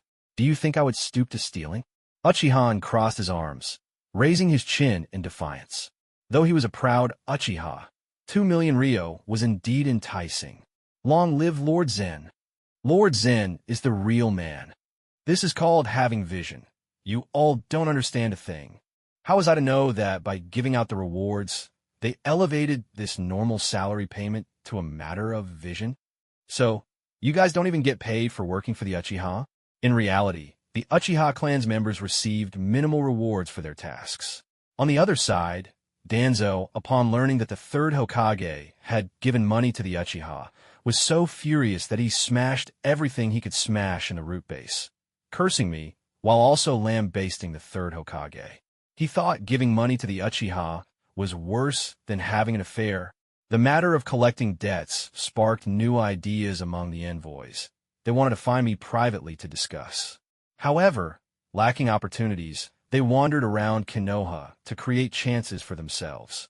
Minato, responsible for entertaining the envoys, wore a pained expression every day, following them around. As a ninja, physical and mental exertion during battles helped one grow, but accompanying them shopping drained him without any benefits, and his feet even started to blister. The envoys were not doing much better. In order to find me, they essentially roamed all over Kenoha. But I had yet to appear on the streets, so they had to abandon that plan and let Minato relay the message that they wanted to continue discussing compensation. Upon receiving the message, Minato finally sighed in relief and hurriedly passed the news to Narashikaku, praying that they would quickly send these envoys away. If they didn't, they would send themselves away. As an important negotiating figure, I was in no hurry. I was waiting to see who would crack first. Sure enough, after receiving the news, I happily went to Orochimaru's residence. As soon as I walked in, I was taken aback by the sight before me. Orochimaru was not in the lab. He was practicing martial arts. Yes, practicing. Tai Chi, to be exact. I rubbed my eyes in disbelief and asked, Orochimaru-sama, what are you doing? When I woke up, several days had already passed. I glanced at Orochimaru, who was dozing off nearby, and quietly covered him with a blanket before tiptoeing into the laboratory. Ever since the last time I cultivated the sharingan, I had been too busy to come by. After dozing off, I digested all the memories and discovered that my cultivation of the sharingan had actually failed. Fortunately, Orochimaru had caught it in time and salvaged the situation, or else such valuable experimental materials would have been wasted. I would have to bring Uchiha in back for another round. After Orochimaru's series of operations, not only had he preserved the experimental materials, but the culture medium also showed signs of cellular activity. As expected of Orochimaru, to be able to apply knowledge from physics and chemistry learned from middle school to university in such a short time was truly enviable. Back in the day, I had burned so many brain cells learning these subjects. I picked up the data Orochimaru had recorded on the anatomy of the cage birds from both the main and branch families of the Hyuga clan. After comparing, I found that the branch family's caged birds utilized a technique that altered brain nerves, reconfiguring the intricate network of neurons. Once a person died, if one of the nerves was severed by the technique, all of the nerves would break.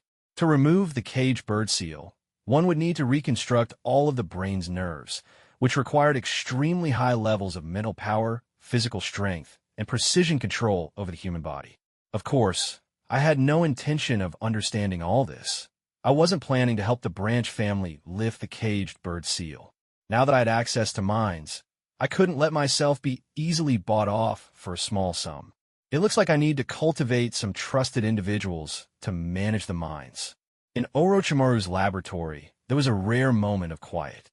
Seizing the opportunity, I quickly went through the ninjutsu in the wooden box my father had given me, as well as the 8 gates technique brought by Kakashi. I needed to learn the 8 gates as quickly as possible. My age was limiting my growth, and if another war broke out, I wouldn't have the same luck as I did at the end of the Second Shinobi War. I created 2 shadow clones, one to help me practice the 8 gates, and the other to stay in Orochimaru's lab to assist with experiments while researching acupoints alongside the clone training the 8 gates. The 8 gates felt like opening the Run and Do meridians. What I wanted was a permanent solution, not a temporary one that would harm my body. I needed to perfect this technique. I instructed both clones to practice Tai Chi with Orochimaru to strengthen their bodies, then left the laboratory. As I passed through the courtyard, I saw Orochimaru sitting on a tatami mat, one arm resting on his knee, staring at an empty teacup that had somehow been left there. At that moment, Orochimaru's expression was gentle, devoid of the cold, unapproachable demeanor he usually exhibited. Orochimaru-sama, you're awake? The sharingan you cultivated almost failed. Orochimaru slightly turned his head, and from my angle, I realized he looked somewhat handsome without his forehead protector. Thank you, Orochimaru-sama, for handling it in time. The culture medium now has cellular activity. I believe it won't be long before I can cultivate a pair of sharingan. I snapped back to reality, walked to the coffee table in front of Orochimaru, boiled some tea, and poured him a bowl. Then I continued. I've made no progress on the sealing technique. I can't create a complete sealing formula. I still had space at home and needed to figure out how to store it. If you want to seal the technique on your body, I can help you. Orochimaru lifted the tea and took a sip, revealing a charming smile filled with serpentine charisma. I'm curious why you're researching the sharingan so deeply. As far as I know, you haven't had it for long. My expression changed slightly, and after a long pause, I said, I studied it before going to the battlefield. Oh, Orochimaru's interest was piqued. At that time, I was still a civilian who hadn't even entered school. My father is also Uchiha. Indeed, before going to battle, I had studied my father's sharingan extensively, asking him about why he awakened it and about his daily experiences after awakening. My father, Uchiha Huai, thought I had gone crazy wanting to study the sharingan and comforted me for several days. Oh, I lifted the teapot again to pour Orochimaru another cup, which he drank in one gulp. What a good child of your father. I noticed that Orochimaru was particularly lazy in his daily life. If I didn't pour him tea, he wouldn't drink it, even though he could easily reach for it himself. He shouldn't be accepting disciples. He should hire a maid. Nara Shikaku came to find you. Orochimaru initially wanted to find the old man to delegate the matter to someone else, but he still wanted to ask for my opinion, as there was a reward of over 10 million Ryo, and who would refuse money, especially me, a money-loving disciple? This year, there hadn't been much recovered material on the battlefield, and I estimated that 90% would come to me. While others were fighting fiercely, I was rummaging through corpses. But I couldn't deny that I was a genius. I had excellent ninjutsu at home to learn from. Yet, the killings on the battlefield were unlike a game. Surviving through wit was also a form of strength. It seems the envoys from the sand and rock villages are getting restless. Orochimaru-sama, I need to go see them. I prepared to get up and leave, but suddenly thought of how Orochimaru was too lazy to even pour his own tea. So I asked, Orochimaru-sama, what do you eat at home every day? There are soldier pills in the laboratory. Do you want some? I twitched at the corner of my mouth and foolishly asked, You eat soldier pills every day? Orochimaru gave me a look that said, Do you think I have time to go out for meals? Fine, I'll just take it as me talking too much. Extend your arm. What? Don't you want to tattoo the sealing technique on your body? As soon as I finished speaking, I half knelt beside Orochimaru, and one of my arms reached out in front of him. Orochimaru's demeanor was quite casual, but I was very nervous. If he didn't do a good job, I would have to go to a tattoo shop to cover it up. Done. Orochimaru stood up, leaving me with just his back as he disappeared into the courtyard. I looked at my forearm, which now had a circular pattern that resembled a kaleidoscope, with 3 comma shapes surrounding it. It looked quite prominent. Orochimaru-sama truly stands at the forefront of the ninja world. Just look at this aesthetic. It's different. I happily left Orochimaru's residence and passed by Aiha Ramen, ordering a bowl. Coincidentally, I ran into Nara Shikaro, who was eating noodles. You finally decided to come out of your shell. Nara Shikaro hadn't slept a peaceful night in days, fearing I would suddenly appear and hand him all the responsibility. He had packed his bags, ready to run away at any moment to some secluded place to live out the rest of his life peacefully. I slurped my noodles and coldly said, You should say that to Orochimaru's face. The old Hyuga clan leader instantly understood what I meant. What good was it for me to make sweet promises if I were gone? Who would take those commitments seriously then? You're quite insightful. The old Hyuga clan leader glanced at his eldest son, whose face was turning green, and shouted, Hizashi. Father! Hizashi gritted his teeth, unable to believe that his father was showing weakness to me, an Uchiha, and pinning the future hopes of the clan on a sworn enemy. Was he really that untrustworthy as a clan leader? Swear it, the old Hyuga clan leader commanded. Hizashi glared at me, his eyes filled with resentment, as if he wished he could swallow me whole. His teeth ground together as he reluctantly raised his finger to swear. I, Hizashi Hyuga, swear that I will never be an enemy of Uchiha Zen, and we will share honor and disgrace together. After finishing, he appeared utterly drained. The old Hyuga clan leader shook his head in disappointment and said helplessly, This clan leader was my own choice. I don't know what to do. He makes it too easy for others to find fault with him. I said, As long as the Hyuga keep away from the power center of Kenoha and live in seclusion, clan leader Hizashi shouldn't wear his emotions on his sleeve. He should learn more from clan leader Fagaku. The clan's longevity won't be a problem. And my words, the old Hyuga clan leader's murky white eyes seemed to light up with hope. I can't believe I didn't see this point. I'm truly getting old and confused. I just mentioned it casually. I shrugged, not expecting the usually stern Hizashi to change so quickly. Hizashi, go get the property deeds for the 3 mines. The old Hyuga clan leader made a decisive call, unhesitatingly preparing to give away the 3 mines. For him, this small loss was nothing for the future of the Hyuga clan. Though Hizashi was reluctant, he didn't dare to defy his father's wishes, watching helplessly as the 3 mines were about to be given to the Uchiha. However, in the near future, he would be immensely grateful for his father's decision, realizing that it was wise not to act recklessly against me. After leaving the Hyuga residence, I intentionally created a false impression that collecting the money wasn't going smoothly, while spreading the word that the remaining funds will be personally delivered by the Hyuga to the Uchiha. Lord Zen, the Hyuga just gave the money so readily. You have to tell me how you pried it out of that old man. The Hyuga are notoriously tight-fisted. Uchiha followed me like a curious child, eager to know how I got the money. I replied, If they weren't tight-fisted, where would such a rich fortune come from? Did you think the Uchiha could act big in front of the Hokage? Saying this, I pulled out 3 million from the 30 million to hand over to Uchiha. Give 1 million to those who came with you, and the rest is your reward. WW8 my reward? Uchiha N stammered, looking at the 3 million in his hands, his tongue tripping over itself. He had just gone on a short trip and was getting 2 million. After fighting on the battlefield for 2 years and narrowly escaping death multiple times, he had never seen this much money. Yeah, give him 1 million, and 2 million is yours. Don't make me say a third time.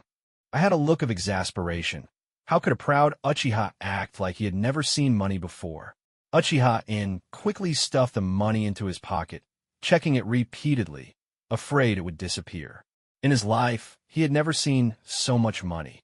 Even though the Uchiha were a prominent clan, he wasn't in the upper echelons, so he didn't have access to such wealth. He thought he would get a few thousand ryo at most. And who would have thought that accompanying me on this trip would net him 2 million? It was too generous. Even a clan leader wasn't this generous. Ah, truly Lord Zen, your vision is vast. Uchiha N found a secluded corner, happily distributing the money to the others. Watching them act like they had never seen money before made him feel great, and he emphasized that this was my generosity. No one expected to receive rewards for just accompanying me. They thought it was merely a formality, and since they had a good relationship with Uchiha N, it was a clan matter. When each person received their 10,000 ryo, they were astonished and never dreamed there would be such good fortune, let alone that I would give them money. Money could make a ghost push a millstone. Now, these Uchiha, not to mention pushing a millstone, would dare to stare down a ghost. And did Lord Zen really let you distribute this money to us? You didn't sneakily take it from the money we collected, did you? A little girl spoke up. She was Uchiha Hachida's daughter, Uchiha Kage, my little sister, who had been brought along to increase our numbers on the way to school. Of course, this is all from Lord Zen. Do you think I would stoop to stealing? Uchiha uncrossed his arms, raising his chin in defiance. Though he was a proud Uchiha, 2 million ryo was indeed enticing. Long live Lord Zen. Lord Zen is the real man. This is called having vision. You all don't understand a thing. How was I to know that by giving out the rewards, they elevated this normal salary payment to a matter of vision? So, you guys don't even get paid for working for the Uchiha? In reality, the Uchiha clan's members received minimal rewards for their tasks.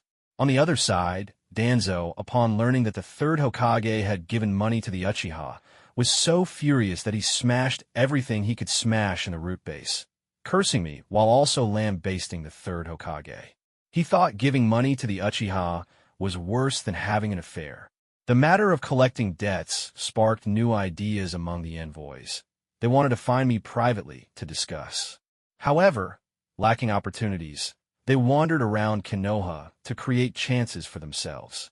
Minato, responsible for entertaining the envoys, wore a pained expression every day, following them around. As a ninja, physical and mental exertion during battles helped one grow, but accompanying them shopping drained him without any benefits, and his feet even started to blister. The envoys were not doing much better. In order to find me, they essentially roamed all over Kenoha. But I had yet to appear on streets, so they had to abandon that plan and let Minato relay the message that they wanted to continue discussing compensation. Upon receiving the message, Minato finally sighed in relief and hurriedly passed the news to Narashikaku, praying that they would quickly send these envoys away. If they didn't, they would send themselves away. As an important negotiating figure, I was in no hurry. I was waiting to see who would crack first. Sure enough, after receiving the news, I happily went to Orochimaru's residence. As soon as I walked in, I was taken aback by the sight before me. Orochimaru was not in the lab. He was practicing martial arts. Yes, practicing. Tai Chi, to be exact. I rubbed my eyes in disbelief and asked, Orochimaru-sama, what are you doing? Who's being unreasonable here? You actually gave money to the Uchiha. That brat is now bold enough to openly ask for money. Do you really think he's a simple character? Danzo was furious, his hair practically falling out. His money had just gone into the Uchiha's pocket, and he could hardly swallow that. Danzo, calm down. The envoy is still here. If he can get money from the Huga and me, he won't hesitate to do the same with the envoy. The third Hokage said, his approach much softer than Danzo's. He knew how to maximize a person's usefulness. Uchiha Zen is Orochimaru's disciple. What is Orochimaru up to lately? I've heard that Kakashi has been hanging around that evil Uchiha. Are they planning a rebellion? Whenever Danzo mentioned the Uchiha, he sounded like a cat that had had its fur ruffled, ready to bite anyone. Kakashi and Uchiha Zen are about the same age. It's normal for them to play together, especially since Kakashi is also a genius. The third Hokage frowned, feeling a headache coming on. He's too dangerous. Once the envoy leaves, Uchiha Zen must not interfere anymore, or he must return the money, Danzo said, nearly in a threatening tone. The third Hokage didn't reject or agree. He simply left the root base. When both sides were preparing for negotiations, Uchiha Zen had vanished. Narashikaku searched all over Kenoha and finally learned that he was at Orochimaru's residence. He circled around the entrance to Orochimaru's place several times, but lacked the courage to knock. His mind was sharp, but Orochimaru was too dangerous. Although he was the third Hokage's disciple, every time he encountered him, he felt an unsettling chill. Since the time he could breathe, he hadn't felt this uneasy. In the end, he didn't have the courage to knock on the door. Unable to do anything, he wandered around the hot springs like a creepy weirdo, hoping to find Jeriah. And he indeed found him, hiding in the tall grass by a small river under a natural waterfall, secretly peeping. Jeriah-sama, it's Narashikaku. For the harmony and development of the village, I hope you can help me borrow Uchiha Zen from Orochimaru for a day. Half a day would work too. Narashikaku, wearing a leaf hat, crouched next to Jeriah and whispered his request. You want to find Orochimaru yourself. I'm not going. He's in a terrible mood, and I advise you not to go either. Jeriah rubbed his arm, which had been bitten by a snake. If it weren't for the sake of their school days, he would probably be bettered in for a few days. Jiraiya-sama, Hokage-sama asked me to negotiate compensation with Uchiha Zen, but now the envoy has set a time, and Uchiha Zen is still stuck at Orochimaru's place. Oh, this is a bit tricky. Jeriah frowned, becoming serious. He did care about the village's affairs quite a bit. I'll go with you. Thank you, Jiraiya-sama. Narashikaku was grateful, but he couldn't understand why Uchiha Zen would choose to become Orochimaru's disciple. Wasn't he afraid? Just thank me by building a few more hot springs in the village, haha. Jeriah chuckled lewdly, swaggering toward Orochimaru's residence. Orochimaru, I'm back again. Jeriah called out from outside, neither knocking nor entering. Jeriah, what do you want now? Orochimaru was lost in his new technique, and when interrupted, his expression darkened instantly. Jeriah got up and dusted himself off, ensuring the package wasn't torn before saying mysteriously, Orochimaru, this is something I had someone bring back from the land of rice. You should give it a try and see if it works.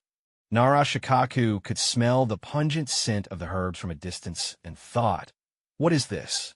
Is Orochimaru researching traditional Chinese medicine too? What is this? Keep it away from me. Orochimaru moved aside in disgust, clearly bothered by the smell. It's the kidney restoration and vitality record. It's super popular in the land of rice. Any man without this stuff isn't considered a real man. Jeriah exclaimed, sounding very proud of himself. Hearing this, Narashikaku's heart sank as a sense of foreboding washed over him. Wasn't this the same prescription I had given to the daimyo and his entourage in the land of rice last time? The more Jeriah spoke, the more animated he became, completely unaware that Orochimaru was already on the verge of losing his temper. I didn't hear anything. Narashikaku quickly turned his head and began practicing Tai Chi. Jeriah, you're dead meat. Shadow Snake Hand. Wow. Don't be shy, I'm only doing this for your own good. You need to treat your kidney deficiency. Jeriah dropped the large bag of kidney herbs and ran away, shouting loudly, terrified that others wouldn't hear him. Shadow Snake Hand. Thousand Snakes Formation. I'll help. Inside Orochimaru's residence, there was a cacophony of sounds, followed by cries for help. Anyone outside who heard the distressing screams didn't dare to approach. Narashikaku planned to sneak away from this chaotic scene, leaving these two friends to continue their love-hate relationship, but reality didn't give him that opportunity. With Jeriah gone, he was left feeling helpless. What was he supposed to do now? With only Orochimaru himself and that bag of kidney herbs left in the residence, he felt the pressure mounting. Orochimaru-sama, I forgot my knife at the border of the land of fire. I'll be right back.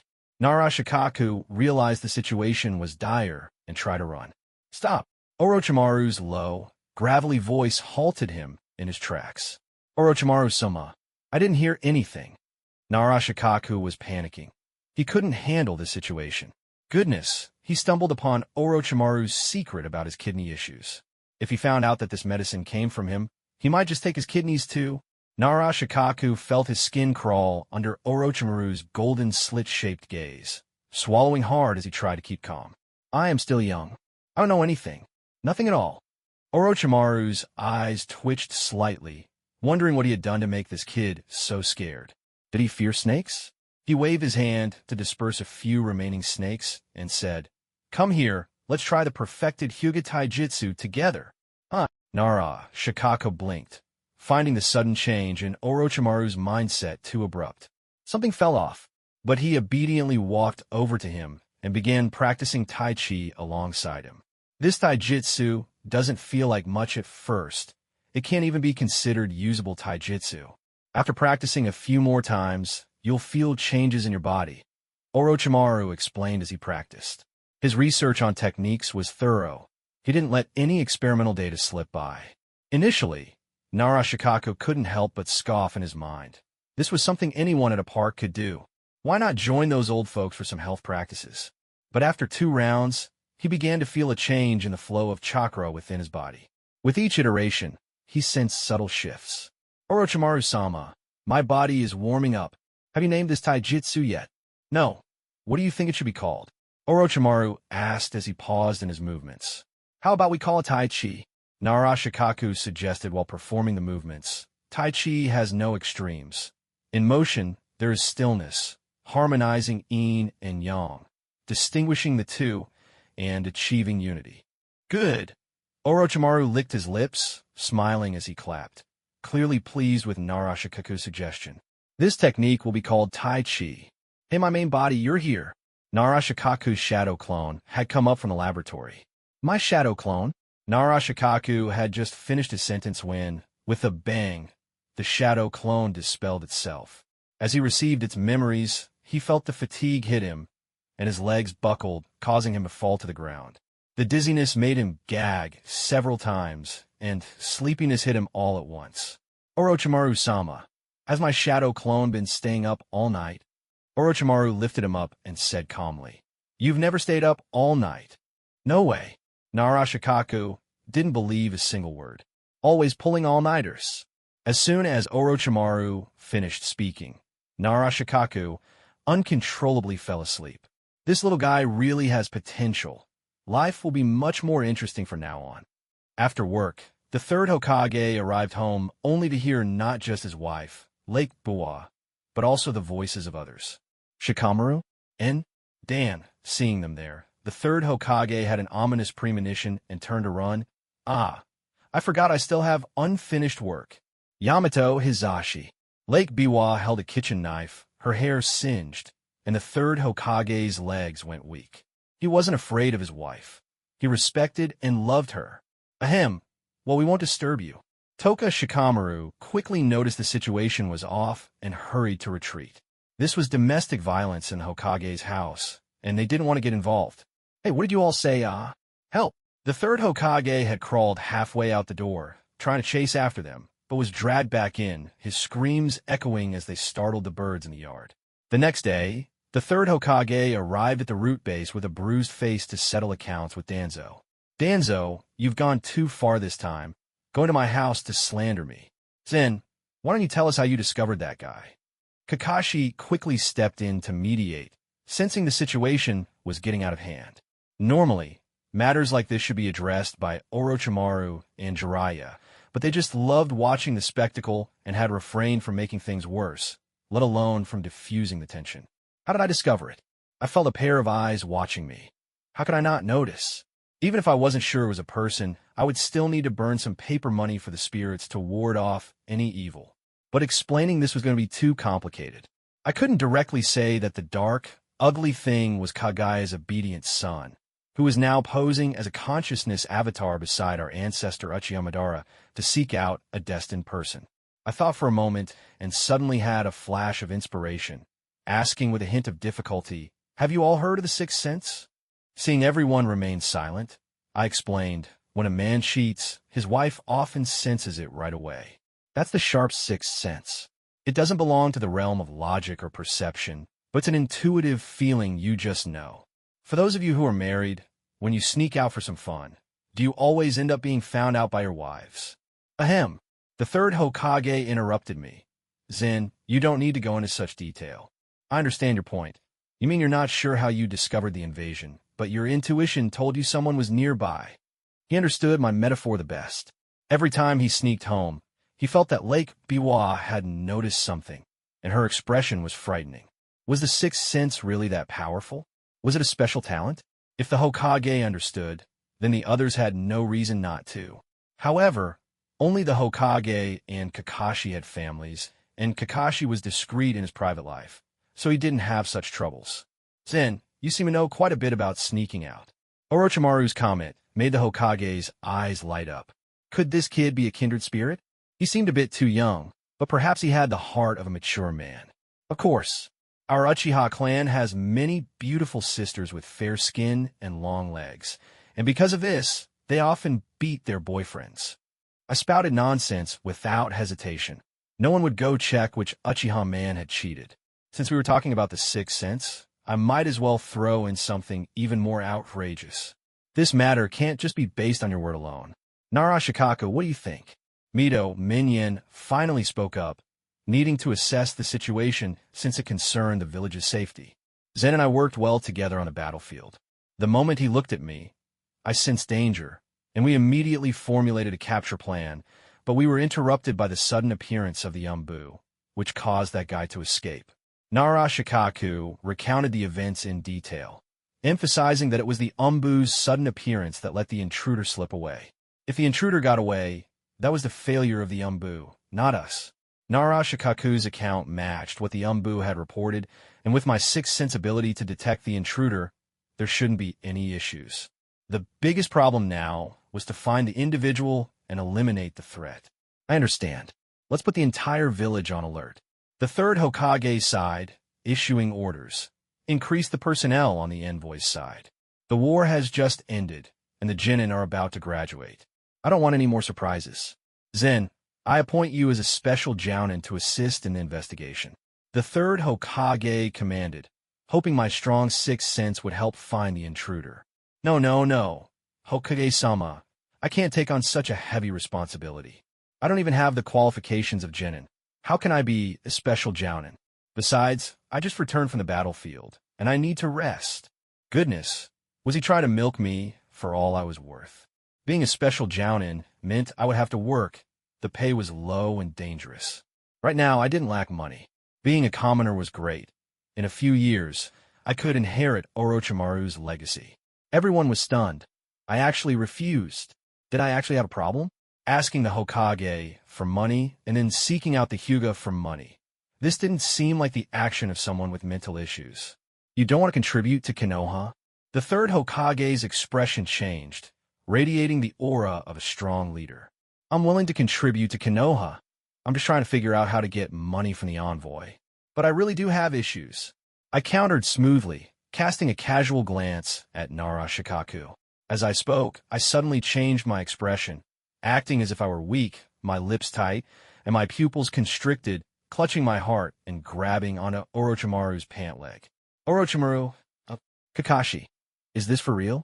Nara Shikaku, damn, you're really good at acting. It would be a waste not to send you to the enemy as a spy. Hokage-sama, Zenkin gets really excited, and then he starts twitching and feels weak, and his mind gets all foggy. Nara Shikaku stammered, unable to continue. He couldn't come up with any more lies, but I was acting too convincingly for him to back down. Everyone was bewildered by my performance, unsure if it was real or not. It didn't look fake. Old man, I'll take my leave first. Orochimaru grabbed me and vanished in an instant from the Hokage's office. I'll go see too. Nara Shikaku followed, wanting to ask how I managed to squeeze 3 billion from the Hyuga. There had to be a way. Only Nara Shikaku was left there, looking utterly confused. What was going on? Hokage-sama, everyone, I'll take my leave too. Upon arriving at Orochimaru's residence. Stop the act. I was thrown onto the bed, and a raspy yet magnetic voice reached my ears.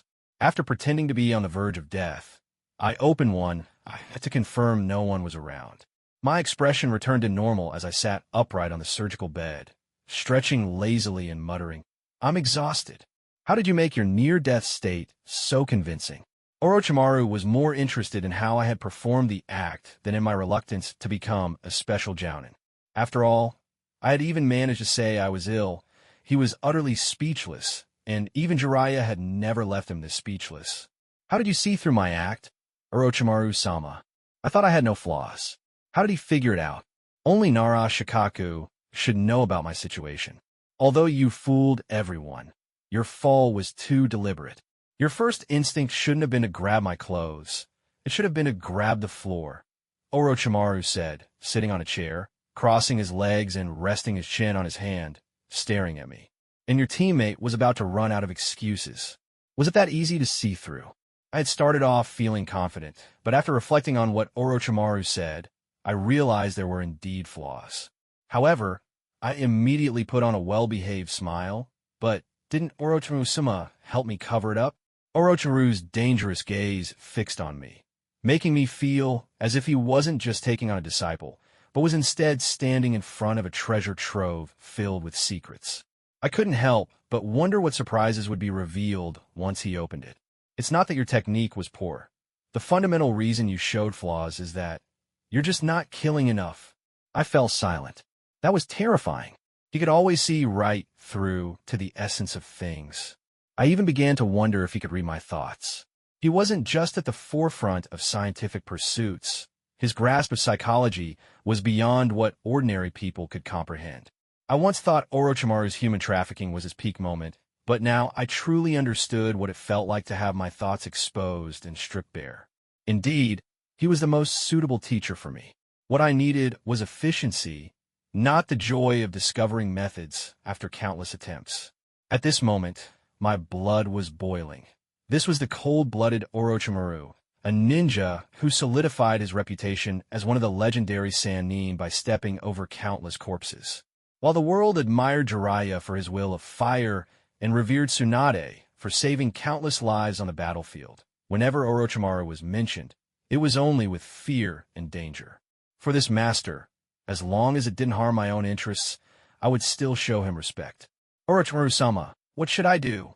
I originally intended to recommend you to Danzo's route for some training, but now I've changed my mind. Orochimaru licked his lips, and I knew he wouldn't be disappointed in me. I've decided to personally teach you, to make you someone who can stir up storms in the ninja world. I didn't hide the fighting spirit in my eyes. The excitement and zeal within me were almost overwhelming. I won't let you down, Orochimaru-san.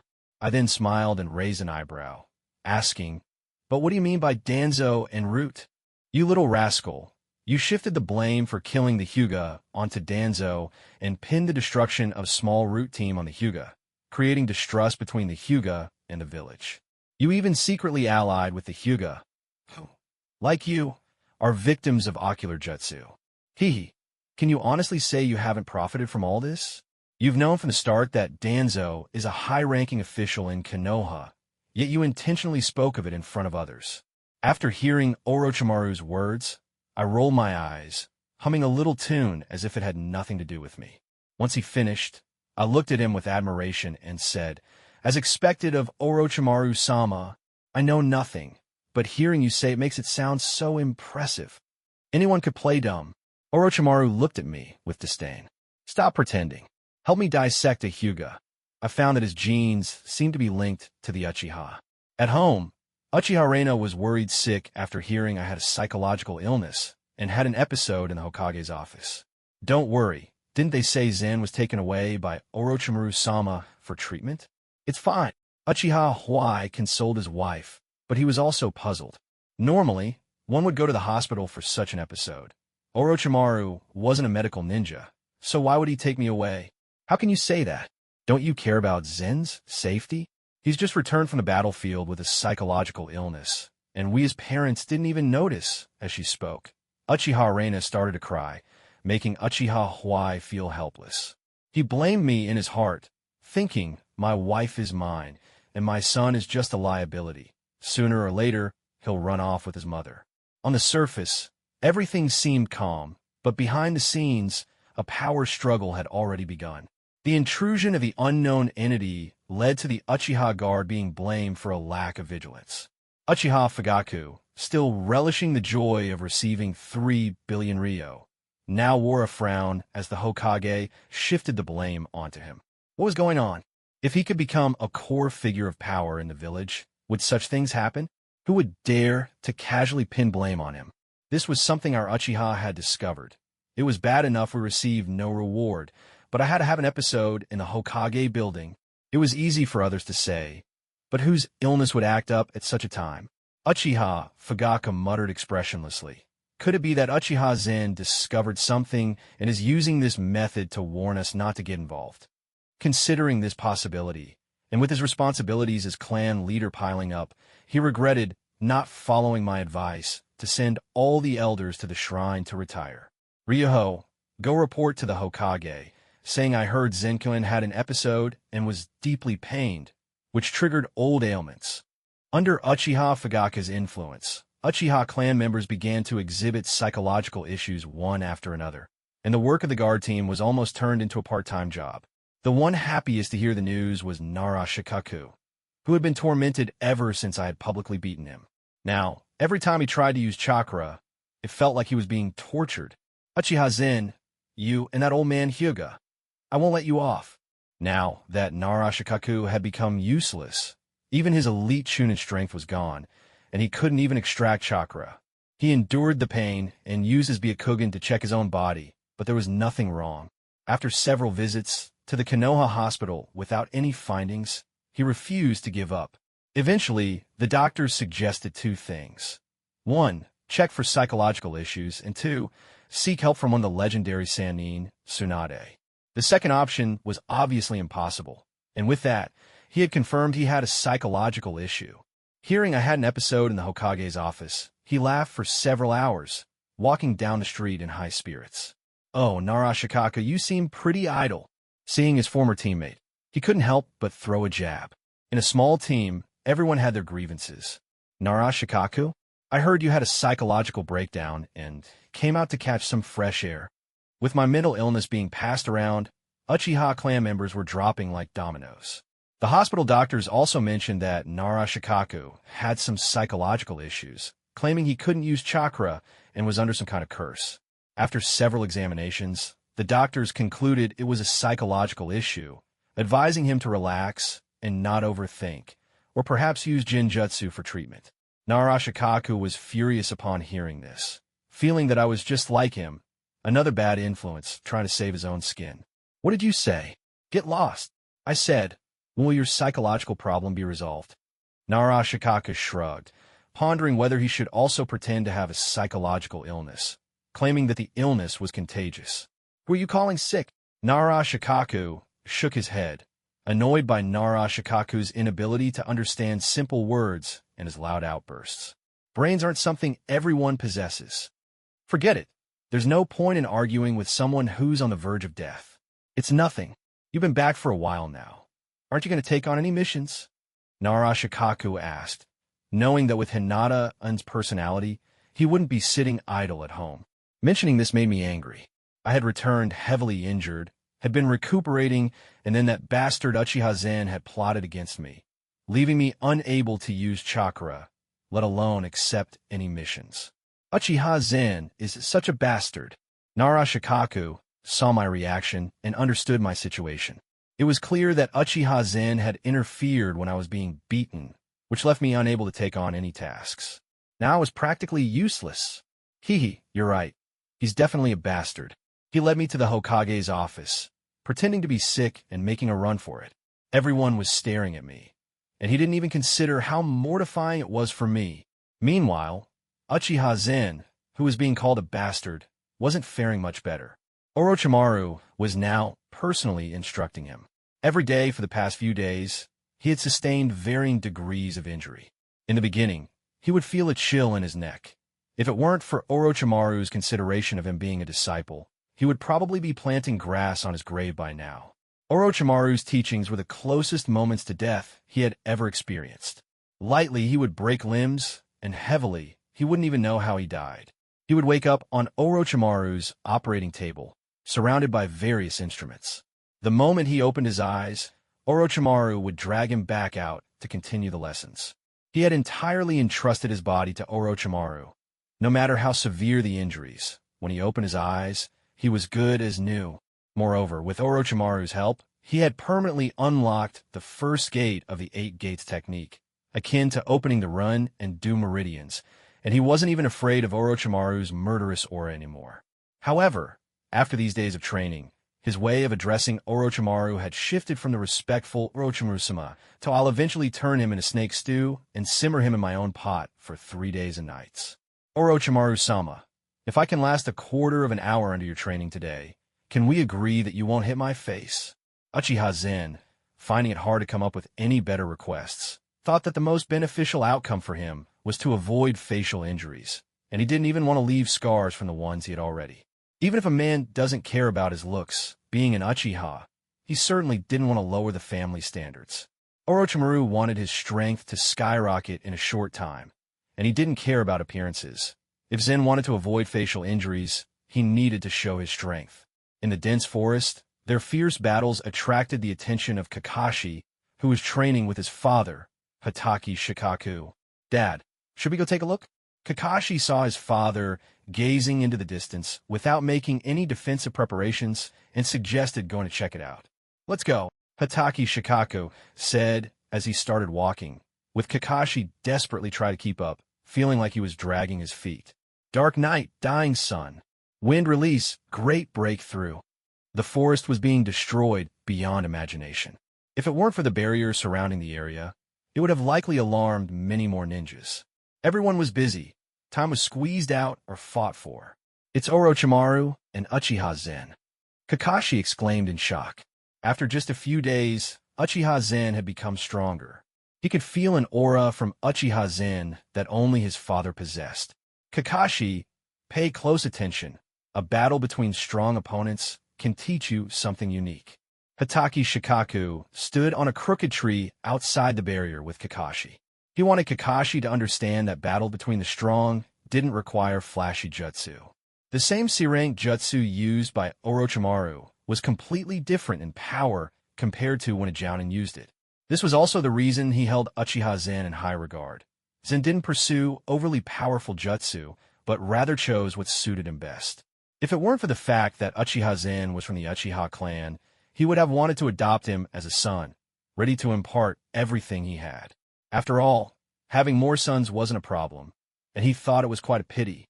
Inside the barrier, Uchiha Zen was fighting Orochimaru with the first gate of the 8 gates permanently unlocked, and there was a significant difference compared to before. At least he could protect his face from being hit. "Orochimaru-sama, I've held out for a quarter of an hour under your training as we agreed. So no hitting my face, okay?" Uchiha Zen blocked Orochimaru's wind release jutsu, panting as he made his request. Orochimaru frowned slightly. He didn't think hitting his face mattered much, but seeing how persistent Uchiha Zen was, he decided not to attack his face. Zen was actually confused about why Orochimaru hadn't used his snake-based jutsu, which was supposed to be the most powerful. At first, Orochimaru didn't think much about it, believing that Zen might be afraid of snakes, which could affect his performance. Since he wanted to overcome his fear, he would indulge him. Thousand Snakes formation. Countless snakes surged toward Uchiha Zen like a flood. Moments ago, Zen had been wondering if Orochimaru looked down on him, but now he just wanted to curse. What the hell? Dark night, flowing wave. Uchiha Zen swung his blade, slicing through the dense mass of snakes, but he still got bitten by a number of them. Watching the original work, I had seen Orochimaru use these snakes against weaklings, and they were easily defeated. It was all nonsense. Who knew how troublesome these snakes were? They would bite wherever they could, and there were even a few trying to ensure his lineage didn't continue. "Zen, is this your attitude when facing an enemy?" Orochimaru's voice turned cold and hoarse, clearly displeased with Zen's tactics. Fire release, dragon fire technique. Wind release, great breakthrough. Uchiha Zen unleashed both jutsu in succession, pushing the fire release technique to its limit. He jumped back, incinerating the snakes beneath him to ashes. This was a misjudgment on his part. He could still pull off tricks in front of Hitaki Shikaku, but in front of Orochimaru, it was completely useless. Orochimaru was far superior in analyzing an enemy's abilities and formulating strategies. Zen, how long do you think your taijutsu can hold up against me? Just as he felt a chill on his neck, he instinctively thrust his blade backward, only to find the person behind him had turned into half a wooden stump. Very good. Orochimaru's killing intent suddenly surged, and Uchiha Zen gripped his sword tightly, his sharingan fixed on Orochimaru's next move. Outside the barrier, Kakashi shivered, frozen in place by Orochimaru's overwhelming and cold killing intent. Hitaki Shikaku glanced over, and seeing that Kakashi hadn't died of fright, continued watching the training between Orochimaru and Uchiha Zen. Kakashi, if you were at Uchiha Zen's age and had his strength, could you stand before Orochimaru and face him head-on? At that moment, Kakashi, fell into silence. I really wanted to say that I could do it. I didn't want to disappoint my father. But when I saw Uchiha Zen standing there, completely unfazed under Orochimaru's terrifying and cold killing intent, I knew I couldn't measure up. Even if I were forced to stand across from Orochimaru, facing that murderous aura, I wouldn't even be able to move. Uchiha Zen was only 2 years older than me. How'd he manage to do that? You can't do it. My father relentlessly drove the point home. Before going to the battlefield, Uchiha Zen wasn't even a genin, but he managed to survive out there, and it's not just luck. What do you think he is like as a ninja? My father pulled me closer, helping to shield me from Orochimaru's killing intent. I felt stiff all over, and as the murderous aura dissipated, I gasped for air. Dad, I don't know. He's different from the other Uchiha. He's strong, but he doesn't show it off deliberately. But I believe that one day, I will catch up to him. Oh, with your flashy ninjutsu? That's just a basic framework of techniques he casually tosses around, and you treat it like a treasure. Do you really think you can catch up? My father's words were like daggers, sharp as the weapons he wielded. I was left speechless, lowering my head and secretly swearing that I would definitely catch up to Uchiha Zen. Do you know what you excel at? My father asked calmly. Do you really think that being first in school assessments makes you a genius? I lack a rival, someone who can help me grow stronger. I'll treat Uchiha Zen as my opponent and train with him. I realized my shortcomings. The knowledge from school wasn't enough for me. I needed to graduate quickly. My father turned to look at me and said something that hit hard. Do you think you have the qualifications to train with him? Or do you think Uchiha Zen would waste his time training with a kid? He even turned down the special jounin position offered by the Hokage a few days ago. I was confused. What should I do? Did my father really think I was inadequate? Talent is certainly important, but what makes Uchiha Zen truly formidable is that he knows what he wants and what he intends to do. My father believed this explanation would enlighten me, laying a foundation for my future path. The barrier around us faded. Orochimaru was dragging a half-dead Uchiha Zen and exchanged a brief greeting with my father. Orochimaru-kun, could you lend me your disciple for 2 days? I think he can improve his swordsmanship further. My father had high hopes for Uchiha Zen's sword skills and wanted to cultivate a genius. A dangerous glint flashed in Orochimaru's eyes as he decisively refused. No, he didn't mind Uchiha Zen becoming stronger, but at this stage he believed Zen needed experience, not just learning more jutsu. Orochimaru glanced at me, asking, "Don't you have a son?" My father did have me as a son, but I was just practicing incomplete techniques every day. The Hitaki clan's swordsmanship might very well die out with me. Why not switch things up? You can help me teach my son. Orochimaru casually glanced at me. He had noticed I was a genius, but compared to Uchiha Zen, he had no interest in an average talent like mine. I don't like wasting time. Wasting time. In Orochimaru's eyes, teaching me was a waste of time. My pupils involuntarily constricted, unable to believe he viewed me this way. Even Minato doesn't seem to catch your interest. It looks like I need to find a teacher for Kakashi. My father had originally wanted to ask Orochimaru if he'd be interested in taking on some subordinates. With a new batch of genin set to graduate this year, my graduation wouldn't be an issue. He had planned to team me up with Orochimaru and Uchiha Zen, believing that having strong mentors would benefit my growth and broaden my horizons. Now, it seemed that Orochimaru had zero interest in me and even thought teaching me was a waste of time. Sigh, that's truly a pity. You're supposed to lead the new genin this year, right? What kind of companions are you planning to find for this little brat? Hearing my father say this, Uchiha Zen recalled that Orochimaru had a student named Akane. In truth, he didn't want anyone else joining, as having more people around would complicate things. For instance, teaming up with Orochimaru would create more problems, and there were things he wanted to do quietly. Master, am I not your only disciple? Do you really need to take on others? Are they more to your liking than I am? Uchiha Zen's 3 rapid-fire questions left everyone with black lines on their foreheads. Orochimaru understood what he meant. Zen didn't want anyone wasting time on experiments. In fact, Orochimaru hadn't planned to take on any genin, finding it troublesome since students died quickly. Kakashi is about to graduate. Minato is also taking on genin. I'm so envious. Uchiha Zen added sarcastically, hinting for my father to consider pairing me with Minato. There was no point in lingering with Orochimaru, where it was dangerous. I might even end up dead, and my corpse might end up being dragged into the lab for further use. You want to take on genin? That's fine. I can give you the spot. Teaching students was only worthwhile if they were as easy to manage as Uchiha Zen. Otherwise, it was hardly worth the trouble. After all, the survival rate of students under his tutelage wasn't high either. Forget it. That sounds too troublesome. I still haven't claimed the debt from the envoy. If I can move today, I'll discuss the details with clan leader Nara and go collect the debt. Are you kidding? Asking me to take on students? That's like forced labor. I'm not like Minato, the warm-hearted sunshine boy. In my past life, I'd mentored a couple of forensic interns, and they almost gave me a heart attack. They were useless at everything, yet they were #1 in crying. Ever since then, I've vowed to never mentor students in this life. It's exhausting. Uchiha Zen's comment struck me like a dagger to the heart, leaving me frozen in place like a gray background board. This was troublesome. Even Uchiha Zen found me annoying. I hadn't even collected my debts, and now it was pointless. Uchiha Zen, I will definitely defeat you. I vowed, no matter the cost, I would defeat him. Smack! My father's hand landed on the back of my head. Why was this kid so clueless?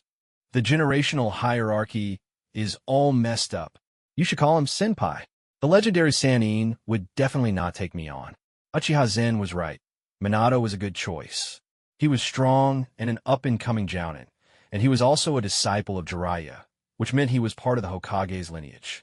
Seeing me stubbornly clutching my head, my father frowned and asked, "Do you want to call me bro too?" I'm not afraid of the sand sculptures causing a ruckus. I'm more afraid of serious people being funny. When Flagwood Tsukumo said that, I laughed so hard I fell to the ground, rolling around and hammering the floor, with my mind filled with images of Kakashi earnestly calling Flagwood Tsukumo bro. I'll give you half a day's leave, so hurry up and resolve those troublesome matters. I don't have much time to teach you, Orochimaru said, looking at me, who was laughing like that idiot Jeriah, with a face full of disdain. At the negotiation meeting, I went to negotiate with the delegation, sporting a face that looked like a panda after being beaten. Nara Shikaku's first reaction upon seeing me was, "Who is this ugly creature?" When I greeted him, he finally recognized me and lowered his voice to ask, "Junkuen, what happened to your face?" "Ah, I fell accidentally." I felt embarrassed to admit that I was bullied by Orochimaru, and besides, there was no treatment for my bruised face. Nara Shikaku frowned, noticing the 2 holes at the corner of my mouth, clearly bite marks, and asked again, "So, how did you get those holes on your mouth?" "Also from falling." His speaking of this makes me angry. I got bitten by Orochimaru's snake ninjutsu, biting wherever it could. I got poked by a Wolfang staff when I fell. He surely wouldn't believe my clumsy lie, but he didn't delve deeper into the private matters, focusing instead on today's negotiation. The envoys from both countries had been looking for me for days without success. They heard that I had suddenly fallen ill and probably thought I was beaten up and too ashamed to show my face. Just look at my previously handsome face, and now I'm a one-eyed dragon with a big flower face and 2 holes in my mouth, afraid of leaking air when I speak. Dear envoys, I have prepared the list. Please take a look and let me know if you have any objections. If there are no issues, let's talk about bargaining and compensation. I pulled out a 1-meter-long list and handed a copy to both of them and to Narashikaku. The Sand Ninja envoy saw the densely packed numbers on the paper and spat out a mouthful of old blood, fainting from the shock. Someone, hurry, call the medical ninja. Hurry, medical ninja.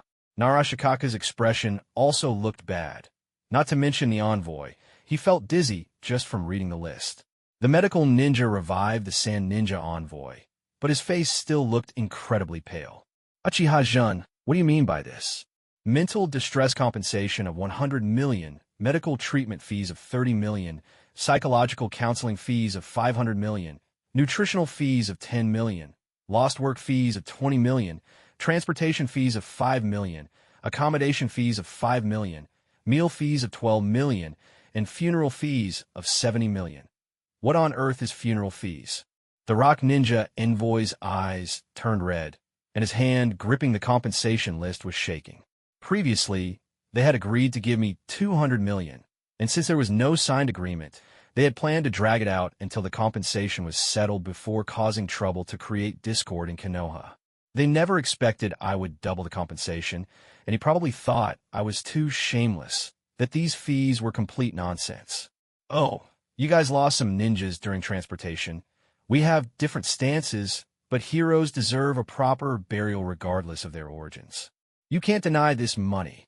I felt there was nothing wrong with this reasoning. Back when I was poor, I self-studied law and sold insurance just to haggle for 3 hours with a supermarket lady over 2 buckets of old tan pickled noodles. Money, sometimes, is like dirt. When you have no money, even if it's covered in filth, it still smells good. Before it was about material losses and a ransom for ninjas. Now bringing this up is too insincere. Do you want to continue the war? The Sand Ninja envoy was holding back the impulse to tear my list apart, his voice trembling. You're right. It was the Hokage who said that. How about we go by what the Hokage suggested? The rest can be discounted. How does that sound? I shrugged, leaning back nonchalantly in my chair. I had obtained a lot of information from Orochimaru, especially focusing on the economic conditions of each ninja village, and I was certain they wouldn't dare to go to war. Although Narashikaku had also considered this approach, he cared about his reputation and couldn't do it as brazenly as I did. Suddenly, he recalled his father's words before he passed away. One shouldn't be too concerned about face. Working under the Hokage, their family relied on their brains, not their looks.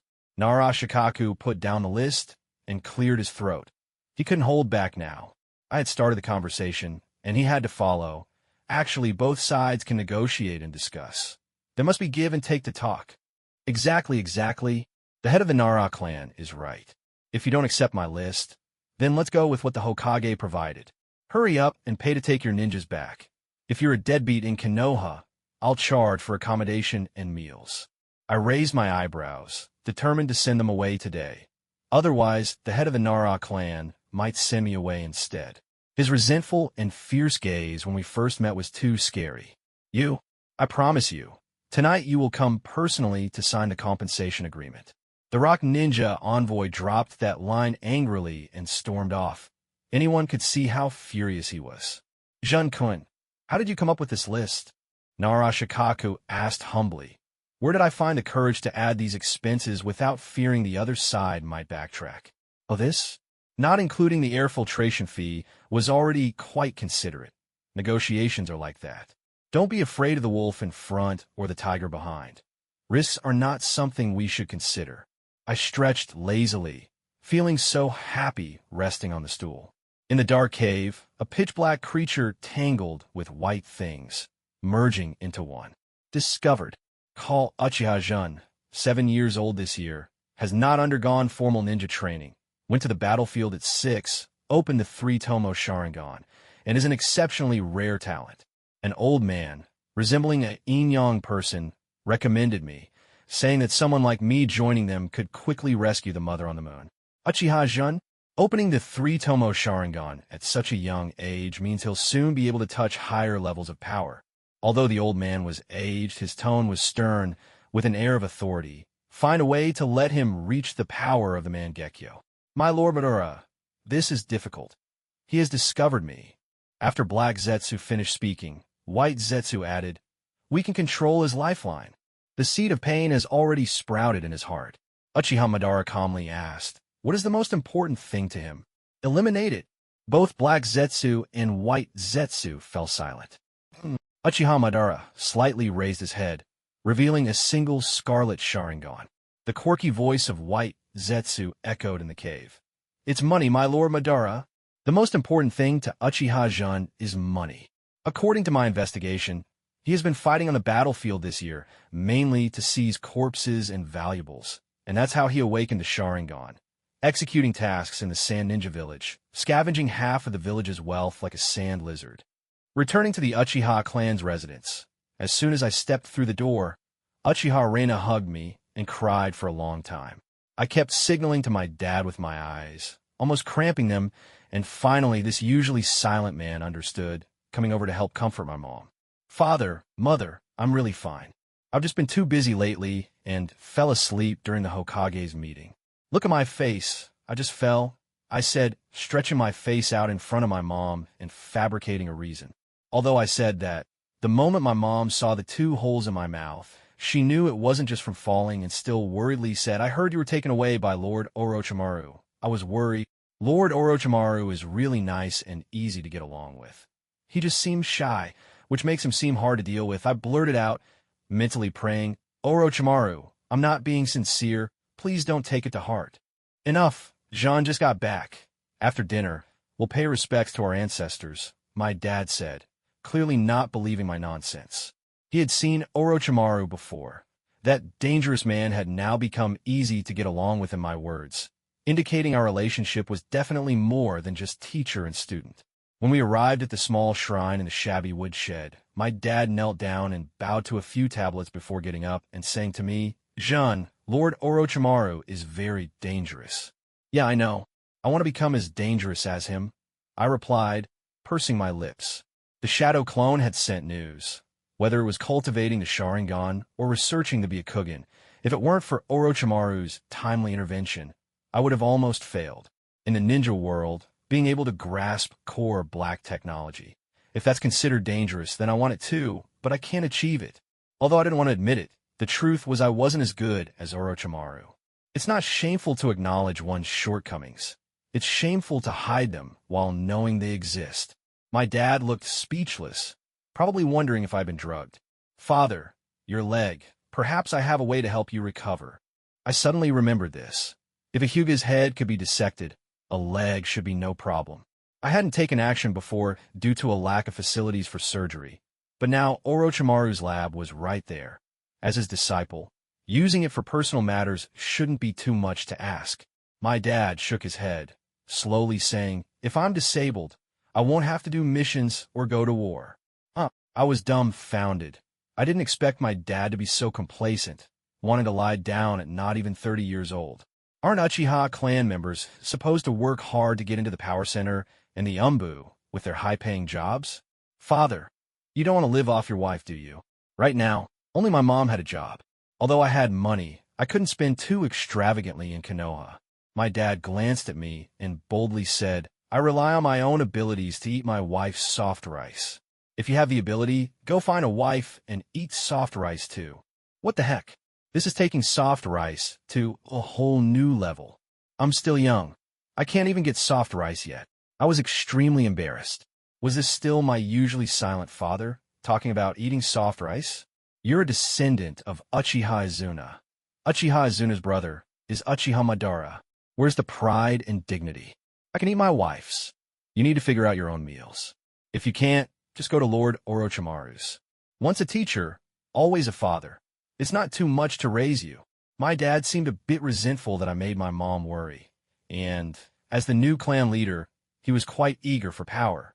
He didn't want me involved in those matters, thinking I could avoid trouble by staying with Orochimaru. Are you kicking me out? I couldn't believe it. I had just returned and was being kicked out.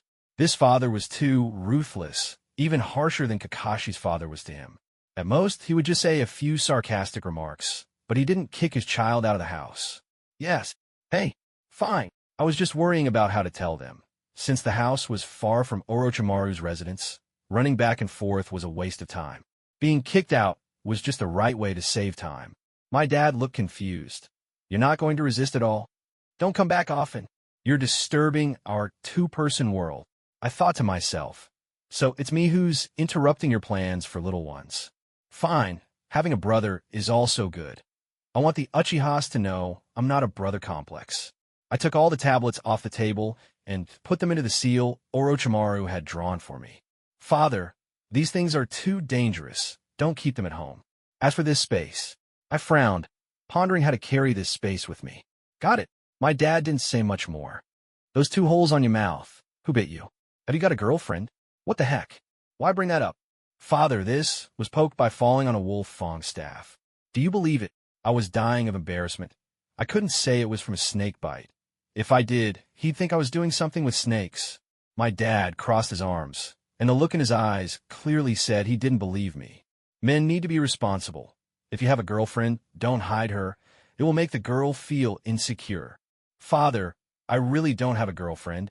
It's impossible for me to have one in this lifetime. I didn't even know how to explain. As soon as those words came out, my dad's expression changed to something strange. His ancestors, Uchiha Izuna and Uchiha Madara, were inseparable. He wouldn't think this kind of thing is hereditary, would he? Jun, as long as you're happy. My mind was full of question marks. What did he mean by that? Why was he talking so weirdly? Did he hit menopause early? But thinking about it, not hovering around my parents might be a form of protection. If someone were to threaten me with my parents, I really wouldn't know if I could face the enemy calmly. Then I'll tell my mother before I leave. That night, I packed my things, bought some vegetables on the street, and conveniently brought a bowl of Ichiraka ramen for Orochimaru before arriving at his residence. When you owe someone, you feel short everywhere. Now I not only owe but also had to stay. Lord Orochimaru, I have run away from home. Can I stay with you for a while? I placed the ramen beside Orochimaru, who was busy with his experiments. I might have to stay for a longer time. You're back. Take a look at this. Orochimaru took off his gloves and handed me a set of experimental data, then turned to eat the ramen on the experimental table. Lord Orochimaru, this is... I was extremely shocked and quickly activated my 3-tomo sharingan to record all the experimental data. I didn't expect Orochimaru to already have a deal with Danzo. Such active cells you are... Looking at Orochimaru leisurely eating his noodles, I was quite surprised. Orochimaru actually eats? Cells from the first Hokage, Orochimaru said.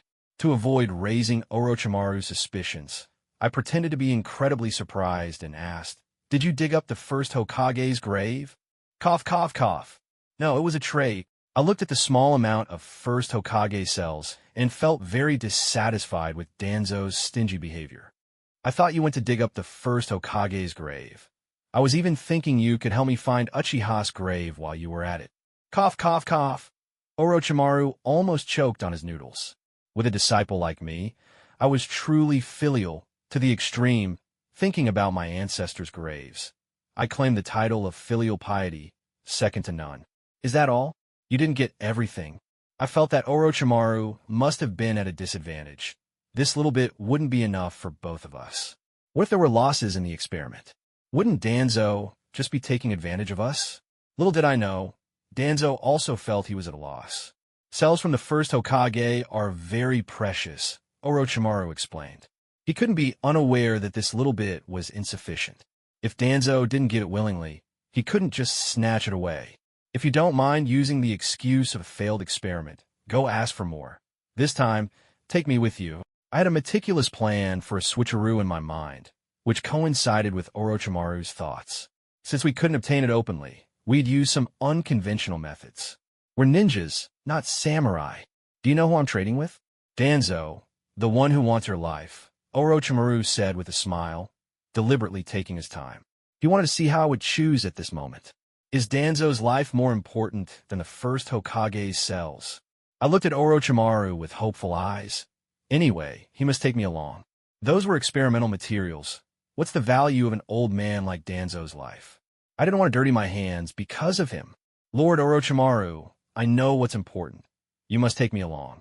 I guarantee that I will trade for all the first Hokage cells. If I had the ability to dig up Madara's nest, who would care for this little bit? Madara's cave was filled with thousands of white zetsus. Orochimaru stared at me. Danzo had offered him a very high price, trading me for the right to conduct experiments openly while providing materials for free. To be honest, the temptation was great, so great that it could make him abandon me. Lord Orochimaru, seeing him gazing at me ominously without saying anything, I called out to him. You already possess Jonin-level strength. Even elite Jonin would find it hard to survive against you. The village doesn't keep idle people. Does this mean I need to go carry out missions now? I frowned. This wasn't the result I wanted. The Third Great Ninja War was approaching, and I had to raise my survival rate to over 70%. I have you included in my deal with Danzo. Orochimaru licked his lips, his golden eyes narrowing dangerously. I even recommended you to the Hokage as the team leader of the Interrogation unit, using my identity as your master. I lowered my eyelids, quickly understanding what was going on, the killing intent boiling in my heart. In Kenoha, there was no freedom. Without strength, you were cannon fodder, and with strength, you were just advanced cannon fodder. To maintain a balance, Orochimaru pushed me towards the Hokage's faction, letting the Hokage and Danzo restrain each other and reduce their focus on him. Thank you, Lord Orochimaru. You really thought this through. The Interrogation unit. No problem, completely no problem. But entering as a team leader would definitely cause some people to be discontent, create trouble, or exclude me. Orochimaru had also considered this. He originally wanted me to kill the current head of the interrogation unit to enter the with a higher status, but that method was too clumsy and could easily raise suspicions.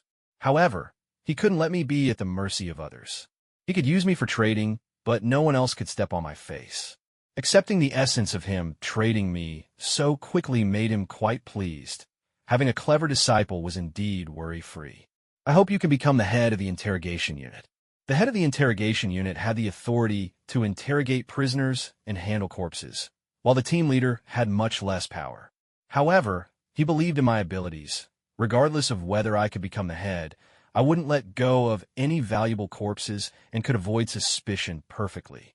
I understand, Lord Orochimaru, but I realized why Orochimaru sought this position for me. He not only wanted to obtain materials from Danzo, but also wanted to borrow experimental subject from me openly.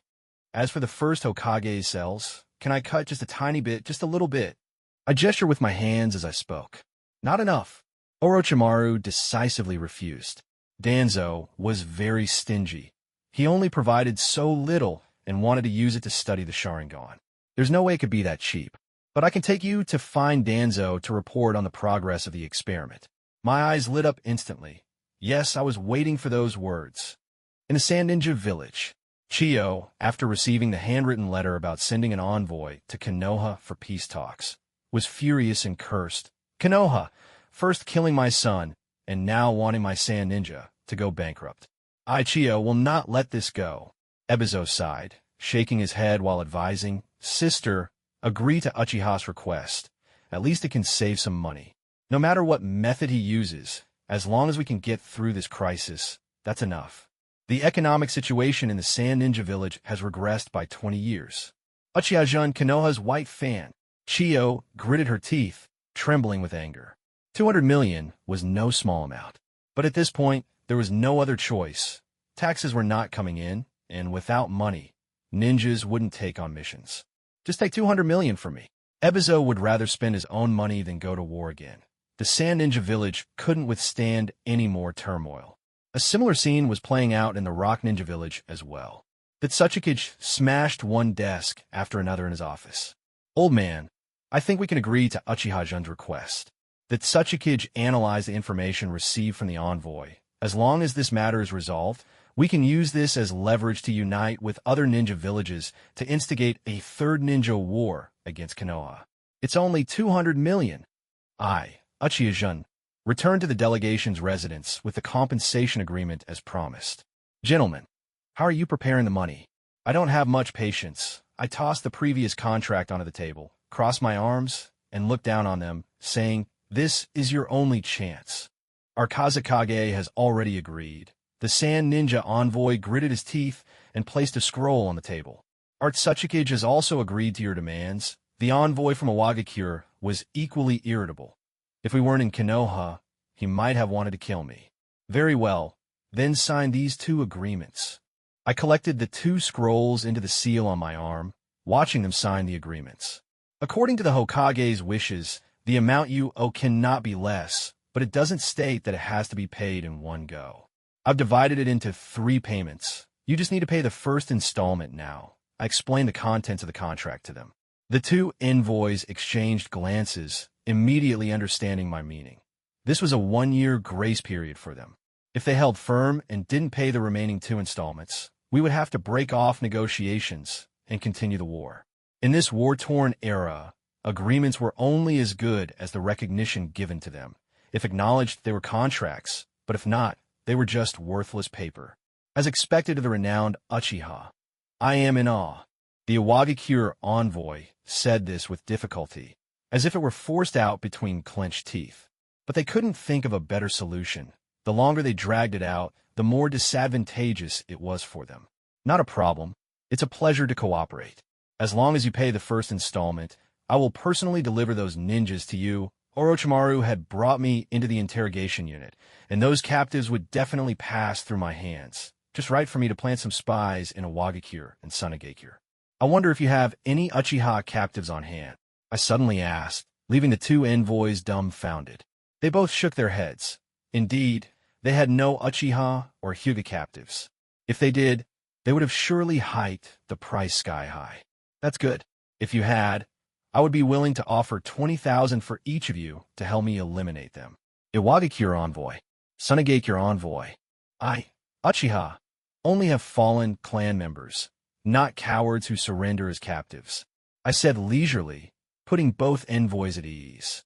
They probably thought to themselves, Uchiha is too proud, not understanding the principle that it's better to live than to die honorably. After leaving, a strange smile appeared on my face. I formed a single hand sign, and the agreement was instantly corroded by a black seal, turning to ash. I had long since tampered with these personal contracts. Although my sealing techniques weren't great, I had discovered a new use for them, just right for this situation. Even if the delegation reported me to the Hokage without the agreement, could they clarify everything just with words?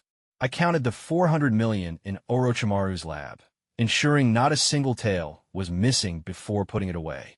I took a piece of pork bought from the market, kneaded it into a ball, dyed it, and soaked it in a modified hormone solution. After pulling it out, I rubbed my hands together and followed behind Orochimaru, asking, "Lord Orochimaru, now that it's quiet at night, how about we go report the progress of the experiment to Lord Danzo?" It is indeed time to report the progress, especially since the experimental subjects have all been destroyed. Orochimaru took off his gloves, changed his clothes, donned his forehead protector, and turned to look at me. "Is this how you plan to go?" I performed the transformation technique, turning into a small white snake that coiled around Orochimaru's wrist. He lifted his wrist, looking at the small white snake that was flicking its tongue, noticing there was no chakra fluctuation, and curiously asked, "Transformation techniques usually have chakra fluctuations. How did you manage to keep yours from showing?" "Lord Orochimaru, Genjutsu can not only be used on enemies but also on oneself." With one sentence, I made Orochimaru understand. Only I could come up with such a clever trick. Upon arriving at the root, "Orochimaru, have you considered it? Are you ready to hand Uchiha Jun over to me?" Danzo sat in the middle chair, flanked by 2 ninja bodyguards. "The experimental materials are insufficient. The first Hokage cells are too dominant. Ordinary experimental subjects cannot withstand them, and they've all been depleted." Orochimaru ignored Danzo's words and directly stated his intent. Danzo couldn't argue. The first Hokage cells were indeed not something an ordinary person could control. It seemed he would need to find some bloodline ninja to cultivate. As long as he had a wood-release user, wouldn't he have nothing to fear from Sarutobi Hiruzen? However, the progress has been quite smooth. We just need more experimental subjects. Orochimaru licked his lips, knowing what Danzo wanted, but I still need a portion of the first Hokage's cells. Take him to retrieve it, Danzo ordered, and the nearby ninja gestured for Orochimaru to follow. I secretly leaned out my head, memorizing the route to Root. The Root ninja removed the seals in front of a heavily sealed door, leading us inside. Upon seeing the array of collections inside, my eyes widened. Root had certainly engaged in plenty of pillaging. There were Uchiha techniques, Senju techniques, and many techniques for various clans. Orochimaru felt me fidgeting on his wrist, and he tapped my head with his finger, signaling me to behave and not to forget the main task of coming here. After calming down, I focused on the Uchiha techniques. Although I looked down on the current Uchiha, I couldn't let others touch our family's belongings. Lord Orochimaru, this way please. The Root ninja led Orochimaru to a special room, where the equipment and experimental materials were surprisingly not inferior to Orochimaru's own lab. I secretly vowed that one day I would clear this place out. Orochimaru raised his wrist, and a snake crawled out, swallowing a piece of first Hokage's cells roughly the size of pork. The Root ninja's eyes widened in shock, not expecting this to happen, and drew his blade, ready to cut the little white snake. Too reckless. Orochimaru quickly stopped my little white snake's actions, pried the first Hokage's cells out of my mouth, and handed them to the Umbu ninja. The Umbu checked and breathed a sigh of relief, saying no problem. Taking advantage of the distraction, Orochimaru displayed a triumphant smile. After returning to the laboratory, I immediately dispelled the transformation technique, propping myself up on the table and dry heaving, as a chunk of white, fleshy, biological matter was expelled from my mouth. You so damn disgusting, you'd. Are you serious? Orochimaru truly couldn't understand why. After expelling half of what was in my stomach for over half an hour, I was still being so dramatic. It's just so disgusting. My mouth is full of the taste of dead flesh. As soon as I mentioned that, my stomach churned again, and I leaned over the table. Go puke outside. Don't disturb me while I'm working on my experiments, Orochimaru said, unable to tolerate me any longer, and shooed me away. I need to catch my breath. Leave me some. I can be useful, I reminded Orochimaru as I left. He couldn't just hoard the first Hokage's cells. I had sacrificed a lot to obtain them. Meanwhile, the third Hokage was looking at the compensation agreement on the table, lost in thought. Shikako, what do you think of Uchiha-jun? Nara Shikako pondered for a moment, trying to phrase my actions in a positive light, but he simply couldn't find the right words. He's young, but quite shameless. The third Hokage picked up Orochimaru's recommendation letter and calmly said, being shameless doesn't mean he lacks ability. Forcing two country envoys to sign this agreement shows he has some skills. What kind of person do you think is suitable for the position of team leader in the interrogation unit? Nara Shikaku's first thought was Orochimaru. That guy was cold, dangerous, and ruthless. But then he realized the implication of the Hokage's words and said, Uchiha-jun. As it stands, he's the most suitable. You also think this kid can handle it? The third Hokage's rhetorical question had a tone of affirmation. Yes, I believe he can extract valuable intelligence, Nara Shikaku replied confidently, but there was still a hint of worry. He didn't know how I had managed to get those envoys to compromise, and that worry lingered in his mind. Hokage-san, I reported to the Hokage's office. After nearly vomiting my guts out at Orochimaru's residence, an Umbu had called me to the Hokage's office, and I knew it was about my appointment as the team leader of the interrogation unit. Uchiha-jun, you were a hero on the battlefield, and you've been back for a while now. If we don't arrange a job for you, clan leader Fagaku will likely have some objections. The third Hokage paused and asked, what position do you think you can handle?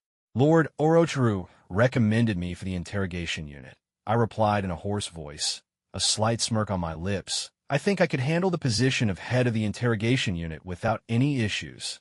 After all, my master is Lord Orochimaru. A position too low wouldn't be fitting for me as one of the Sannin's disciples. I explained. Nara Shikaku's mouth dropped open in shock, unable to utter a word, completely petrified. At least be a little more tactful. The third Hokage cleared his throat, trying to mask his embarrassment. He had simply asked casually to test my thirst for power. Now he wanted to take back his words. I was indeed shameless. Extremely shameless, totally without shame. Did Orochimaru not tell you what position you could manage? The third Hokage was now completely engaged in awkward small talk. Lord Orochimaru sent me to the interrogation unit, but I believe any position below head would not be suitable for me. What do you think, Hokage-sama? My shameless words left Nara Shikaka gasping. How had Orochimaru raised such a disciple? Seeing the Hokage's displeased expression, he quickly tried to mediate. Jun-kun, you can start as a team leader and accumulate some accomplishments.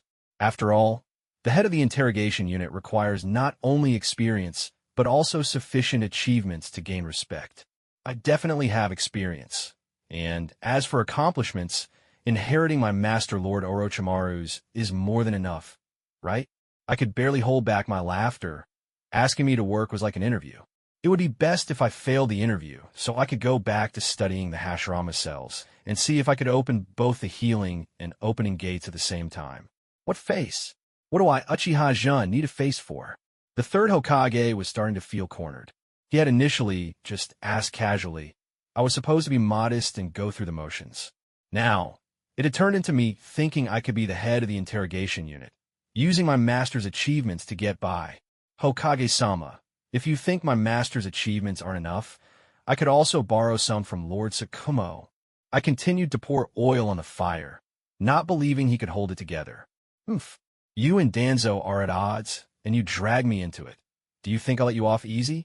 Let's start you as team leader. You need to accumulate enough experience. Once you get in, Chief Marino will teach you well. The third Hokage quickly made a decision. If he didn't finalize it quickly, I might start thinking I could become the Hokage myself. Team leader? Isn't that embarrassing for my master? I squinted, pouting, what's the salary? How long until promotion? Are there any extra benefits? My triple questions about joining directly made the third Hokage frown. Money, money, money. It was all about money.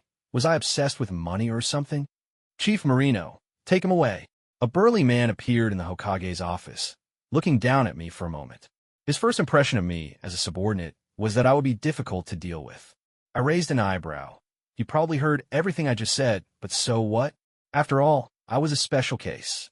With Orochimaru's resources, I wasn't going to waste them. If anyone wanted to mess with me, they have to deal with Orochimaru first. Hello, Chief. I'm Uchiha Jun. Please take care of me. You can tell me if I'm doing something wrong, but don't insult my upbringing, or I'll have my guardian, Lord Orochimaru, come talk to you. Hello. Chief Marino's facial muscles twitched involuntarily. He was definitely angry, but he wouldn't stoop so low as to take petty revenge. First, he'd take me away to see my capabilities before making any judgments. By the way, Hokage-sama, when will my compensation for the mission to Kenoha be settled? Just as I was about to leave, I suddenly remembered the task compensation that hadn't been paid yet. Let's go. You won't be shortchanged. The third Hokage felt frustrated every time he saw me. He hoped he wouldn't have to see me again for the rest of his life. So infuriating. Chief Marino led me to the interrogation unit, outfitted me with clothing and a forehead protector, explained the rules of the interrogation unit, and then gathered my team members. As a team leader, I was supposed to manage 4 squads, each with 4 members, but only 3 had shown up, leaving a shortfall of 13. I frowned and asked, Chief, if my team is insufficient, can I recruit my own members? Yes, team leaders do have the authority to recruit, but it still required his approval. He had given me such a bare-bones team, just to see how I would handle it. All right, I'll report a few names. Narashiku, Uchawai, Uchabata, I reported all Uchiha clan members except for the first one. They were either too old, weak, sick, or related to me. Chief Marino's face contorted. Uchiha Jun, do you think the interrogation unit is run by your Uchiha clan? I, Uchiha Jun, glanced at Chief Marino with my bangs framing my sharingan, and he suddenly stiffened, as if held in place by an invisible force. Hey, Chief, you said I could recruit freely, right? Or is the team leader of the interrogation unit just a figurehead? A subtle smile played on my lips as I spoke, but he felt a chill run down his spine. The dangerous glint in my eyes mirrored that of Lord Orochimaru. He was probably thinking about whether he could maintain his composure if he were treated as a captive under such pressure.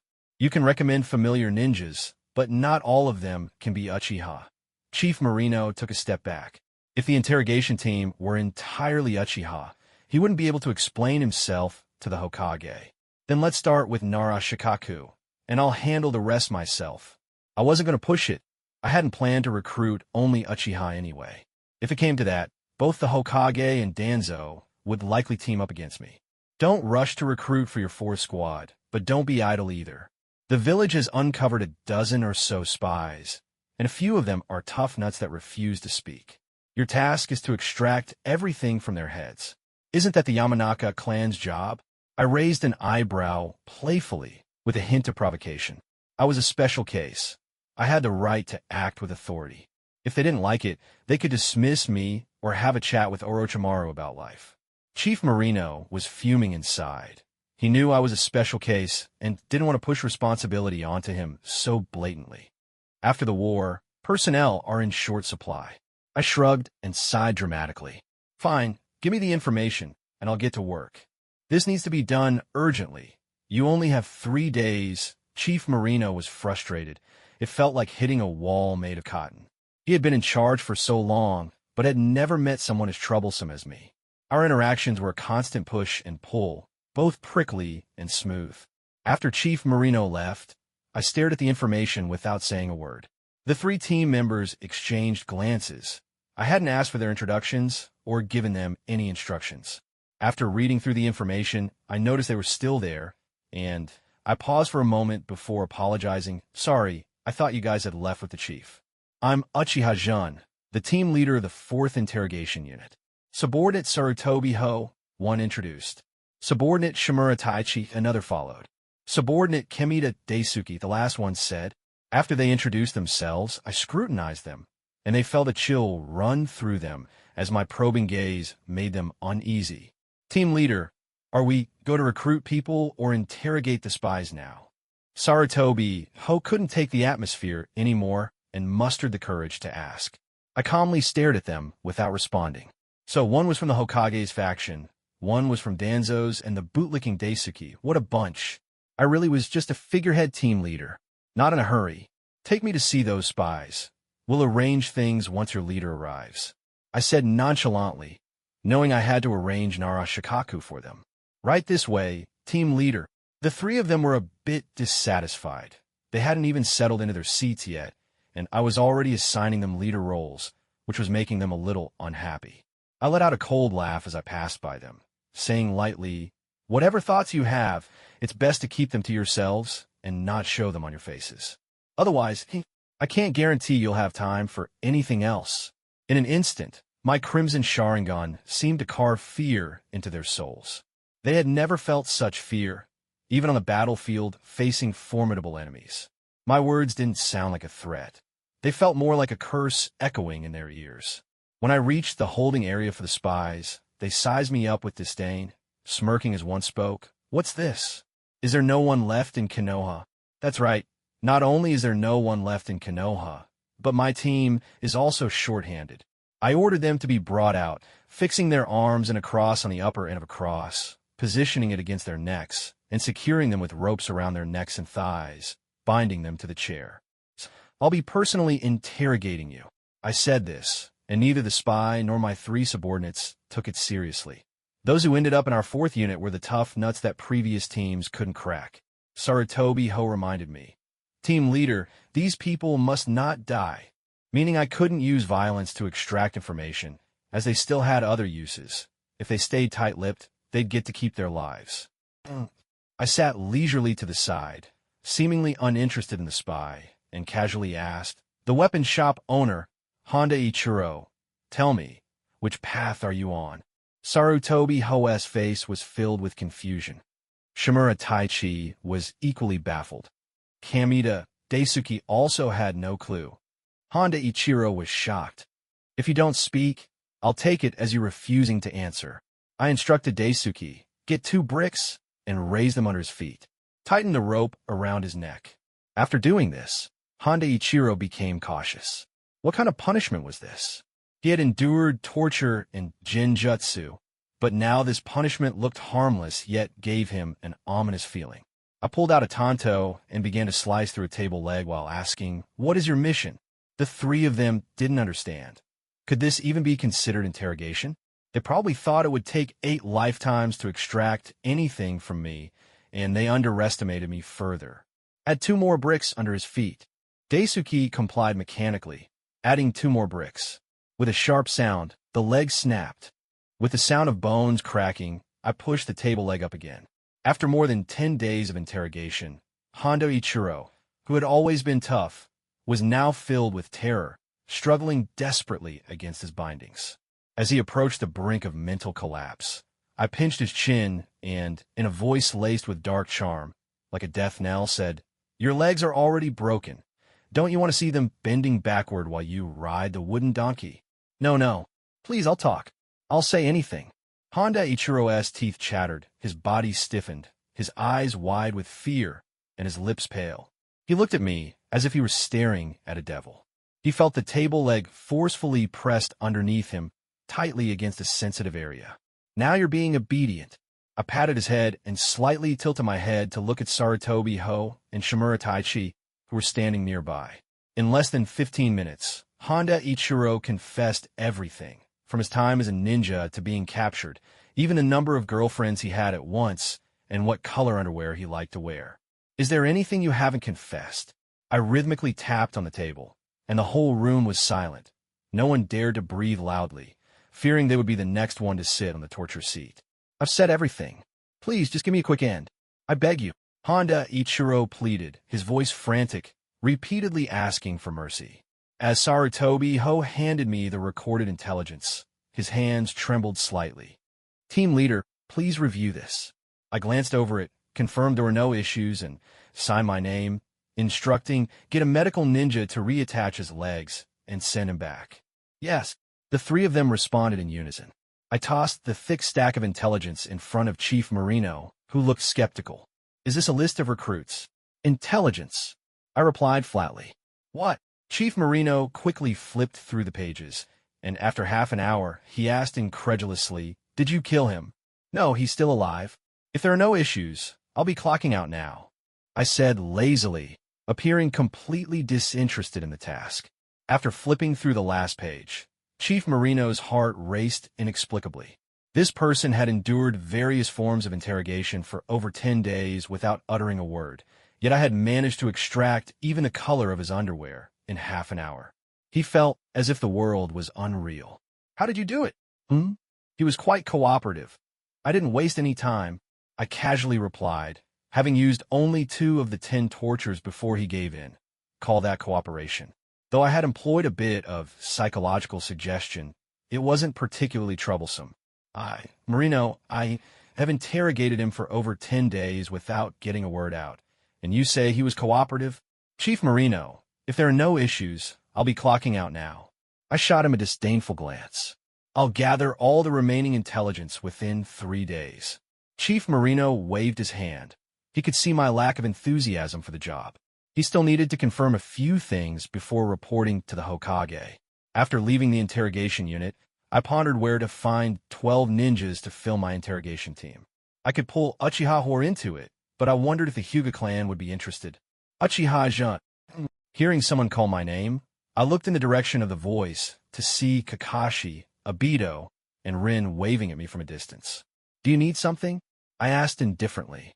I didn't have much of a rapport with them. "Want to train together?" Kakashi spoke up, knowing that while he was aware of the gap in our abilities, he understood that challenging stronger opponents could make him stronger, especially with graduation approaching and his father having no time to train with him. I don't have time. The interrogation unit is short-staffed, and I'm very busy. If Tsukumo were around, I might have had some fun with them. At least there'd be someone to talk to. But being around a bunch of kids made me feel a bit socially anxious." "You joined the interrogation unit?" Kakashi said, a hint of envy in his tone. "But you're still technically on the clock, right?"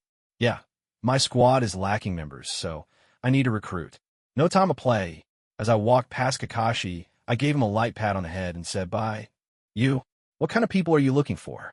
"We can help," Obito exclaimed, Though we weren't close, he genuinely felt happy for me since I was from the Uchiha clan. Wait, you're saying your squad? You're the team leader of the interrogation unit now. Kakashi's pupils constricted in disbelief. Yep, very busy. I rubbed my temples. I couldn't just go door to door asking for recruits. Team leader, Obito's eyes widened, and he swallowed hard. I can help you, as long as you tell me how to awaken my sharingan. Ding! I suddenly spun around, mentally calculating. I would have to go door to door. These three were perfect as gophers. I could just have them hand out flyers. Looking at them now, they seemed incredibly cute. There should be quite a few clan kids in your class, I said, subtly guiding Kakashi. Help me spread the word that Uchiha Jun, team leader of the 4th Interrogation Unit, is looking for people, and I'll join you for training one afternoon. Really? Kakashi didn't believe me. After he learned I had become the team leader, he had given up on training with me. He knew I was busy, and his father was busy too. Really? You can notify the different clans. The outcome doesn't matter. Just get the word out and shout a few things in the streets. I wasn't planning to recruit civilian ninjas, so having them shout in the streets was just for show. When will you train with me? Kakashi pressed, afraid I might back out. You can come find me at Lord Orochimaru's residence. Aren't you at home? Obito seemed to hit a blind spot. I ran away from home. I shrugged. Now I'm living at my master Lord Orochimaru's place. All right, Kakashi, I won't lose to you, Obito said eagerly, ready to dive into action. By the way, Obito, you know the Uchiha clan members, right? Go tell Uchiha Hua to come to the 4th Interrogation Unit tomorrow to find me. And you'll also need to run over to the Nara clan and tell my good teammate Nara Shikaku to come to the 4th Interrogation Unit tomorrow as well. I, Uchiha-jun, wrapped up my tasks and hummed a little tune as I entered the market. Upon returning to Orochimaru's residence, I greeted the Dark Guards and told them to notify me when Kakashi arrived, then headed straight to the kitchen. The kitchen in Orochimaru's house was as clean as new. With my Chinese roots, I could hardly stomach the sushi, salad, and dumplings paired with rice. I preferred spicy, stir-fried dishes and a nice bowl of soup to go with it. Once in the kitchen, I started cooking, making enough food for dozens of people. After portioning everything, I sealed it in scrolls for easy access later. The tempting aroma wafted out, luring the Dark Guards from their hiding places as they stared at the kitchen, gulping down saliva. I didn't expect you could cook. I didn't notice when Orochimaru had already sat down at the dining table, resting his chin on his hand and staring at me as I sealed the food into the scrolls. Using the scrolls this way shouldn't be considered wasteful, right? Lord Orochimaru, when did you get here? Want to join me for a bite? I had completely overlooked that another person was in the room. Orochimaru didn't hold back and just sat there waiting. I thought to myself, weren't you busy and had no time to eat? I placed Kung Pao chicken, Yuxiang shredded pork, spicy potatoes, dried fried squid tentacles, cold dressed tomatoes, and a soup of baby bok choy on the table. The hidden Dark Guards' stomachs rumbled in response. I glanced awkwardly at Orochimaru, wondering if I should invite the Dark Guards to join us. Orochimaru glanced at the direction of the Dark Guards and turned back, saying, "They're not hungry." I internally scoffed. They're practically drooling from the rafters. Lord Orochimaru, I have 3 members in my squad. Sir Tobiho, Shimura Taichi, and a bootlicking Daisuke. Do you have enough experimental materials lately? I casually brought up today's matters while eating, as if we were just chatting like a family. If you need people, I can send some your way. After all, more experimental materials are always better, Orochimaru replied. He knew that I would likely be keeping some people on edge in the interrogation unit, but he hadn't expected to give me such a tricky situation. Although he didn't care much, I was the one he had recommended to the position, and this would be quite embarrassing. I don't need people. I'll have Kakashi and the others go around banging on doors and shouting that the 4th Interrogation Unit is recruiting. I should have the numbers filled within a couple of days. Orochimaru suddenly smiled, having guessed what I intended to do. He enjoyed watching such interesting events unfold. This would surely give the Hokage and Danzo headaches. Don't laugh while eating, you might choke. I ladled a bowl of soup and placed it on the table in front of Orochimaru. Lord Orochimaru, your good disciple. Are you guys eating? I hope you don't mind if I join with a pair of chopsticks. Kakashi, having heard about the door knocking from the various clans, immediately set down his work to catch me. Upon asking, he found out that his silly son had been tricked by me. He was about to scold Orochimaru when he realized it was mealtime. Kakashi didn't hold back, finding a place to sit down while asking him to serve him food and grab chopsticks. Seeing Kakashi frozen in place, I took the initiative to grab 2 sets of bowls and chopsticks, handing the chopsticks to Kakashi, who finally reached out. "Tsukumo, are you that free?" Orochimaru quickly devoured the dishes on the table. He didn't mind eating with me, but with 2 more people, his obsession with cleanliness was about to kick in. "It's all because of your brat," sending Kakashi out to bang on doors and shout that the 4th interrogation unit led by Uchiha Jun is recruiting. Tsukumo complained as he ate. "What a shame, but it's pretty good. Did you make this?" Orochimaru set down his bowl and chopsticks, taking a sip of his soup, with a smirk that suggested he found it amusing. So Kakashi just did as told. His slightly mocking tone made Tsukumo choke on his food, unable to swallow or spit it out. Kakashi did indeed follow through. So what could he say? He certainly couldn't call his own son foolish. I didn't think there was anything wrong with my actions.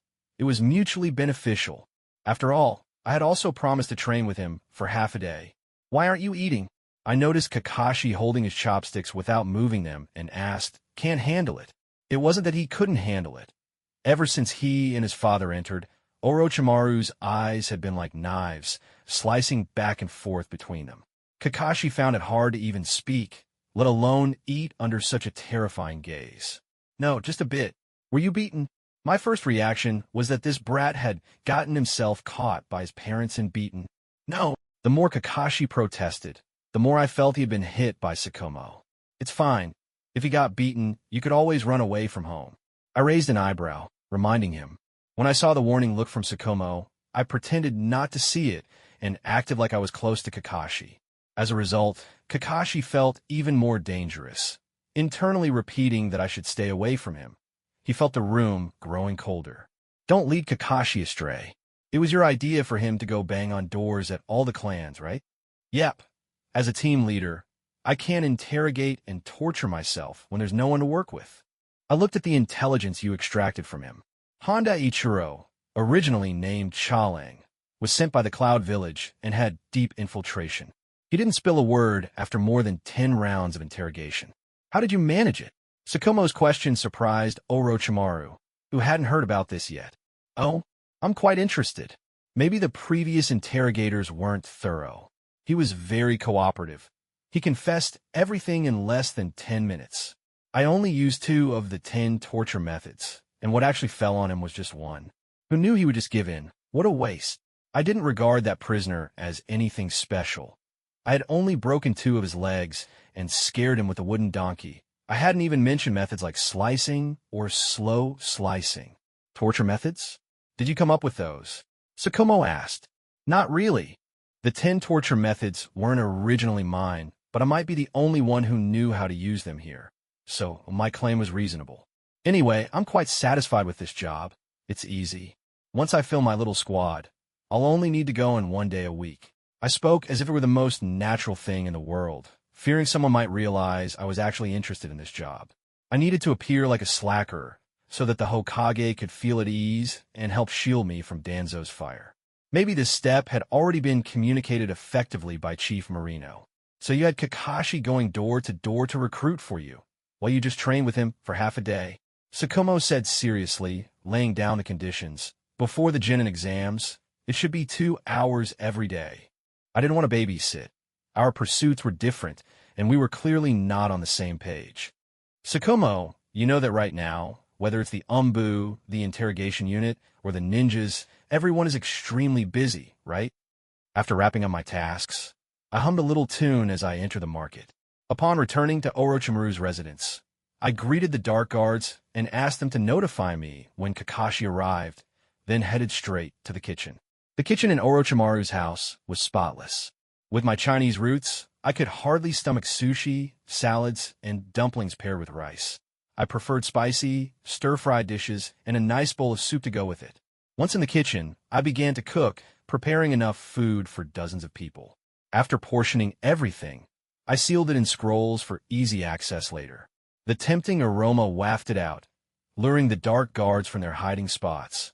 As they stared at the kitchen, their mouths watering. I didn't expect you could cook. I didn't realize when Orochimaru had already taken a seat at the dining table, resting his chin on his hand and staring at me as I sealed the food into the scrolls. It shouldn't be considered wasteful to use the scrolls this way, right? Lord Orochimaru, when did you get here? Want to join me for a bite? I completely overlooked the fact that another person was in the room. Orochimaru didn't hold back and just sat there waiting. I thought to myself, weren't you busy and had no time to eat? I placed Kung Pao chicken, Yuxiang shredded pork, spicy potatoes, dried fried squid tentacles, cold dressed tomatoes, and a soup of baby bok choy on the table. The hidden dark guards' stomachs rumbled in response. I glanced awkwardly at Orochimaru, wondering if I should invite the dark guards to join us. Orochimaru glanced at the direction of the dark guards and turned back, saying, "They're not hungry." I scoffed internally. They're practically drooling from the rafters. Lord Orochimaru, I have 3 members of my squad. Tsurutobi-ho, Shimura Tai-chi, and a bootlicking Daisuke. Do you have enough experimental materials lately? I casually brought up today's matters while eating, as if we were just chatting like a family. If you need people, I can send some your way. After all, more experimental materials are always better, Orochimaru replied. He knew that I would likely be keeping some people on edge in the interrogation unit, but he hadn't expected to give me such a tricky situation. Although he didn't care much, I was the one he had recommended to the position, and this would be quite embarrassing. I don't need people. I'll have Kakashi and the others go around banging on doors and shouting that the 4th interrogation unit is recruiting. I should have the numbers filled within a couple of days. Orochimaru suddenly smiled, having guessed what I intended to do. He enjoyed watching such interesting events unfold. This would surely give the Hokage and Danzo headaches. Don't laugh while eating, you might choke. I ladled a bowl of soup and placed it on the table in front of Orochimaru. Lord Orochimaru, your good disciple. Are you guys eating? I hope you don't mind if I join with a pair of chopsticks. Kakashi, having heard about the door knocking from the various clans, immediately set down his work to catch me. Upon asking, he found out that his silly son had been tricked by me. He was about to scold Orochimaru when he realized it was mealtime. Kakashi didn't hold back, finding a place to sit down while asking him to serve him food and grab chopsticks. Seeing Kakashi frozen in place, I took the initiative to grab 2 sets of bowls and chopsticks, handing the chopsticks to Kakashi, who finally reached out. Sakumo, are you that free? Orochimaru quickly devoured the dishes on the table. He didn't mind eating with me, but with 2 more people, his obsession with cleanliness was about to kick in. It's all because of your brat, sending Kakashi out to bang on doors and shout that the 4th interrogation unit led by Uchiha-jun is recruiting. Sakumo complained as he ate. What a shame, but it's pretty good. Did you make this? Orochimaru set down his bowl and chopsticks, taking a sip of his soup with a smirk that suggested he found it amusing. So Kakashi just did as told.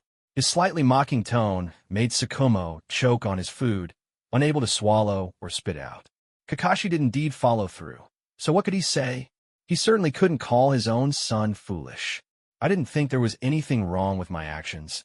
It was mutually beneficial. After all, I had also promised to train with him for half a day. Why aren't you eating? I noticed Kakashi holding his chopsticks without moving them and asked, Can't handle it. It wasn't that he couldn't handle it. Ever since he and his father entered, Orochimaru's eyes had been like knives, slicing back and forth between them. Kakashi found it hard to even speak, let alone eat under such a terrifying gaze. No, just a bit. Were you beaten? My first reaction was that this brat had gotten himself caught by his parents and beaten. No. The more Kakashi protested, the more I felt he had been hit by Sakumo.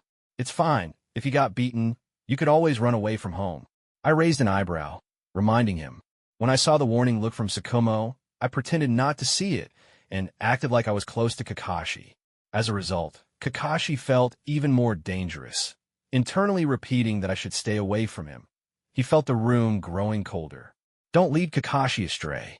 It was your idea for him to go bang on doors at all the clans, right? Yep. As a team leader, I can't interrogate and torture myself when there's no one to work with. I looked at the intelligence you extracted from him. Honda Ichiro, originally named Chalang, was sent by the Cloud Village and had deep infiltration. He didn't spill a word after more than 10 rounds of interrogation. How did you manage it? Tsukumo's question surprised Orochimaru, who hadn't heard about this yet. Oh, I'm quite interested. Maybe the previous interrogators weren't thorough. He was very cooperative. He confessed everything in less than 10 minutes. I only used 2 of the 10 torture methods, and what actually fell on him was just one. Who knew he would just give in? What a waste. I didn't regard that prisoner as anything special. I had only broken 2 of his legs and scared him with a wooden donkey.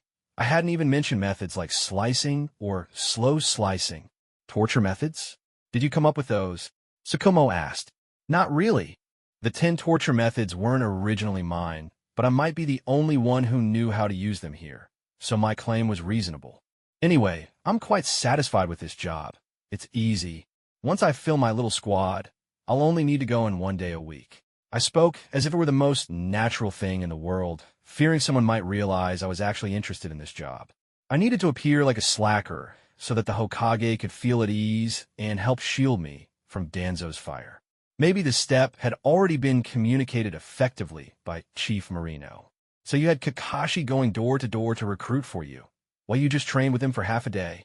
Tsukumo said seriously, laying down the conditions. Before the Genin exams, it should be 2 hours every day. I didn't want to babysit.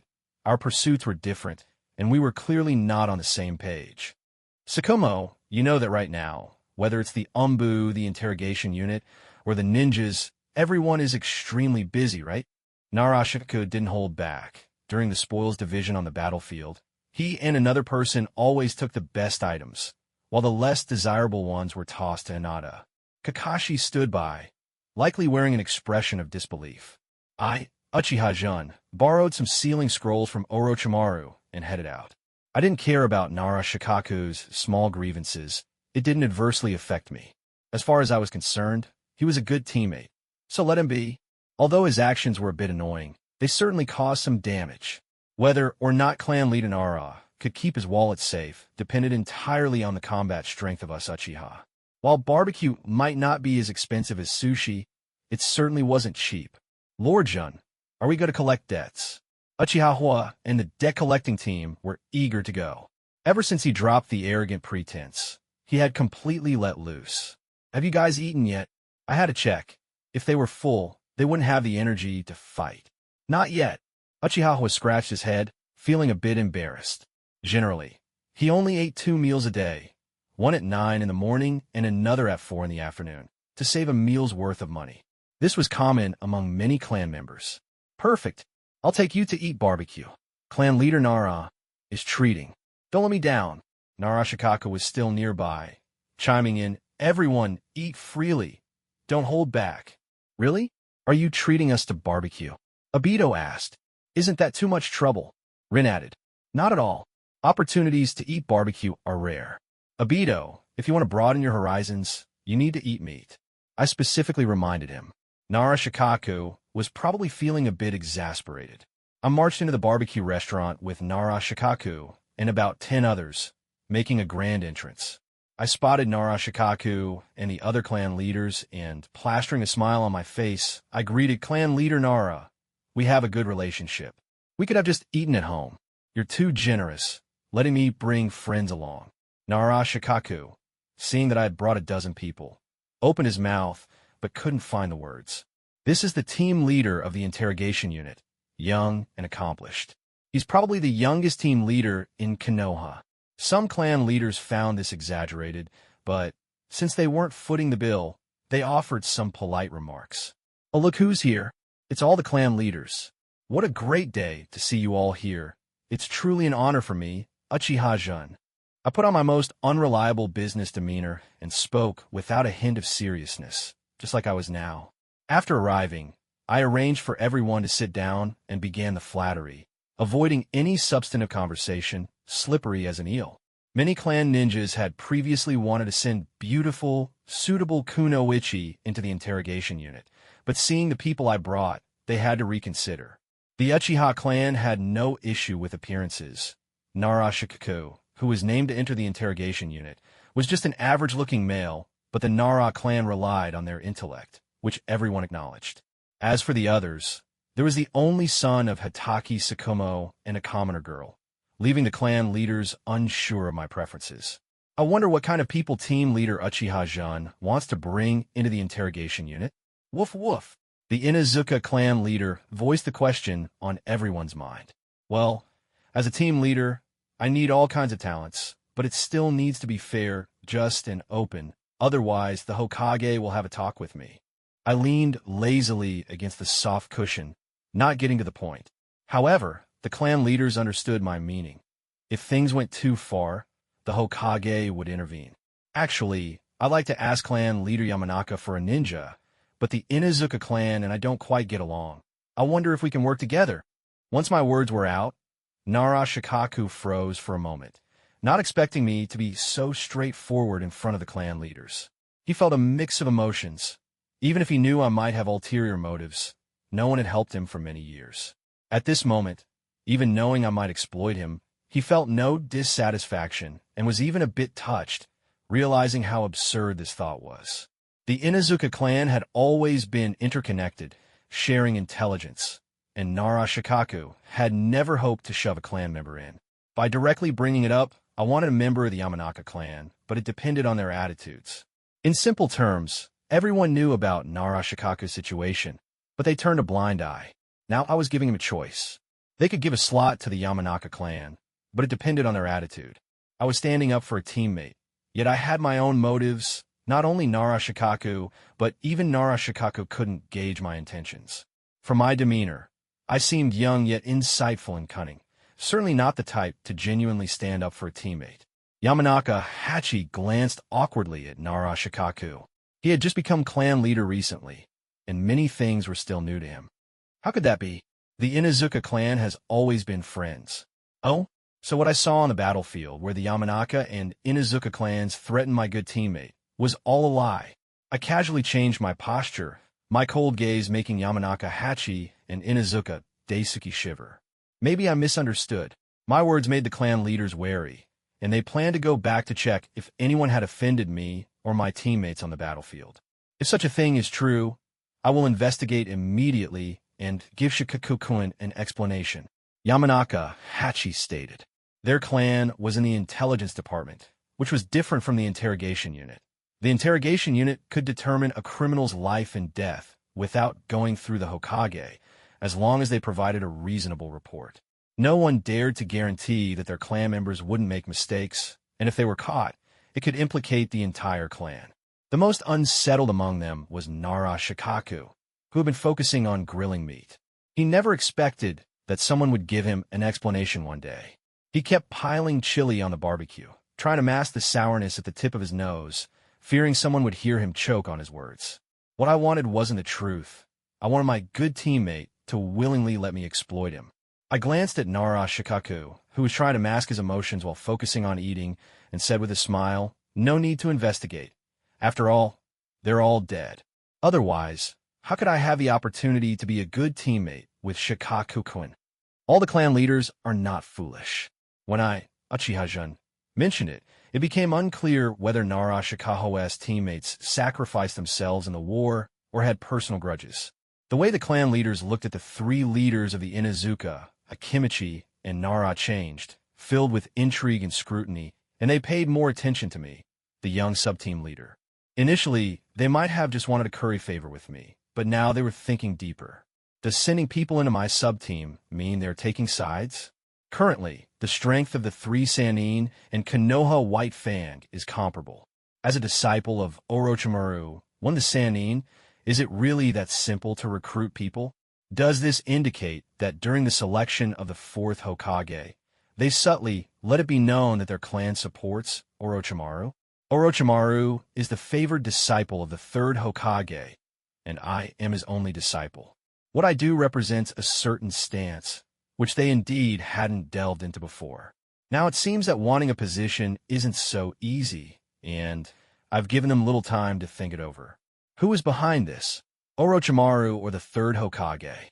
Or perhaps it's all part of my Uchiha scheme.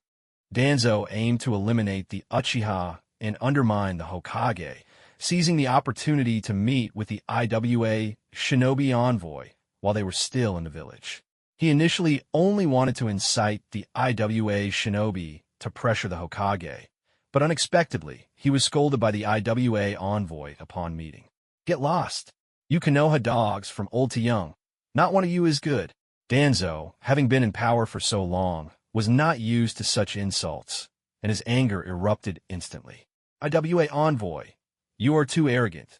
This is Kenoha. Countless root ninjas surrounded the IWA envoy. What do you want? Naturally, to cooperate. I wish to discuss something with you, Danzo said, but the IWA envoy sternly reprimanded him. Is Kenoha never going to stop? The money has already been given. The first part of the compensation will arrive at the latest. How dare you keep blackening us? This statement left Danzo bewildered. Blackened? Money given? Kenoha has never received your compensation. You're full of crap. Do you still have any shame? First, the Hokage made exorbitant demands. Then you sent an Uchiha to raise the price. Not only did you trick us out of 2 billion, but now you send such an old man. The IWA envoy grew more agitated, and Danzo pieced together from these fragmented pieces of information that I had secretly blackmailed IWA for money. What does this evil Uchiha want money for? I know nothing of what you speak. I sincerely want to cooperate with you, Danzo said. He talked with the IWA envoy for an entire afternoon, and of course, such matters could not escape the Hokage's attention. Meanwhile, the Suna envoy also met with the Hokage privately. The third Hokage stood by the window, smoking a pipe, looking at the cheerful and laughing villagers outside, his face revealing no emotion. He then returned to his desk and picked up a document to read carefully. Unlike the IWA envoy's impatience, the negotiation with Suna was much more straightforward.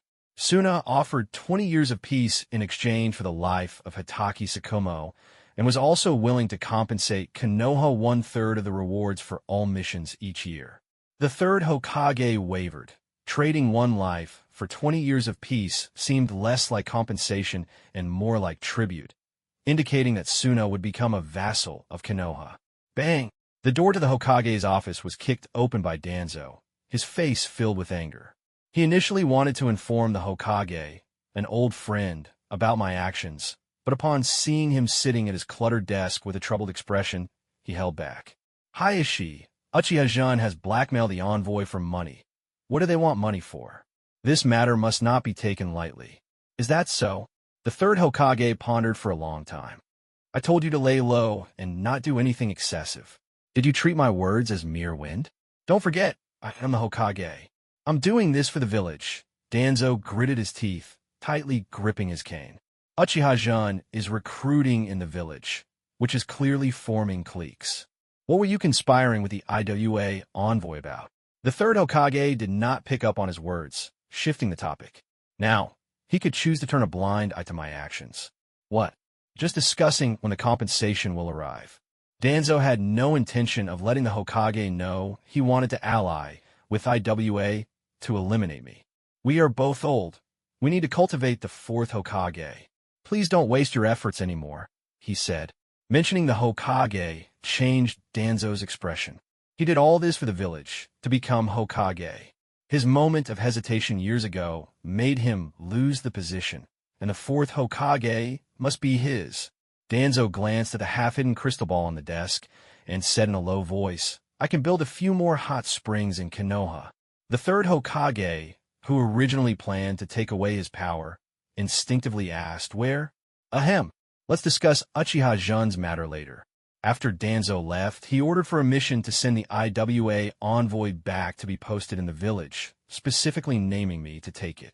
But he didn't know that this task was suppressed by the Hokage and handed over to Hitaki Sakumo. The barbecue shop of the Akimichi family was still bustling in the evening.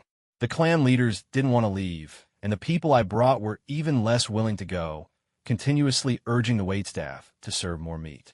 The saddest was Nara Shikahisa, who had sent people home for money 3 times and even pulled out his savings. Unexpectedly, watching the slim Uchiha eat so much, they hadn't stopped since they arrived. Waitstaff, bring us another 100 plates of Wagyu. Yui Inazuma shouted, causing Nara Shikahisa's heart to skip a beat, feeling a chill run through his body. almost suffocating. Inazuma. Doing this will make the clan leaders misunderstand that our Uchiha lack table manners. I lectured, showing no remorse, and shouted to the waitstaff not far away. Sorry, waitstaff, we don't need 100 plates of Wagyu. Upon hearing this, Narashikahisa almost cried out of excitement. As expected from someone of a prestigious family, he handled things with grace. Bring us 66 plates of Wagyu, 66 plates of tender pork belly, 66 plates of diced meat, 66 plates of tenderloin, 66 plates of short ribs, 66 plates of ham, 66 plates of bacon, wishing for smooth success in recruiting for the sub-team. After I finished, Narashikahisa fell to darkness before his eyes. If it weren't for Yamamoto Hachi supporting him nearby, he might have collapsed. Thinking that Orochimaru was still in the lab, he would definitely eat soldier pills for dinner. He added, and 2 more plates of kidneys. This one is on my tab. This is for Orochimaru to take back. Whatever he eats, he supplements. This is also my small act of filial piety as his disciple. When I get back, I need to have Orochimaru slice me a bit of the first Hokage cells for research. Who knows, I might uncover the secrets of immortality. Yet the thought of the first Hokage cells reminded me of the taste of that dead flesh in my mouth. Looking at the barbecue in front of me, my dry heaving startled everyone. A dignified Uchiha, interrogating sub-team leaders, and now I'm about to vomit from eating barbecue. Everyone's expressions turned bizarre. Even Narashikahisa, next to me, turned his face away, as if he didn't know me. How embarrassing. I'm sorry, but this meat has issues. I'll just take it back to feed the snakes. I knew exactly what they were thinking. My hands quickly formed seals, fire release, mini dragon fire technique. 2 little fire dragons seemed to have eyes of their own, roasting all the meat to a crisp, and the delicious aroma immediately spread. Fire release can be used like this? My actions left everyone dumbfounded. Next, a stack of scrolls appeared on the table. I swiftly sealed all the grilled meat and sauces into the scrolls, and even collected 2 kidneys. Sorry, everyone. Continue eating. We have things to do. I maintained a respectful yet assertive attitude. Thanks to clan leader Shikahisa for the hospitality. I'll cover the kidneys. As we left the barbecue shop, everyone was so stuffed they could hardly stand straight. Lord Jun, the clan leader wants you to return for a bit. Uchiha Inazuma suddenly remembered what Uchiha Fagaku had asked him to convey, which he had forgotten until now. Whether I returned or not was none of his concern. After all, he was just following me, inheriting the legacy of the Uchiha's 8th generation of Dark Guards. As for the clan leader, with so many people following me, it wouldn't matter if he was one less. Oh, got it. Kakashi-rin, you 2 head back first. I instructed, Kakashi, wait for me by the river where we went fishing last time after school, every day. I'll take my leave as well. Narashikahisa, knowing I had things to take care of, waved his hand and left, satisfied that he had achieved his goal for today. Hey, I called out to him, tossing a few scrolls from behind. These are for you. I crossed my arms, my chin slightly raised, my expression clearly saying, I'm being quite generous. Thanks. Narashikahisa turned his back to me in the night, not sure if he was thanking me for helping him today or for the benefits I shared. But it seemed those things weren't very important to him anymore. When we arrived at the Uchiha clan grounds, I asked, how have my parents been lately? At this point, everyone had dispersed, leaving only Uchiha Inazuma with me. Uncle and aunt are doing well. The clan leader takes good care of them. I also often visit Uncle 8th. No one has been monitoring them since last time. Okay, I don't plan to return to the Uchiha for a long time. Please help take care of them. My voice was cold and emotionless. Tomorrow you will come to the interrogation department as the leader of the 2nd group. Just tell Narashikahisa to keep anyone you find suitable. Understood, my lord. Uchiha Inazuma respectfully replied. I felt that this was the true me, just like that night. Whether it was dealing with those clan leaders, pushing for payments, or pretending to be obedient at home, none of that was my true self. Only now felt real. Upon reaching Uchiha Fagaku's clan residence, Uchiha Yuho came out to greet me, while clan leader Fagaku paced back and forth in the room. Clan leader, Jun-kun, you've finally returned. If you're going to talk about sending people to the interrogation department, don't. I've already arranged Uchiha Inazuma. I didn't waste words with Uchiha Fagaku. I could see the thirst for power in his eyes. Uchiha Fagaku frowned. Although Uchiha Inazuma was also a member of the Uchiha, he wasn't very reliable. While his strength was decent, I always felt he wasn't very bright. Jun-kun, can we change to someone else? Uchiha Inazuma rolled his eyes. This guy was really shameless. He was still here. He cursed Uchiha Fagaku in his heart. Who do you want to change to? I understood he wanted to replace him with someone he trusted. That was a form of splitting us apart. Our mutually beneficial relationship had soured. He was beginning to be wary of me. What do you think of Ryuho? Uchiha Fagaku directly recommended his Dark Guard, an elite jonin with 3 tomo, steady and loyal. Oh, I glanced at Uchiha Ryuho standing beside him, his eyelids drooping, leaning back with one hand supporting himself, lazily asking, what can he do?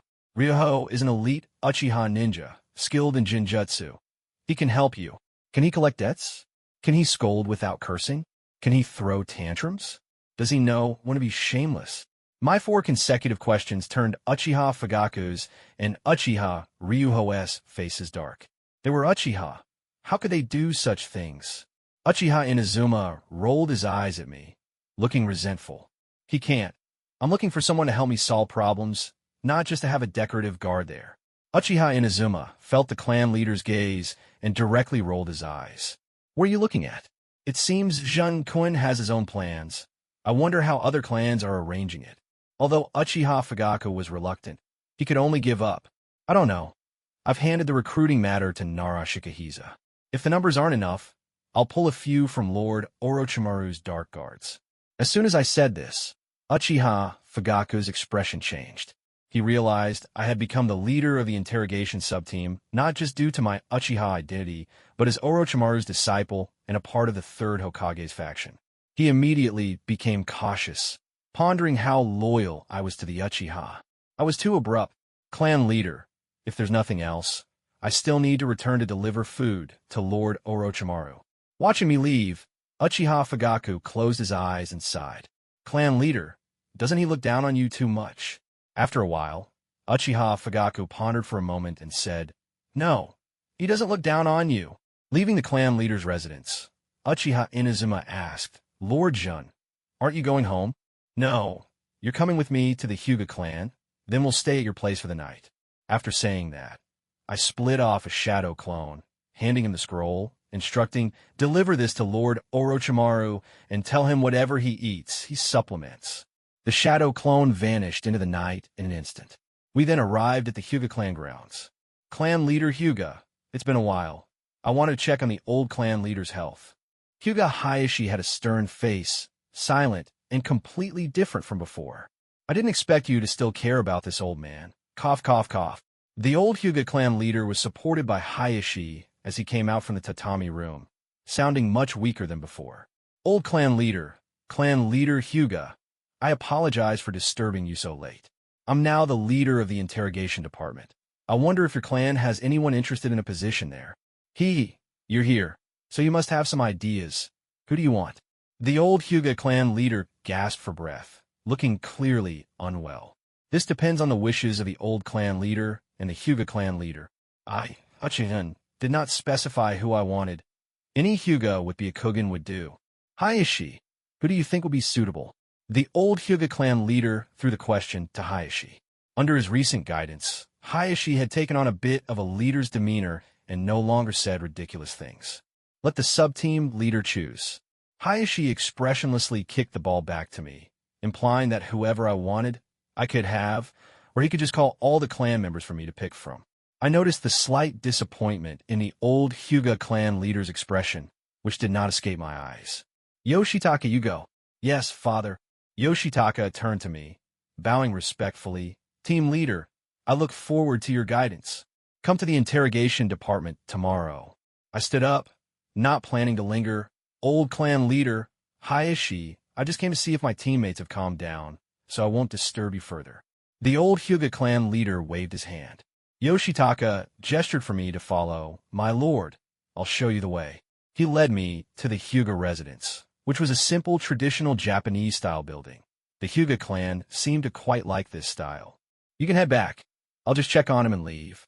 I pushed open the door, and an angry voice roared, "Who is it? Who stepped on the floor and is going to pay for it?" "It's me." I surveyed Hyuga Taki, who was half kneeling on the tatami, his clothes soaked with sweat. This guy should have gone to play chess with the Grim Reaper already. I had kept him around for my own reasons. He still had some use. "Uchiha-jun, it's you. I want to die with you." Hyuga Taki suddenly jumped up, grabbing the tea table on the tatami and swinging it toward my head, moving like a zombie, with limbs that seemed completely uncoordinated. Uchiha Inazuma quickly stepped in front of me and kicked the table apart, sending Hyuga Taki from one end of the room to the other. Seeing my former teammate, who used to love taking credit, now struggling to move, a smirk appeared on my lips. I hadn't forgotten how he had tried to sabotage me back then. If he had smashed the table onto us, we wouldn't have gotten up without a mine. I walked toward Hyuga Taki and lightly remarked as I passed Uchiha Inazuma. Uchiha Inazuma stood there in shock. "Right, we Uchiha would have to pay for our injuries in the Hyuga house. What do you want?" Hyuga Taki expressed his anger without holding back. Ever since I had beaten him, he had become useless. He couldn't even move normally, and neither the hospital nor the Byakugan could find any problem. But he firmly believed I had meddled with him. I had attacked him in public without evidence. I crouched beside him, a gentle smile on my face. "Do you know why I've kept you alive until now? This is Kenoha. You want to kill me? Ha ha. As long as I don't leave the village, you can't lay a hand on me." Hyuga Taki laughed maniacally, tears at the corners of his eyes, shouting crazily as if trying to prove something. "I'm already a useless person. I can't leave the village to take on missions. You'll never have my life. Keeping you alive until now is merely—" I leaned close to his ear, each word sounding like a death sentence, "because you are a very good living container." Upon hearing living container, Hyuga Taki's pupils dilated, and he realized what I was planning. He was impulsive, but not stupid. He just didn't like to think too deeply. On the battlefield, he desperately tried to take credit to escape the control of the Hyuga main house, aiming for a direct line to the Hokage for a better future, making the main house wary of him. "I won't kill you, but everyone outside is saying you've gone mad," I said as if casting a spell. "Madmen can do anything without suspicion." "Hee, what do you think, Taki-kun?"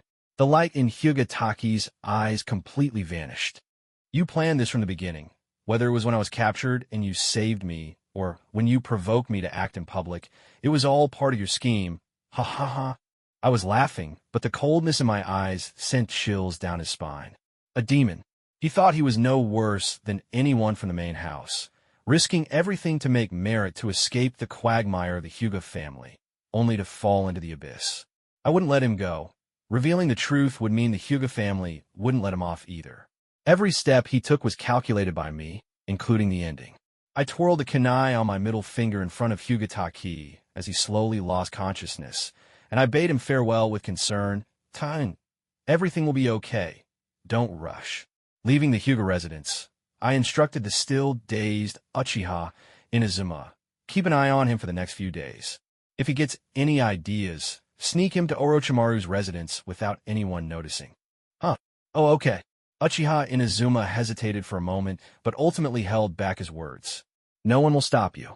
As soon as I finished speaking, my expression changed suddenly. I drew the long sword from my back and braced it against the ground to avoid falling over. "My lord." Uchiha Inazuma didn't know what was happening and immediately became alert to our surroundings. "It's nothing. Just help me up." My voice trembled as I gasped for breath, sweat soaking my clothes, my hair sticking to my face. Just under a minute later, another wave of excruciating pain hit me. Seeing the commotion on the street and Uchiha Inazuma looking helpless, the villagers began to offer their suggestions. "Isn't that Lord Jun? Is he having an episode? Hurry, get him to the hospital." "Yeah, my sworn brother's cousin's son works in the Umbu. I heard that Lord Jun developed a psychological illness from fighting against enemies on the battlefield, and this is how he reacts. You're also Uchiha, what are you waiting for? I'll lend you my card. Hurry and take him to the hospital," the villagers urged. "Oh, thank you, thank you." Uchiha Inazuma tossed 10 ryo to the villager lending the cart, placing me, along with my sword, onto the cart as he pulled it and sprinted away. "Lord Jun, hang in there. We're taking you to the hospital right now. Uchiha Inazuma was terrified, fearing something would happen, and ran like a husky.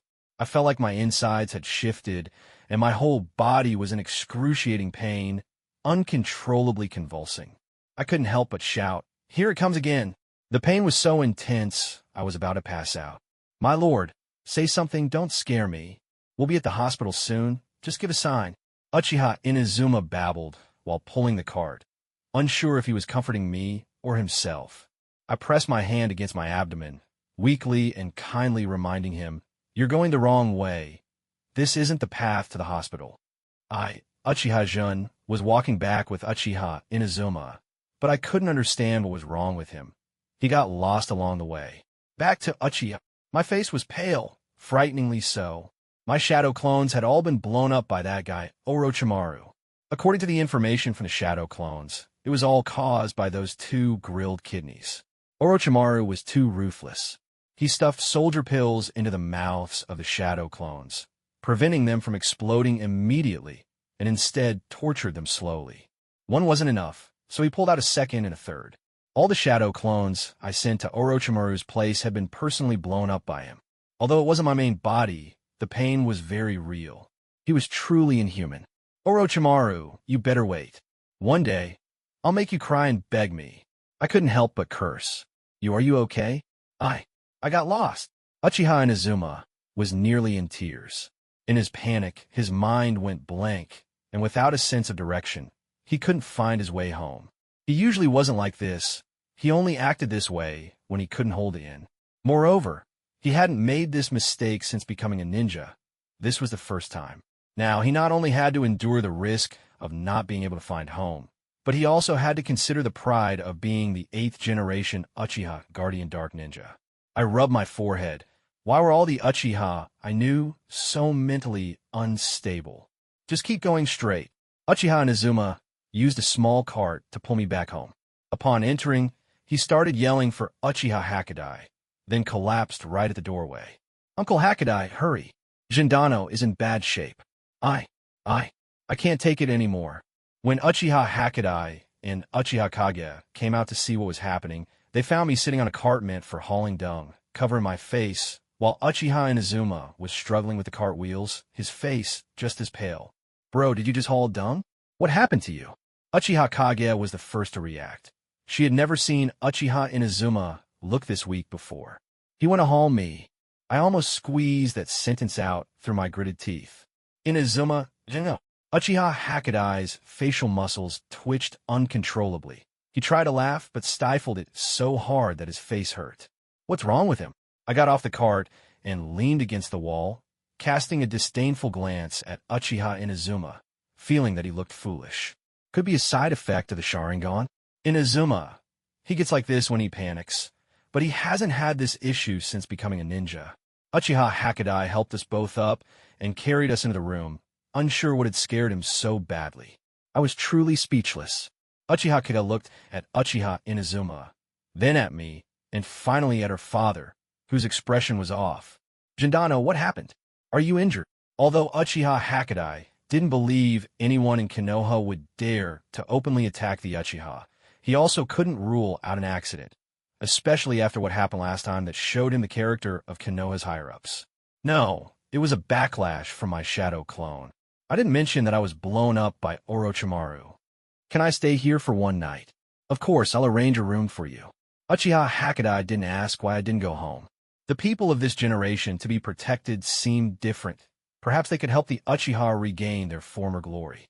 "Shao Kage, you go sleep with your brother and let Jindano have the room." I was even more speechless.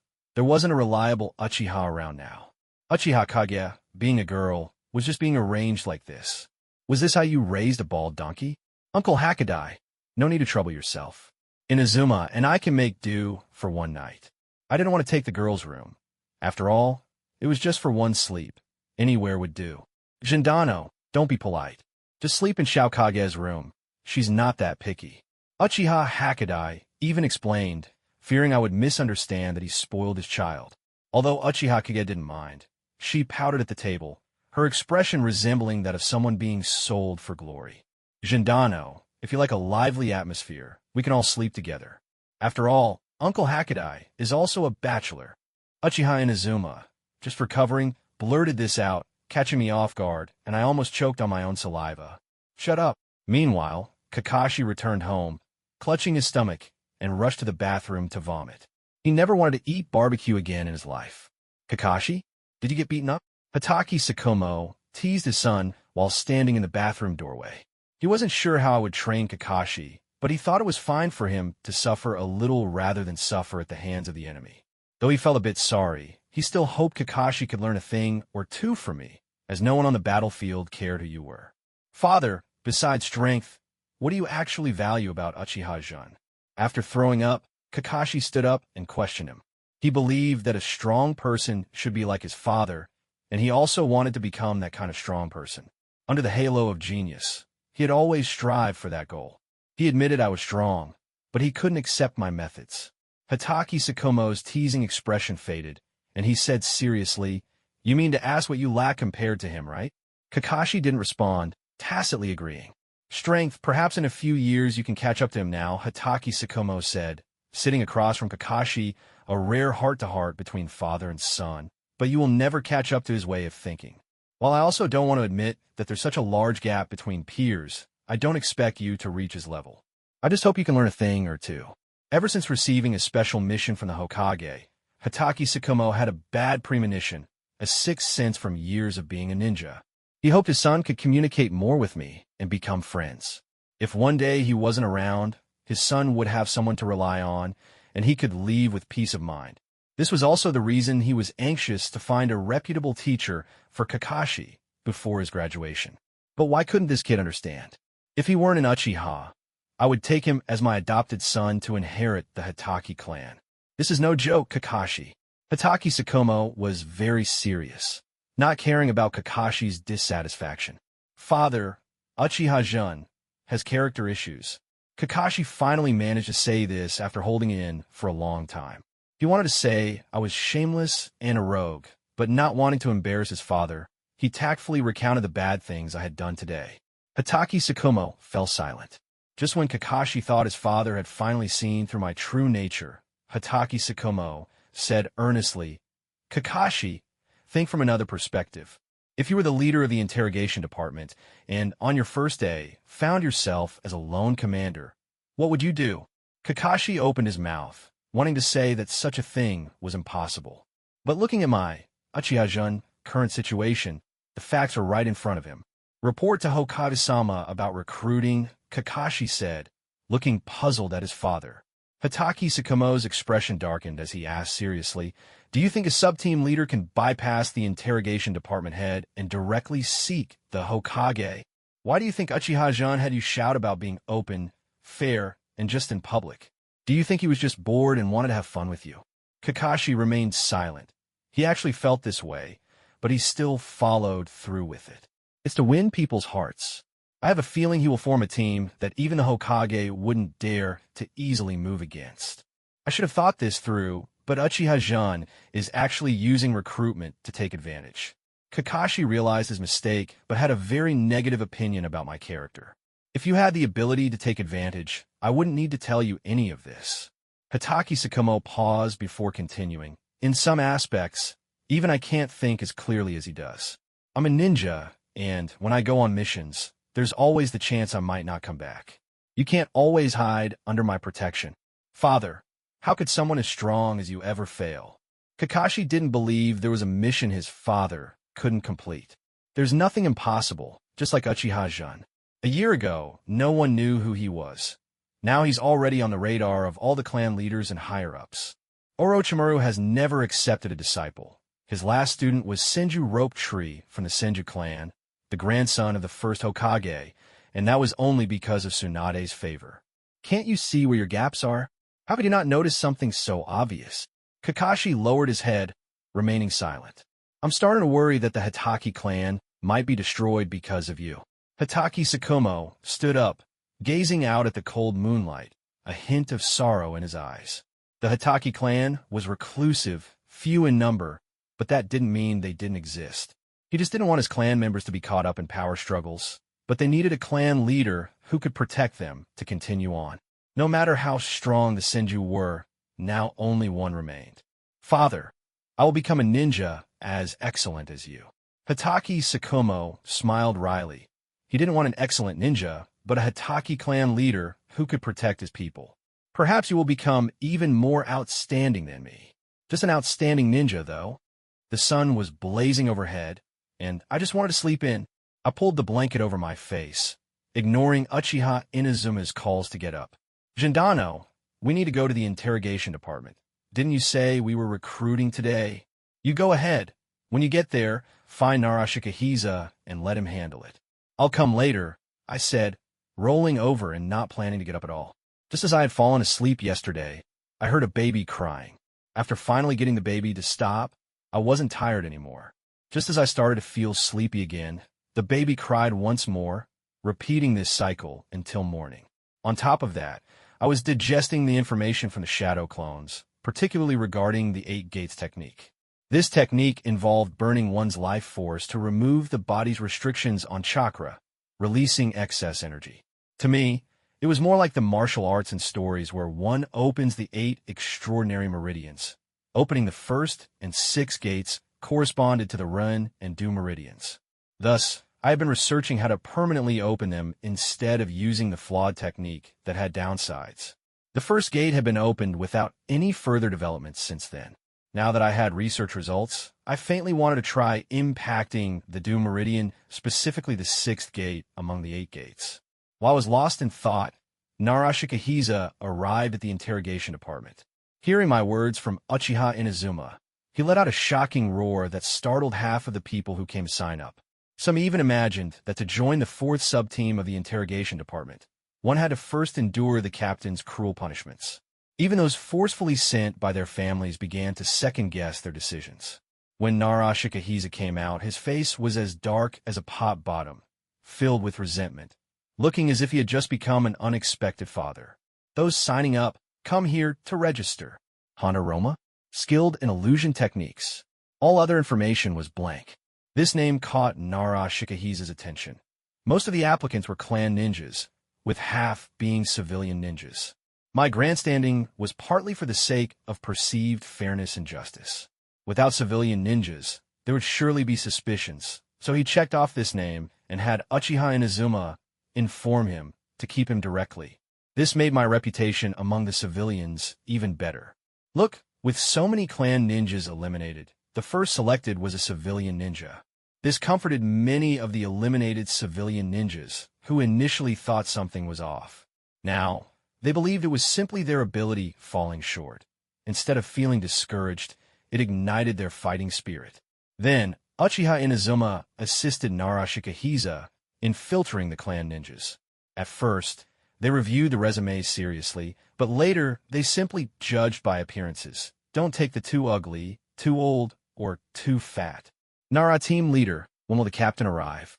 There are still several spies to interrogate. Sarutobi Horu had a significant opinion about Narashikahiza, who had just come in and overshadowed him. After all, he was from the Hokage family, yet he had to bow to others. It should be known that the Nara clan served the Hokage. Seeing the group led by Sarutobi Horu, Narashikahiza instantly realized I hadn't meant well. Naturally, he didn't have a good attitude toward them, coldly saying, "Do all the people in the interrogation department love to work like you? You've taken care of matters that should be considered by the captain." Sarutobi Horu was about to explode, but he was restrained by Shimizu Taichi beside him, suppressing his anger and saying, "Sorry, I overstepped my bounds." "Excuse me, team leader, what should we do now?"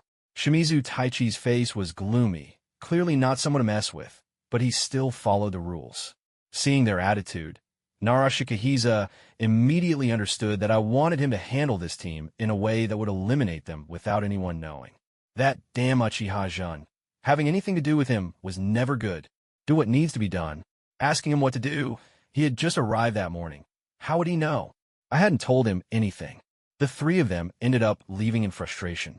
Hearing that the 4th sub-team was recruiting, Minister Marino Abiki came to take a look, fearing the 4th sub-team would turn into an Uchiha team. When he saw Narashikahiza, he was a bit surprised. Wasn't it supposed to be me doing the recruiting? Minister Marino, Uchiha Inazuma, and Nara Shikahisa greeted him respectively. You're recruiting? Have you selected anyone? Let me see. I'm sorry, Minister Marino, but the exact type of person we need has to be decided by the captain. I can't overstep my bounds and give you the list. I, Uchiha Jun, said this seriously to Marino Ibiki. He nodded, indicating his understanding. Although Nara Shikahisa and I used to be teammates, he was now in a superior-inferior relationship, so it was normal for him to think this way. He glanced at Uchiha Inazuma one last time and asked, still not giving up, how many Uchiha are there? He was genuinely worried that I would bring the weak and sickly Uchiha to eat the village's resources. Just me. Uchiha Inazuma was not pleased. We Uchiha are not that kind of people. Even if someone wanted to join, it would depend on what my family had thought. Hearing that there was only one Uchiha, Marino Ibiki finally left at ease. Back at the Uchiha side, Uchiha Hakadai was worried that I hadn't gotten out of bed by noon, so he went to call my mother, Uchiha Rina. Jun, you are so rude. Not returning home is one thing, but now you're lying in someone else's house. My mother grabbed my ear and yanked me out of bed. Upon seeing this, Uchiha Hakadai instantly used a body flicker technique to disappear. As long as he ran fast enough, this matter had nothing to do with him. Mother, I'm sorry. Please let go. There was a baby crying last night, and the sound was so terrifying that it kept me awake. I quickly made up an excuse to cool my mother's anger. A baby? Are you talking about Shui? He's very well-behaved and wouldn't cry. Don't talk nonsense. Boo, I raised my voice. You mean Shui? Uchiha Shui. Wow, Uchiha Shui was just born? I always thought he was the same age as Itachi. I want to go see him. Is that okay? I looked at my mother with a pitiful expression. Don't change the subject. Why didn't you go home? It's not that I don't want to go back, I said with a hint of grievance. It's because father said he wanted to have a brother or sister for me. He thought I was a hindrance at home, so he told me to stay at Orochimaru's place. Yesterday the clan leader called for me, and it got late, so I didn't dare go back. My voice got quieter as I shifted all the blame onto my dad, and my mother's anger skyrocketed. Seizing the opportunity, I quickly pulled out 2 scrolls from my pocket. Those were the grilled meat I had brought back yesterday. Mother, this is grilled meat. I specially brought it for you. I just won't go back. Seeing me looking so pitiful and not daring to return home, my mother was about to explode with anger directed at my father. Jun, come home with me. Uchiha Hakadai. Just wait until I deal with him. Mother, I have a lot of work to do in the interrogation department. I still need to help Kakashi and Obito train this afternoon. I'll leave first. I turned back 3 times as I left Uchiha Hakadai's house, and as soon as I stepped outside, I prepared to use body flicker to go to the interrogation department, only to accidentally bump into Uchiha Hakadai. We stared at each other for a while. Uncle Hakadai, thank you for your hospitality last night. I'll be going home tonight. After saying that, I felt socially dead. I truly didn't know what else to say. This uncle had a serious face, resembling a homeroom teacher. As soon as I entered the interrogation department, I heard, "This one is too fat. This one is too ugly. This one is too short." I looked at Uchiha Inazuma and Nara Shikahisa suspiciously. What are you two doing? Choosing a wife or judging faces? Gendano, Captain. Nara Shikahisa's tone when calling me captain was oddly sarcastic, but as long as he worked hard, his poor attitude didn't matter. It wouldn't cost him anything. I took the list and said, Yoshitaka stays. He's a confirmed choice. Nara Shikahisa checked off Yoshitaka's name. Then the discussion shifted from just the 2 of them, analyzing, to the 3 of us, discussing who would be easy to get along with and who looked like a good person. After a round of filtering, Nara Shikahisa felt like he could read faces now and could even set up a stall to make money in the future. All right, these people can be trained slowly once they arrive. Let's get today's work done first.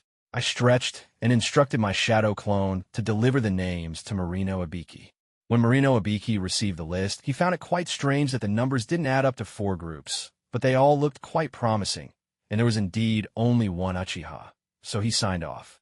This meant these people were to become members of the 4th sub-team. Upon reaching the prison, I instructed Colonel Kimita to bring someone out casually and told Shimizu Taichi to prepare a large pot and sauce. When the spy was brought over, He wasn't tied to a torture chair, but lay flat on a bench. I didn't say anything and had Sarutobi Horu start boiling water, then walked over to the spy and said, "Valen, 42 years old, a disabled retired ninja." "That's right. Why are you targeting me? What makes you think I'm a spy for another country? I've been in Kenoha for over 30 years.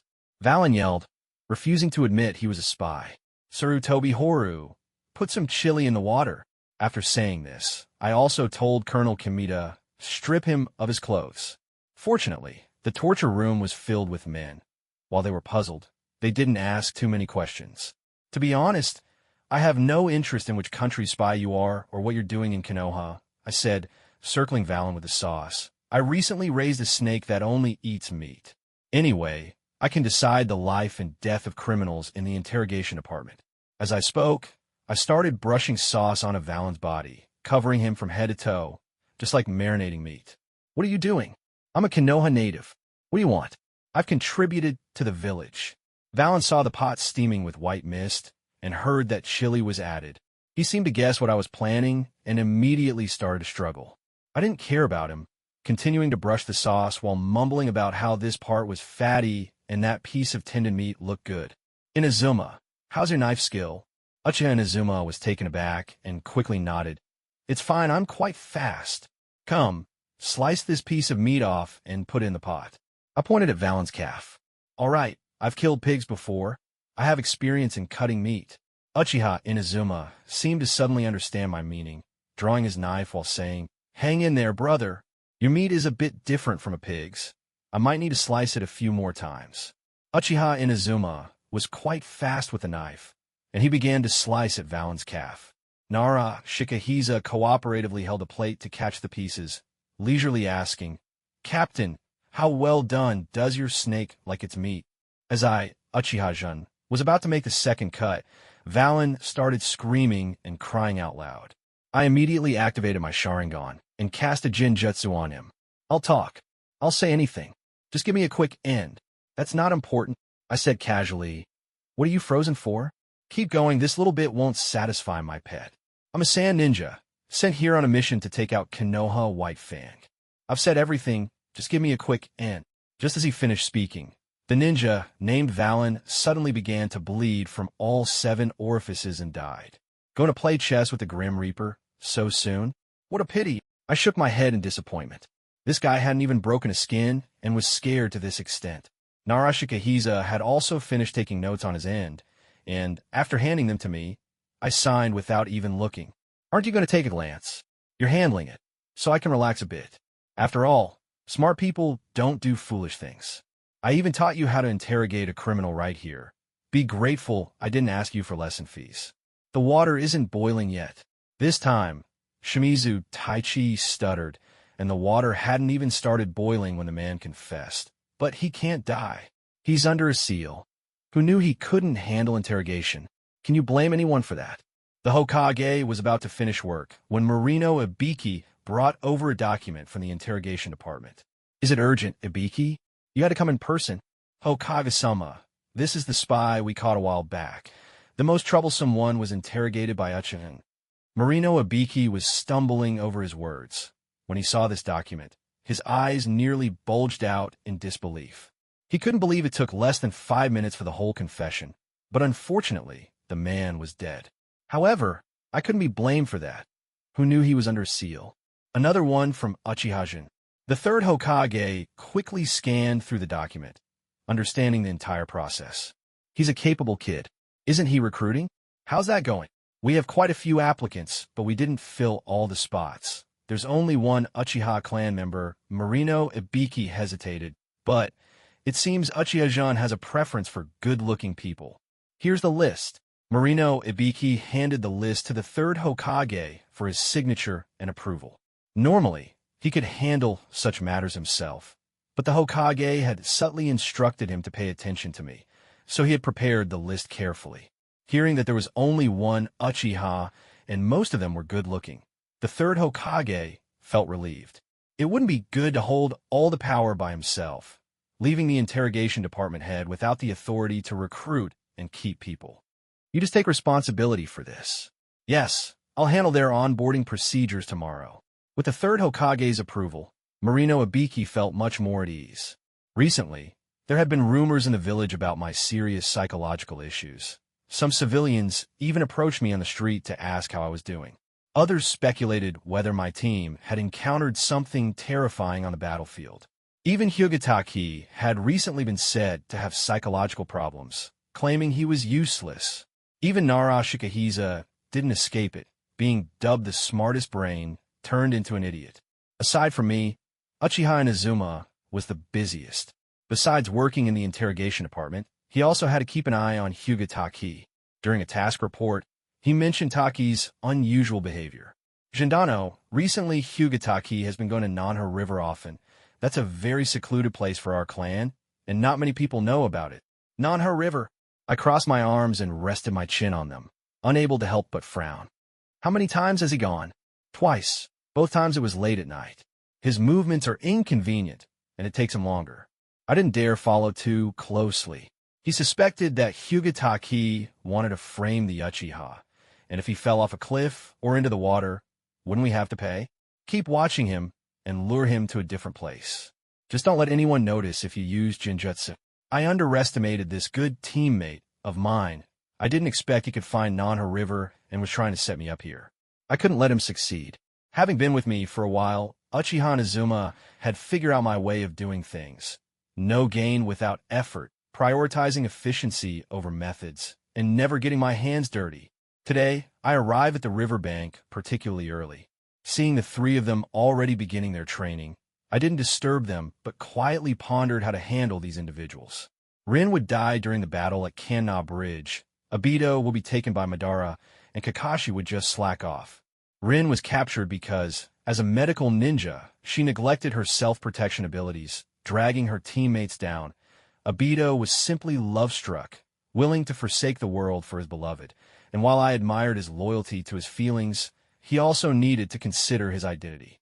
In terms of stupidity, Uchiha members each had their own style. Kakashi was even more ridiculous. Clearly, he was the heir to the Hitaki blade technique, but insisted on promoting the Uchiha sharingan. Ugh! The more I thought about it, the more annoyed I became. And Uchiha Shursui was another unfortunate soul. Hey, can you run on water yet? Of course! Obito jumped in first, but he and Rin were just along for the ride. I crossed my arms and signaled them to step on the water. I walked to the riverbank and slapped the water, causing the calm current to become turbulent.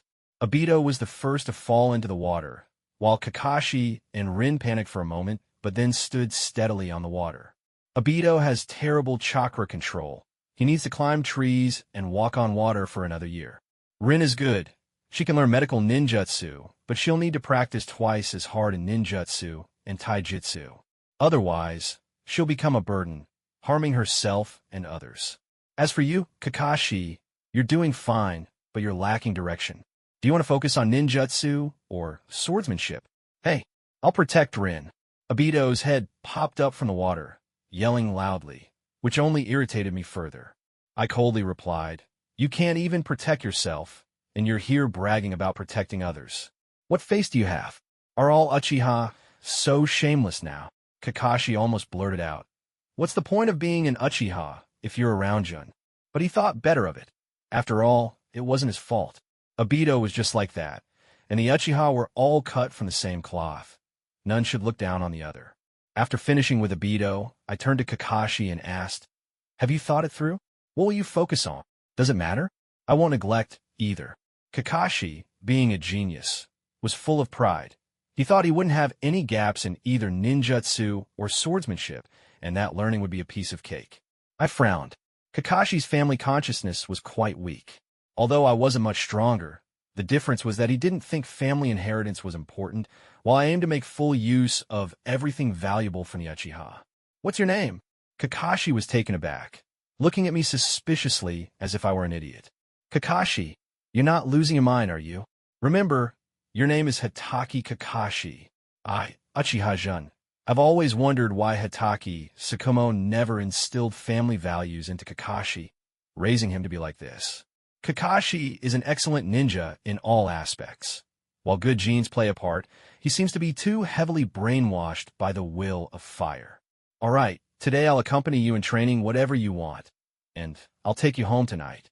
As soon as I finished speaking, Kakashi immediately drew his kunai, ready to battle me to the end. He probably thought that even if he got beaten to the ground, at least I would take him home. As we sparred, I didn't really think much about it since Kakashi had no intention of winning against me with our power disparity. It felt more like he was venting his emotions. The young Kakashi could indeed be called a genius. His skills were far superior to mine when I first stepped onto the battlefield. Yet, he had resources like Hatake Tsukumo, but didn't know how to utilize them. Such a pity. The more I thought about it, the angrier I became, and I ended up kicking him several meters away, breaking a few trees in the process. Kakashi, Rin, and Obito rushed over with concern. Initially, our fight was quite exciting, but it had turned into a one-sided thrashing of Kakashi. They wanted to help, but my rhythm left them with no chance to intervene. Gendano, Kakashi is spitting blood. I glanced over, tilted my head slightly, and said, "Come out." A head popped out from behind a rock. It was Uchiha Kage. She didn't seem embarrassed at all and walked out confidently. "Gendano, I was just passing by. That's quite a long detour.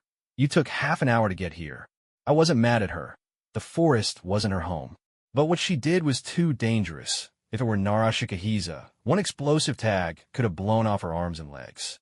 I picked up Kakashi and used medical ninjutsu to check him, finding that his ribs were broken. I didn't rush to heal him. Instead, I asked, "Does it hurt?" Kakashi's face was pale, unable to say a word. "Now that you know it hurts, remember next time, don't attack your opponent head-on when you know there's a power disparity. If I had put in a bit more strength, you wouldn't even have had a chance to feel pain." A green light emanated from my hand as I healed his ribs. Once his complexion improved, I hoisted him onto my shoulder. "And you, this is too dangerous." Uchiha Kage pouted. She thought she had hidden well, but I noticed her from the start. "I want to train with you and graduate early." I shook my head. This girl was truly oblivious.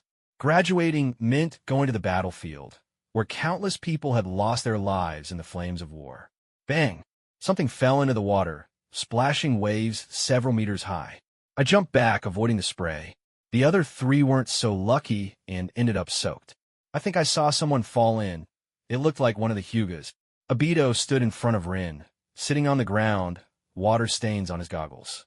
"Kage, go check it out." A slight smile appeared on my lips.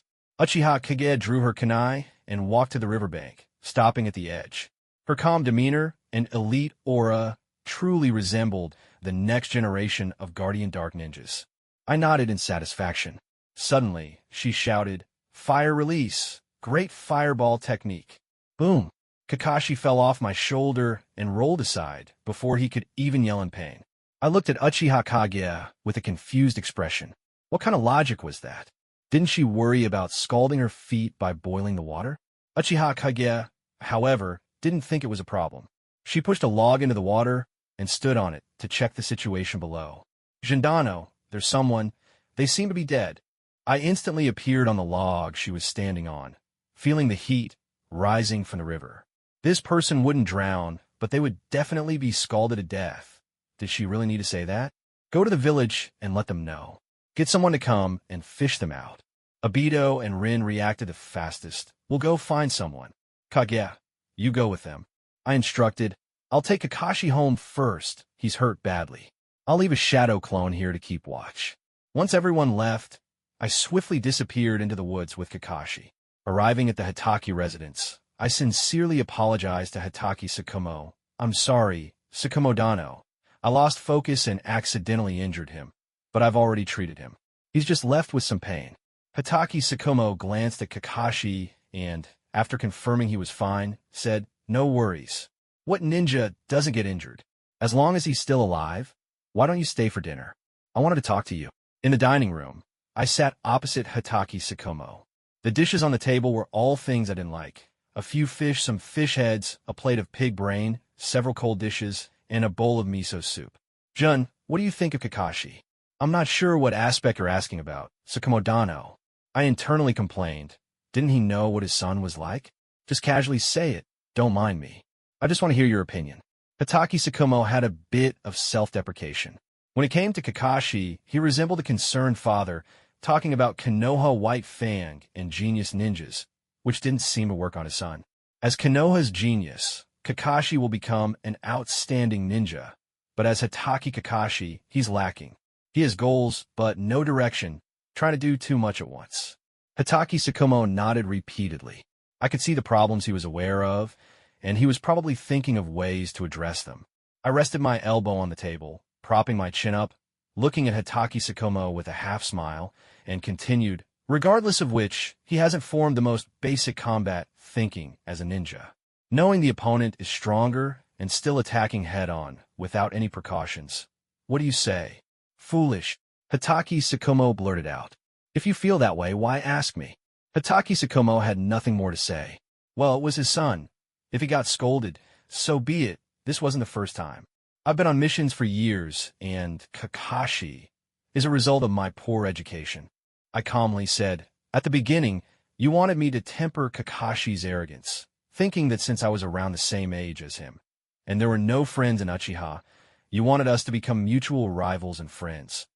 I, Uchiha Jun, looked at Hatake Tsukumo and said directly, you just didn't expect the gap between people to be this large, which is why you wanted Kakashi to learn from me.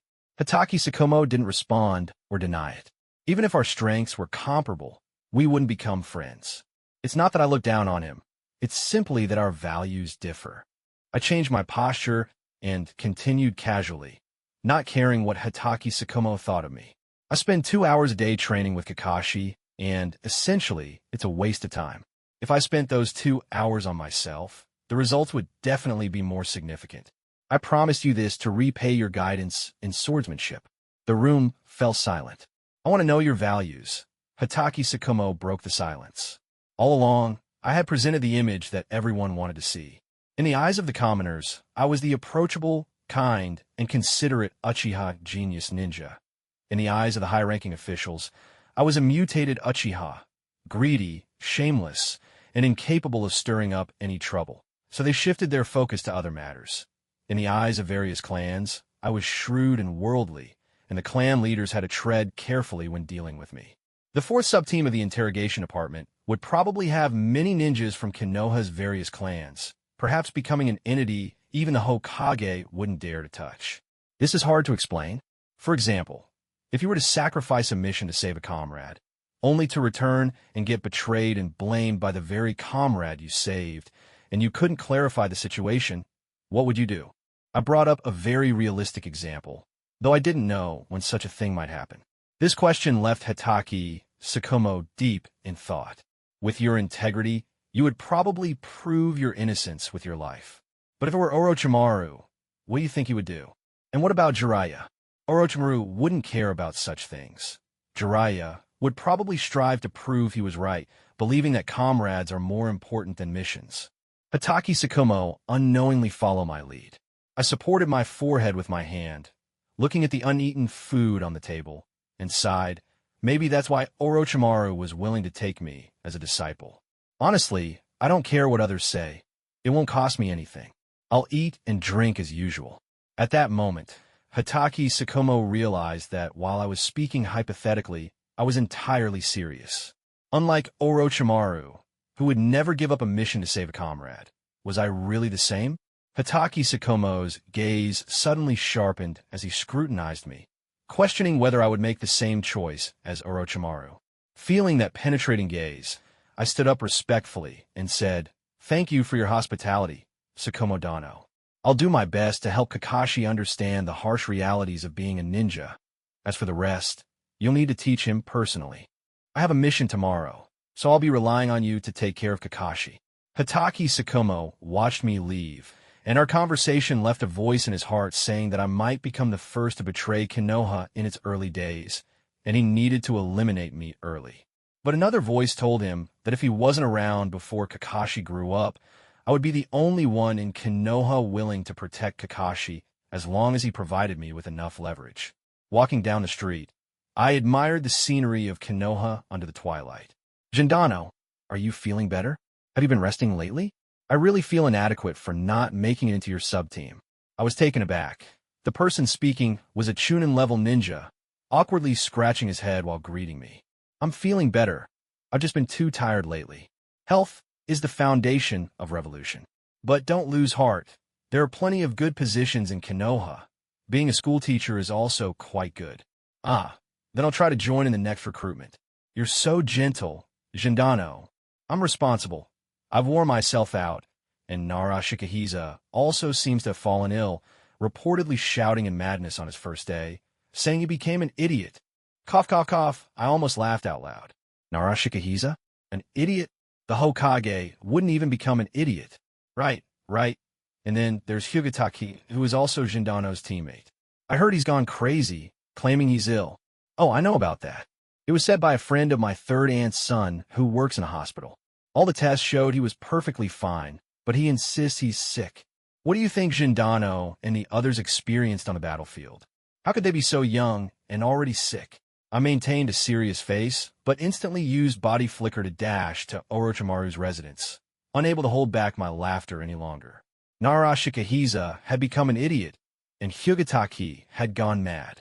Uchiha Inazuma was squatting under a nearby tree, looking at me in confusion, opening his mouth but not saying anything.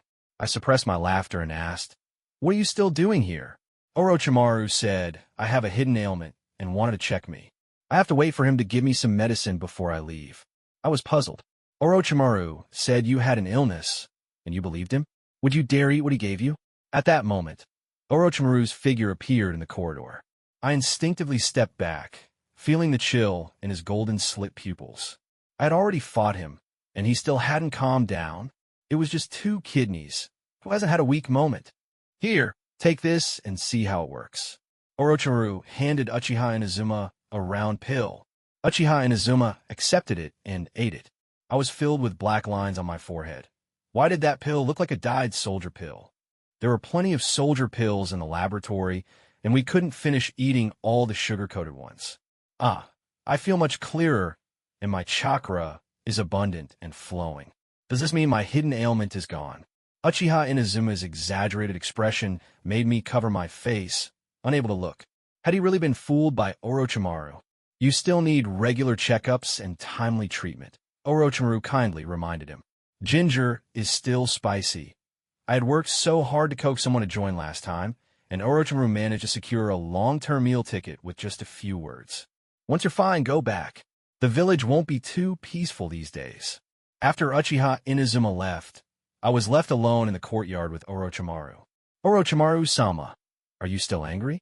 I only said what Jeriah-sama mentioned. At this moment, I wanted to throw the blame elsewhere first, regardless of whose head it fell upon. Hugataki was definitely in Orochimaru's hands, and since I wanted to keep mixing in here, it wasn't shameful to humble myself.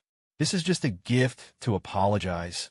If you're still angry, I can throw a batch of pills into the water source, causing all the male ninjas in Kenoha to suffer from impotence.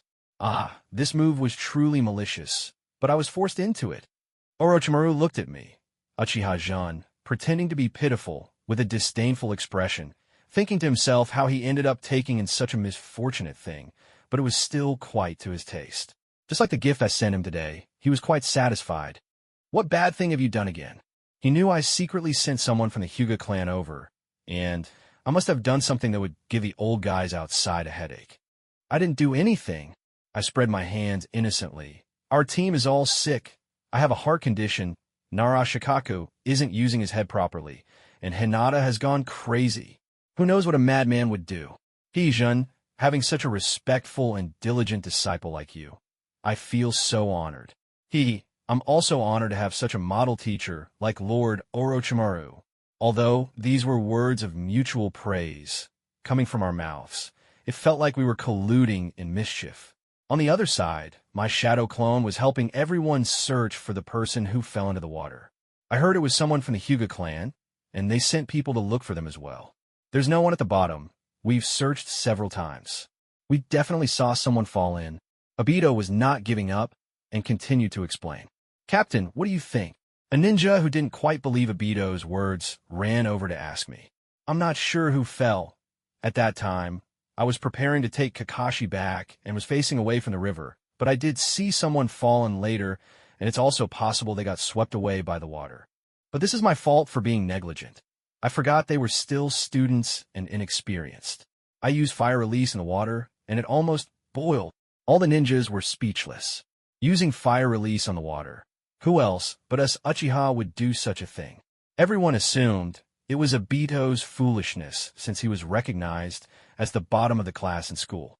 Now the river was still warm. The person who fell might not be dead, but would surely be cooked. How about we go back and check for missing ninjas? I noticed everyone was tired and didn't want to waste time here. So I made a suggestion. After everyone left, I took Uchiha Kage and Obito back to the Uchiha clan. All right, this doesn't concern you anymore. You can all go home. Lord Jun, I also want to train with you. Then you can go with Kakashi after school tomorrow. What about me? Obito was still not giving up. He felt I didn't want to give him more guidance. What you lack is the basics. No one can help you with this. You have to work hard yourself. Our Uchiha start off higher than others. You're struggling because you haven't figured out what you want to do. Your mind is full of Rin. As soon as those words came out, Obito's face instantly turned red, and he couldn't refute it at all. It's not wrong to like someone, but as a man, you can't let a girl protect you at critical moments. If that's the case, don't say you're an Uchiha. I won't. I will protect Rin. Looking at Obito's retreating figure, I shrugged and said to Uchiha Kage, I have something to ask your father. Oh, actually you can ask me. I know everything my dad knows. From our interactions, I felt Uchiha Kage's personality was boyish, tsundere, and occasionally silly. I still couldn't understand why she used fire release on the water. Really? I want to know where my great-grandfather's grave is. This you should ask my dad. It should be in the Uchiha clan shrine. He can help you find it. Uchiha Kage replied seriously. Father, Lord Jun is looking for you. Uchiha Hakadai was first stunned, then pointed at Uchiha On and said, Take Kage to train. She's been skipping classes lately. Only he and I were left in the room. Uncle Hakadai, I want to know what mission Uchiha Izuna, my great-grandfather, gave you. I stated directly. Since Uchiha Hakadai was a guardian of the Dark Guards, he must have a mission. It wouldn't make sense to just watch over the clan. Suddenly, I was pulled into a jinjutsu. You already know, Uchiha Hakadai was both shocked and expectant, with a sense of relief as well. Yes, my dad told me, but I chose my own path. Now I just want to know what this planning is for. I was calm, rational, and proud, with a friendly smile on my face, but carrying the pressure of someone in authority. It's protection. If the Senju are harmful to our ancestor Uchiha Madara, we hope our bloodline can bear the great responsibility of the Uchiha clan. Uchiha Hakadai spoke out a long-held secret under pressure, feeling much lighter at that moment. They finally produced a powerful ninja among the people they had guarded for generations, and their identities could finally be acknowledged. I narrowed my eyes and said teasingly, Protection? No, it's slaughter, it's cleansing, being able to hide your bloodline under the nose of your deadly enemy and live there. What a brilliant strategy, and it was successful. What a joke guarding. Uchiha Hakadai felt a bit awkward. After all, that was the information his father left behind. That great person sacrificed their own brilliance for the future of the entire clan, becoming the cornerstone ninja of the Uchiha clan. He did it for his brother, Lord Madara. That great person entrusted a glimmer of hope to his brother, placing the peace of the clan in his eyes. He simply did it for his brother, Lord Madara. Uchiha Hakadai felt that communicating with me had never been this difficult. He sensed I knew the ins and outs. After clarifying my identity, I remembered the most important thing and asked Uncle Hakadai, Do you know where my great-grandfather is buried? That great person was buried by our ancestor himself. No one knows where. Uchiha Hakadai had a bad premonition, fearing I would go dig up the grave. Are you asking this to pay respects? No, I just want to see if there are any inheritances left. I awkwardly shifted the topic. I couldn't let him know I was thinking about digging up a grave. Are there any other dark guards? Uchiha Hakadai's expression darkened, a flicker of anger flashing in his eyes. Yes, but some have defected, and some are no longer qualified to be dark guards. Defection was quite normal. Who would want to guard a hopeless future? Those who were unqualified probably didn't want to guard anymore and wanted to live as ordinary Uchihas. The Jinjutsu was broken by me, and the scene returned to normal. I comforted him. You've worked hard. Leave the future matters to me. Hearing my words, Uchiha Hakadai was in tears. The secret he had been guarding so hard was finally understood by someone. It's not hard at all. I'm not tired at all, Uchiha Hakadai said, his voice choked with emotion. If you want to lead the Uchiha, I'm willing to support you as the new clan leader. The Uchiha clan leader has a short lifespan.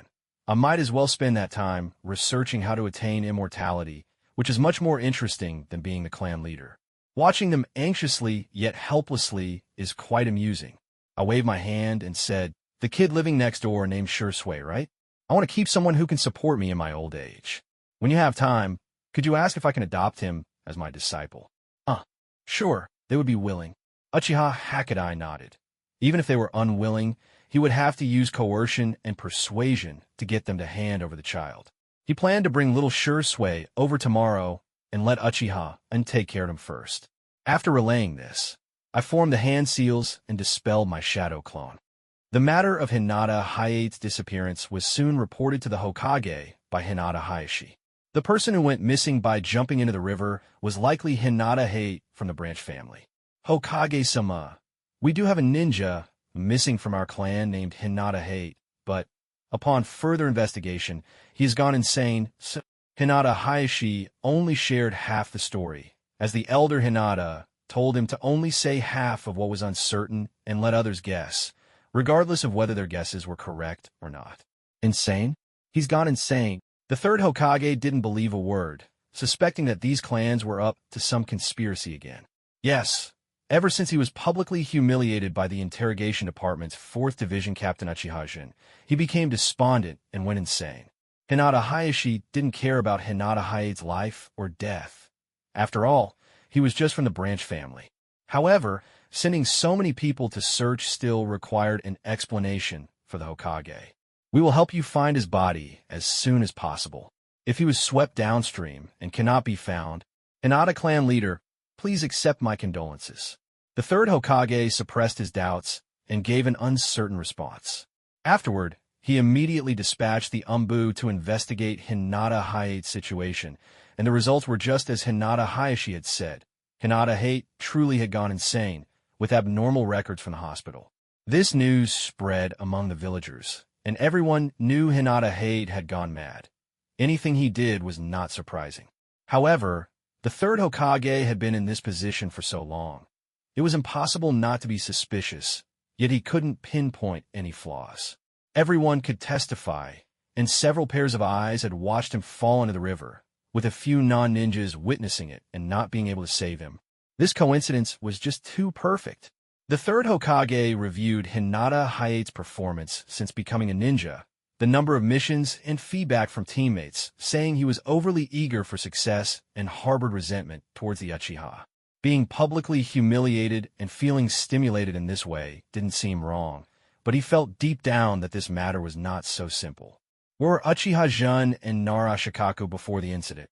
Reporting to Hokage-sama, Uchiha Jun was training with Hitaki Kakashi, Uchiha Bito, Noura Rin, and Uchiha Kage, while Nara Shikaku was in the interrogation department, helping Uchiha Jun organize documents and arrange personnel. They're all teammates, right? The third Hokage felt the problem lay here, being assigned to the interrogation department alongside teammates. Then Hinata Hayate. No, wait. Could it be that? The Umbu respectfully reported the information. Uchiha Jun had previously visited the Hinata household and heard that they initially invited the teammate Hinata Hayate to the interrogation department, but he wasn't fit.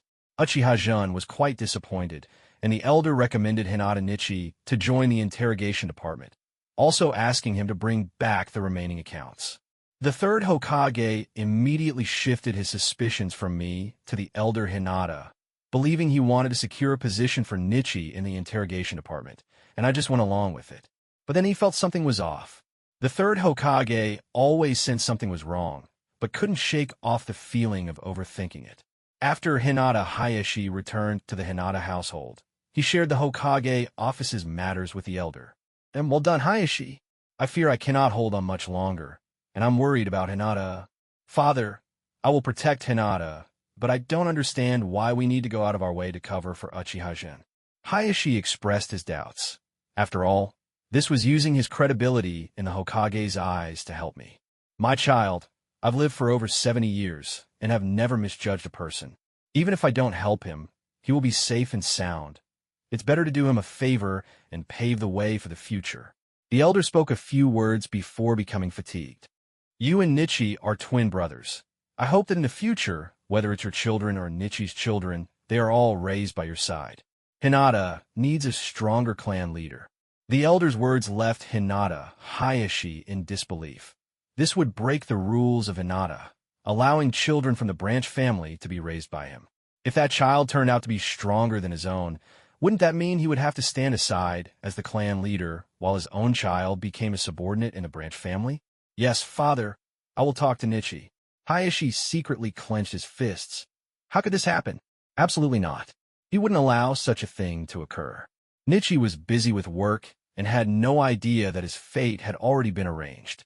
He was completing the tasks assigned to him in an orderly manner and didn't even want to go home, even as night fell. Nichi-kun, you haven't gone back yet. Nara Shikaku, who had been thinking about him for hundreds of times, finally finished his work.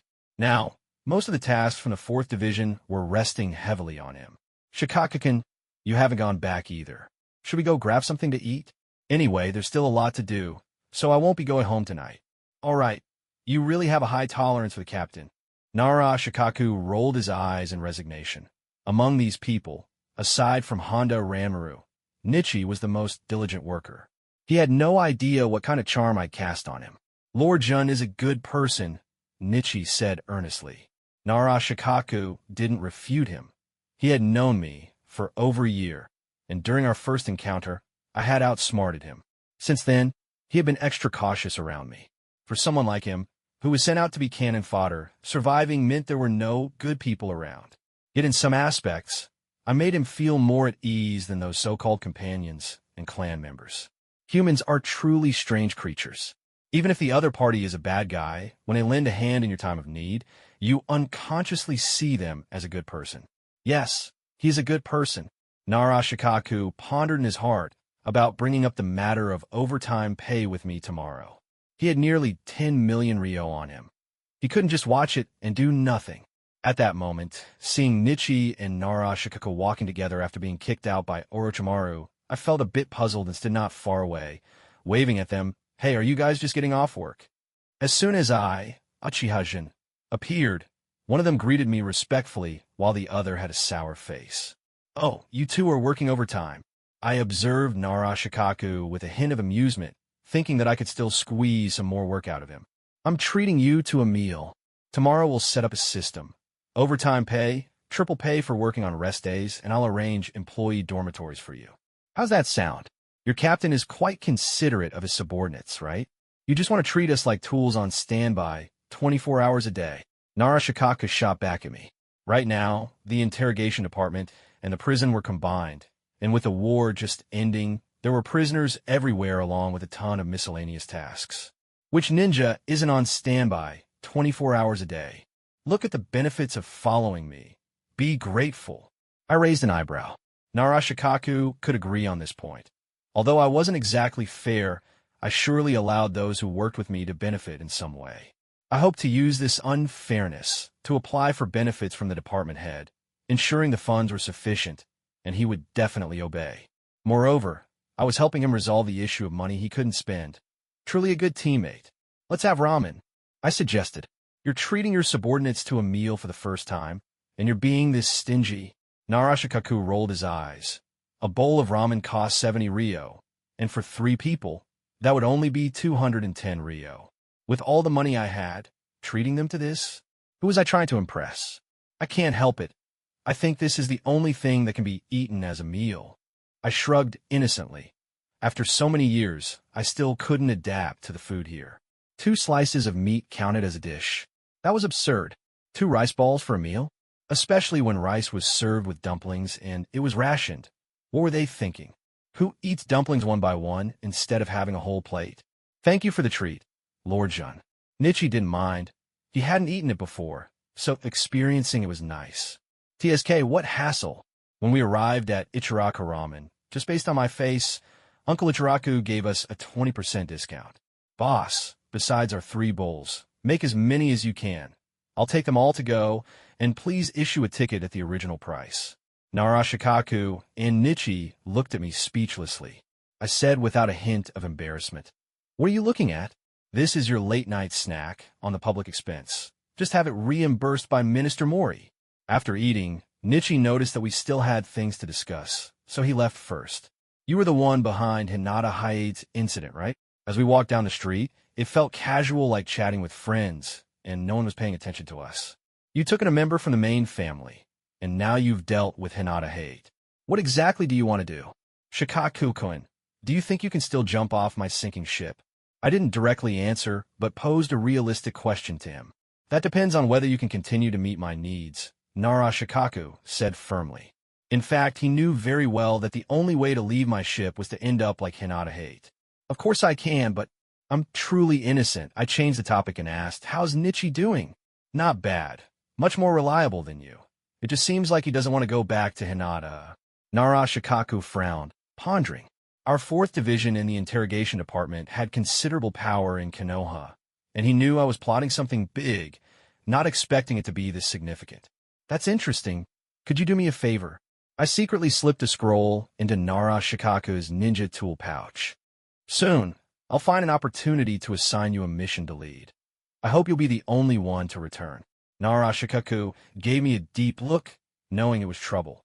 In the whole of Kenoha, only I could pull off this kind of thing. What a hassle, do as you please. But he thought it was quite amusing. After we parted ways, I returned to Orochimaru's residence, not using the front door, but climbing in like Jeriah. I was in the lab studying how to treat the severely burned Hinata Hayate when the Umbu reported that the 3rd Hokage had come, and Orochimaru had directly kicked him out. "SSS, brother, has the Hokage left?" I asked the Umbu in a low voice. Seeing him nod, I jumped down boldly and complained, "Tisuke, it feels like I came back for an affair." The Umbu looked speechless. "Lord Orochimaru, your ramen." I respectfully presented the ramen to Orochimaru, creating a scene reminiscent of a filial son serving his father. This Hinata has a weak life force, mainly due to extensive burns." I felt bitter. Who would have thought that Uchiha Kage would come to check the water situation and first use fire release to boil the water? Perhaps he couldn't take it anymore. I muttered in my heart, stealing a glance at Orochimaru, who was eating the ramen, and tentatively asked, "Did you not invite the Hokage to have a meal, drink a little, and stay the night?" "He came to test me and brought you along." Orochimaru directly saw through my thoughts. "I'm innocent." I rested my chin on the lab table, looking at Orochimaru with a pitiful expression, as if I could pop my eyes out to prove my innocence. As Orochimaru was about to propose conditions, he smirked and, with an even more innocent expression than mine, said, "I'm innocent too." I almost bit my tongue. Oh God, was Orochimaru playing the victim? He wouldn't push me out as a scapegoat, would he? Danzo was still keeping an eye on me. "Lord Orochimaru, please don't joke around. I was on the verge of tears. My innocence had nothing to do with him." "Do you doubt me?"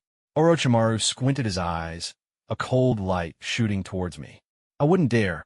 How could I doubt you, master?" I shrank my neck, forcing a smile as I sat on a small stool. Suddenly, I thought of how knowledgeable Orochimaru was and casually asked, "Don't you have any historical tales about the Uchiha clan? Like where someone is buried, or the gossip from the Warring States period?" Orochimaru paused his work, looking at me with interest. "I have some gossip. Do you want to know about the ambiguous history between Madara and Izuna, or the love-hate story between Hashirama and Madara?" I almost choked. Orochimaru collecting information was so wild. This wasn't just history, this was gossip. "Master, you seem to know quite a bit about the Uchiha. I just want to know where Uchiha Madara buried his brother." Orochimaru raised an eyebrow and said, "I don't know, but are you sure you're not interested in these historical tales? I've collected them for quite a while. They're quite interesting." Uchijan, awkwardly smiled and said, "Hee, I was just wondering if I could dig up some burial items." Wasn't that a reasonable excuse? That would probably require asking Uchiha Madara himself. Even the 2nd Hokage couldn't find out where his brother was buried. Orochimaru had no objections to my desire to dig up a grave, as it was a personal preference. Although it seemed a bit unethical, he had done plenty of unethical things himself, so adding one more wouldn't stand out. I had already sent a nearly cooked teammate to his lab, which was enough to prove that I wasn't exactly virtuous. He found me, an Uchiha, quite interesting. Do you want to become Hokage? I suddenly asked. The moment the words left my mouth, I wanted to slap myself. What a stupid question to ask. Sure enough, Orochimaru looked at me like I was an idiot. I could feel his doubt about my mental state. Just pretend I didn't say anything. I walked over to Hinata Hayate's operating table and looked at him, covered in tubes and with large burns all over his body, and helplessly said, Lord Orochimaru, I want to use his body to cultivate the Byakugan. Orochimaru nodded in agreement. That's a good idea. He's from the branch family, and the caged bird on his head will ruin the Byakugan's quality. Have you thought about this issue thoroughly? That's why I want to ask for your help. Last time I opened up 2 Hyuga heads, I found that their neural structures were different in the head. I want to try to change the meridian structure through surgery to remove the caged bird. You can experiment freely. If it fails, there's still Hinata Chiharu. If that's not enough, I'll provide you with more materials. Orochimaru was quite excited. If I could solve the caged bird problem, it might even lead to improvements. I reviewed the previous materials, recalling the details. I activated my sharingan, put on gloves, and began to dissect Hinata Hayate's head. Just like last time, Orochimaru would periodically pop a soldier pill into my mouth, while spending the remaining time recording my progress and occasionally giving me pointers when I had questions. Especially when I was reconstructing the head's meridian, it was so complicated that my eyes were going blurry. Each nerve's pathway had to be redone without any damage, while also ensuring that Hinata Hayate's vital signs remained stable. This surgery took a full 12 hours, and by the time I reassembled his head, I was completely exhausted. Dissecting the dead was so much simpler. Lord Orochimaru, this guy isn't obedient. You handle him. It's best to give him a seal or some curse technique or something. I collapsed onto the lab bed and fell asleep. When I woke up, it was already the next day. You're awake. Hinata Hayate is recovering well. Surprisingly, his eyes were removed without damage, and they're the same as those of the main family. You might need to change to a living cultivation tank. Orochimaru had extracted one of Hinata Hayate's Byakugan and placed it in a cultivation solution, aiming to have the first cells and the Byakugan counteract each other for fusion. That's a good idea. Why not directly inject the first cells into Hinata Hayate's body and see what happens? I was curious. It seemed redundant to me. Orochimaru was taken aback. I thought you had other uses. I focused on Orochimaru and found him quite attentive as a teacher. Just as a container, since you have new ideas, let's try this. In pursuit of the truth of life, I have no objections. What is your understanding of life? Orochimaru unceremoniously injected a small portion of the first cells into Hinata Hayate's body along with another substance. Life is very fragile. I want to spend more time observing the changes in the world, rather than seeking power in a short time and satisfying humanity's desires, I said seriously. I had dissected countless corpses and felt the fragility of life. I wanted to live longer to witness the world's changes. Lord Orochimaru, why are you so obsessed with life? Death itself has no meaning. It only becomes meaningful when it can be utilized. Life also has no meaning. If there is any, it only exists in the eternity of life. Orochimaru seemed lost in memories. He had seen too many people leave. His parents were persecuted to death. If Kenoha had handled his parents' situation as cleanly as I had, he might not have seen through the shackles of the world. If your parents were persecuted, what would you do, Jean? I paused for a moment and replied seriously, I would make those who persecuted my parents tremble at the sound of my name, and I would make them die a miserable death, even if that person was the Hokage. Orochimaru suddenly laughed, as if he had long anticipated my response, feeling the excitement of finding water in the desert. Do you want a summoning beast? I do. I blinked. Having a summoning beast arranged in advance could be crucial for saving my life in a critical moment. Orochimaru took out a scroll and opened it, revealing many names, with the last one being Orochimaru himself. Sign your name. As I eagerly prepared to sign, I looked up at Orochimaru and said, I want the thing inside Minato's girlfriend to be my summoning beast. You have interacted with Kushina.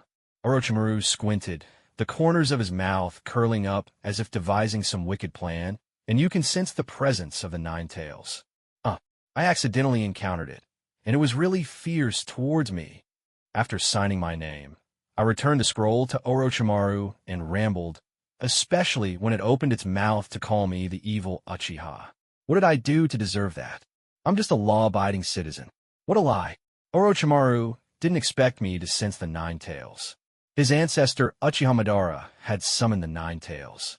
For a moment, he felt that having me sign this summoning scroll was a bit of a waste and wondered if he should bring out the Nine Tails for me as a summoning beast. Do you believe what you just said? Orochimaru smiled wickedly. What I said can't be eaten, and anyone who believes it is a fool. I candidly expressed my thoughts, and once the words were out, there was no taking them back. To ease the awkwardness, I quickly explained, what I mean is one shouldn't be too rigid in life. It's better to say what sounds nice. I'm still not strong enough and want to live a few more years. I, Uchiha-jin, was in the midst of this extremely socially awkward situation when the Umbu suddenly appeared and respectfully said, "My lord, the interrogation department has come several times, asking for you to go over." I furrowed my brow. With Narashikaku in the interrogation department, there shouldn't be any issues. I was planning to have Orochimaru help me train today to unblock my meridians. Do you know what this is about? The 4th Division's personnel replacements haven't been approved. As soon as those words came out, I immediately understood what was going on. It was probably stuck with the Hokage. After all, their salaries come from the public funds, not from the task department's commission. Orochimaru coldly snorted and sarcastically remarked, "The old man is becoming less reliable. Lord Orochimaru, what do you think would happen if I suddenly defected to Danzo?" My voice was icy, but my expression was a half-smile, making it hard to read. The Umbu shivered and quickly disappeared from the lab.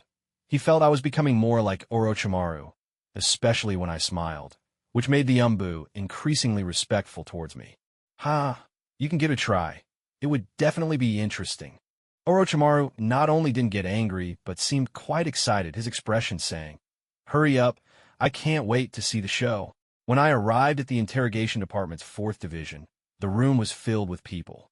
Narashikaku was sitting on a desk, and upon seeing me, he tossed a list at me. Not approved.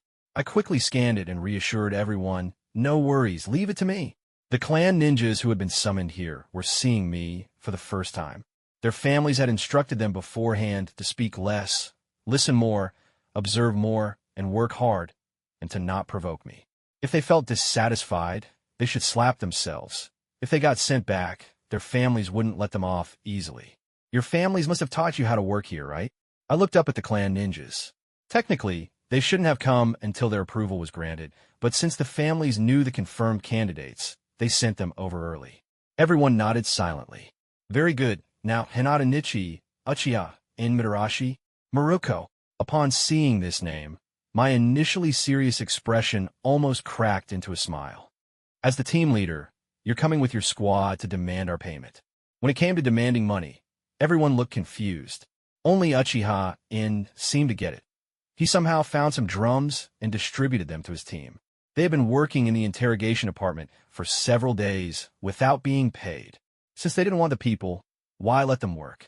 The other clan ninjas looked bewildered, mimicking him.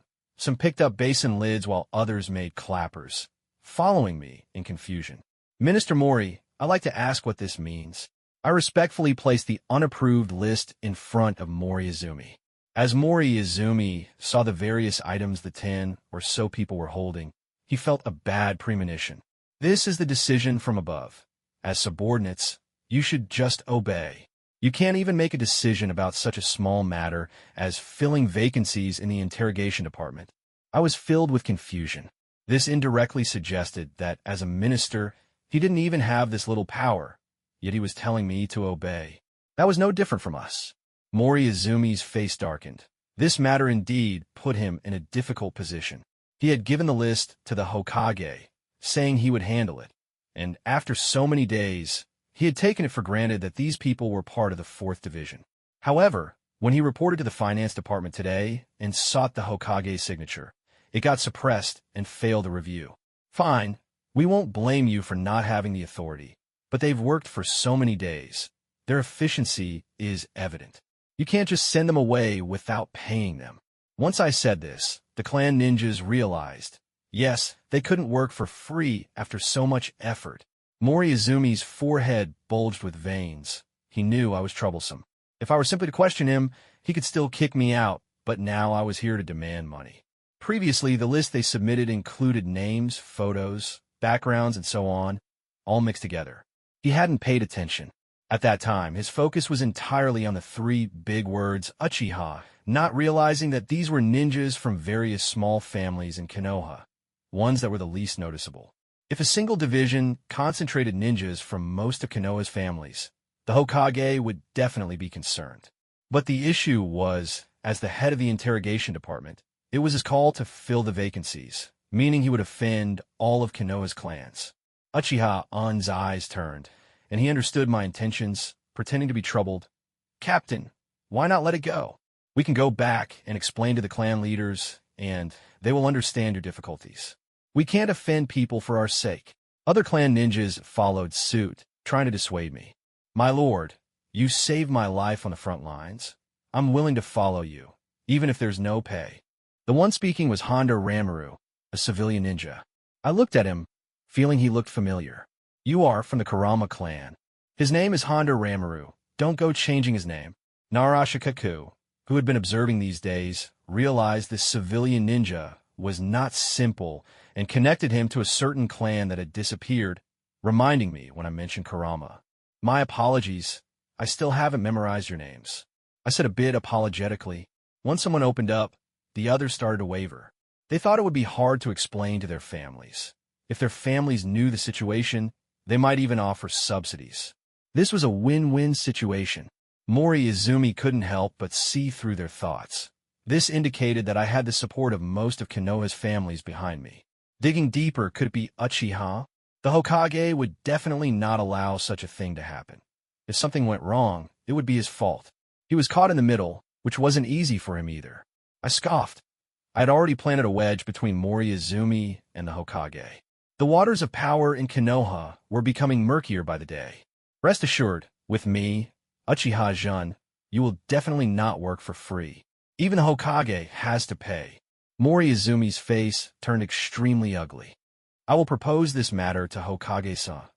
Uchiha didn't care about the reasons and feigned a sudden realization. Oh, so the interrogation department's personnel replacements have to go through the Hokage. You should have said so earlier. I'll go ask the Hokage for the money. Moriizumi was at a loss for words. I will report this and find a way to resolve it. No need. I'll go find the Hokage myself. It's not the first time I'm asking for money. I waved my hand, lightly shifting the focus onto money. In Moriizumi's eyes, my going there wouldn't help. I was just a messenger and couldn't make any decisions.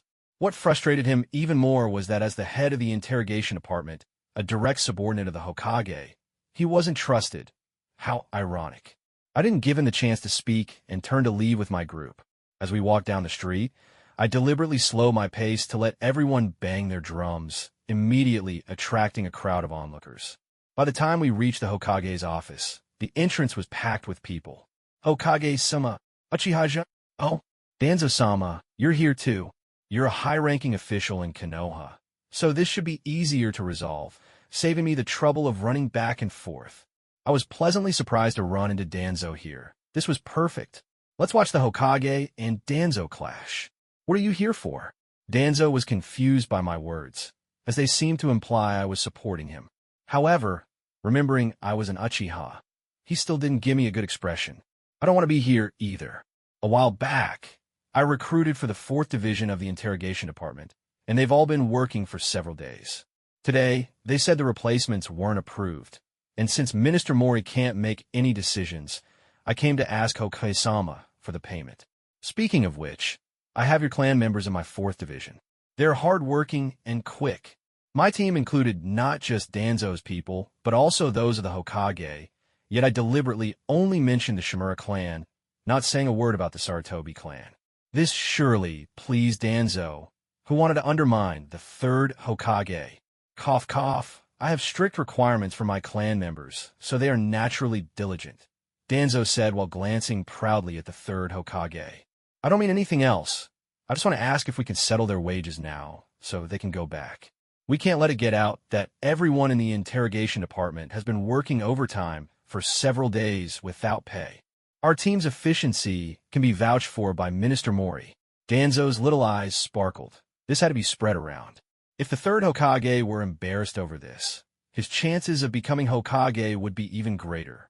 Whenever it came to matters related to the Hokage, Danzo's intelligence seemed to drop significantly, and even though I was an Uchiha, he seemed to look at me more favorably. Nichihiro, we can't let people see this as a joke. You're the Hokage. How can you delay paying the ninjas? The third Hokage's eyelids twitched. His old friend was dropping the ball at a critical moment. Plus, he couldn't figure out whether I was intentional or unintentional in this situation, as there were so many clan ninjas on the list. What were these families trying to do? Was I condoning it, or was it deliberate? You all know Hokage-sama, right? Let me introduce you. This is Danzo-sama from the Shimura clan, a high-ranking official in Kenoha. Bow and greet him. As soon as I said that, everyone followed suit and bowed. This really stirred Danzo's desire to be Hokage. He was just one step away from shouting, "At ease." I didn't know that the interrogation department needed to report to you. I just put Minister Mori in a difficult position. I feel quite embarrassed. If I'd known to look for you sooner, I wouldn't have had to go through all this trouble. I completely ignored the increasingly unpleasant expression on the Hokage's face and continued. Since everyone has worked hard for so many days, let's settle the payment.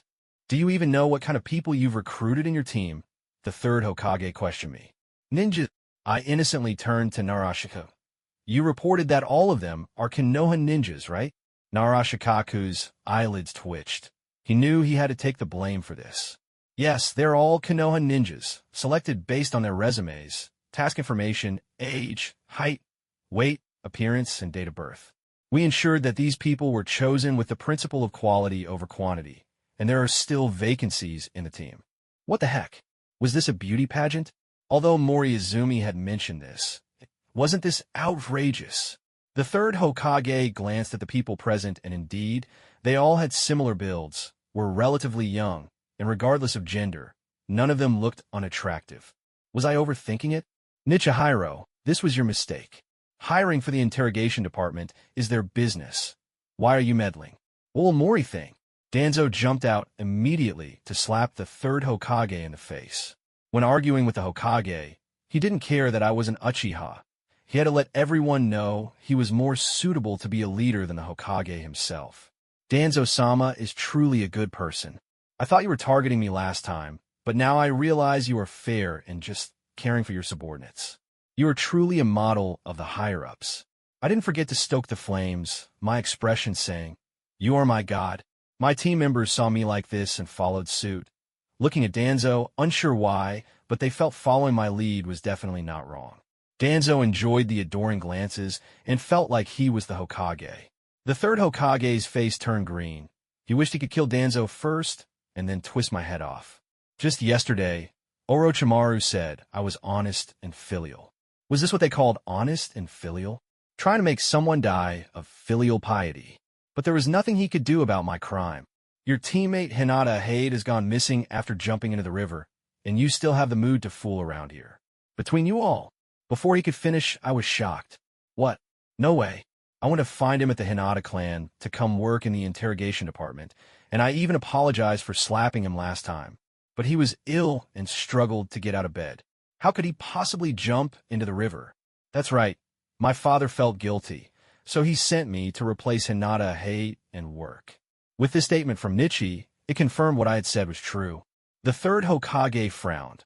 I had indeed made him satisfied in this matter by considering my teammates first. But the problem was, a majority of Kenoha's clan ninjas had run to my division. Could this be a coincidence? Hokage-sama, may I ask if there are any requirements for recruiting in the interrogation department?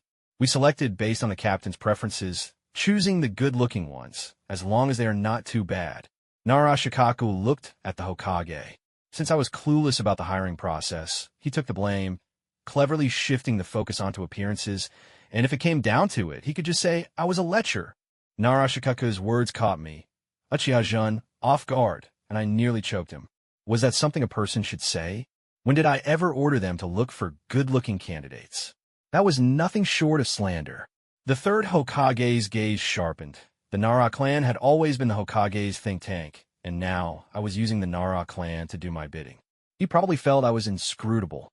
The interrogation department's personnel replacements don't need to go through the Hokage. Anyone capable can take the position. Danzo jumped in to answer for the third Hokage.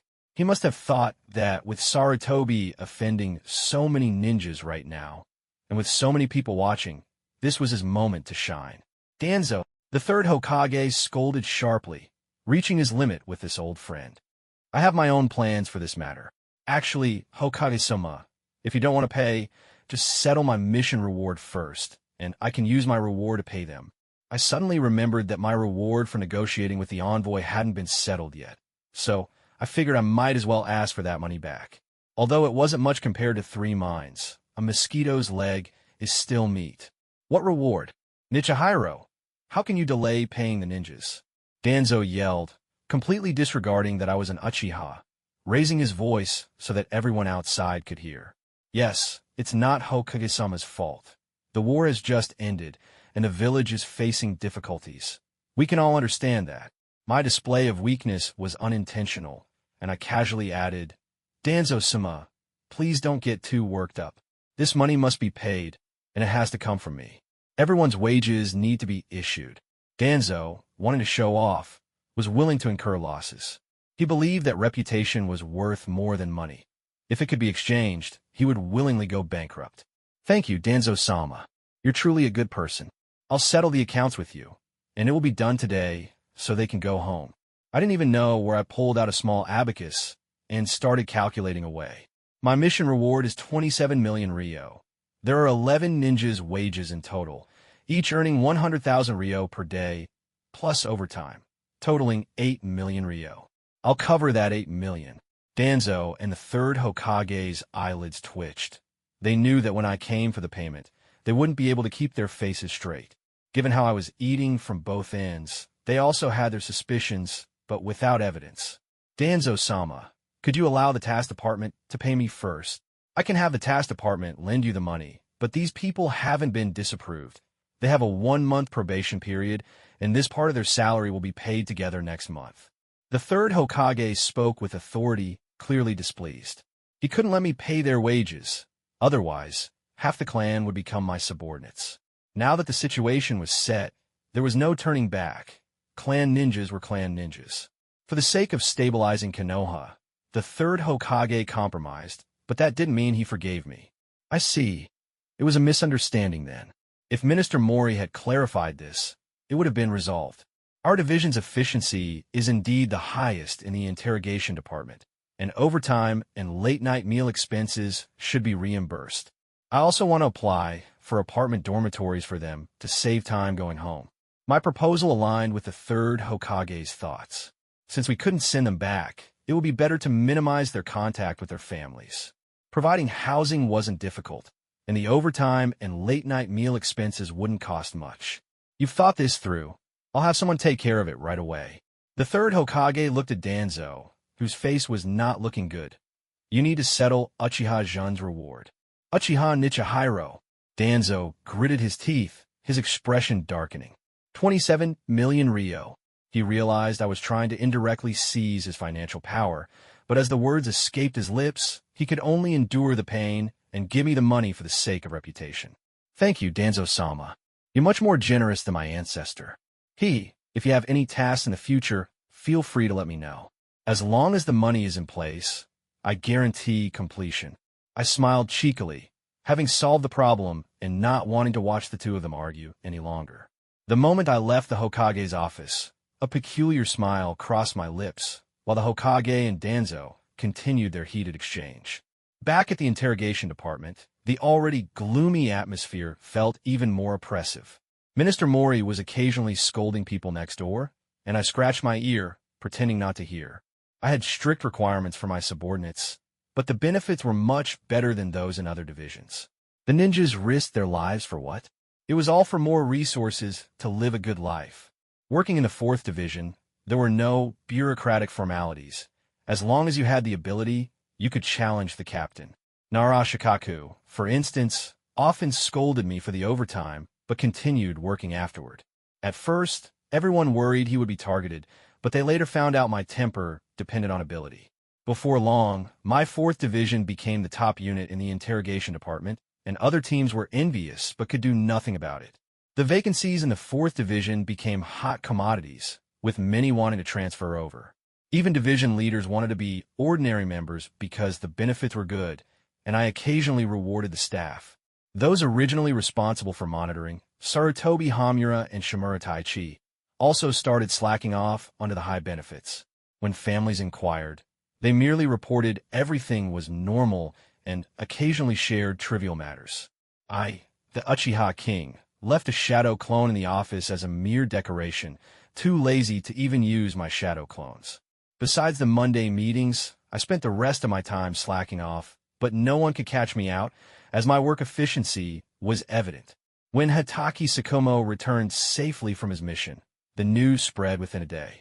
The villagers of Kenoha were buzzing about the glorious deeds of the Kenoha White Fang, saying he surpassed the 3 legendary ninjas, with some even claiming that Hatake Tsukumo would become the 4th Hokage. Kakashi, being his son, also basked in the glory, and others looked at him as if he were the future hero. I sensed something was off and quickly instructed the 4th Division to lay low for a while and avoid drawing attention. Isn't it too unusual to be so quiet right now? Nara Shikaku furrowed his brows, feeling something was amiss. He thought as long as we worked well, we wouldn't make mistakes. No, you understand the principle of the early bird getting shot, right? This is the perfect opportunity to fade from people's sight. I frowned, tapping my fingers on the table. Tell the others that they've worked hard recently, and benefits will remain the same, but work will be halved. I can't believe it.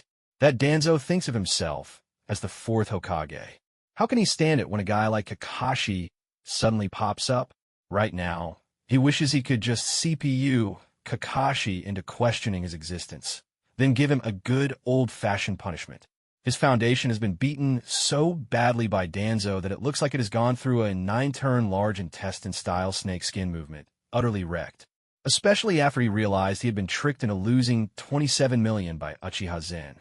The once calm and cunning strategist transformed into a raging old teddy bear, his anger almost blowing the roof off. The 3rd Hokage looked at the chaotic scene before him, discreetly took out a document, read it carefully, then cautiously put it back. With a sigh, he said, "Kakashi, what a remarkable ninja." He then picked up a crystal ball to search for Kakashi's figure, who was currently being beaten by Uchiha Zen like a quail, unable to fight back at all. Uchiha Zen instantly sensed someone was watching him. He activated his Uchiha's unique Pressure King attribute and started to mock Kakashi. "With your skills, you're still far from good enough. You want to hit me? Maybe in your next life. You should first retake Subject 1, Ninja Basics." Although Kakashi felt a bit confused by Uchiha Zen's sudden transformation, he quickly raised his knife. Since he couldn't fight head-on, he decided to play dirty. Ambushes, traps, anything to make Uchiha Zen suffer. He would even go so far as to eat the dark dishes from the Crazy Thursday combo if it meant winning. The 3rd Hokage watched this unfold through the crystal ball, feeling immensely satisfied. The 2 kids were sparring, one strong ninja teasing the other. No matter how you looked at it, Kakashi and Uchiha Zen were both under his control, definitely manageable. "How is the Uchiha clan doing lately?" the 3rd Hokage asked. Reporting to Lord Hokage, the Uchiha clan has been busy renovating their houses. Recently, clan leader Uchiha Fagaku has been going to the treasury every afternoon. I heard he's counting money. At this rate, he might wear a hole in the treasury. The 3rd Hokage shook his head helplessly. The Uchihas and Hugas had both become as crazy as if they were in Crazy Thursday mode after their new clan leaders took over. In the forest, after Uchiha Zen felt the prying gaze disappear, he quickly dismantled all the traps Kakashi had set, smashing 2 shadow clones and grabbing his main body, slapping him on the head. "You're still here practicing with me, when you should be checking on your dad to see how he's doing? Should I say you're bold, or just foolish? This is classic workplace behavior." Kakashi sheathed his knife, feeling a bit puzzled. His dad was just on a delivery mission. How did he suddenly become a hero? There were plenty of more dangerous missions in the past, and he couldn't quite grasp what was happening, just feeling that his dad was all-powerful like "you are my god." Is my dad going to be okay? Kakashi asked, feeling that Uchiha Zen might know something. You're asking me? Uchiha Zen widened his eyes in disbelief. He's your dad, not mine. Isn't this like asking me a Subject 5 extreme confusion question? Forget it, I'll head back. Without getting an answer, Kakashi walked away, feeling as dejected as a plucked chicken. With only a few days left before graduation from the lower ranks, Uchiha Zen didn't idle away his time. He ran to Orochimaru's mansion, insisting that Orochimaru go all out against him without holding back. Orochimaru was just about to get results from his experiments. How could he agree to such a request? But Uchiha Zen wasn't someone to be trifled with. Once he laid out his research on antioxidants, Orochimaru's resolve was instantly slapped away, as if he had been brainwashed by crazy Thursday ads. Zen, are you ready? A snake slithered out from behind Orochimaru, obediently resting on his shoulder and getting into an attack stance toward Uchiha Zen. Yes, I feel like I'm stuck at a breakthrough bottleneck. As long as I can open the rest gate, my chakra and strength can both shoot up. It feels just like riding a rocket. So exhilarating. Uchiha Zen was serious. He had been stalling for too long. If he didn't break through in a life-and-death battle with a strong opponent now, he might not have this chance again. Orochimaru stood tall in the dense forest, a faint smile playing at his lips, resembling a mysterious villain. He set up barriers around to prevent the combat from causing too much trouble. Zen, what you need now is more experience. Gaining strength too quickly won't do you much good. It's like using cheats in a game. It's easy to crash. The moment Orochimaru vanished, Uchiha Zen's body flashed as he prepared thoroughly. This battle was unlike the one with Kakashi, where there was some safety net. This was a life-and-death struggle. Even if he died at Orochimaru's hands, he wouldn't complain. Right now, he just wanted to survive, using all his strength to avoid being taken out in this limited space. Uchiha Zen swallowed hard. Orochimaru's overwhelming killing intent made his blood run cold, like going into crazy Thursday mode. His three-tomo sharingan continuously searched for where Orochimaru might emerge from and which vital point he would attack. He had to carefully calculate each step and look for opportunities to set traps. After several skirmishes, the rampant killing intent spread, and the chilling atmosphere could be felt outside the barrier, as if one had stepped into an ice cellar. Orochimaru-sama, your real body is easy to find. Uchiha Zen swung his knife without hesitation toward Orochimaru's neck. He could still feel human warmth upon contact, but as soon as he made his move, Orochimaru transformed into countless snakes, scattering away. Then came that chilling, bloodthirsty laughter like sound effect from a horror movie. The Umbu sensed the powerful chakra fluctuations and came to investigate. Upon seeing the scene, their first reaction was that Uchiha Zen was attempting to kill his master. But when they saw the two battling with blades and knives, the intense killing aura froze them in place, as if they were under a paralysis jutsu. "Boss, what do we do?" An Umbu ninja, drenched in sweat, stuttered. Under such overwhelming killing intent, how could Uchiha Zen still fight back? It was like an extreme survival challenge. "Report to Lord Hokage," the leader said, and no one moved. "Umbu, can't move. How to break this?" One Umbu ninja shakily drew a kunai and stabbed it into his own thigh. The sharp pain helped him overcome his fear, and without thinking, he turned and ran. The others glared at him, wishing they could stab him, as if they were about to stage a palace intrigue. Inside the barrier, Uchiha Zen nearly lost his life several times, but managed to inflict a few insignificant injuries on Orochimaru. He cursed inwardly, having watched Orochimaru get beaten by this Uchiha, or that Uchiha in anime. All nonsense. Here he was, being the one getting beaten, the plot twists like a roller coaster. "Zen, have you thought about how you want to die?" Orochimaru suddenly appeared right in front of him, his kunai aimed at his heart. At this point, 1,000 words of fighting are omitted. Just then, Uchiha Zen's body suddenly felt the channels of energy open up, and his chakra surged upward, speed increasing several times, allowing him to dodge a life-threatening strike, but he was still heavily injured. "Not bad, you've achieved your goal, but if we keep playing like this, things might not end well."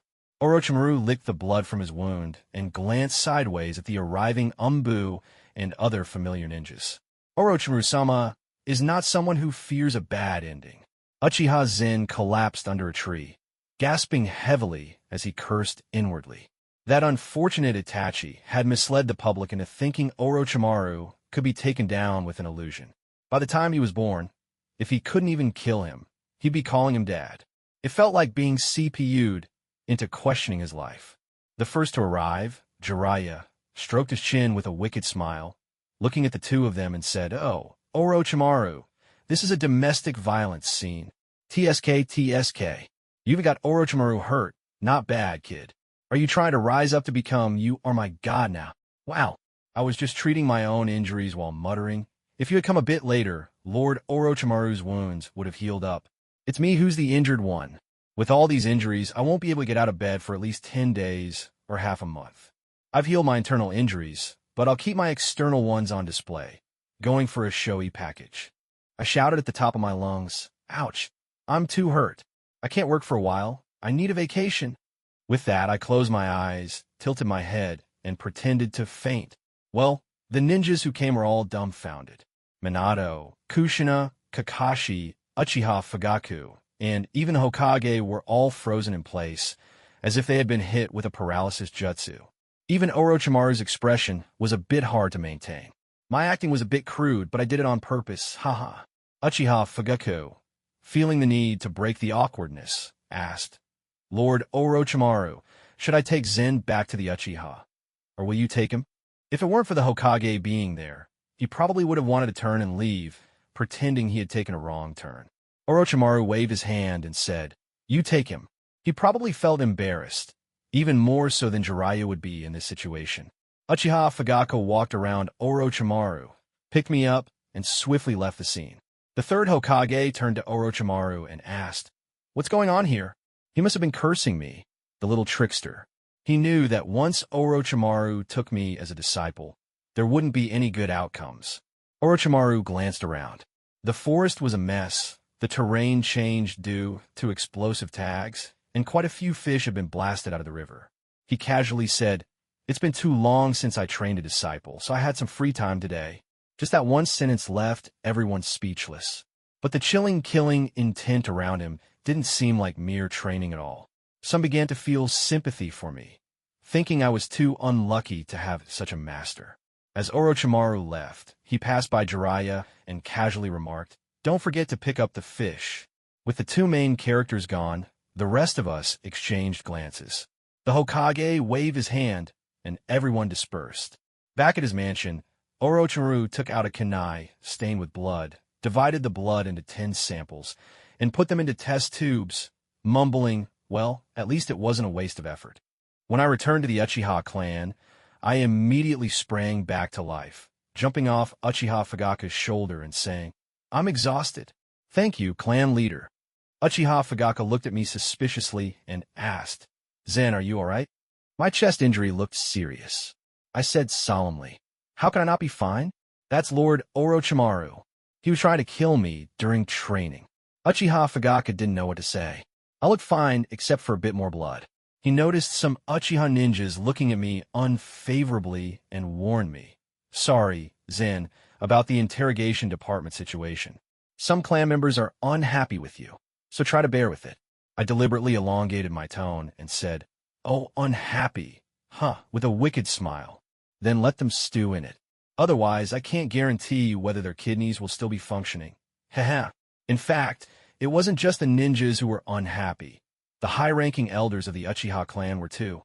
I had let Uchihan go from the interrogation department's 4th division, but he didn't belong to any faction and acted like a fool all day. The elders wanted to gain some benefits from him, but had no chance, and were probably eyeing the vacant position in the 4th division. I had warned Uchiha Fagaku to get rid of them, but he insisted on keeping them, so he could enjoy the fun of being coerced. I returned home and dripped a drop of blood from the kunai into a test tube I had brought from the lab, sealing it in a scroll. I was very interested in researching intriguing things. Orochimaru's body was as soft as a snake. Humans couldn't stretch their necks and arms that long. Even if it was a technique, there must be some trace to follow. I secretly took his blood for research, hoping to make some unusual discoveries. Hiding in the woodshed, I would occasionally let out eerie laughter, scaring Uchiha Reina to death. She kept complaining to Uchiha Huai and even started researching psychological issues. I asked, confused, "Mother, father, what are you doing standing here?" I wonder if my research with Orochimaru had been discovered. Impossible. I had hidden it so well. Uchiha Huai warned me, "Zen, you're growing up. You need to be measured in what you do."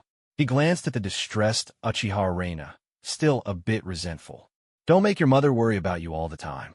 Though he thought Orochimaru was dangerous, I had my reasons for choosing him. I had never liked communicating with others since I was young. Uchiha Reina nudged Uchiha Huai with her elbow and threatened in a low voice, "If Zen has a heart attack because of you, you're dead." Uchiha Huai pouted, thinking that he wasn't someone easy to deal with. How could he just have a heart attack? Of course, he wouldn't dare to say that. I lowered my gaze and, with my hand behind my back, placed the scroll into the ceiling space in my arm, thinking my father really knows everything. I quickly said, "I know how to handle things, father." As soon as I returned to the Uchiha, the elders wouldn't let me rest. I hadn't even had a bite to eat when they summoned me to a clan meeting in the name of the clan leader. I had just separated from Uchiha Fagaku, and if there's going to be a clan meeting, why didn't they say so earlier? This was like pulling down my pants to fart. Uchiha was also invited this time. Uchiha nervously asked, "Lord Zen, it doesn't seem good. What should we do?" My eyelid twitched. This wasn't just a bad sign. It was clearly a wolf entering a tiger's den. But if we didn't go, it probably wouldn't be good at home either. I said, "What should we do? We didn't do anything wrong. We're just attending the clan meeting." I reminded him, "We are attending the Uchiha clan meeting, not the 4th Division meeting of the Interrogation Department." I had high hopes for Uchiha-en. I felt he could help me mine the 3 mines of the Hyuga clan in the future. Uchiha-en suddenly understood and said, "Ah, I get it." It was like a tortoise reciting scriptures. If he didn't want to listen, then don't. He claimed he was best at that. I gave him an approving glance. Although he was sometimes unreliable, he was quite clever at crucial moments.